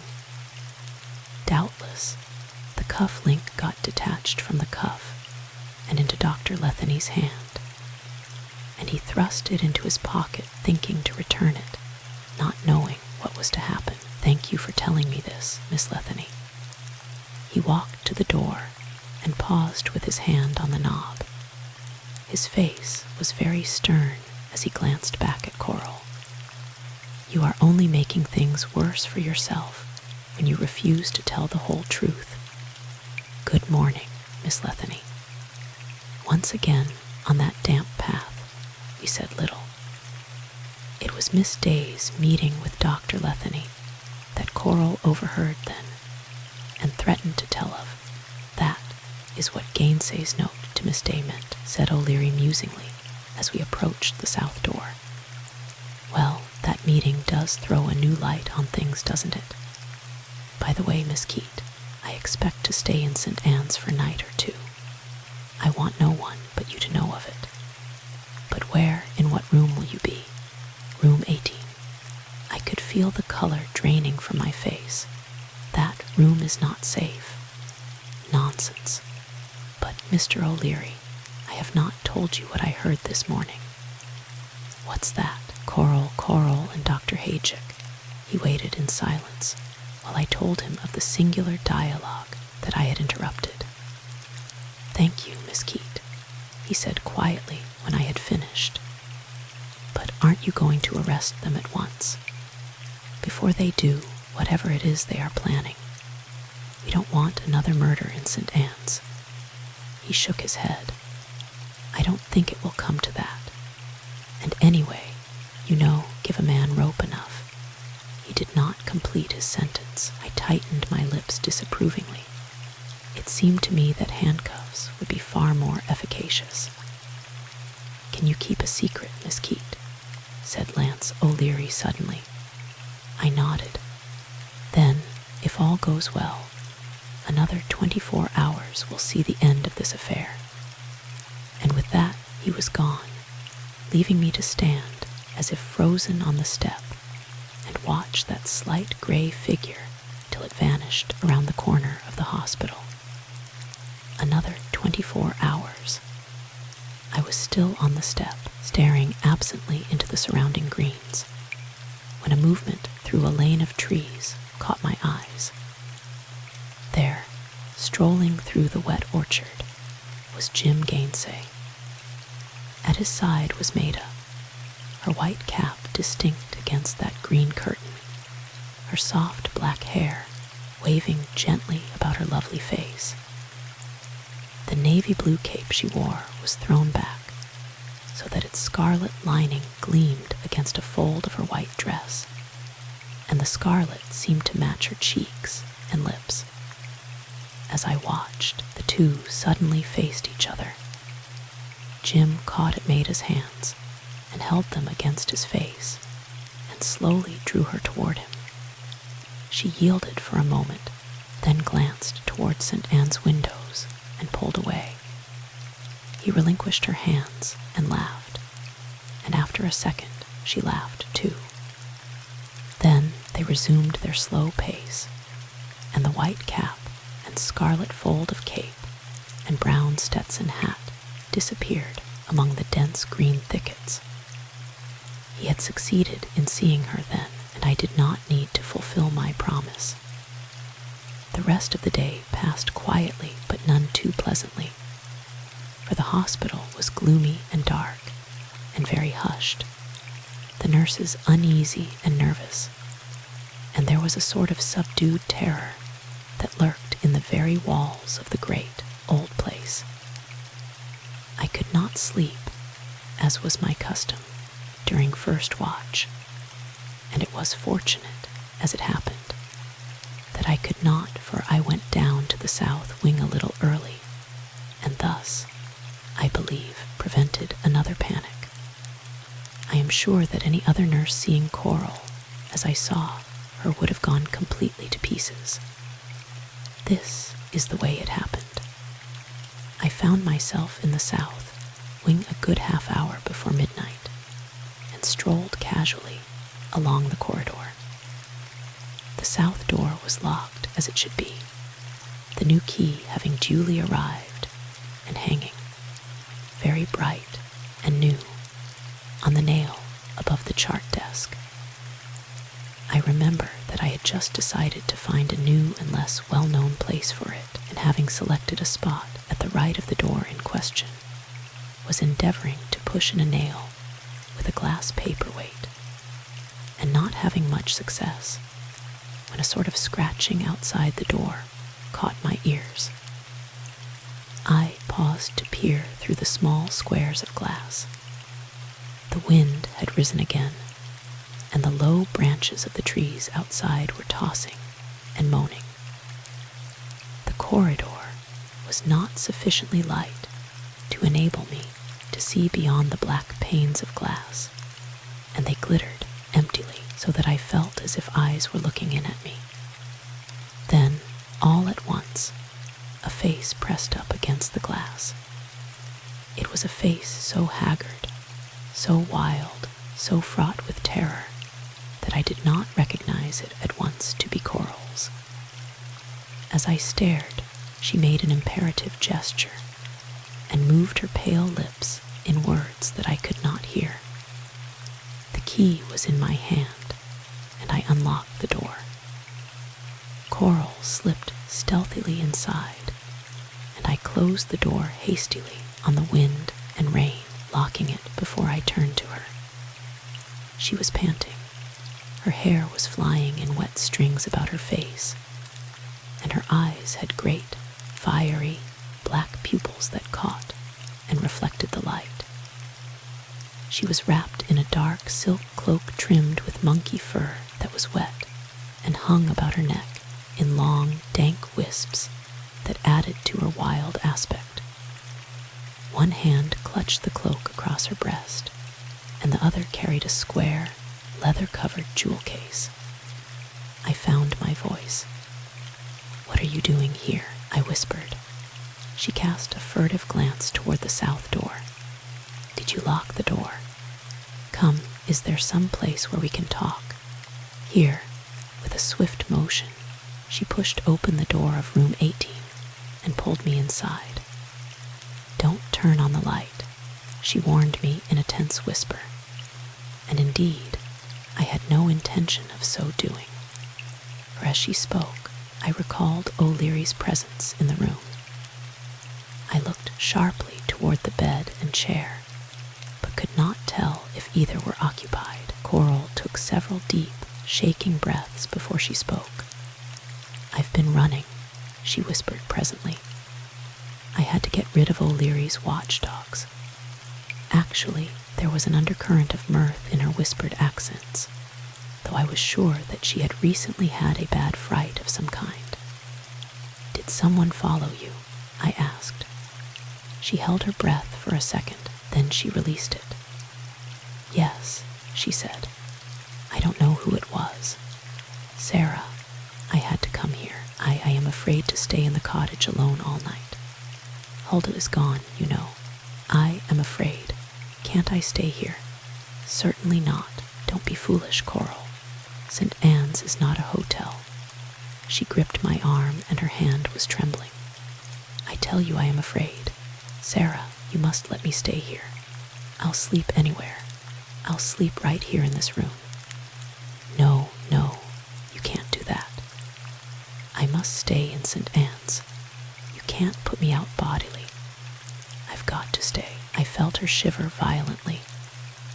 "I cannot go through that terrible orchard again. I cannot sleep in Louis Letheny's house tonight. There are ghosts, Sarah, ghosts. Oh, you don't know. Ghosts. There are nothing of the kind." I felt my scalp prickle as I spoke. "Maybe not. Anyway, I must stay here." "No," I repeated, but she must have felt me weakening, for she renewed her pleas, even promising to make herself eligible to a room in the hospital by having tonsillitis, if I insisted. She said she felt it coming on owing to her getting so wet and being bareheaded, which was not only silly, as I assured her, but was not even to be believed, Coral being as sleek and healthy as a young jaguar, and about as even-tempered. "But you can stay," I relented, "if you will do as I say and keep quiet about it." "Heavens, yes," agreed Coral fervently. "All I want to do is keep quiet about it. Shall I just stay right here in 18? I am not afraid." She moved toward the bed. I grasped her cloak and jerked her back. "No," I said hastily. "No, you cannot stay in this room." There may have been a note of consternation in my voice, and I am quite sure I heard a sort of subdued snicker from the direction of the bed. Coral heard it too. "What was that?" she whispered sharply, starting back against me. I shuddered aside from contact with that dripping monkey fur. "Probably a cat," I said at random. "A cat." I could feel her pull her short skirt tighter around her. I hate cats. They remind me of I hate cats. "Coral, stay right here for a moment or two. Don't move from the door. I shall come back and open the door, and you go as fast as you can through the corridor, and as far as the general office door. Don't let anyone see you if you can help it, and wait there for me." She murmured something in assent, and in less time than it takes to tell, I had manufactured errands to get the nurses into the diet kitchen and drug room, had watched Coral move with the lithe swiftness of an animal through the long, shadowy corridor, and myself had followed her. My own room was, of course, the only place where I could let her sleep. I even loaned her a night garment. She looked at its long sleeves and high neck dubiously, but accepted it.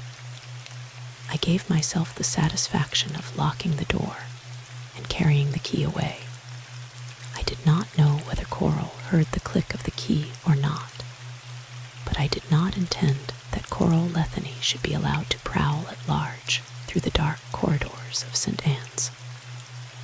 It was a little after 12 when I found myself in the south wing again. Maida was already there, and Alma Flynn, and the same little blue-striped student nurse. I don't mind admitting that I slipped into the diet kitchen at my first opportunity and brewed myself a cup of very strong black coffee. Coral's advent had shaken my nerves a bit, and I did not like the way the wind was murmuring around the corners of the great old building, stirring up forgotten drafts and rattling windows and slapping rain against them. Second watch, however, passed quite as usual, save for the little air of uncertainty and uneasiness that made itself manifest in our fondness for each other's company, our frequent glances into the shadows, and one or two broken thermometers owing to the sudden crashes of the wind. The light flickered once, as if about to go out, but mercifully did not do so. I might add that the prevalence of broken thermometers was one of the minor troubles of that week. A thermometer is an easy thing to slip from one's fingers, especially when shaking it, and it is not surprising that Dr. Baumann had to order new thermometers for every wing in St. Anne's. The hours seemed very long, particularly when it occurred to me that if Coral and Dr. Hajic expected to carry out their scheme that day, there were only a few hours left in which to do so. Of course, I had Coral safely locked up, and if her coming to St. Anne's in well-simulated terror to beg a refuge was actually, as I half suspected, only a part of their plan, why then I had stopped any further activity on her part. But I could not wholly believe that Coral's coming had been prearranged. Her panic had been too genuine. We were not very busy, so I had plenty of time to think. More than once I caught myself eyeing Maida as she went quietly about her business. Once, when we were both at the desk, engaged in a desultory and half-hearted conversation, footsteps padding softly along the corridor back of us caught our attention, and I turned simultaneously with Maida. I noted that her eyes flared black as she whirled, and her lips were a quick, set line, and wondered if my own face showed such immediate alarm. However, it was only Alma Flynn, advancing to tell me through chattering teeth that she was sure there was something in room 18. I was startled for a flash, though at once I realized that it was O'Leary, and Maida went white, though she held her shoulders straighter than ever. I managed to calm Alma, though she clung to her point with a firmness that in my heart I labeled plain mule stubbornness.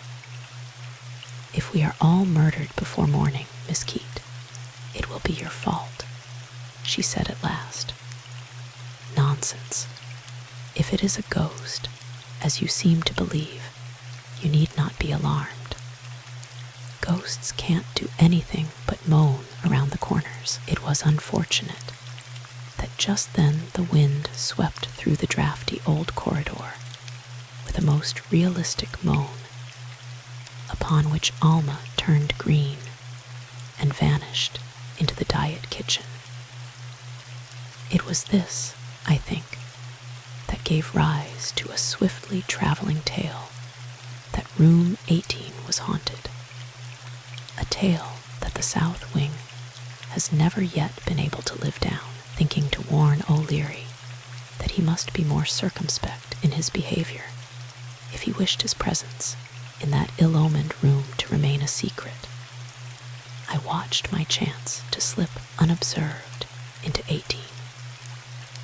Dawn was creeping into the room by that time, and the furniture loomed up dark and black in the cold half-light. The room was quite empty of human presence, though to my tired nerves it seemed that there might be other presences. I shrugged aside the unwelcome thought. Glance at the window showed me that the bolts had been slipped and the screen opened. I had no doubt that O'Leary was making use of that low window as others had done. I resisted a childish impulse to fasten the bolts against his return and returned to the corridor. With the tinny sound of the breakfast bell away down in the basement, the straggling through the corridors of the day nurses, freshly uniformed, if a trifle gray about the eyes, the fragrant smell of coffee floating through the halls, my vigilance relaxed a bit. The night was past, and so far as I knew, nothing out of the way had occurred. Knowing Coral to be a late sleeper, I did not go immediately to my room to release her. Instead, I followed Maida and Alma and the student nurse downstairs to the dining room. It was a sorry meal with buckwheat cakes, which I despise, and which, besides, give me hives, and Miss Dotty relating a very lurid dream, and dissolving into tears under Melvina's interpretation. The tears dripped dismally down Miss Dotty's inefficient nose. Melvina enlarged upon the meaning of dreams, and I found that I had sugared my coffee twice. I was glad when the meal was over. In the intervals of Melvina's sinister monologue, I had come to the conclusion that Coral Letheny under lock and key was not a situation to be lightly relinquished. I sought O'Leary at once, surreptitiously avoiding the day nurses. He was not in room 18, so I straightened the wrinkled counterpane on the bed and left. As I passed through the corridor of the second charity ward, I took a breakfast tray off the dumbwaiter, standing there unguarded. The disappearance of the tray caused considerable excitement in the ward. I found later, which was augmented by its reappearance later in the morning, in the second-floor linen closet, where I had thoughtfully left it, with only the coffee splashed a little. For Coral did not even see that breakfast tray when I unlocked the door to my room. It required only a glance to see that my bird had flown, so to speak. I set the tray on the dresser and advanced into the room. The bed was tossed and had been slept in, though the night garment I had loaned her was still decorously folded on a chair. The window was open, letting in gusts of rain on my flowered voile curtains, which were running in pink and green streaks, and later had to be replaced. I crossed to close it, and in doing so found the mode of her exit. St. Anne's, as I have said, was an old building with numerous turrets and towers and roof irregularities, which included various ledges and wide window casings. From the window beyond mine dropped an old-fashioned iron fire escape fastened to the old red bricks with rusted bolts. And from my window to the next ran a sort of ledge, narrow to be sure, and slippery, but there was the ivy to cling to and shrubbery below to break a fall. For a woman of Coral's build and propensities, it was not a difficult climb, and once on the fire escape the rest was easy. I leaned out the window. Had I still been unconvinced, there was proof of her passage, for caught on an ivy strand there hung a dejected, wet, black wisp of monkey fur. So Coral was gone. I felt guilty for letting her slip through my fingers, but reflected that O'Leary had known of her presence in St. Anne's, and moreover, a woman cannot go far in a drenched coat and no hat. This comfortable reflection lasted until I went to the wardrobe and found that my best hat was gone. The hat was a very beautiful thing, with quantities of artificial violets on it, and 3 yards of looped purple ribbon, and had cost me $25, owing to my having it made to order to fit my bobless head. And Coral had brazenly worn it out in the rain, which did not increase my affection for Coral. I set forth again to find O'Leary, feeling that he should know at once of Coral's flight, pausing only to leave the tray in the second-floor linen closet. O'Leary turned up at last in the vast old stable, now converted into a garage, that is out back of St. Anne's. He was apparently engaged in sniffing at something that I did not see, and that he thrust hurriedly into his pocket at the sound of my approach. In as few words as possible, I told him of Coral's departure. His face became very sober. "That's bad," he said. "That's bad. I figured she was safe in your hands, so she got away across that ledge." The place was visible from where we stood, and he surveyed it thoughtfully through the gray streaks of rain. "Well, it can't be helped now. You say she wore your hat?" "Yes. She would not be apt to return to the Letheny cottage," he mused. "Let me see. It is barely 7 o'clock. The stores will not be open for another hour. There is plenty of time. The stores. She will go straight to buy a hat," he explained with remarkable lack of tact. "Coral Letheny is not going far in a hat that," he noted my unsympathetic countenance. "A hat that does not suit her. I mean that she did not choose herself," he amended hastily. Without saying a word, I turned toward the graveled path that leads back to St. Anne's. "Wait a minute, Miss Keate," begged O'Leary contritely, seeing perhaps that he had offended me in a matter that no woman can freely forgive. "Please, wait. If you'll forgive me, I'll tell you something of interest." Being exceedingly curious, I went back. He drew me into the shadow of a big gray ambulance. "I want you to keep an eye on Miss Day," he said in a low voice, and with an odd glance into the shadows of the place. "Miss Day, especially if you see this fellow Gainsay hanging around." "Why, what do you mean? Is Jim Gainsay?" "Jim Gainsay is the man who was following Coral last night. O'Brien was stationed up at the cottage last night and saw him. It seems that Coral slipped out a side door. She came out so unexpectedly that she was into the orchard before O'Brien was after her.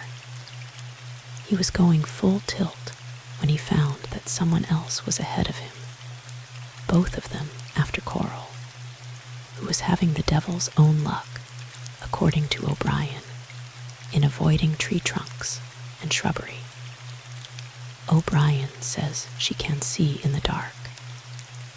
At the bridge, O'Brien caught up with the man and can swear it was Gainsay, but just then a low-hanging branch knocked O'Brien down and senseless for a moment, and when he got to his feet, Coral and Gainsay were both gone.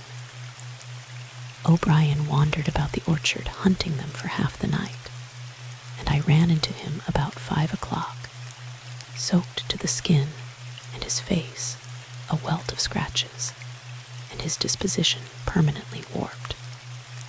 "So it was Jim Gainsay who gave Coral such a fright," I murmured. "I wonder what he wanted." "It looks bad for Gainsay," said O'Leary thoughtfully. "Whether he killed Dr. Letheny in a mistaken effort to defend Miss Day, or whether he killed Jackson for the sake of the radium, or whether, thinking that the radium is still at large, he is determined to secure it for his own use. In any case, it looks bad. I hope your little friend, Miss Day, is not going to be too much hurt. You mean if she cares for gainsay. Maida is not one to wear her heart on her sleeve. If we could only find that radium, I concluded hopelessly. Oh, I have the radium, said O'Leary simply. Chapter 16. The red light above the door. You have the radium, he nodded. My mouth open, I waited for him to tell me more. In the little silence, I heard a sort of rustle, and I looked about me in some alarm. O'Leary heard the rustle too, but his face wore the most peculiar expression of mingled satisfaction and anxiety. He made the barest perceptible gesture against comment, and just at the moment, Morg dropped casually down from an opening above what was formerly a hay loft. I jumped a little at her unexpected advent, and O'Leary spoke unconcernedly. Yes, I have the radium. Or rather, it is in room 18, which is, I believe, the safest place in the world for it, inasmuch as there is not a soul in St. Anne's who would willingly enter that room, save perhaps your intrepid self. How did you find it? Coral brought it to room 18 last night. O'Leary's voice had lifted to a normal pitch, and I recall thinking that he should speak lower. Coral brought it in her jewel case. The jewel case is there too. She must have doubted your hospitality. Do you mean to say that she had that box of radium in her jewel case? I cried. And that she left the whole thing there in 18. Possibly she agreed with me that it was the safest place in which to leave it. No one would suspect its being back in room 18. No one would voluntarily enter that room. Oh, she took the precaution to cross to that closet and place the jewel case away back on the shelf. She did that while you were clearing the way for her passage through the halls to your room. She came very near sitting down on the bed to wait, went on O'Leary dryly, and I was endeavoring to give an imitation of a mattress when you opportunely returned. Oh, I said brilliantly. Oh, it was the same closet that hid Dr. Letheny's body, added O'Leary meditatively. I will leave the radium in room 18 until tonight. It will be under close guard all day, Miss Keate. But I think it's safer to wait till tonight, during second watch, when the guards are gone and the wing is quiet, to remove it. I'm not going to run the risk of gainsays knocking me senseless again. Of course, we shall have to locate Coral and keep her out when she returns. She will, for the radium.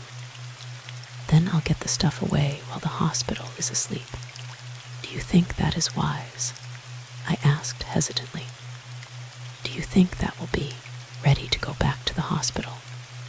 Interrupted O'Leary, and as we walked along the clean white gravel path, he conversed so fluently and determinedly about the effect of the continued moisture upon the crops that I could not get a word in edgewise. At the great door, we paused, and O'Leary said a peculiar thing. See you later in the day, Miss Keate. 12 of the 24 hours I gave myself are gone, you know. And by the way, you couldn't have done better if you had rehearsed. And with that, he was gone, leaving me entirely in the dark as to his meaning and feeling rather irritated. Morg, who had followed us along the path, brushed against my skirts.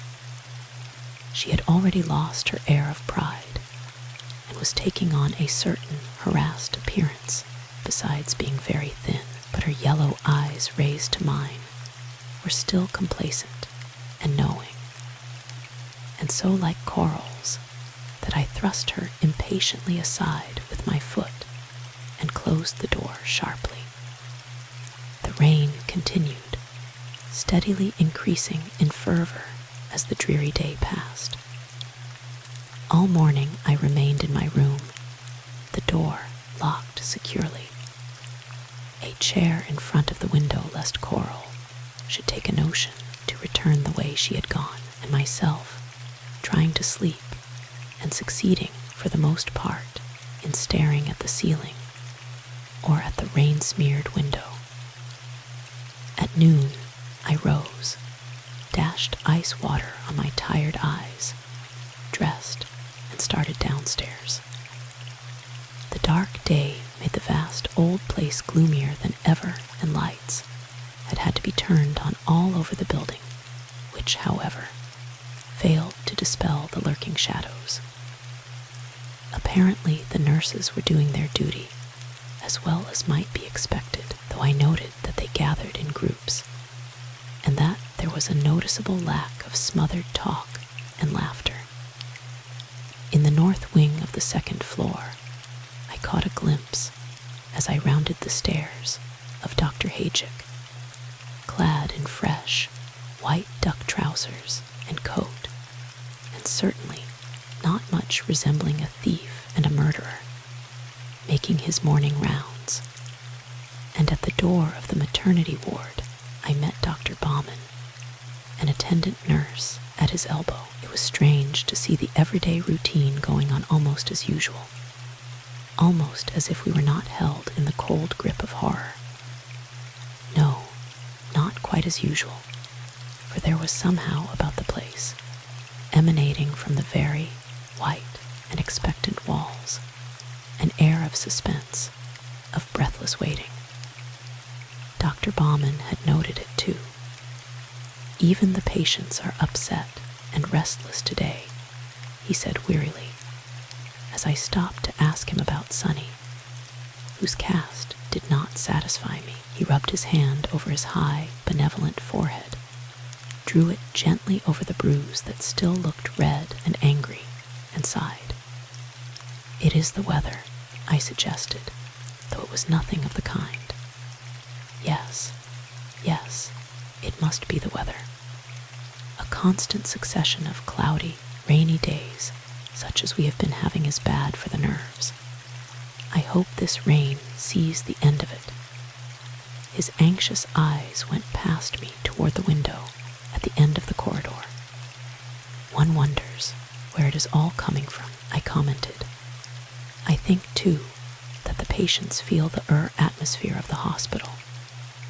The nurses are uneasy and nervous, jump at every sound, and there is a distinct feeling of suspense and breathlessness in the air. Dr. Baumann nodded. His eyes looked tired and sad under his thin eyebrows. I understand what you mean. There is a psychic undercurrent of unrest and alarm that is bound to communicate itself to the sick. You aren't looking well, Dr. Baumann, I said. You should have that bruise attended to. And I thought, though I did not say it, that he would profit by some liver pills. I haven't had time, he began. A nurse rattling up to us in her crisp skirts interrupted him with a question, and I went on downstairs. A letter was waiting for me on the rack in the hall. I did not recognize the handwriting, which was square and distinct and very painstaking. The signature, however, caught my attention, and I ran through the note hastily, read it again more carefully, and with an involuntary glance about me, I withdrew into a secluded corner of the hall and read it once more. It was short and to the point. Dear Miss, I think it is my duty to tell you something I heard. It is about Mr. Gansey. I liked him, but he is croaked. He thinks Miss C was name I will not mention has the radium. She said you know more than you will tell about those murders too. And he said, well, what if I do what I want? Is the radium? Then She said, "You'd better get out of here before you land in jail." And he said, "Speak for yourself." Then the kitchen door blew shut. You can tell that little man with the gray eyes if you want to. That Gansey is a bad man. He has a revolver in his pocket. I have left Miss C for good. Yours, respectfully, Hulda Hansage, aside from reading, croaked to be croaked, and thinking for a wild second that she was announcing Gainsay's death. I had no difficulty in understanding Hulda's amazing epistle. It sounded exactly like her, and Hulda is honest, so I did not even have the dubious satisfaction of doubting her word. It was my duty, too, to turn the thing over to O'Leary, and I should have done so at once had I been able to find him, but he was not to be found, and I finally went down to lunch with a heavier heart. The afternoon passed as slowly as the morning. O'Leary stayed out of sight.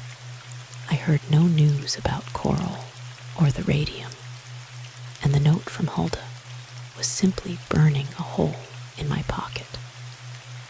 I tried telephoning to O'Leary, but could not even get an answer from his servant. It was while I was in the general office that someone telephoned for Dr. Haychick. Miss Jones was at the telephone and asked me to call him, saying he was in the south wing.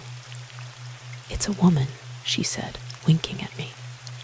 She wouldn't give her name or number. I found Dr. Haychick in room 17 changing a dressing.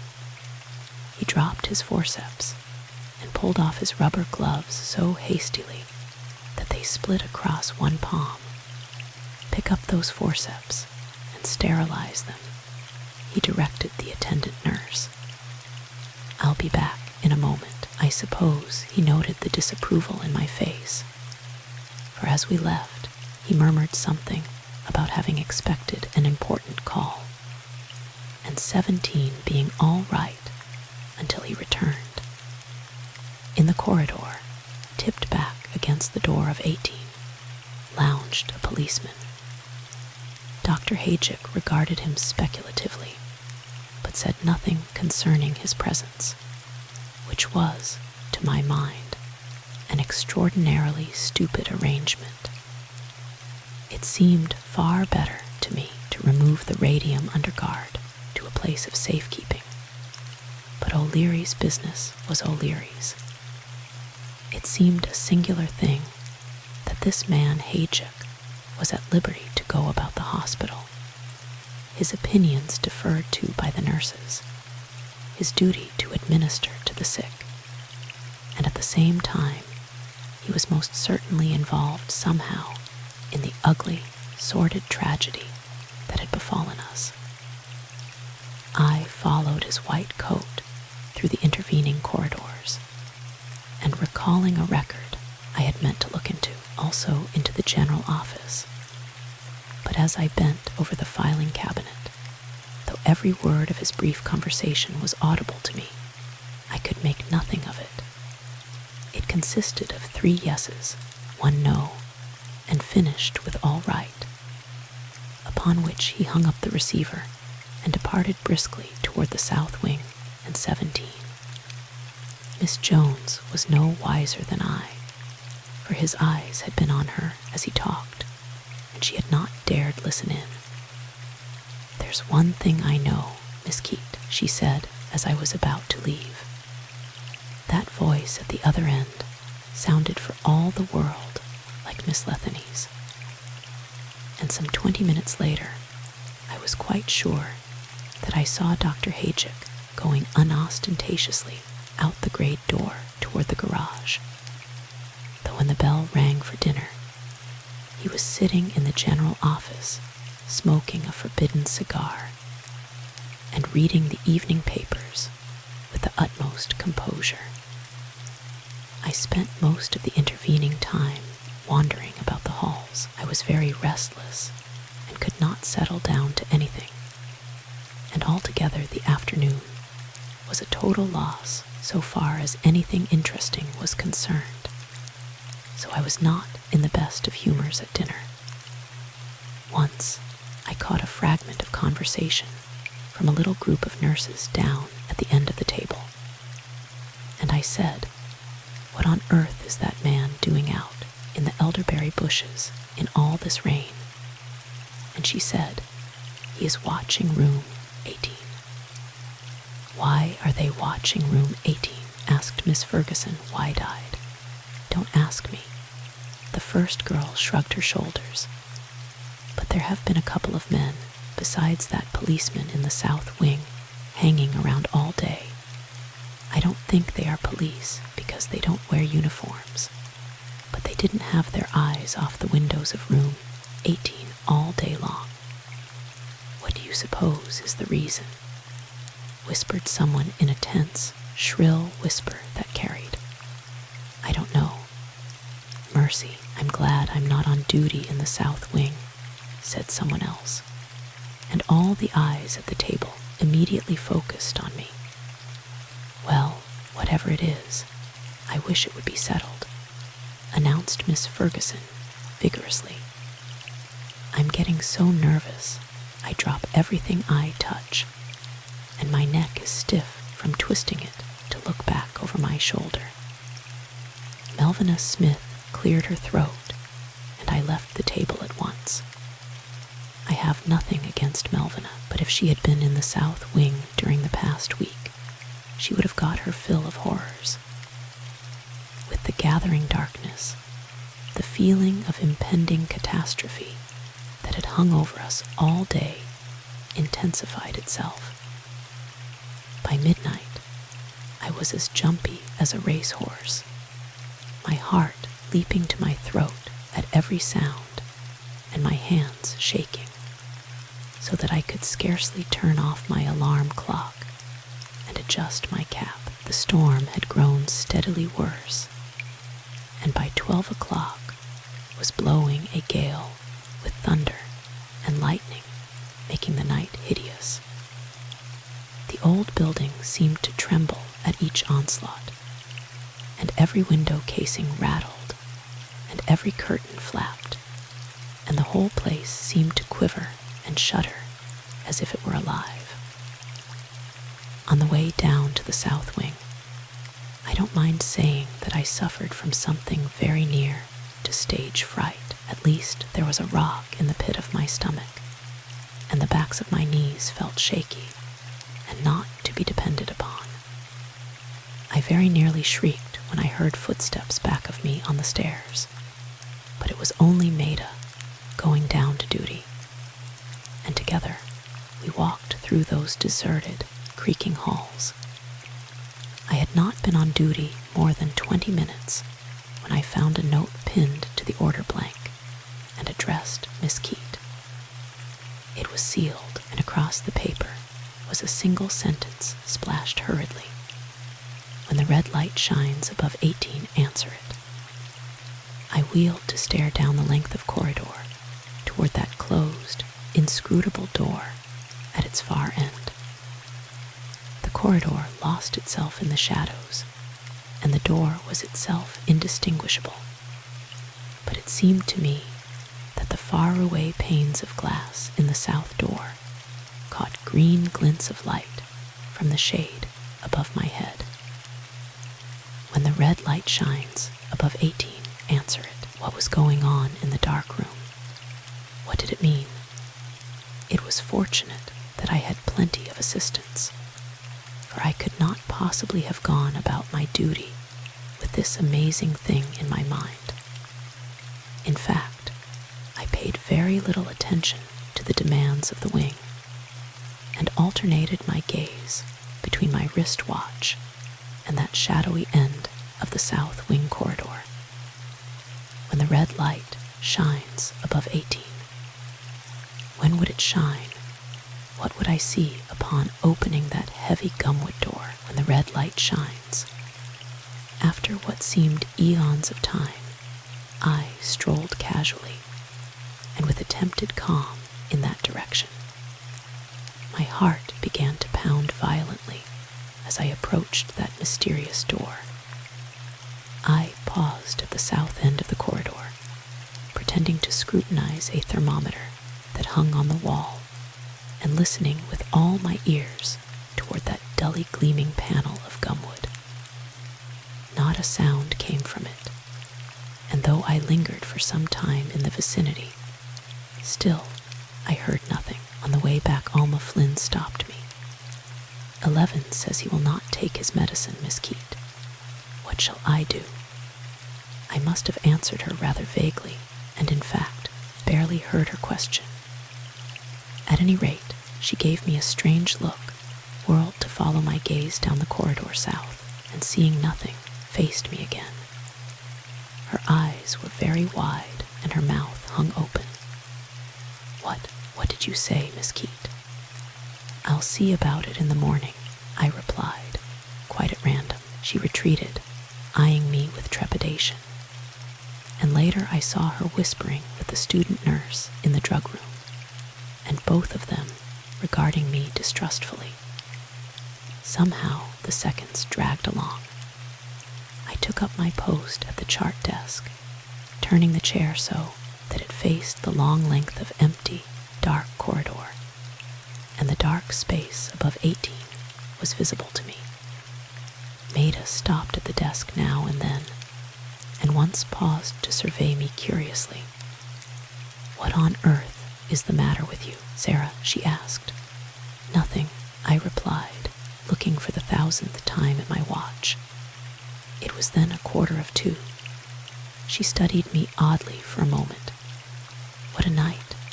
The wind and rain is getting awfully on my nerves.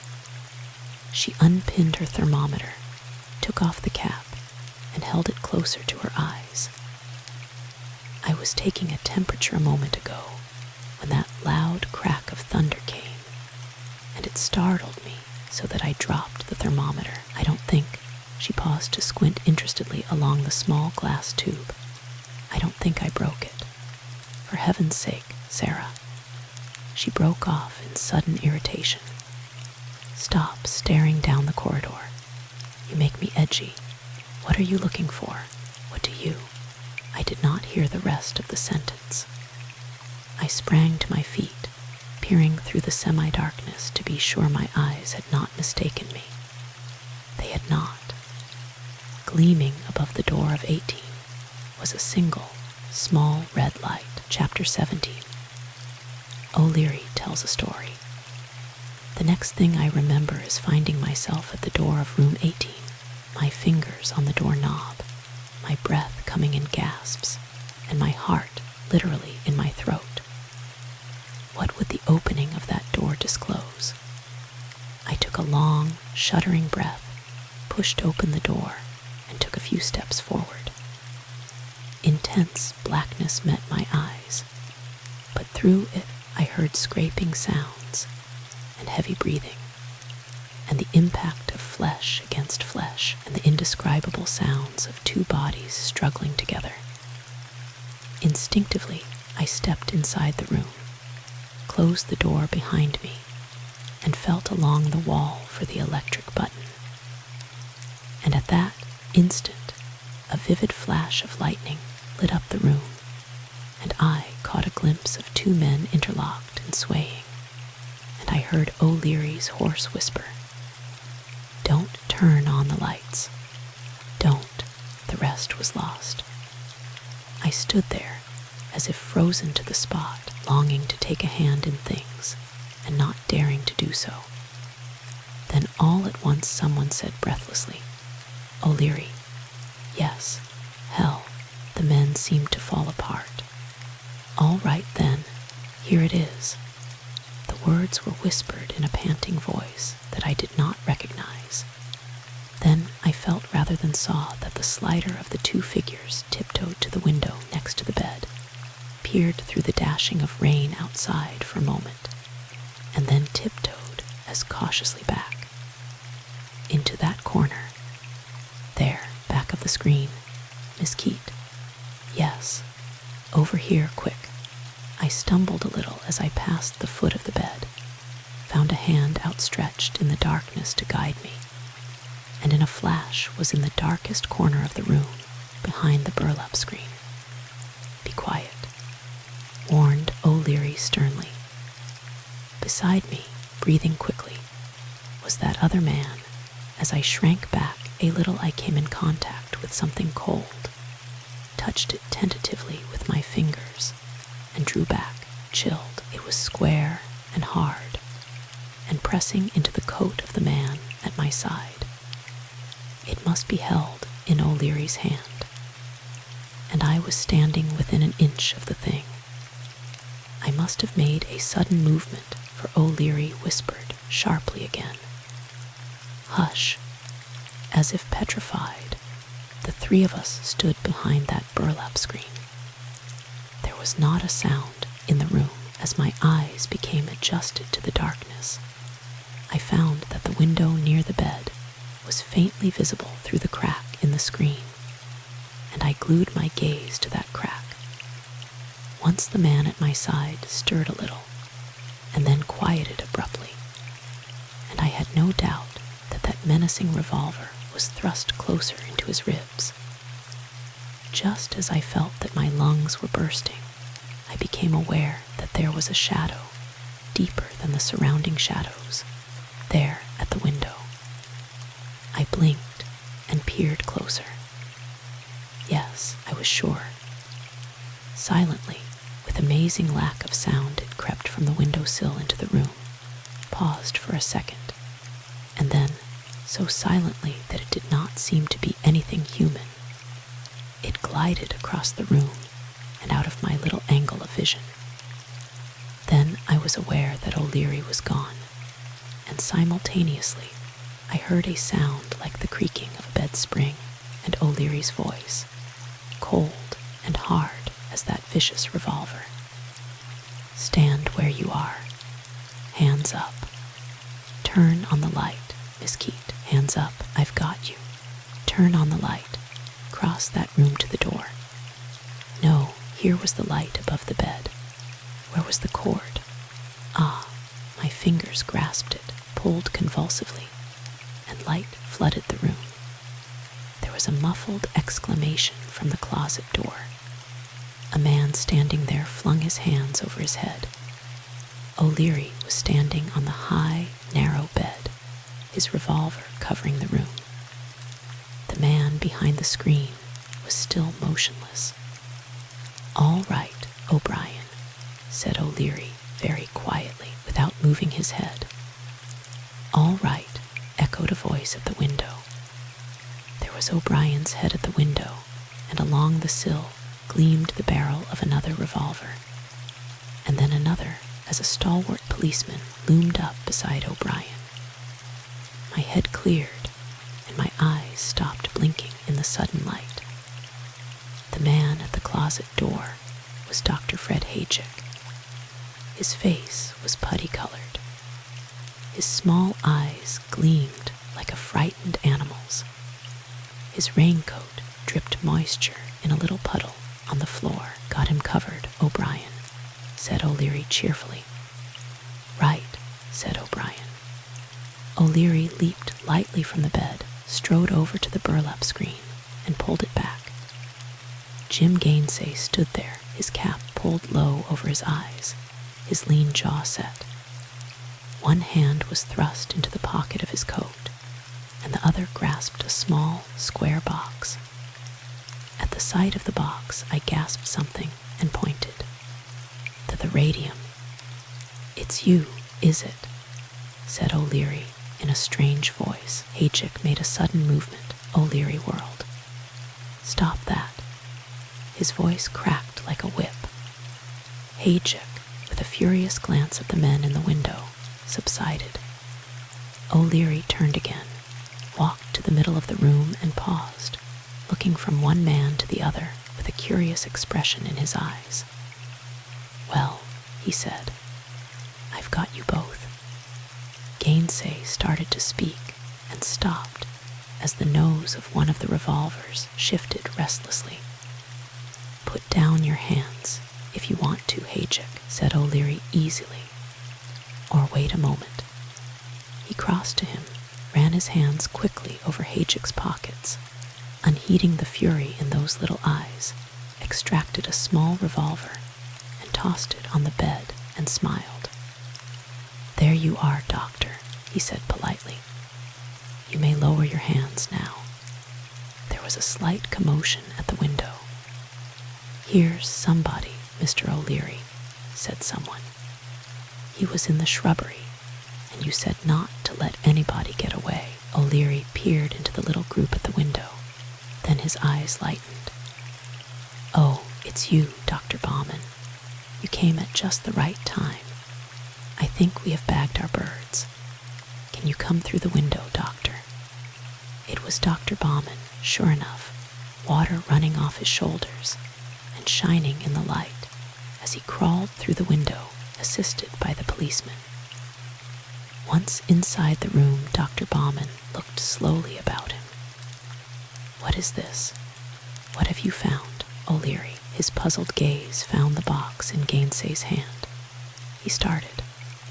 Why is that the radium?" "It may interest you to know, Dr. Bauman, that we have caught the murderer and thief." "What?" cried Dr. Bauman. His eyes traveled slowly around the room, and his voice broke a little as he cried, Not Fred Hajick." O'Leary's keenly exultant eyes softened a little. "Wait," he said. "There is another in the room." Taking a key from his pocket, he crossed lightly to the closed door of the further closet, unlocked it, and swung it open. I took a step forward and cried out involuntarily. Instantly, I recognized my own purple hat, sodden and drenched, and then, cramped in that small space, a woman's huddled figure. It was Coral. As we stared, she glared back at us for a moment. Then she rose slowly, struggling with cramped muscles. Her eyes, narrow with hate, were fixed on Lance O'Leary. "I've been there for hours," she said in a strange voice that was hoarse and strained with fury. She stamped her feet to start circulation and flexed her arms slowly. Then she pulled my hat from her head, tossed it contemptuously out of the way, and ran her brown hands through her tossed, yellow hair. "You are going to suffer for this," she said. "How dare you force me into that closet, lock the door, and leave me?" She took a tigerish step or two toward O'Leary, her nails gleaming suggestively. "Not so fast, my lady," interposed O'Brien, who had slipped silently through the window. Coral shifted her malignant gaze, regarded O'Brien for a moment, then slowly and malevolently swept the room. "So you are here too," she said to me. "And Dr. Bauman and Jim, quite a family party." "You are right," agreed O'Leary smoothly. "Quite a family party. In fact, we need only one more to make our circle complete. Miss Keate, will you please summon Miss Day?" My heart leaped again as I heard the name, and I heard Jim Gainsay mutter something that was quickly silenced. I opened the door and slid into the corridor. There was no need to call Maida, for there she was, standing opposite the dark door above which still gleamed that ominous red light. She was very white, but said nothing as I beckoned her inside the room. At our entrance, O'Leary became active. He motioned to the available chairs. "Sit down, Miss Day, Miss Keate, Dr. Bauman. There is a place on the bed. We may as well make ourselves comfortable, for I have a story to tell." I suppose my eyes went in some anxiety to the precious box in Jim Gainsay's hand that was the cause of it all, for O'Leary smiled a bit grimly. "Don't be alarmed, Miss Keate. The radium is not in that box. I took it immediately to a safe place." The box, over there was only a bait. With a disgusted exclamation, Jim Gainsay dropped the box and folded his arms. His eyes sought Maida's, but she did not return his gaze. "Well, Dr. Hajic," said O'Leary, "it is too bad it has turned out this way. I thought better of you." Dr. Hajic lifted his lip in something very like a snarl, but said nothing. Coral made a sudden movement, which she checked under O'Leary's regard. "Are you sure it was Dr. Hajic? Tell me about it, O'Leary." The ring of authority was manifest in Dr. Bauman's weary tones. "In my own way," promised O'Leary, with an apologetic glance toward Dr. Bauman. "In the first place, the superstition which so unpleasantly impressed you, Miss Keate, has been fulfilled again." He paused dramatically, and from somewhere in the room came a sharp sigh of suspense.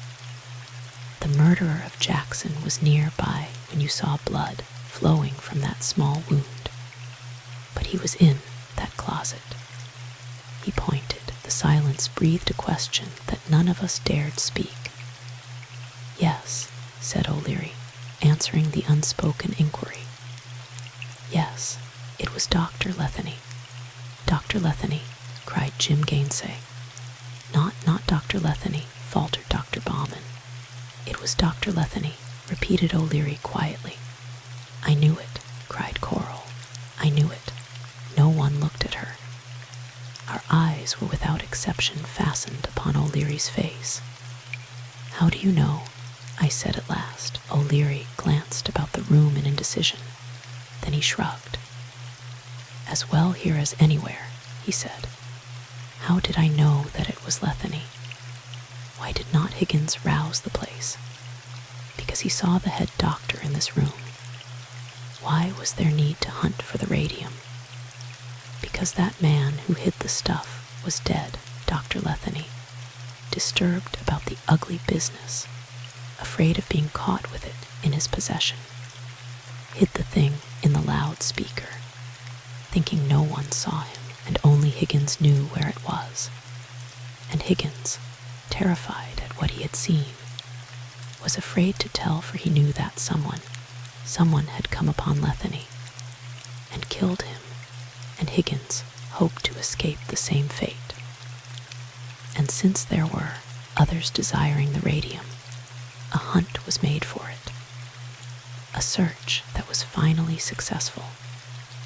His clear gray eyes went from Coral to Hajic. But just as Dr. Letheny was about to leave the room, another man came upon the scene, determined to take the radium for himself. Then, I don't know exactly what happened, but the two men struggled. And in the struggle, Dr. Letheny's head struck with such force that it killed him. He crossed the room to the massive, square-cornered lavatory. "I am sure of that," went on O'Leary, "for I examined it before a thing in the room had been touched. The other man, frightened perhaps, knowing that he was in desperate danger of being charged with murder, dragged Dr. Letheny's body into that closet, locked the door, and got rid of the key, hoping to postpone the discovery of Dr. Letheny's death for as long as possible, and thus cover his own tracks. But first, he found that the radium was not to be found, and knew that Letheny must have hidden it somewhere in the room. He did not dare search for it then. He would have to return. He retreated by the way he had come, through the window, there, and crawled through the window of his own room in the hospital, in time to answer Miss Keate, who, by that time, was pounding on the door. His eyes went to Dr. Hajic, whose face was quite ghastly. O'Leary forestalled the words on Dr. Hajic's lips. "Not now," he said sternly. "You will have plenty of time to talk later. Then you feel sure it was Dr. Letheny who killed Jackson?" asked Dr. Bauman incredulously. "Positive," said O'Leary. "Further proof. The revolver that belongs to Miss Letheny bears Dr. Letheny's fingerprints." Why should he bring a revolver to a hospital if his errand was entirely peaceful? He wanted the radium. He needed the money. I honestly believe that the man wanted the money for research. There was a shade of pity in O'Leary's voice. And as to the mechanics of the situation, Dr. Letheny must have made up his mind quite suddenly to secure the radium for his own use. He came to St. Anne's. I wonder what his feelings were when he examined the patient whom he was soon to rob. I do not think the murder was intentional then. Presumably, he left.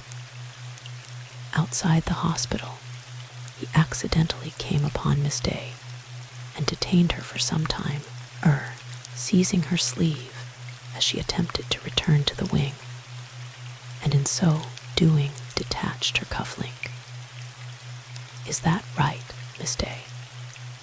Without a word, Maida nodded assent, but her deep blue eyes shot a glance of gratitude toward the young detective. Then, determining to carry out his hastily formed plan for stealing the radium, he watched his chance, and while Miss Day was busy in the kitchen, and Miss Keate was detained for some 15 minutes in room 11. Room 11, I said. He must have slipped along the corridor into the drug room and helped himself to morphine tablets and hypodermic needle and hurried back unseen to room 18.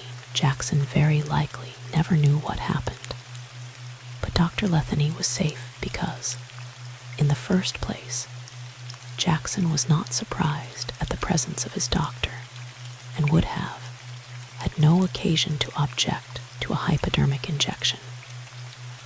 And furthermore, on waking from a drugged sleep, impressions immediately preceding that sleep are vague and confused and could scarcely be given as evidence. I do not believe that Dr. Letheny intended to make the dose fatal. I believe he only intended that Jackson should know nothing of the radium being removed. But in his natural excitement, Dr. Letheny either misjudged the dose he was giving or the resistive powers of his patient, with the result that we know. Dr. Letheny tossed the needle through the open window, where it was later found. In the main, I believe I am right. There may be slight discrepancies. One can't be absolutely sure when both participants are dead. There was a moment of tense silence. Then Coral spoke. So it was Louis, she said in a tone of ugly satisfaction. I knew it. I knew it all along, for I watched. She checked herself. O'Leary turned sharply. Just a moment, he said coldly. Your skirts are not entirely clear. There is Higgins's death yet to explain, and the theft of the radium. I knew nothing about Higgins's death, cried Coral. Go on, Mr. O'Leary, begged Dr. Bauman. Under the light, his face looked drawn and aged. From that night on, the struggle has been for the discovery and possession of the radium. It was thought, by those who knew of Dr. Letheny's participation in the affair, to be still in room 18. Haychick was determined to find it, even going so far as to steal the key to the south door in order to effect an entrance at any time. Again, Dr. Haychick made an inarticulate murmur, which O'Leary silenced, becoming impatient at his continued failure to locate the radium. Miss Letheny herself, who was in cahoots with Haychick, took a hand in the matter. Knowing what had happened in the room, and being by nature extremely superstitious, she was intensely frightened when, upon entering room 18 in the middle of the night, in order to make a search for the radium herself, she saw a sheeted figure on the bed. She, too, failed to find the radium. You are perfectly right about that, said Coral brazenly. but you are wrong about. Then one night Hajic grew desperate. He wanted the radium and coral, that is, Miss Letheny was reproaching him for his continued failure to find the radium. He recalled the circumstance of the electric light connection having been damaged by lightning on the night of June 7th, decided that that condition was a valuable help, and repeated would aid him in making a thorough and prolonged search in room 18. So he went to the basement, disconnected the electric current, let himself out the grade door, ran around the corner of the hospital, entered the south wing by the unlocked south door, for the windows were bolted, and was into room 18 in about a minute and a half after he pulled the light switch. Either from reflection or because he had exhausted all the other available hiding places, he went at once to the loudspeaker, which by an odd circumstance was the original speaker that was in room 18 the night of the 7th. But Higgins, in the basement, saw him and followed him. Higgins came upon him in room 18. As I say, Hajic had at last found the radium, and at the knowledge of someone witnessing his theft, he shot wildly in the dark, the bullet killing Higgins instantly. Likely, Higgins had said something indicated in some way that he knew what Hajic was about and what he had taken from that loudspeaker. I don't know how it happened that Higgins got up courage enough to follow and threaten Hajic with exposure, but he evidently did. Hajic, frightened at the consequence of his deed, simply acted from primitive impulse. If he were caught on his way from the hospital, the possession of the radium would be a distinctly incriminating fact, no matter how he tried to explain it away.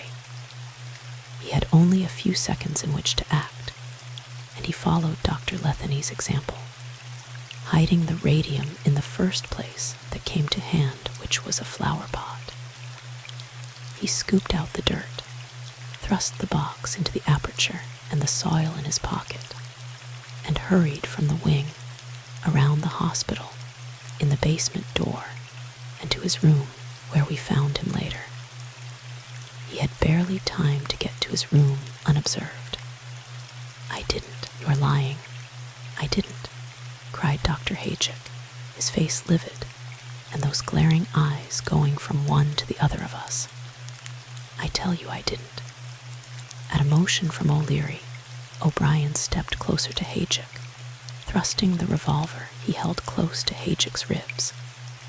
But the mud on the window casing," I began, bewildered. "If he used the grate door and came up by the basement," O'Leary interrupted me. "Miss Day happened on the radium in the pot of lobelias. It was in the corridor where Hajic had placed it in his hurry, knowing that room 18 would be thoroughly searched. Miss Keate, in the meantime, I think we need not go into that. Anyway, it came thus to my hands for a moment or two before Hajic knocked me senseless and took the radium. He had managed, from his room off the general office, to hear Miss Keate's announcement, and must have watched until she gave it to me. I'll admit to that," cried Dr. Hajic, "but not to that oath. There. O'Brien poked him suggestively, and Hajic stopped talking. "But," began Dr. Bauman uncertainly, "I never dreamed it was Dr. Hajic. Why, he was right there with me when we found you, O'Leary, there by the stairs." He seemed as astonished as I was. Dr. Bauman reached unsteadily for his handkerchief and passed it over his forehead. "This is terrible, O'Leary, terrible." His voice shook. "Do you realize that you are accusing a doctor of St. Anne's of unspeakable crimes? That you are, truth is truth." There was a queer, icy look in O'Leary's gray eyes. If a doctor of St. Anne's is guilty, he is as guilty as any other man would be. Oh, yes, I suppose so, agreed Dr. Bauman reluctantly. But it is no less terrible. He shuddered visibly. I found my tongue. Then what part has Mr. Gainsay in all this? O'Leary eyed me curiously before replying. Then he turned to Jim Gainsay. Gainsay, he said slowly, is a young man who is going to get into serious trouble sometime through not minding his own business. He is incurably inquisitive and has been quite sure that he and he alone could solve this mystery. There was a gleam of mirth back of those clear, gray eyes. Jim straightened up, felt absently in his pocket, and drew out a pipe, which he held without lighting, policeman at the window watching him with an impassive countenance. Jim sighed. I am a fool, he admitted abruptly. But Lord, it didn't seem to me that you were getting anywhere. I had to take a hand in it. I thought the first thing to do was to find the radium. Coral's slitted eyes flashed green fire. You nearly got it, too, she said viciously. But I got away from you. Where did you hide it when Hajic turned it over to you immediately after stealing it from me? Asked O'Leary mildly. Coral's face was sullen, but she replied, taking, I think, a certain pleasure in being the center of the stage for a moment. I dug a hole under one of the trees out there. She motioned with a long, brown hand, on which the topaz shone, toward the orchard. I left it there all day yesterday, day before yesterday. She glanced at the window, which was beginning to show a dim, gray light. And then, that night, I got away from you. She looked at O'Brien, and you at Jim this time, and got it out, and brought it here in my jewel case. I thought it would be safe in this room, and Sarah was so excited. She cast a malicious glance toward me. She never noticed that I came out without my jewel case, when she so thoughtfully took me to her room and locked me in. How did you find it? O'Leary did not reply. When Miss Letheny returned for the radium, about 11 o'clock tonight, I detained her. O'Leary glanced toward the closet from which she had emerged. I am interested to hear that you admit to having the radium in your possession. What can you do about it? Flashed Coral insolently. And you are all wrong about Dr. Hajic. I know that he did not shoot Higgins, and I know that he did not kill Louis, for he was with me both times. That will do, Miss Letheny. Or rather, Mrs. Hajic. Coral started. Her brown hands clutched at the wall back of her. How did you know that? O'Brien cleared his throat self-consciously, and at the sound Coral whirled to face him. I suppose you were following us this afternoon, she said vindictively. They were married this afternoon, said O'Leary. Owing to a conversation overheard by one of us, I dare say it was my turn to look self-conscious. We have reason to think that possibly the bride was a bit reluctant. But however that was, they were actually married at the courthouse, with Mr. O'Brien near at hand. Your own desire to perjure yourself, Mrs. Hajic, will not be of any help in the matter, for your husband cannot be cleared. A strange silence fell. The torrents of rain seemed to be lessening slightly, and I heard a roll of thunder away, off in the distance. I was engaged in going over and over to myself O'Leary's explanations.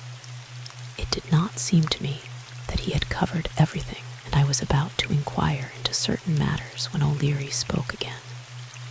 Is everything clear to you, Dr. Bauman? He asked deferentially. Dr. Bauman hesitated. I don't know, he said with a puzzled and worried air. I really don't know. He paused to pass his hand across his eyes, rubbing the bruise on his cheekbone a little as if it itched. This is a terrible responsibility, Mr. O'Leary. O'Leary nodded. But you are head of St. Anne's, said O'Leary, and while the case belongs to the state to prosecute, still I should like to feel that you, as head of the institution of St. Anne's, are satisfied with our findings. It doesn't seem possible, said Dr. Bauman. O'Leary looked obviously irritated, but said with restrained impatience, Is there anything that I have overlooked, Dr. Bauman? No, I suppose not, Dr. Bauman replied uncertainly. Perhaps I have not made myself perfectly clear, said O'Leary, still patiently. Let's begin at the beginning again, Dr. Bauman, and piece things out in their logical order. I want to be sure that it is all clear to you. No, that will not be necessary. Yes, insisted O'Leary. You being head of St. Anne's, doctor, should be given every scrap of information in my power to give. No, said Dr. Bauman. It is very painful to me. And anyway, I think I understand. Dr. Haychick got into room 18, just after Dr. Letheny had hidden the radium. Isn't that it? O'Leary nodded, and there was a quickly subdued growl of dissent from Dr. Haychick. The two men struggled then, and Dr. Letheny was killed in the struggle. Again, O'Leary nodded. Yes, I think I understand. Still, it doesn't seem possible. Dr. Bauman regarded Dr. Haychick doubtfully. No, said Lance O'Leary slowly. It does seem strange that Miss Keate should hear nothing of it. I believe she did hear something of it, said Dr. Bauman, his distressed countenance turning to me. I made some gesture of assent. Yes, said O'Leary. For don't you remember that she came down to the end of the corridor? He left his sentence hanging in the air, and as he spoke, he moved his hand slightly, and I was faintly surprised to see little beads of sweat glistening on the back of it. Though the night was cool, his face was quiet and composed as usual. Oh, yes, said Dr. Bauman. I remember now. Strange she saw or heard nothing of all this when she opened the door of room 18 and stood there for a moment. Queer how silent the room was. No one seemed to breathe. Then Lance O'Leary's voice broke the silence. It was tight and strange and shook a little. Only the murderer could know that. He shot a glance at O'Brien. Quick. The last word was like the sharp lash of a whip. I was never sure just what happened then. There was a scream as Coral flung herself upon Dr. Haychick. There was another struggle going on somewhere else. Figures blurred in rapid motion. There were outcries. I found myself clutching at Maida. Jim Gainsay's tall figure flashed before our eyes. Then O'Leary's tense voice commanded the situation. Right, O'Brien, he said sharply. Then the room seemed to clear. Things resumed their normal dimensions. I stared and rubbed my eyes and stared again. Then my knees weakened under me, and I think I screamed. The handcuffs glittered coldly on Dr. Bauman's wrists. Chapter 18. O'Leary revises his story. It was fitting that the thing should end as it had begun, in room 18. I have only a dazed and chaotic memory of them taking Dr. Bauman away, of Coral and Fred Haychick going under guard, of myself sitting numbly in room 18, with Maida beside me gripping my hand until O'Leary returned. Jim accompanied him. I think it was seeing Jim sit down on the white bed with his coat still wet with rain, and noting the marks of muddy shoes and wet coats on the once white counterpane that aroused me to a sense of reality. It was dawn by that time. The electric light was paling and growing sickly under the gray streaks of daybreak at the windows, and I recall a vague little feeling of amazement when the thin rays of washed-out sunlight began to find their way into the room.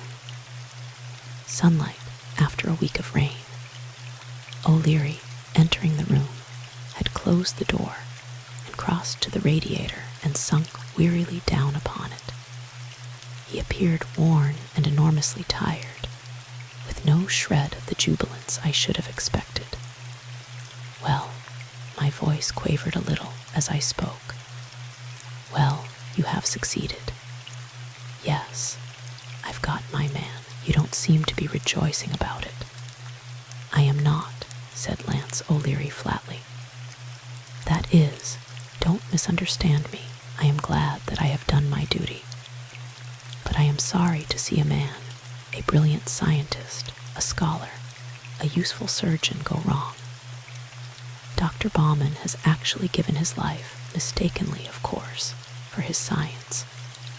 He wanted the radium. He needed the money it would bring. For the rest, he was, as much as anything, a victim of circumstance. Is a sad thing, yet just. Dr. Bauman was a wicked man," I said. "Odd how we were speaking of him in the past tense." "Yes," agreed O'Leary. "But Dr. Letheny was equally culpable. Strange how a man can devote his life to a woman or a career. Well," he broke off, shrugging, "there's no use philosophizing. Don't mind my low spirits. I should feel much lower if I had failed. I didn't know what you were doing until Dr. Bauman said, when she opened the door. Then I began to have a premonition, for I recalled the request you made at the first inquest." "What was that?" asked Jim. "I asked Miss Keate not to mention the fact that when she came down the corridor after hearing the sound that she thought was a door closing, and was actually, don't," I interrupted with a shudder, "was actually something else. She came to the door of 18 and opened it and stood there for a few seconds listening. Why, did she hear something? Or see anything? No, but I reasoned that the guilty man must have still been in room 18. It had not been a moment since the sound of the blow that killed Dr. Letheny. And I knew that the man who did it could not have dragged Dr. Letheny's body to the closet, locked the door, and made his escape before Miss Keate got to the door of 18. Hence, I knew that only the guilty man knew what she had done. Did you plan that far ahead? Did you know you could work him to admit that knowledge?" cried Jim in honest amazement. O'Leary shook his head, smiling ruefully. "No, I am but human, but I plan to take every chance, hoard every possible bit of evidence. That was small but conclusive."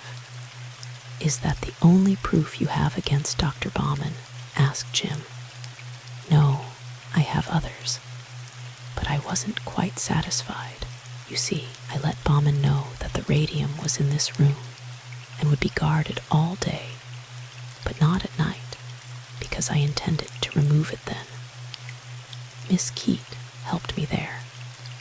Dr. Bauman was on the other side of the door in the garage this morning, or rather yesterday morning," explained O'Leary to me. Of course, I had actually removed the radium at once and substituted a dummy box. I expected Bauman would try to secure it in the dark of night and hoped to catch him red-handed, but instead you, gainsay, nearly spoiled the works for me. You have been a good deal of trouble, one way and another," he interpolated, with a glance that held nothing humorous. "However, I know the reason for your meddling." O'Leary smiled openly at Maida. It was that extraordinary winning smile that he reserved for certain occasions, and Maida smiled too. I can't say that I blame you for that, though if you had advised her to tell of the cuff-link business in the first place.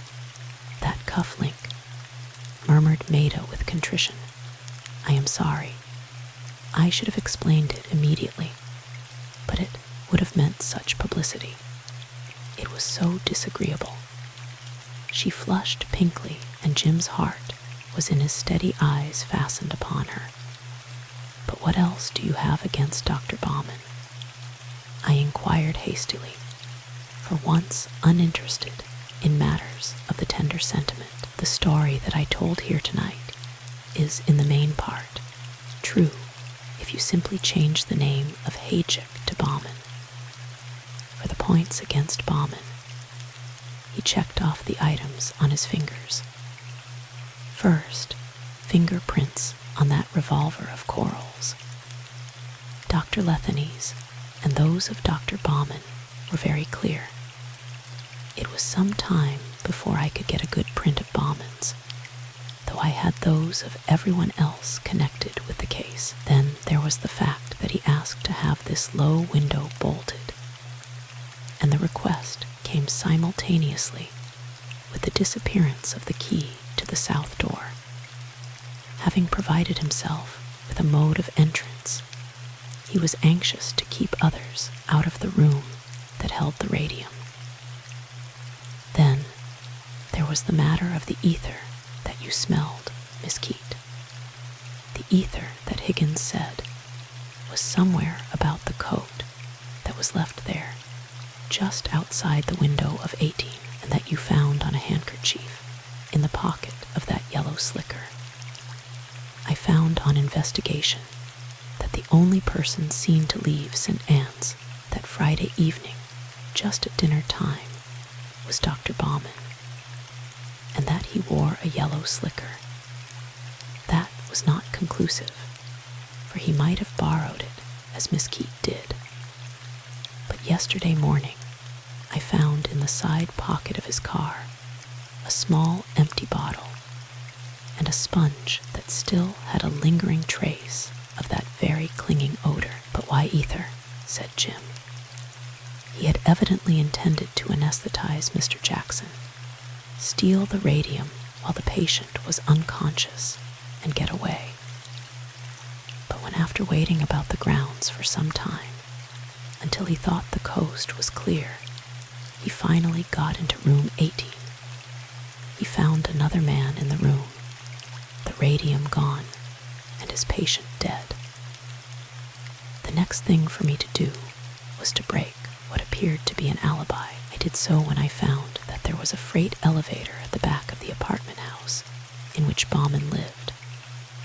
He knew how to operate it, and must have taken precautions to leave by way of the freight elevator and the basement, so that the night man in the front of the house never dreamed that Bauman had gone out again.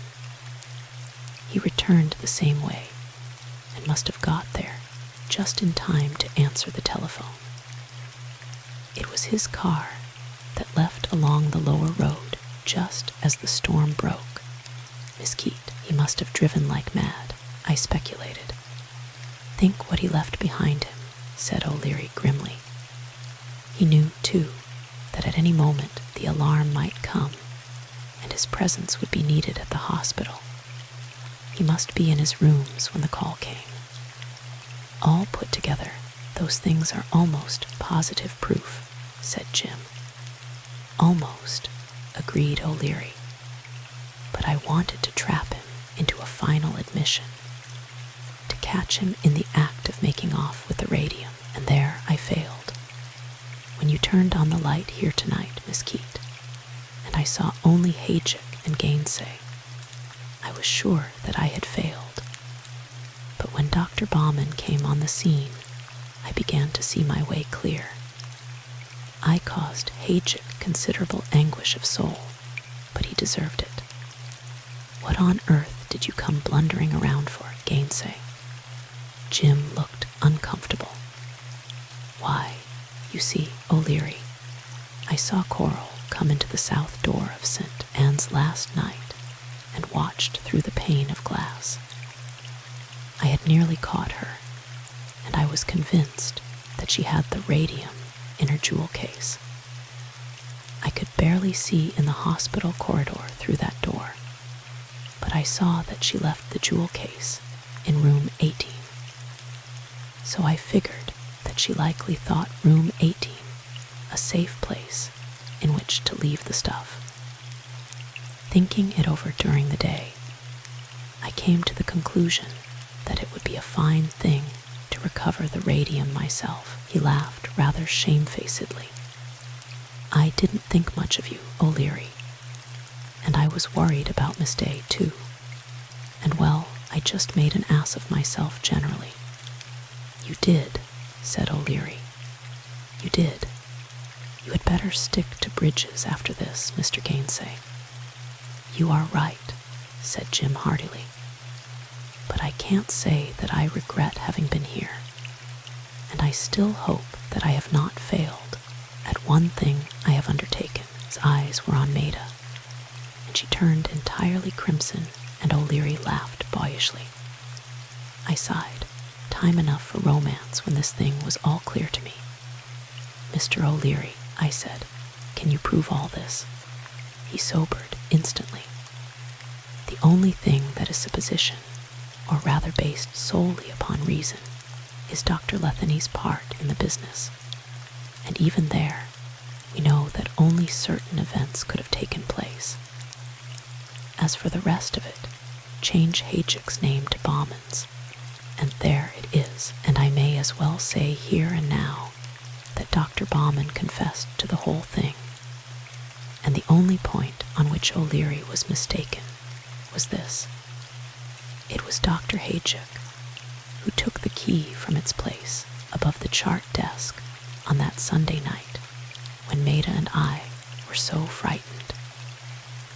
He had slipped out his window with the key, but when he heard us coming, he fled from room 18, around St. Anne's to his room, through the window again, through the corridor from the main part of the hospital to the south wing, tossed the key on the desk, and hurried back to his own room.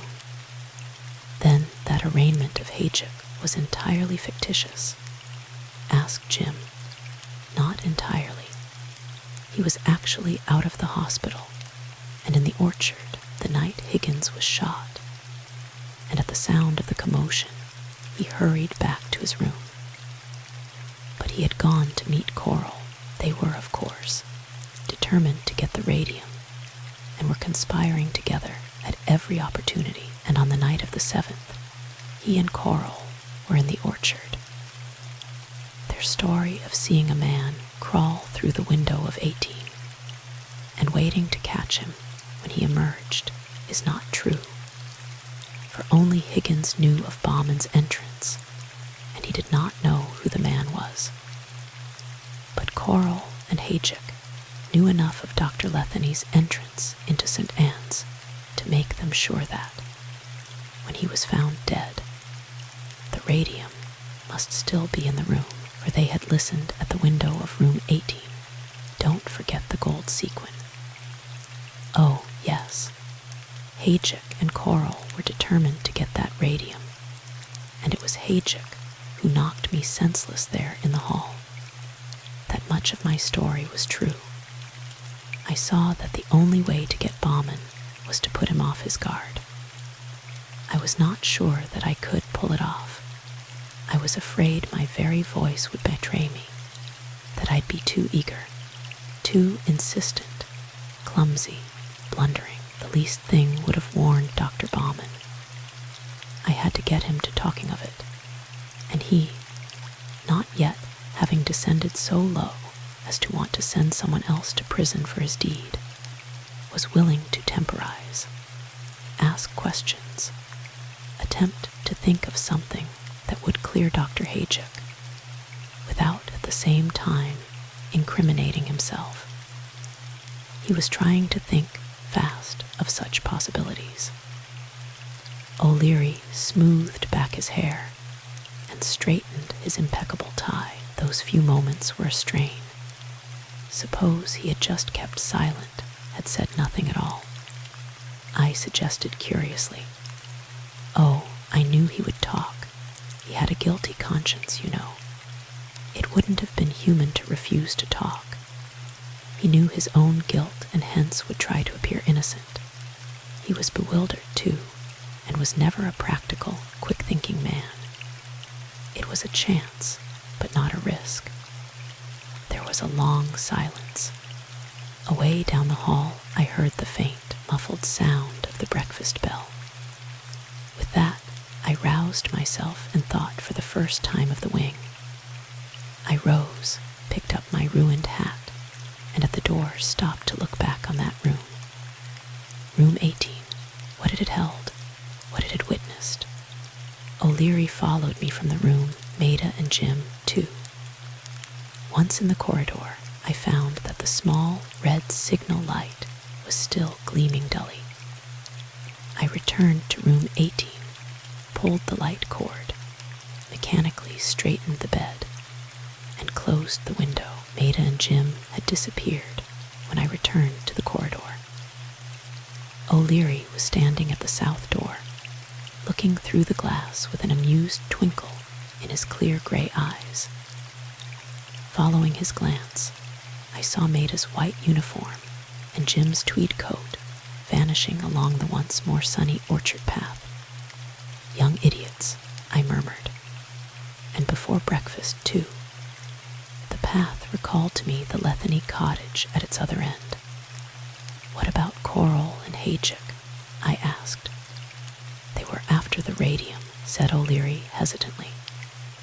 "But after all, I think the best thing to do is to get rid of Haychick and let them leave. This means reorganization, new doctors, new methods, everything." O'Leary nodded. "How true it is," he said thoughtfully, "that even in one of the noblest professions there are scoundrels. But the proportion is much smaller," I said loyally. "You'll find 100 defaulting bankers for one doctor who is untrue to his trust." He smiled at the warmth of my defense. "You are recovering yourself, Miss Keate. That last remark was quite in your normal manner." And at that, Alma Flynn tugged my sleeve. "Will you K the charts, Miss Keate?" Her eyes were round with curiosity, and she cast a speculative glance toward room 18. "Well, that is about all. The staff doctors met that morning, and the board of directors, and were most generous in their assistance. It was not long before we were fully equipped with resident doctors and reorganized. Our new head doctor has a wife of Anglo-Saxon ancestry who has filled the cottage with chintz-covered furniture and muslin curtains and likes to head committees. She has a nosy disposition, and we don't get along well. We have 2 new internests, 2 fresh-cheeked boys, who Miss Dottie pets something scandalous. Dr. Bauman developed an infection in the bruise on his cheek and lived only a short while. Coral and Haychick disappeared and have not been heard of since, though lately a report came to me that a woman much resembling Coral and dressed very beautifully had been seen at a European pleasure resort where she made large sums of money gambling. I judged that Coral was falling into soft spots as usual, unhampered by a conscience. Maida and Jim left for Russia very soon after the events that I have herein recorded took place. I hear from them every so often, long letters full of news and snapshots. I see Lance O'Leary once in a while, too, and indeed have given him some slight help on a case or 2.